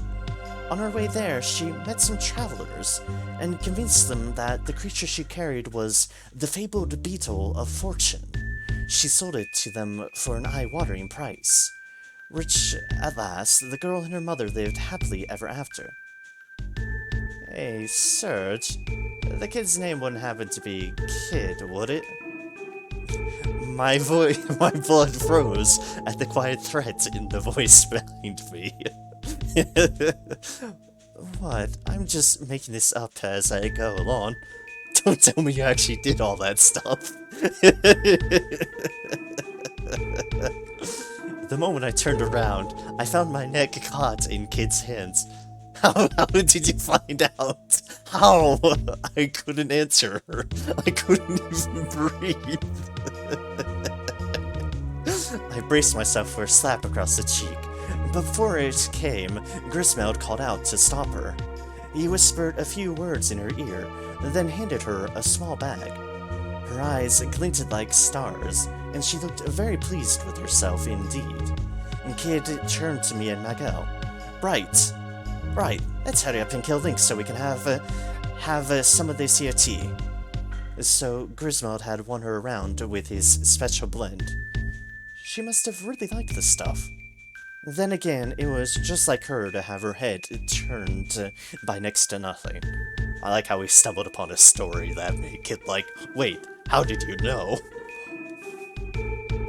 Oh, and don't forget this, said Grismeld, before she ran off without getting what she came for. The key, as promised. I took it from Grismeld's hand, and with that, we left the room. Or should I say we were dragged out by a very excited Kid. This has so much charm to it. Staircase up. We want to go up again. Corridor carried on. Obviously, I got lost a little bit way, but honestly, there's no surprise in that. It is effectively an adventure game that I'm going through. Getting lost and blundering around for a little bit is part of their charm. carried straight on toward the cell. We continued down the corridor, eventually reaching an old, rather sturdy-looking door. Right, the key we got from that creepy old goblin should do the trick. And Kid slipped the key into the lock. The heavy door groaned slightly as it slowly swung open. And clammy air rose around our feet, as if clawing blindly through the darkness. This didn't seem like the kind of place anyone in their right mind would visit voluntarily. No, but we have places to be. We pushed the heavy iron door the rest of the way open and stepped into the darkness. There was a row of cells all locked behind iron bars. 1, 2. Oh, God of Malga, Sorand, please forgive me, please. Please forgive me. We heard a voice from the third cell, whimpering and crying pathetically. It strained my eyes to look inside. Faintly, in the darkness, I could see something that looked like a man sitting on the floor. So this was the source of the voice. Oi, you alright, mate? The kid called out to the figure. Forgive me. It's all my fault. It's my fault. The dragoons never deserved this. General, Lady Riddell. Oh, forgive me. I beg of you. The old man didn't seem to respond to us at all. He only sat facing the wall, begging forgiveness for who knew what. Hello? Can you hear me? Asked Kid, trying again. There will be no getting through to him. His real self will have long since retreated inside the shell he has created, said Miguel, cutting her off. Shell? What do you mean? I asked. He has built a shell around the core of his psyche in order to shield himself from the truth. He is running from something terrible. He has seen something, or been through something, or has done something. And so he has created his own world on the inside as a final refuge, the outside world lost to him forevermore. Ugh. Ow. I looked at Miguel in surprise. I detected a hint of unspoken sadness in his words. And for some reason, he was looking at Kid, watching over her as she stared at the man in the cell. Seeming to notice my gaze, Miguel turned back to face me, assuming his usual emotionless expression once more. We live in a world of sorrow and foolishness. It's only inevitable that some would try to escape it. But despite his hard words, his eyes retained a certain softness, his steely gaze giving way to a gentle light. Do you understand? I think so. I gave a slightly evasive answer. You seem confused. I don't blame you. You'll come to understand eventually. Miguel looked at me and Kid. Huh? What was all that about, I wondered. We're not going to get much out of him. He's miles away. Let's just leave him be and try someplace else. Was that Kid or is it Miguel? Kid. That's probably Kid. We're not gonna get much out of him. He's miles away. Let's just leave him be and try someplace else. Kid made for the door of the dungeon. Wait, called Miguel. We must find some way to get this man to speak. What for? I mean, he's speaking already, just none of it makes sense. What are you after? Some things he said piqued my curiosity. He mentioned the dragoons, and Riddell, too. So? You said the dragoons are ancient history, snapped Kid. Besides, how can we trust anything he says? He's clearly gone off his rocker. She had a point. The old man had long since cut his ties to the real world.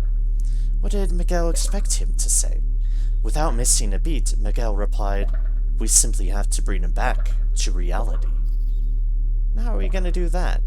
You want me to do a little dance for him or something? See if that gets his motor going?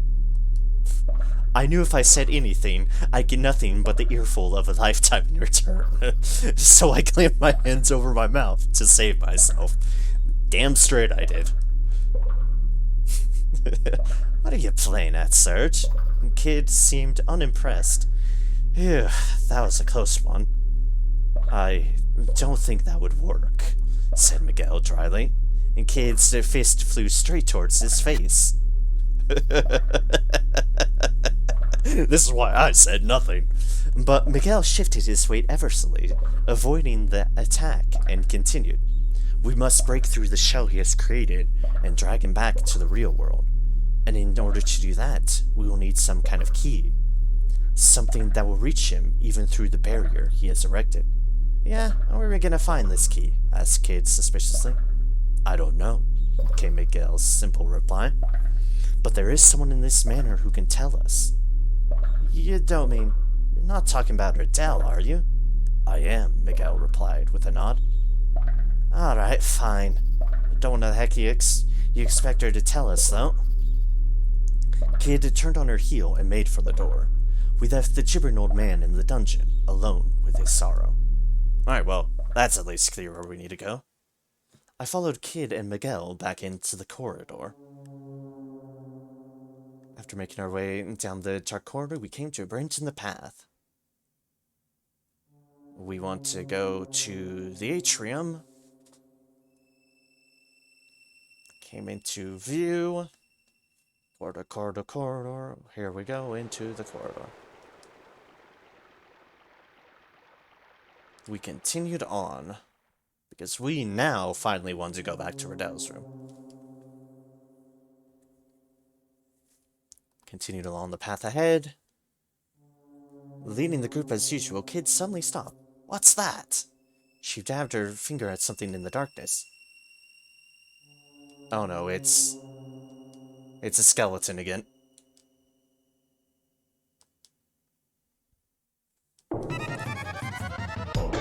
Skeleton again.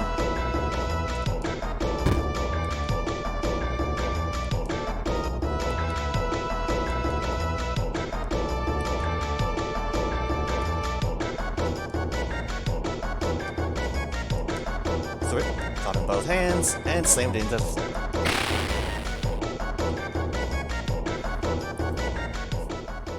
Yup. I don't know how to handle myself a skeleton. Be troubling us anymore. Time to move on.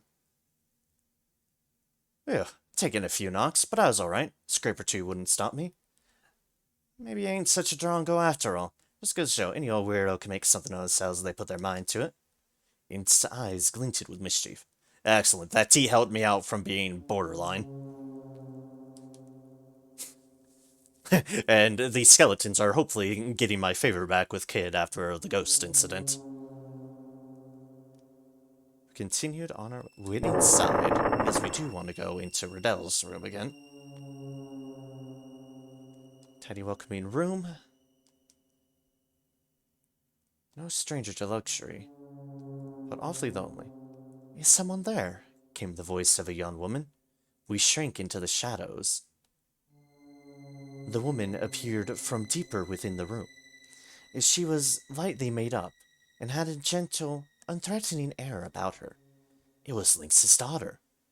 Strange. I'm sure I heard someone. I was at a loss as to what to do for a moment, but before I'd had time to do much more than hold my breath, Kid had already darted over.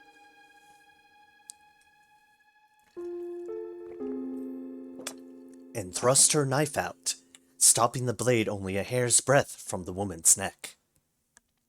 Where's the frozen flame? Answer me!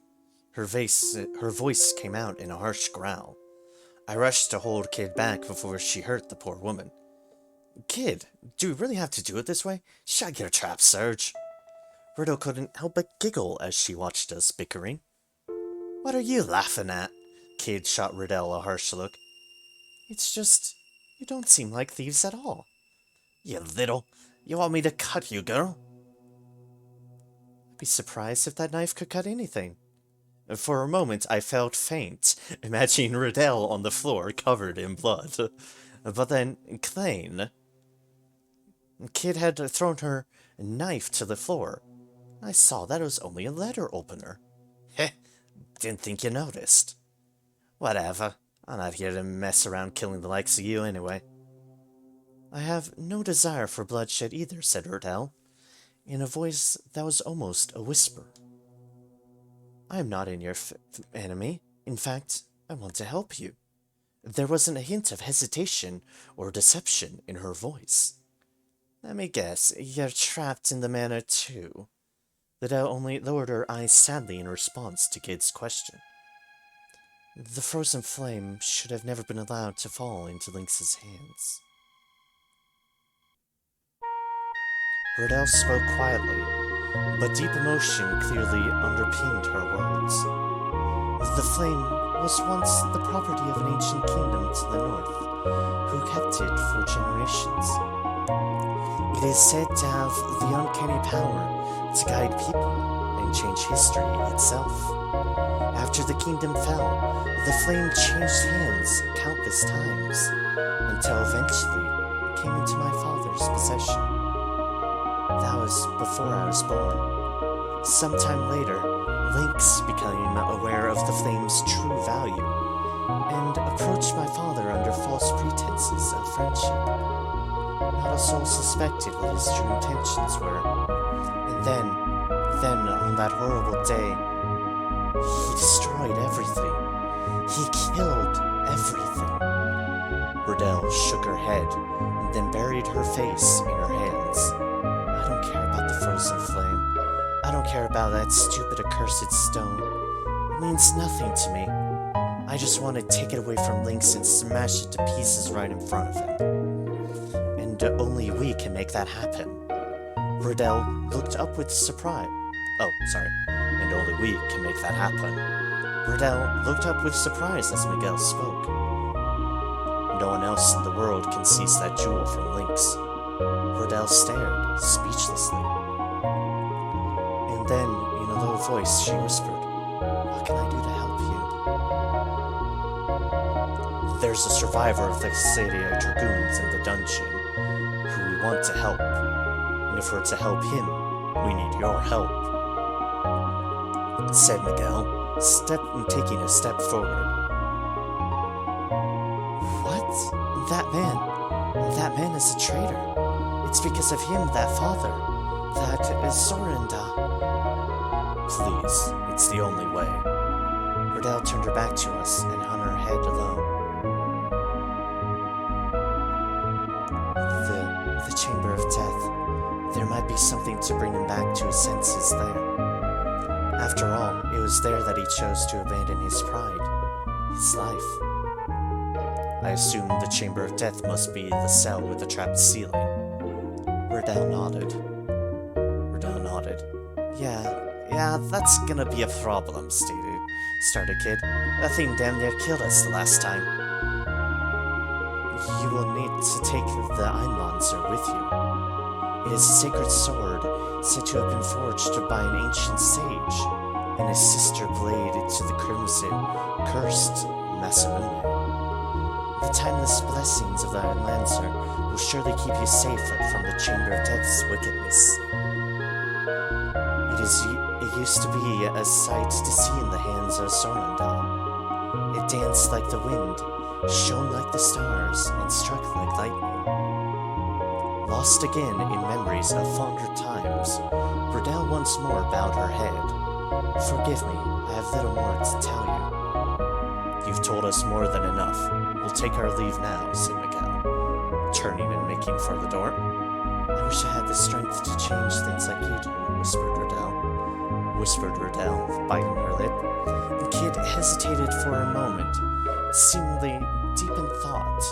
It ain't about strength, about having a purpose, something to fight for. I'll be praying for you. I will be praying for you. Kid shot Riddell a look over his shoulder. Great, maybe you can cross your fingers too. We left the room. Where is this sword? Going right would take us to Lynx's room.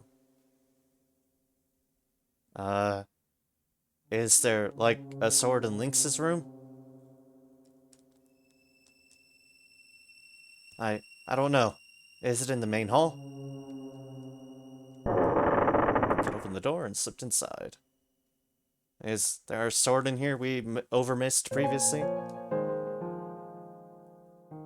The room was completely silent. I looked to the corner of the room, to the place where she had once stood. Miguel put a gentle hand on my shoulder. Surge. I gave a silent nod, and we turned and left her to her eternal rest. Alright, fair enough. No sword there.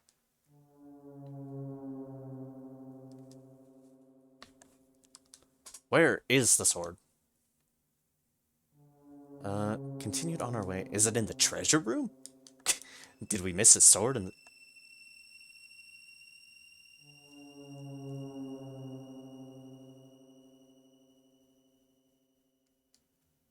Wait. Wait.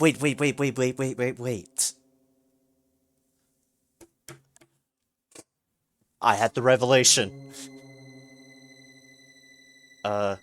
Stairs leading up. We have to make our way back to the clock tower. That sword. You won't find any use for that rusted hunk. Main hall. Toward the terrace. Kept following the corridor. We need to go into this room. In we go. It's like, it took me a moment to think on that, then I had the revelation because that was like hours ago when we first entered this room. There it is. Our ticket to not getting turned into mincemeat.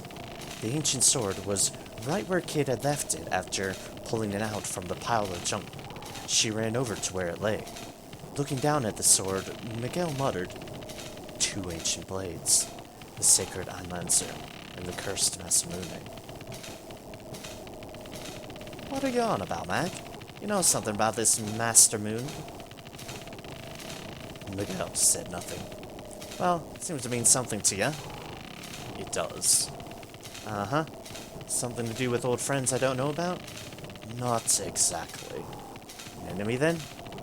Not exactly. You're being weird, Mag. Well, whatever. Oi, numbnuts, grab this thing for me, will ya? I was standing by the door when Kid called over to me. Oh, me? Yeah, you. Or are you gonna make me lug the bloody thing around? I'm just a scrawny little girl, ain't I? Call yourself a gentleman? My jaw dropped. I knew there wasn't anything I could say to her. Silently, I walked over to Kid and picked up the sword, like I was told. Whoa. Whoa. I nearly fell over. That thing was heavy. Good boy. Right. Off to the Chamber of Death. Eyes on the prize, lads. Dragging the sword behind me, I followed Kid out of the room. Dotto left and right. Rightwards to the rest of the manor.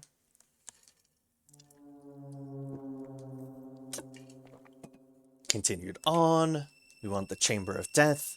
And thus the Chamber of Death we shall go. Also, this is going along a lot longer than I thought, but whatever. I've committed. I've committed. Back down the stairs, we went inside.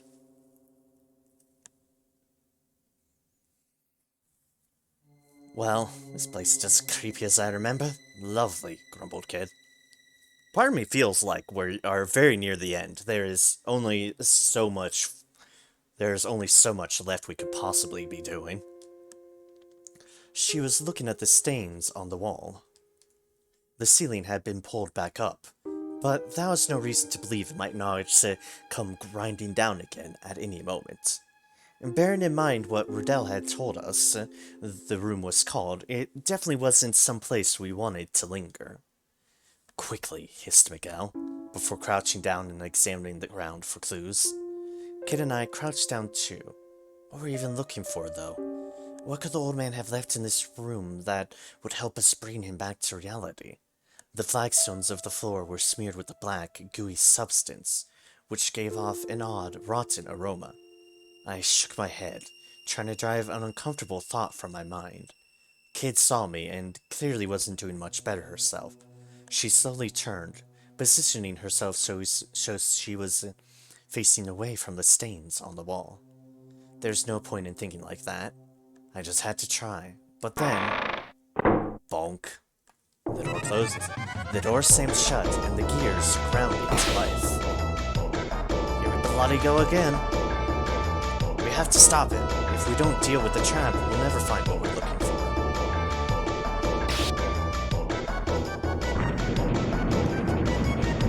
Here comes the ceiling.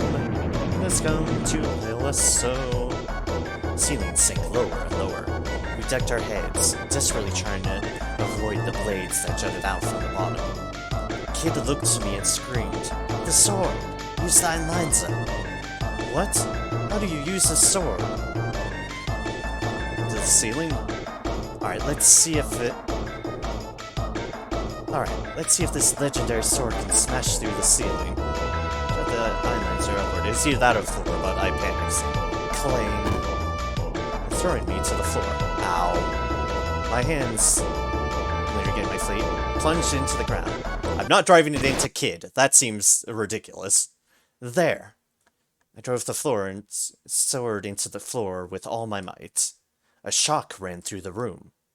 Beams of light scattered from the blade, covering the floor and walls, and then racing upward. The ceiling gave an almighty judder, then stopped. We made it. Sank to the floor helplessly, my heart racing. Hey, what's up? What's that? Kid was pointing at a part of the wall. It was where we'd seen the message written in blood. Guess we found what we were looking for.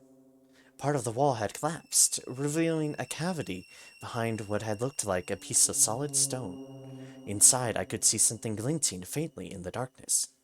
Kid reached in with her fingertips and carefully extracting whatever it was from within. It was a slender ring with a delicately engraved design that looked like overlapping ferns. The ring was adorned with several small rubies in a pattern that resembled a bunch of grapes. The crest of Asia. This must be Acadian.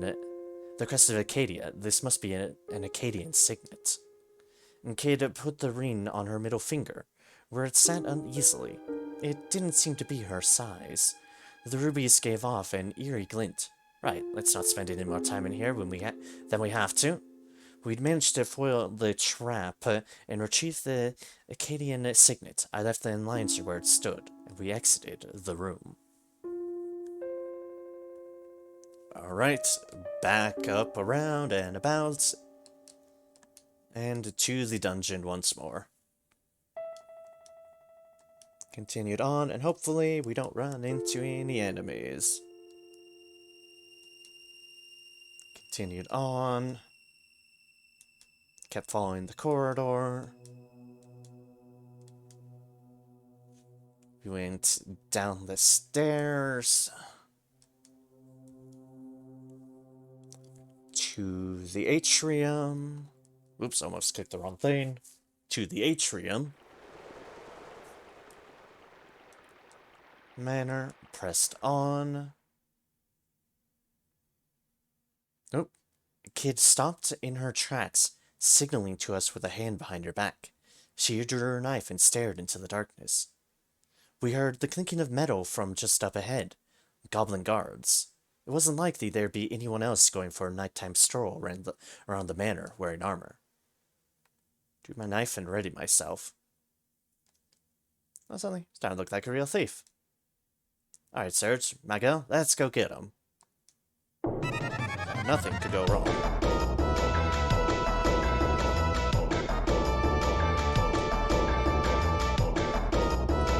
Wait, was it a fire? I can never remember. So back to evade the attack. The iron ball crashed into the stone tile I was standing on only moments before, crushing it. Had I tried to stop it with my knife, I would have been lucky to escape a fractured skull. Back cane of its weapon. Having missed me, the goblin lost its balance. I plunged my knife through the back of its weapon hand. The goblin's face contorted with pain as it dropped its morning star. I knew that going for its hands would be more effective than trying to land a good hit on its fleshy, porcine body.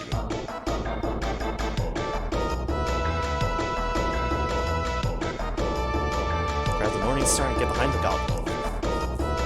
I threw the knife at the goblin's face. By reflex, it immediately raised its buckler to catch the blow. I took the opportunity to grab the goblin's morning star from the floor and slip behind its back. All I had to do next was to bring the morning star down on its head. It turned around right on cue. It was now or never. I swung the iron ball down towards its face, but the weapon was a lot harder to handle than I had thought, and the goblin easily parried it with the back of its thick, fleshy hand.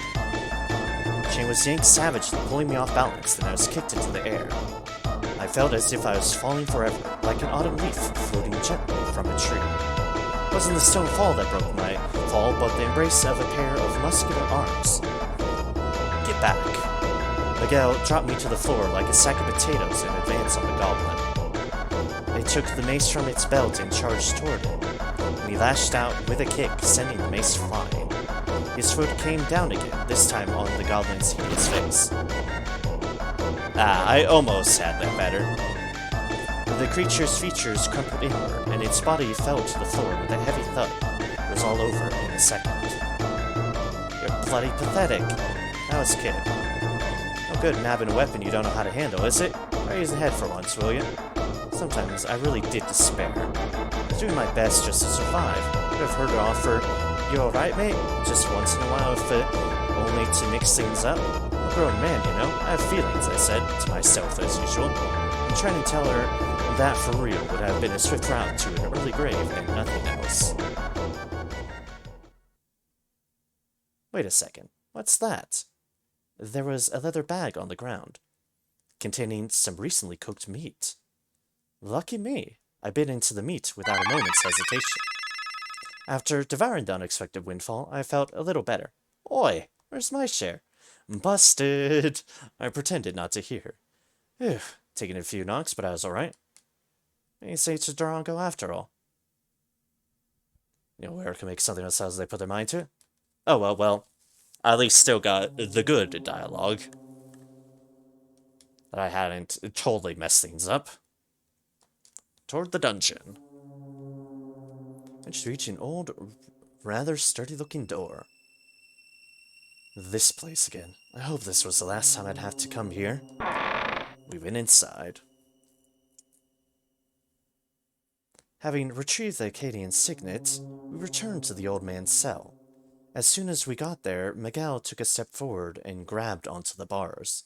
They creaked and groaned as he heaved at them, gritting his teeth as he summoned every ounce of his might. Slowly, they bowed apart. He stepped into the cell through the gap, and Kid and I followed. The old man was exactly as we had left him, staring into space and muttering meaningless words. Kid walked over to him and crouched down. She grabbed him by the collar and yelled at him. "Wakey, wakey, Grandpa! Got a few questions for you. Here, get an eyeful of this. Ring any bells, The kid waved the Acadian signet in his face, shaking him roughly all the while. The old man's head lolled as he limply allowed himself to be manhandled. I stepped between them and tried to stop her. Or, I asked Miguel to make Kid stop.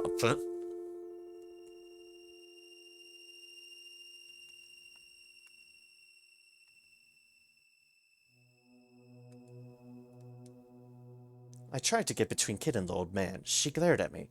"You're in the way, Serge. We're here for answers, remember? But if you really want to help him, you can't chicken out now." "But look at him. There's no helping him anymore, surely. This all ended for him long ago." "I'd not be so certain. This is not over. It still means something. He has simply decided to pretend not to see it. Yeah, but it's not over, you say?" Struck by the man... It's not over, you say?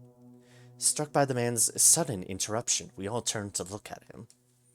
A faint glimmer of light had returned to his once vacant eyes. That's right. Now this is over until we make Lynx pay. His eyes began to cloud once more. So my former allies have finally come for me. I am to blame. It is because of my indiscretion that the Frozen Flame was stolen. That of all the Acadian Dragoons, only I remained here in the manor. But now all is well, for you have returned. Oh, Melged, Zorinda. Where have you been all this time? Did you all return to Lake Stoic? Never mind all that, Granddad. Where's the Frozen Flame? Give us a clue, anything. Come on, out with it. I couldn't decide if kids sounded more annoyed or more desperate. The Frozen Flame? The old man looked momentarily confused, and then a wan smile crossed his face.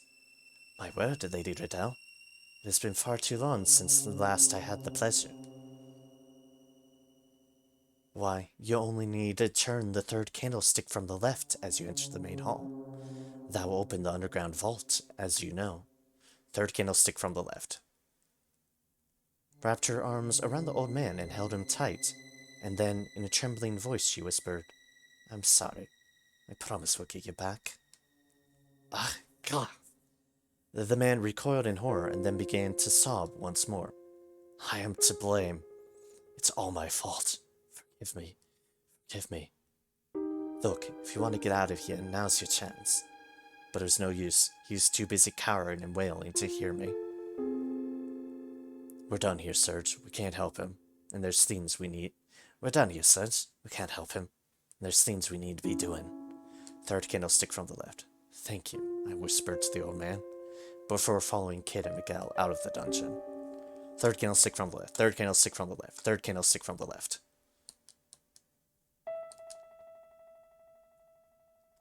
Right towards the atrium. The third candlestick to the left. I know the game is going to request me to remember which one. Back in the atrium. Continued on. Third candlestick to the left. Third candlestick to the left. This is my madness mantra. Third candlestick to the left.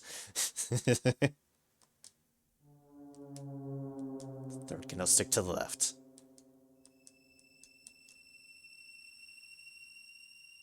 Toward the main hall. Third candlestick to the left.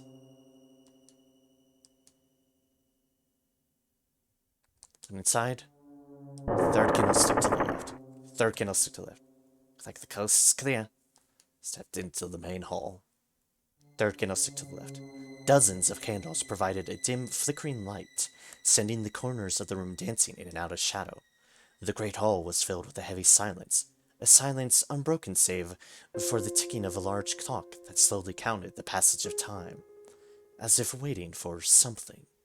Several courtiers glared down at us with cold eyes. We moved through the feeble glow of the candles. Third candlestick from the left, whispered Kid. Hey, kids, me. Madness mantras. 1, 2, 3. There. She reached out towards it. I held my breath as I watched. Say your prayers, Lynx. We're coming for ya. The kid turned the candlestick. The room trembled with a sudden, rhythmic rumbling sound, as if a massive gear was turning. What's that? For a moment I felt a strange sensation, as if I was floating. Do you feel that? I started to stagger. The entire room seems to be moving downward, came the reply from Miguel. I couldn't quite believe it, but I also couldn't deny the feeling of downward motion. The main hall was sinking into the earth. And then another rumble. The room's descent rapidly accelerated. A cold sweat dripped from my back. My heart filled with a mixture of fear and anticipation. What was waiting for us down there? The frozen flame, our prize at the end of this little adventure. But what was it, really? Would it live up to our expectations? I tightened my fists, which were slick with sweat. What were Kid and Miguel thinking? The room remained veiled in silence. As if in response to my thoughts, a quiet voice came from next to me.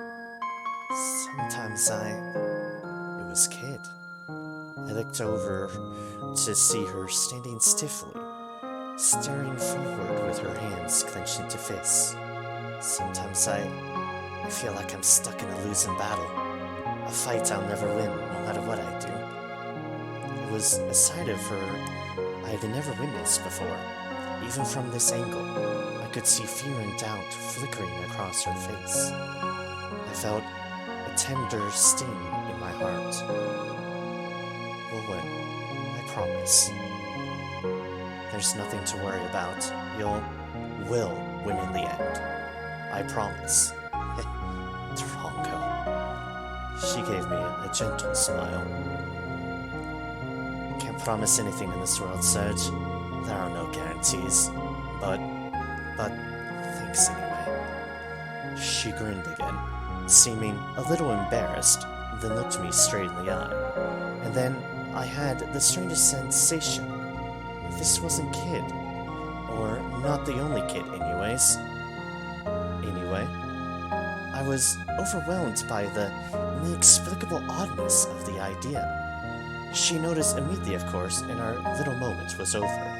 The kid I knew was back in the room. Trying to catch your flies, mate? Sorry. It's just that for a moment there, it felt like you were someone else. What are you on about? The kid gave me a confused look, tilting her head. It must be because we are drawing near to the frozen flame. Miguel's voice, soft as ever, slipped unbidden from the shadows. Eh? What the heck are you two on about? The kid turned towards him with another puzzled frown. There is another self within you, struggling against the pull of the abyss. Now what had she been talking about? A crash split the silence, as if we'd collided with something.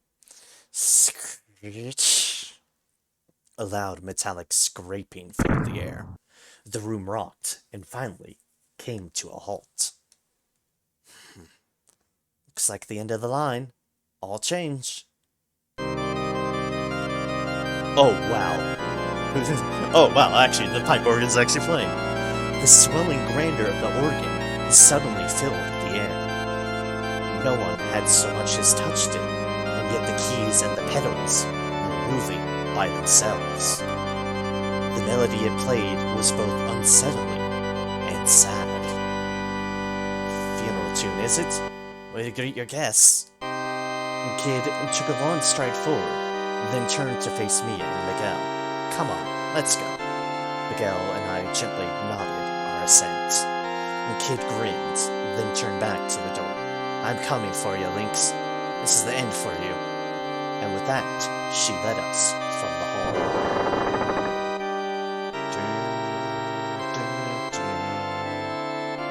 We continued down a long, dark corridor, the walls slick with condensation. The air was thick and heavy, as though ripe with the stench of death. Were we really getting close to Lynx's hidden vault at last? And was there any turning back now, for any of us? There was something strange about Kid that night. Miguel didn't seem to be his usual self either. To begin with, it was vanishingly rare for him to speak so much, let alone to show any kind of emotion. What happened to make them change like that? Unable to take the silence anymore, I decided to speak. I had to ask the question that had been on my mind all this time. What is the frozen flame? Is the frozen flame really just a jewel? There was only silence in return. And then, when it seemed like no one would reply at all, Miguel spoke. His low chamber echoed in the corridor. It is a sacred stone that cures all ills, heals all wounds, and grants eternal life. Or so some still believe. In truth, it is part of a tremendous rock that fell from the skies long, long ago. That rock was the source of a hitherto unknown power. with which mankind's hidden potential was unlocked. You could say that it was humanity's dreams made manifest. But it is not always good to have one's dreams come true. Many were bewitched by that great power. Some were led astray by it. It even led to a kingdom's ruin, a kingdom once prosperous, yet now little more than fragments and dust, its name lost to history. For a moment, I thought I heard a hint of pain and sadness in Miguel's voice. But maybe it was just my nerves. Wait, how do you know all this, Miguel? He said nothing. He only stared at me with his piercing, dark eyes, and then continued onward in silence. For a while, only the sound of footsteps echoed in the corridor, and then Kid gave a doubtful humph. Look, I don't know if all that stuff about the frozen flame is true or not. Neither here nor there to me. She raised a fist. We're here to sell the score with links by nicking the thing. That's all I know, and that's all I want to know. What had Link seen in the frozen flame? Why had it been worth risking so much for? We trudged on down the dark passageway, each of us alone with our thoughts. Concentrating on my footsteps lessened the burden of my worries somewhat, and I felt a renewed vigor, to a degree. Suddenly, Miguel stopped in his tracks. Wait. Huh? Kid turned around, puzzled. Just then, a powerful light surged across the floor, and a rune-shaped sigil appeared. Damn it, a blood circle! Kid and Miguel were at least quick enough to try and jump clear. But they weren't quite quick enough. The three of us were trapped in a circle of blinding light. Ooh! Animation! The sigil rotated left and right with us at the center, cutting off all routes of escape. Ah, we're trapped. A wall of heat and wind blew around us, and swirling lines and spirals of light assailed us whenever we turned. Don't let the light memorize you. Cover your eyes, shouted Miguel, raising a hand over his mask. Turn with the light, not against it. There has to be a way out. What? I barely even understand what's going on. Kid's elbow brushed against the wall of light surrounding us, sending sparks flying. Ah. Be careful. Merely to touch it is more than enough to harm you. Stay well back. I slowly turned my body to follow the movements of the ring of light, looking for a gap to escape through. We know what to do here. The guy marked it down. Turn right 3 times. 3 steps to the right. There, I see it. That's our way through. I found a gap in the wall of light and carefully walked through. Kid, Miguel, this way. We managed to get through the barrier unscathed, but we weren't out of the woods yet. There was still another wall of light swirling with a great wind in front of us. I slowly turned my body to follow the movements of light, looking for a gap to escape through. Turned left twice. 2 steps to the left.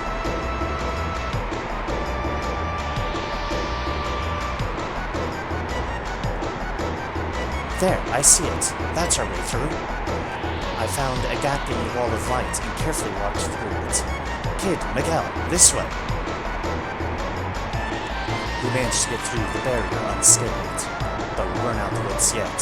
There is still another wall of light swirling with a great wind in front of us. Right twice. I slowly turned my body to follow the movements of the ring of light, looking for a gap to escape through. Right twice. 2 steps to the right. There, I see it. That's our way through. I found a gap in the wall of light and carefully walked through. Kid, Miguel, this way.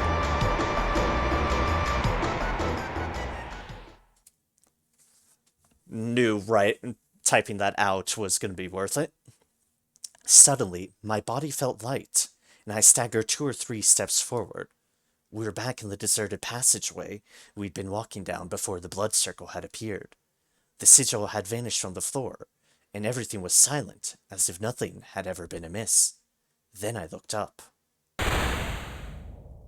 Oh. Looks like we finally made it, boys. Kate strode up the door with a wicked grin on her face. The true frozen flame awaits. The true frozen flame awaits. Miguel's eyes gave a glint from behind his mask, like glass catching moonlight in the darkness of night. Let's go. Kid reached for the handle. So this is the place, huh? The kid narrowed her eyes, straining to see our surroundings in the darkness. Oh my. A vast, pitch-black expanse surrounded us, whichever way we looked. It was as if we'd entered an impossibly vast cave. We were in a place forgotten by time, unknown to the world, hidden deep within the bowels of night. A gentle crimson light hovered in the darkness. The frozen flame. Alright, now it's ours. The light of the flame ebbed and waned gently, as if responding to Kid's voice. What the heck is this place? There's mountains of bloody rubble everywhere. Miguel took a step further into the room and said in a whisper that was almost a groan. No, it can't be.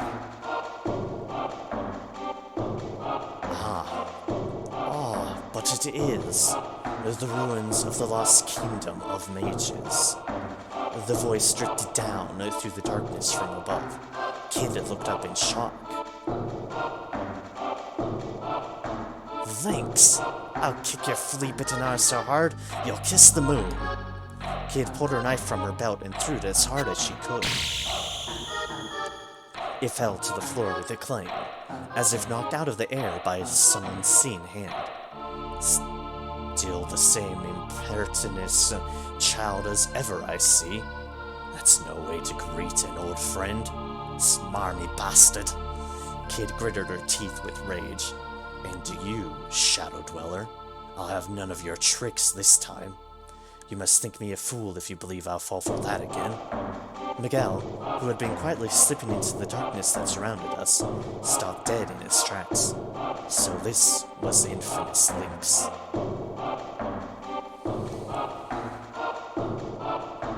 Oh! The lord of this deadly manor.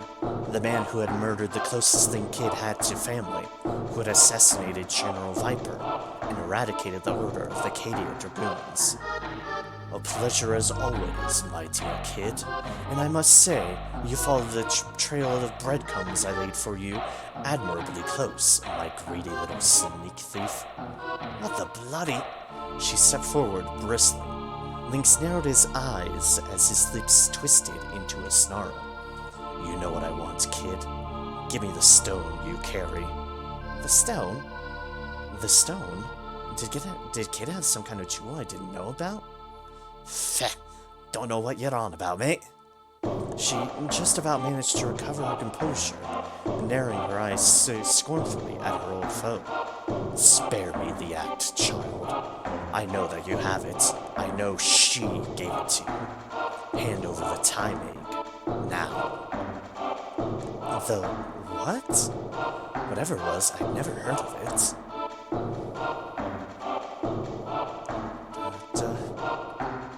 You're dreaming if you think I'll give it to the likes of you, Kid shot back.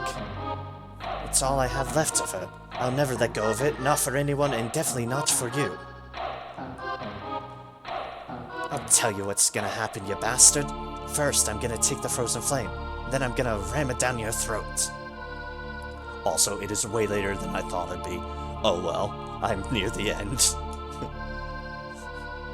I hope you all, if you're not already still just gone and asleep, are enjoying this abnormally long and late night stream of mine. I've gotten caught up in this, and it has been a blast. Incorrigible young fool. I was hoping this might be a civilized exchange. Alas, it seems my words will only fall on deaf ears, and you are determined to repeat your past errors. Lynx moved his hand to the grip of the ornate golden saber that hung from his belt. Last time I showed you mercy and let you leave with your life. That was a mistake, one which I mean to correct. Serge, Miguel, stay back. Kid took a step forward, glaring at Lynx, her gaze unflinching. This ends here and now. I'll pay for what you've done. You'll pay for what you did to Luca. With a scream, a kid leapt into the air like a bird taking flight. This is new music. Her foot lashed out in a scything kick aimed right at the side of Lynx's head.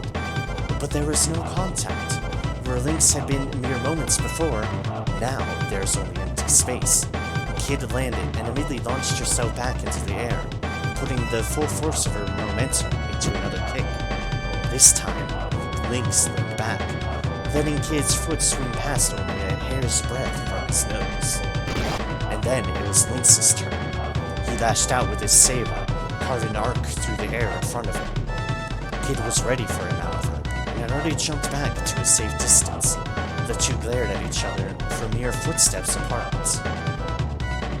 At least you had the decency to prepare a little better than last time, Lynx purred. A red line appeared on Kid's cheek, slowly coalescing into a drop of blood. Kid! In a flash, she launched herself into yet another attack. Lynx dodged to the side, and then made to strike her with the hilt of his saber. Kid moved awkwardly to avoid the attack, losing her footing, and then Lynx was on her like a bird of prey before she could fully recover.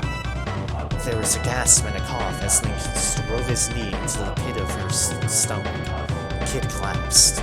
A steady stream of red dripped from her lips. Would that be all, girl? Lynx gave Kid a merciless kick to the side, sending her flying. She landed on a pile of rubble, her body rolling until she hit a large stone pillar.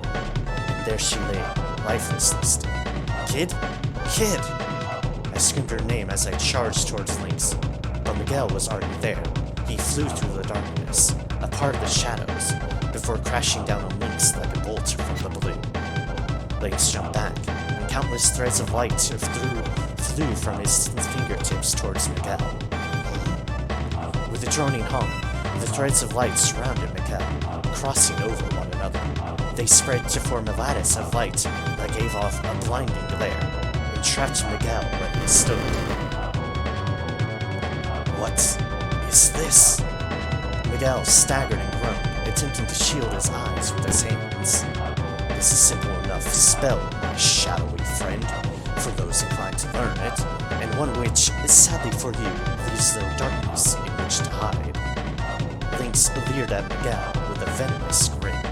You've been quite the thorn in my side. I'll let you live long enough to regret it. Miguel struggled and groaned. I had to do something. Kid and Miguel needed me, but what was I going to do? I challenged Lynx. I charged at Lynx. I screamed as I rushed towards Kid's nemesis. And then, in one fluid motion, he spun around to face me, lashing out with his saber. I tried my best to dodge the blow, but the blade sliced into my body. I collapsed into a heap and rolled down onto the rubble. You aren't the first arrogant little street rat I've cut down, and you won't be the last. His claw-like fingers clamped around my throat. I couldn't breathe. Tightening his grip, Lynx lifted me bodily until my feet were dangling in the air. I could feel his talons mercilessly digging deeper and deeper into my neck. Panic filled my mind. Look, kid. See your friend. See him suffer. This is your doing. This is your hand around his neck. Kid's breath was ragged, and blood still dripped from her lips. Opening an eye, she groggily raised her hand. She couldn't get up. She didn't have the strength. Serge. Give me the time, Egg. Do you even as a concentrated pocket of space. With the frozen flame and the timing in a hand, one can bend the fabric of space and time and rewrite the past, the errors that I mean to correct, mistakes in the past that must be set right. Lynx's narrow, emotionless eyes returned to my face. How long before he perishes, I wonder. I struggled to breathe, but could only make choking noises. Kid screamed my name.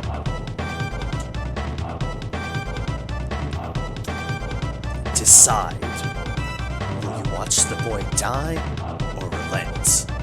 Does his life mean nothing to you? I can't. She balled her hands into fists and dropped her gaze. My vision started to fade. And then I heard her voice as she struggled to speak through the pain. I'm sorry, Serge, but I swore I'd sacrifice anything to stop Lynx. Don't worry about me. Don't worry about me. It was all I could do to force the words out past Lynx's icy grip. I started to black out. Was this really how it was going to end?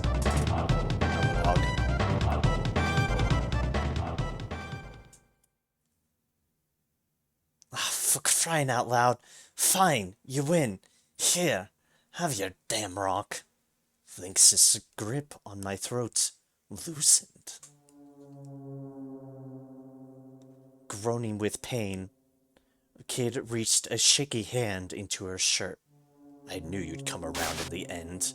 Lynx threw my body to the ground, then walked over toward her. Just shut up and take it, you bastard. It's all you deserve. With all the strength she could still muster, Kid lashed out at Lynx with her right hand. Gah! He leapt back in a desperate attempt to evade the blow. But it was too late. Kid's nails, sharp as cat's claws, raked mercilessly into his face. Lynx roared with pain. He staggered, clutching his left eye. Blood oozed through the gaps in his fingers. You wretched little chit of a girl. Lynx stood awkwardly, still clutching at the wound on his face. The fingers of his free hand arced into furious talons as he walked back towards Kid, who still lay on the ground. I will kill you all. He kicked her hard, concentrating all his wrath and venom into the blow. Kid gasped as all the wind was knocked out of her. Yet more blood ran from her mouth as her body rolled across the floor. Kid! I yelled hoarsely, clutching my burning throat with one hand. Lynx turned his head slowly to look at me, one eye fixing on me coldly as it came into view. He took a step toward me. Yes, perhaps it would be better to start with you. My dear Kid, rest assured that your friend's death will be a most elaborate and painful one. Oh dear, you will truly know what it means to suffer, boy. I will put you through the same suffering as I did that Luca woman. Kid's body stirred with shock and horror. Hi. Her eyes slowly opened, fixing on Lynx. They were wild eyes, stained with the blood that poured from her brow. Gritting her teeth, she staggered to her feet. Lynx! Lynx! And then an explosion of light burst forth from the frozen flame. Another light began to form from somewhere near Kid's chest, resounding with the light from the frozen flame. The twin lights entwined, twirling slowly upward, and as it rose, the golden spiral spread. No, this can't be. Lynx stood motionless, transfixed by the spectacle. Was this the Timex power? Kid screamed as a raging blaze of light engulfed her. I'll never let you do it again. I'll never let you steal from me again. Bathed in the glow, her body shook. Blood-red tears dripped from her eyes as they took on a distant look, and then she collapsed to the ground, as if all the life had gone out of her.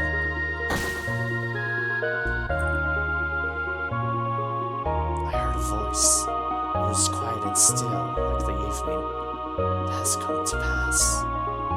Kid is retracing her lost memories back through time, back to the Lost Kingdom.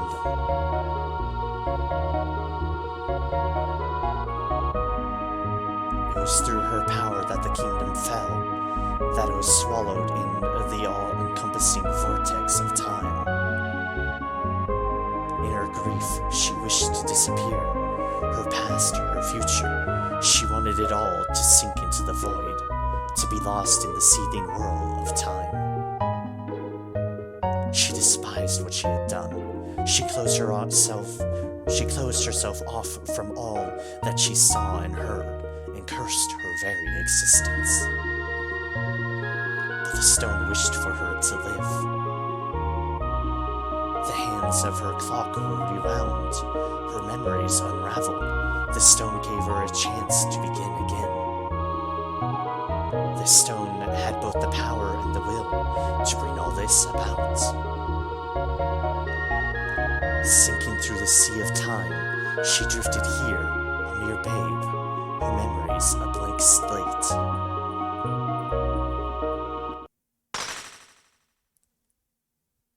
The time egg shattered, its fragments raining down on the world, becoming shards of sorrow and anguish. The world around us drifted into pieces. It swallowed us, engulfed us. We were consumed, locked into the void. And then a girl's scream echoed in the darkness. That voice, was that Kid? It sounded just like... No, this is all wrong. The black vortex, it surrounds us. No, stop!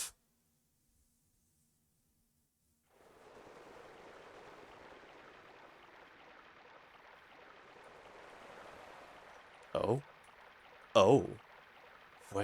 Where am I? I lost everything, and now I can but wander. The world drifts, and time is a blur. There's only an endless, unknowable sea.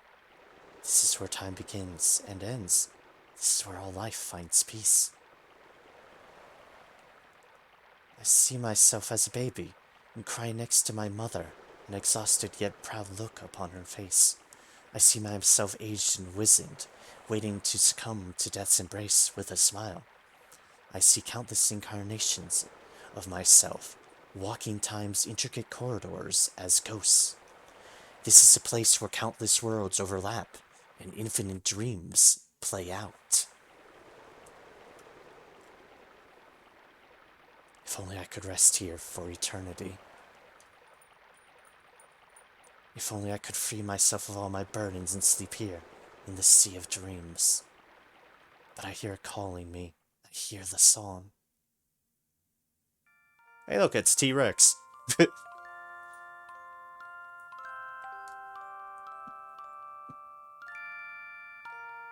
Fish.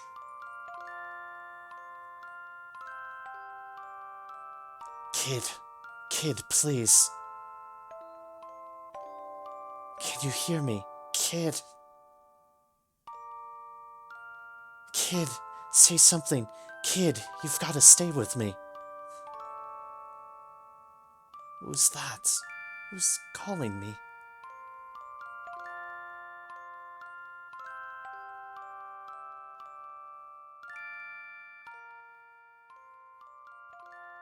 Serge? Where am I? Kid, you're awake. I heard a song. It was beautiful. It's a song that Luca loved. Kid closed her eyes, and her face glowed with a warm smile. I'll never forget that song. Makes me want to cry whenever I hear it. I'm just glad you're back. It felt like I was losing you. Like you were going somewhere far, far away. Before I knew it, I was humming the song for you. I don't know if I ever mentioned it, but I wrote it when I first started out as a musician. Oh, I knew you liked it, so I... Kid gave me a gentle nod. It was you. You were the one who called me back. That was you calling me name. Thanks, Sedge. It's okay. It's okay now. Suddenly, she gasped with pain.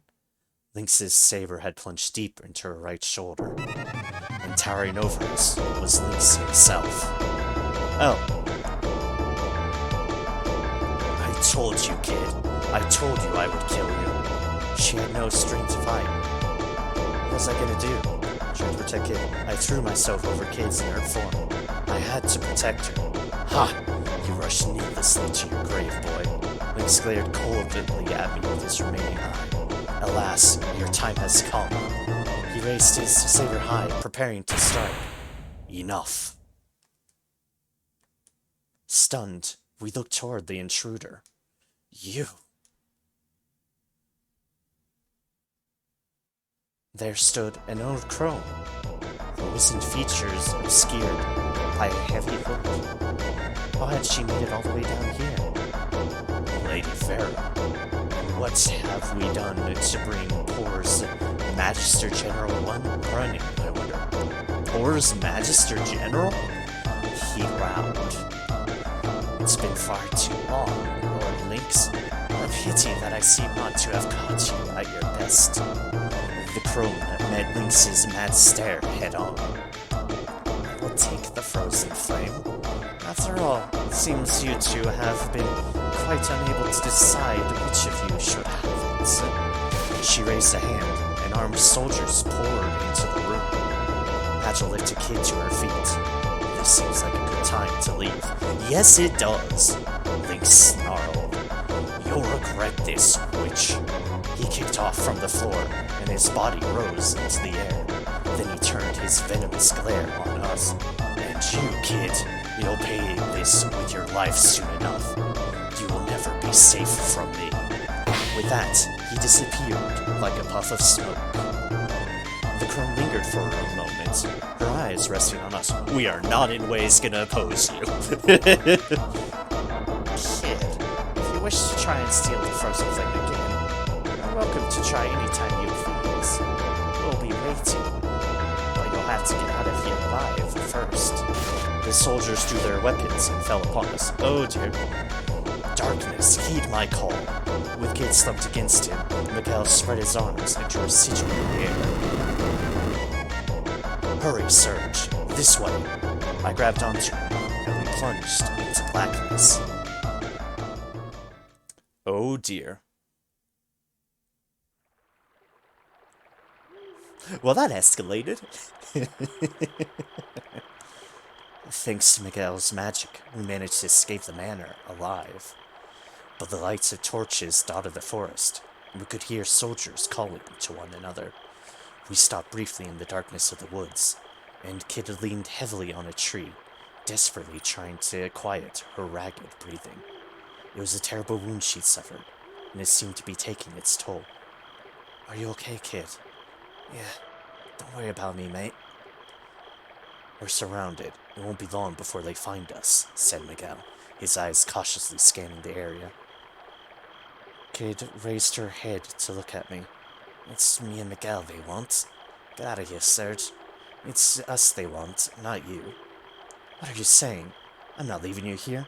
Look at you. You can barely stand. There's nothing I can't handle. Besides, I've got Miguel with me. If they catch you with us, they won't go easy on you. But I remembered everything. Remembered another me. Me from a long, long time ago. Slowly, Kid averted her gaze, looking up at the night sky. To go. The stars reflected in her eyes, and suddenly she looked like nothing more than an ordinary young girl with a sad, distant expression on her face. Kid. Don't worry, Serge. I'm okay. We'll meet again. Kid smiled. We'll meet again. Somewhere. Someday. Sometime. Promise. Her eyes closed gently. didn't manage to nick the frozen flame in the end. I lost the time egg too. The only thing I have left of Luca's. But it's okay.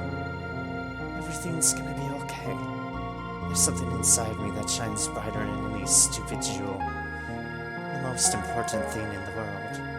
She opened her eyes again and fixed them on me. I could have lost myself in their depths forever. No one can take it from me. Not for as long as I live.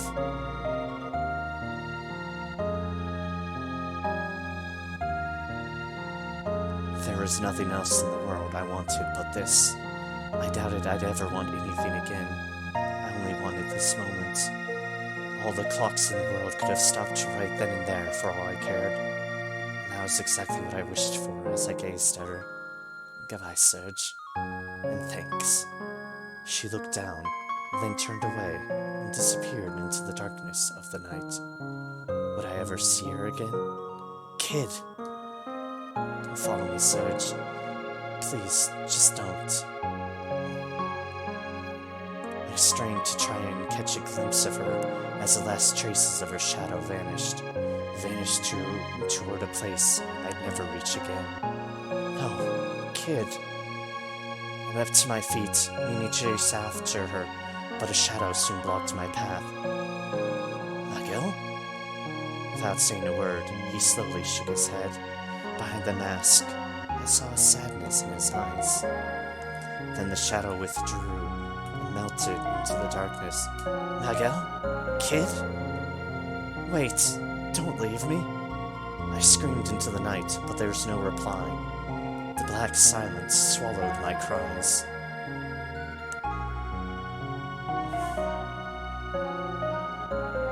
Kid. Kid.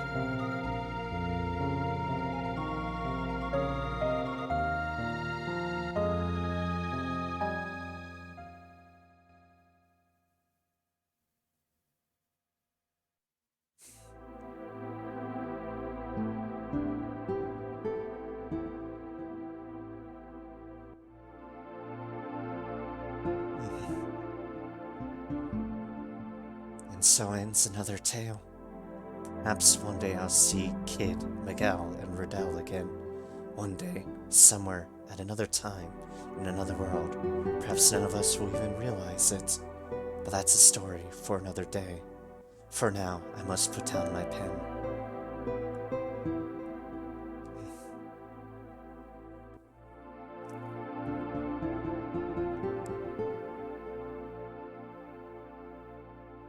I closed my grandfather's diary. And then, from downstairs, I heard my mother calling. Did you hear me? Your friend's here. Nimble footsteps charged up the stairs. The door flew open. In tumbled a young girl. A girl who seemed somehow familiar. Hey, Serge. It's a beautiful day for adventuring.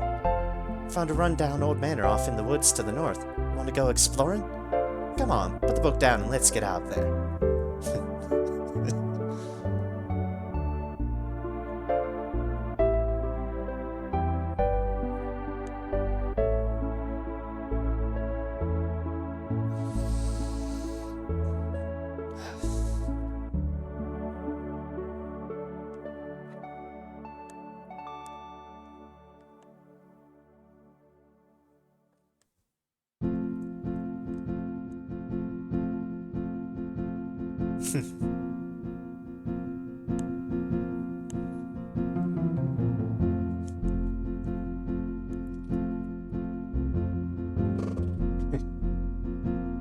What can I say? More than the fact that I got just totally absorbed in it, and now it's freaking almost 5 in the morning my time. The fact that I probably had like one of my longer streams yet at over 10 hours. I was caught, I was absorbed, and goddamn his radical dreams. Alright. It had a lot of that charm that I enjoyed out of Chrono Cross, and I can see a lot of how they connect and origin from each other. And honestly, that was just good. It had a lot of good moments in it. Fantastic writing. Again, as per the Chrono Cross tradition, a wonderful, wonderful musical score. Very fitting in all the right moments. I enjoyed it. I enjoyed that a lot. And I steaming. And I thank you all so much for sticking around in what I can no longer say to have a good evening, for this is very much the morning for me now. And anyone later than me, it's very much the morning, but thank you all so much for being around for this ride. This was a great ride. What next come after Chrono Cross and this Radical Dreamers? I don't know. I haven't decided that. I have a week to decide on that. I'll have to figure out something. But it'll be something I want to play and enjoy for sure. Because yeah, this will be difficult for me to follow up. Chrono Cross, as I said, the game itself has so much ties to for me. And Radical Dreamers, it was good. It tugged on all those ties, but it was new. It was very much new, but yet so familiar. And I'm glad I played it. Even if it drastically lingered on things, I am so glad to have played it. And I'm glad to have had y'all along as well. And thank you once again for much more earlier. Why am I here for the raid of yours? And thank you for once again for the larger and much bigger raid from you, Jade Chili. I appreciate it also greatly. And for those who stuck around, whether you're just lurking with me on a computer or might not even be there, I still appreciate nonetheless. Every view counts on my path to getting to affiliates, and all these views and all y'all's generosity and kindness for just tagging along gets me ever the step closer, and I'm glad for it. I really do. Thank y'all so much.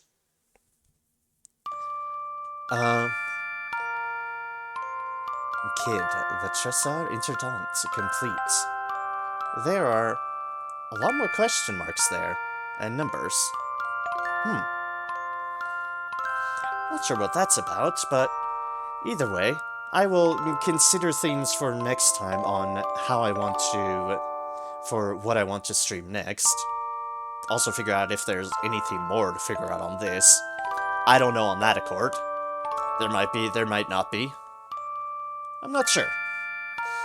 But either way, for now, I am at 5 in the morning. I am most certainly calling it here.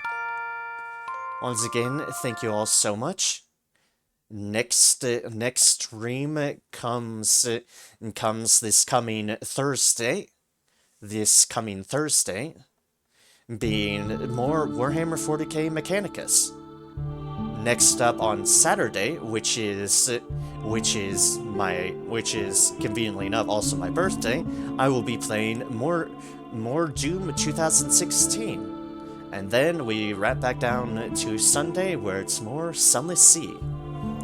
Whether I see you all there, whether I see you all in one of those streams, or whenever I see you all, I hope to see you around. Y'all are good. Y'all are kind. But in the meantime, until next I see you, I hope that all is well, and that all shall be well. That you have a good time, a good wake, a good morning now, dear mercy, and I hope it all goes well for y'all. Like I said, as for what comes next after Chrono Cross, we'll see. I'll check if there's any more to hear in Radical Dreamers.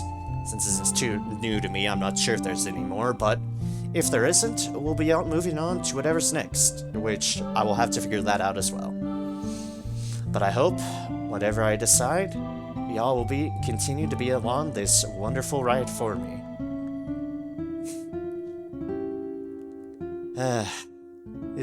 This was great. This was great. With that, have a good one, folks, and I'll see y'all next time. Cheers.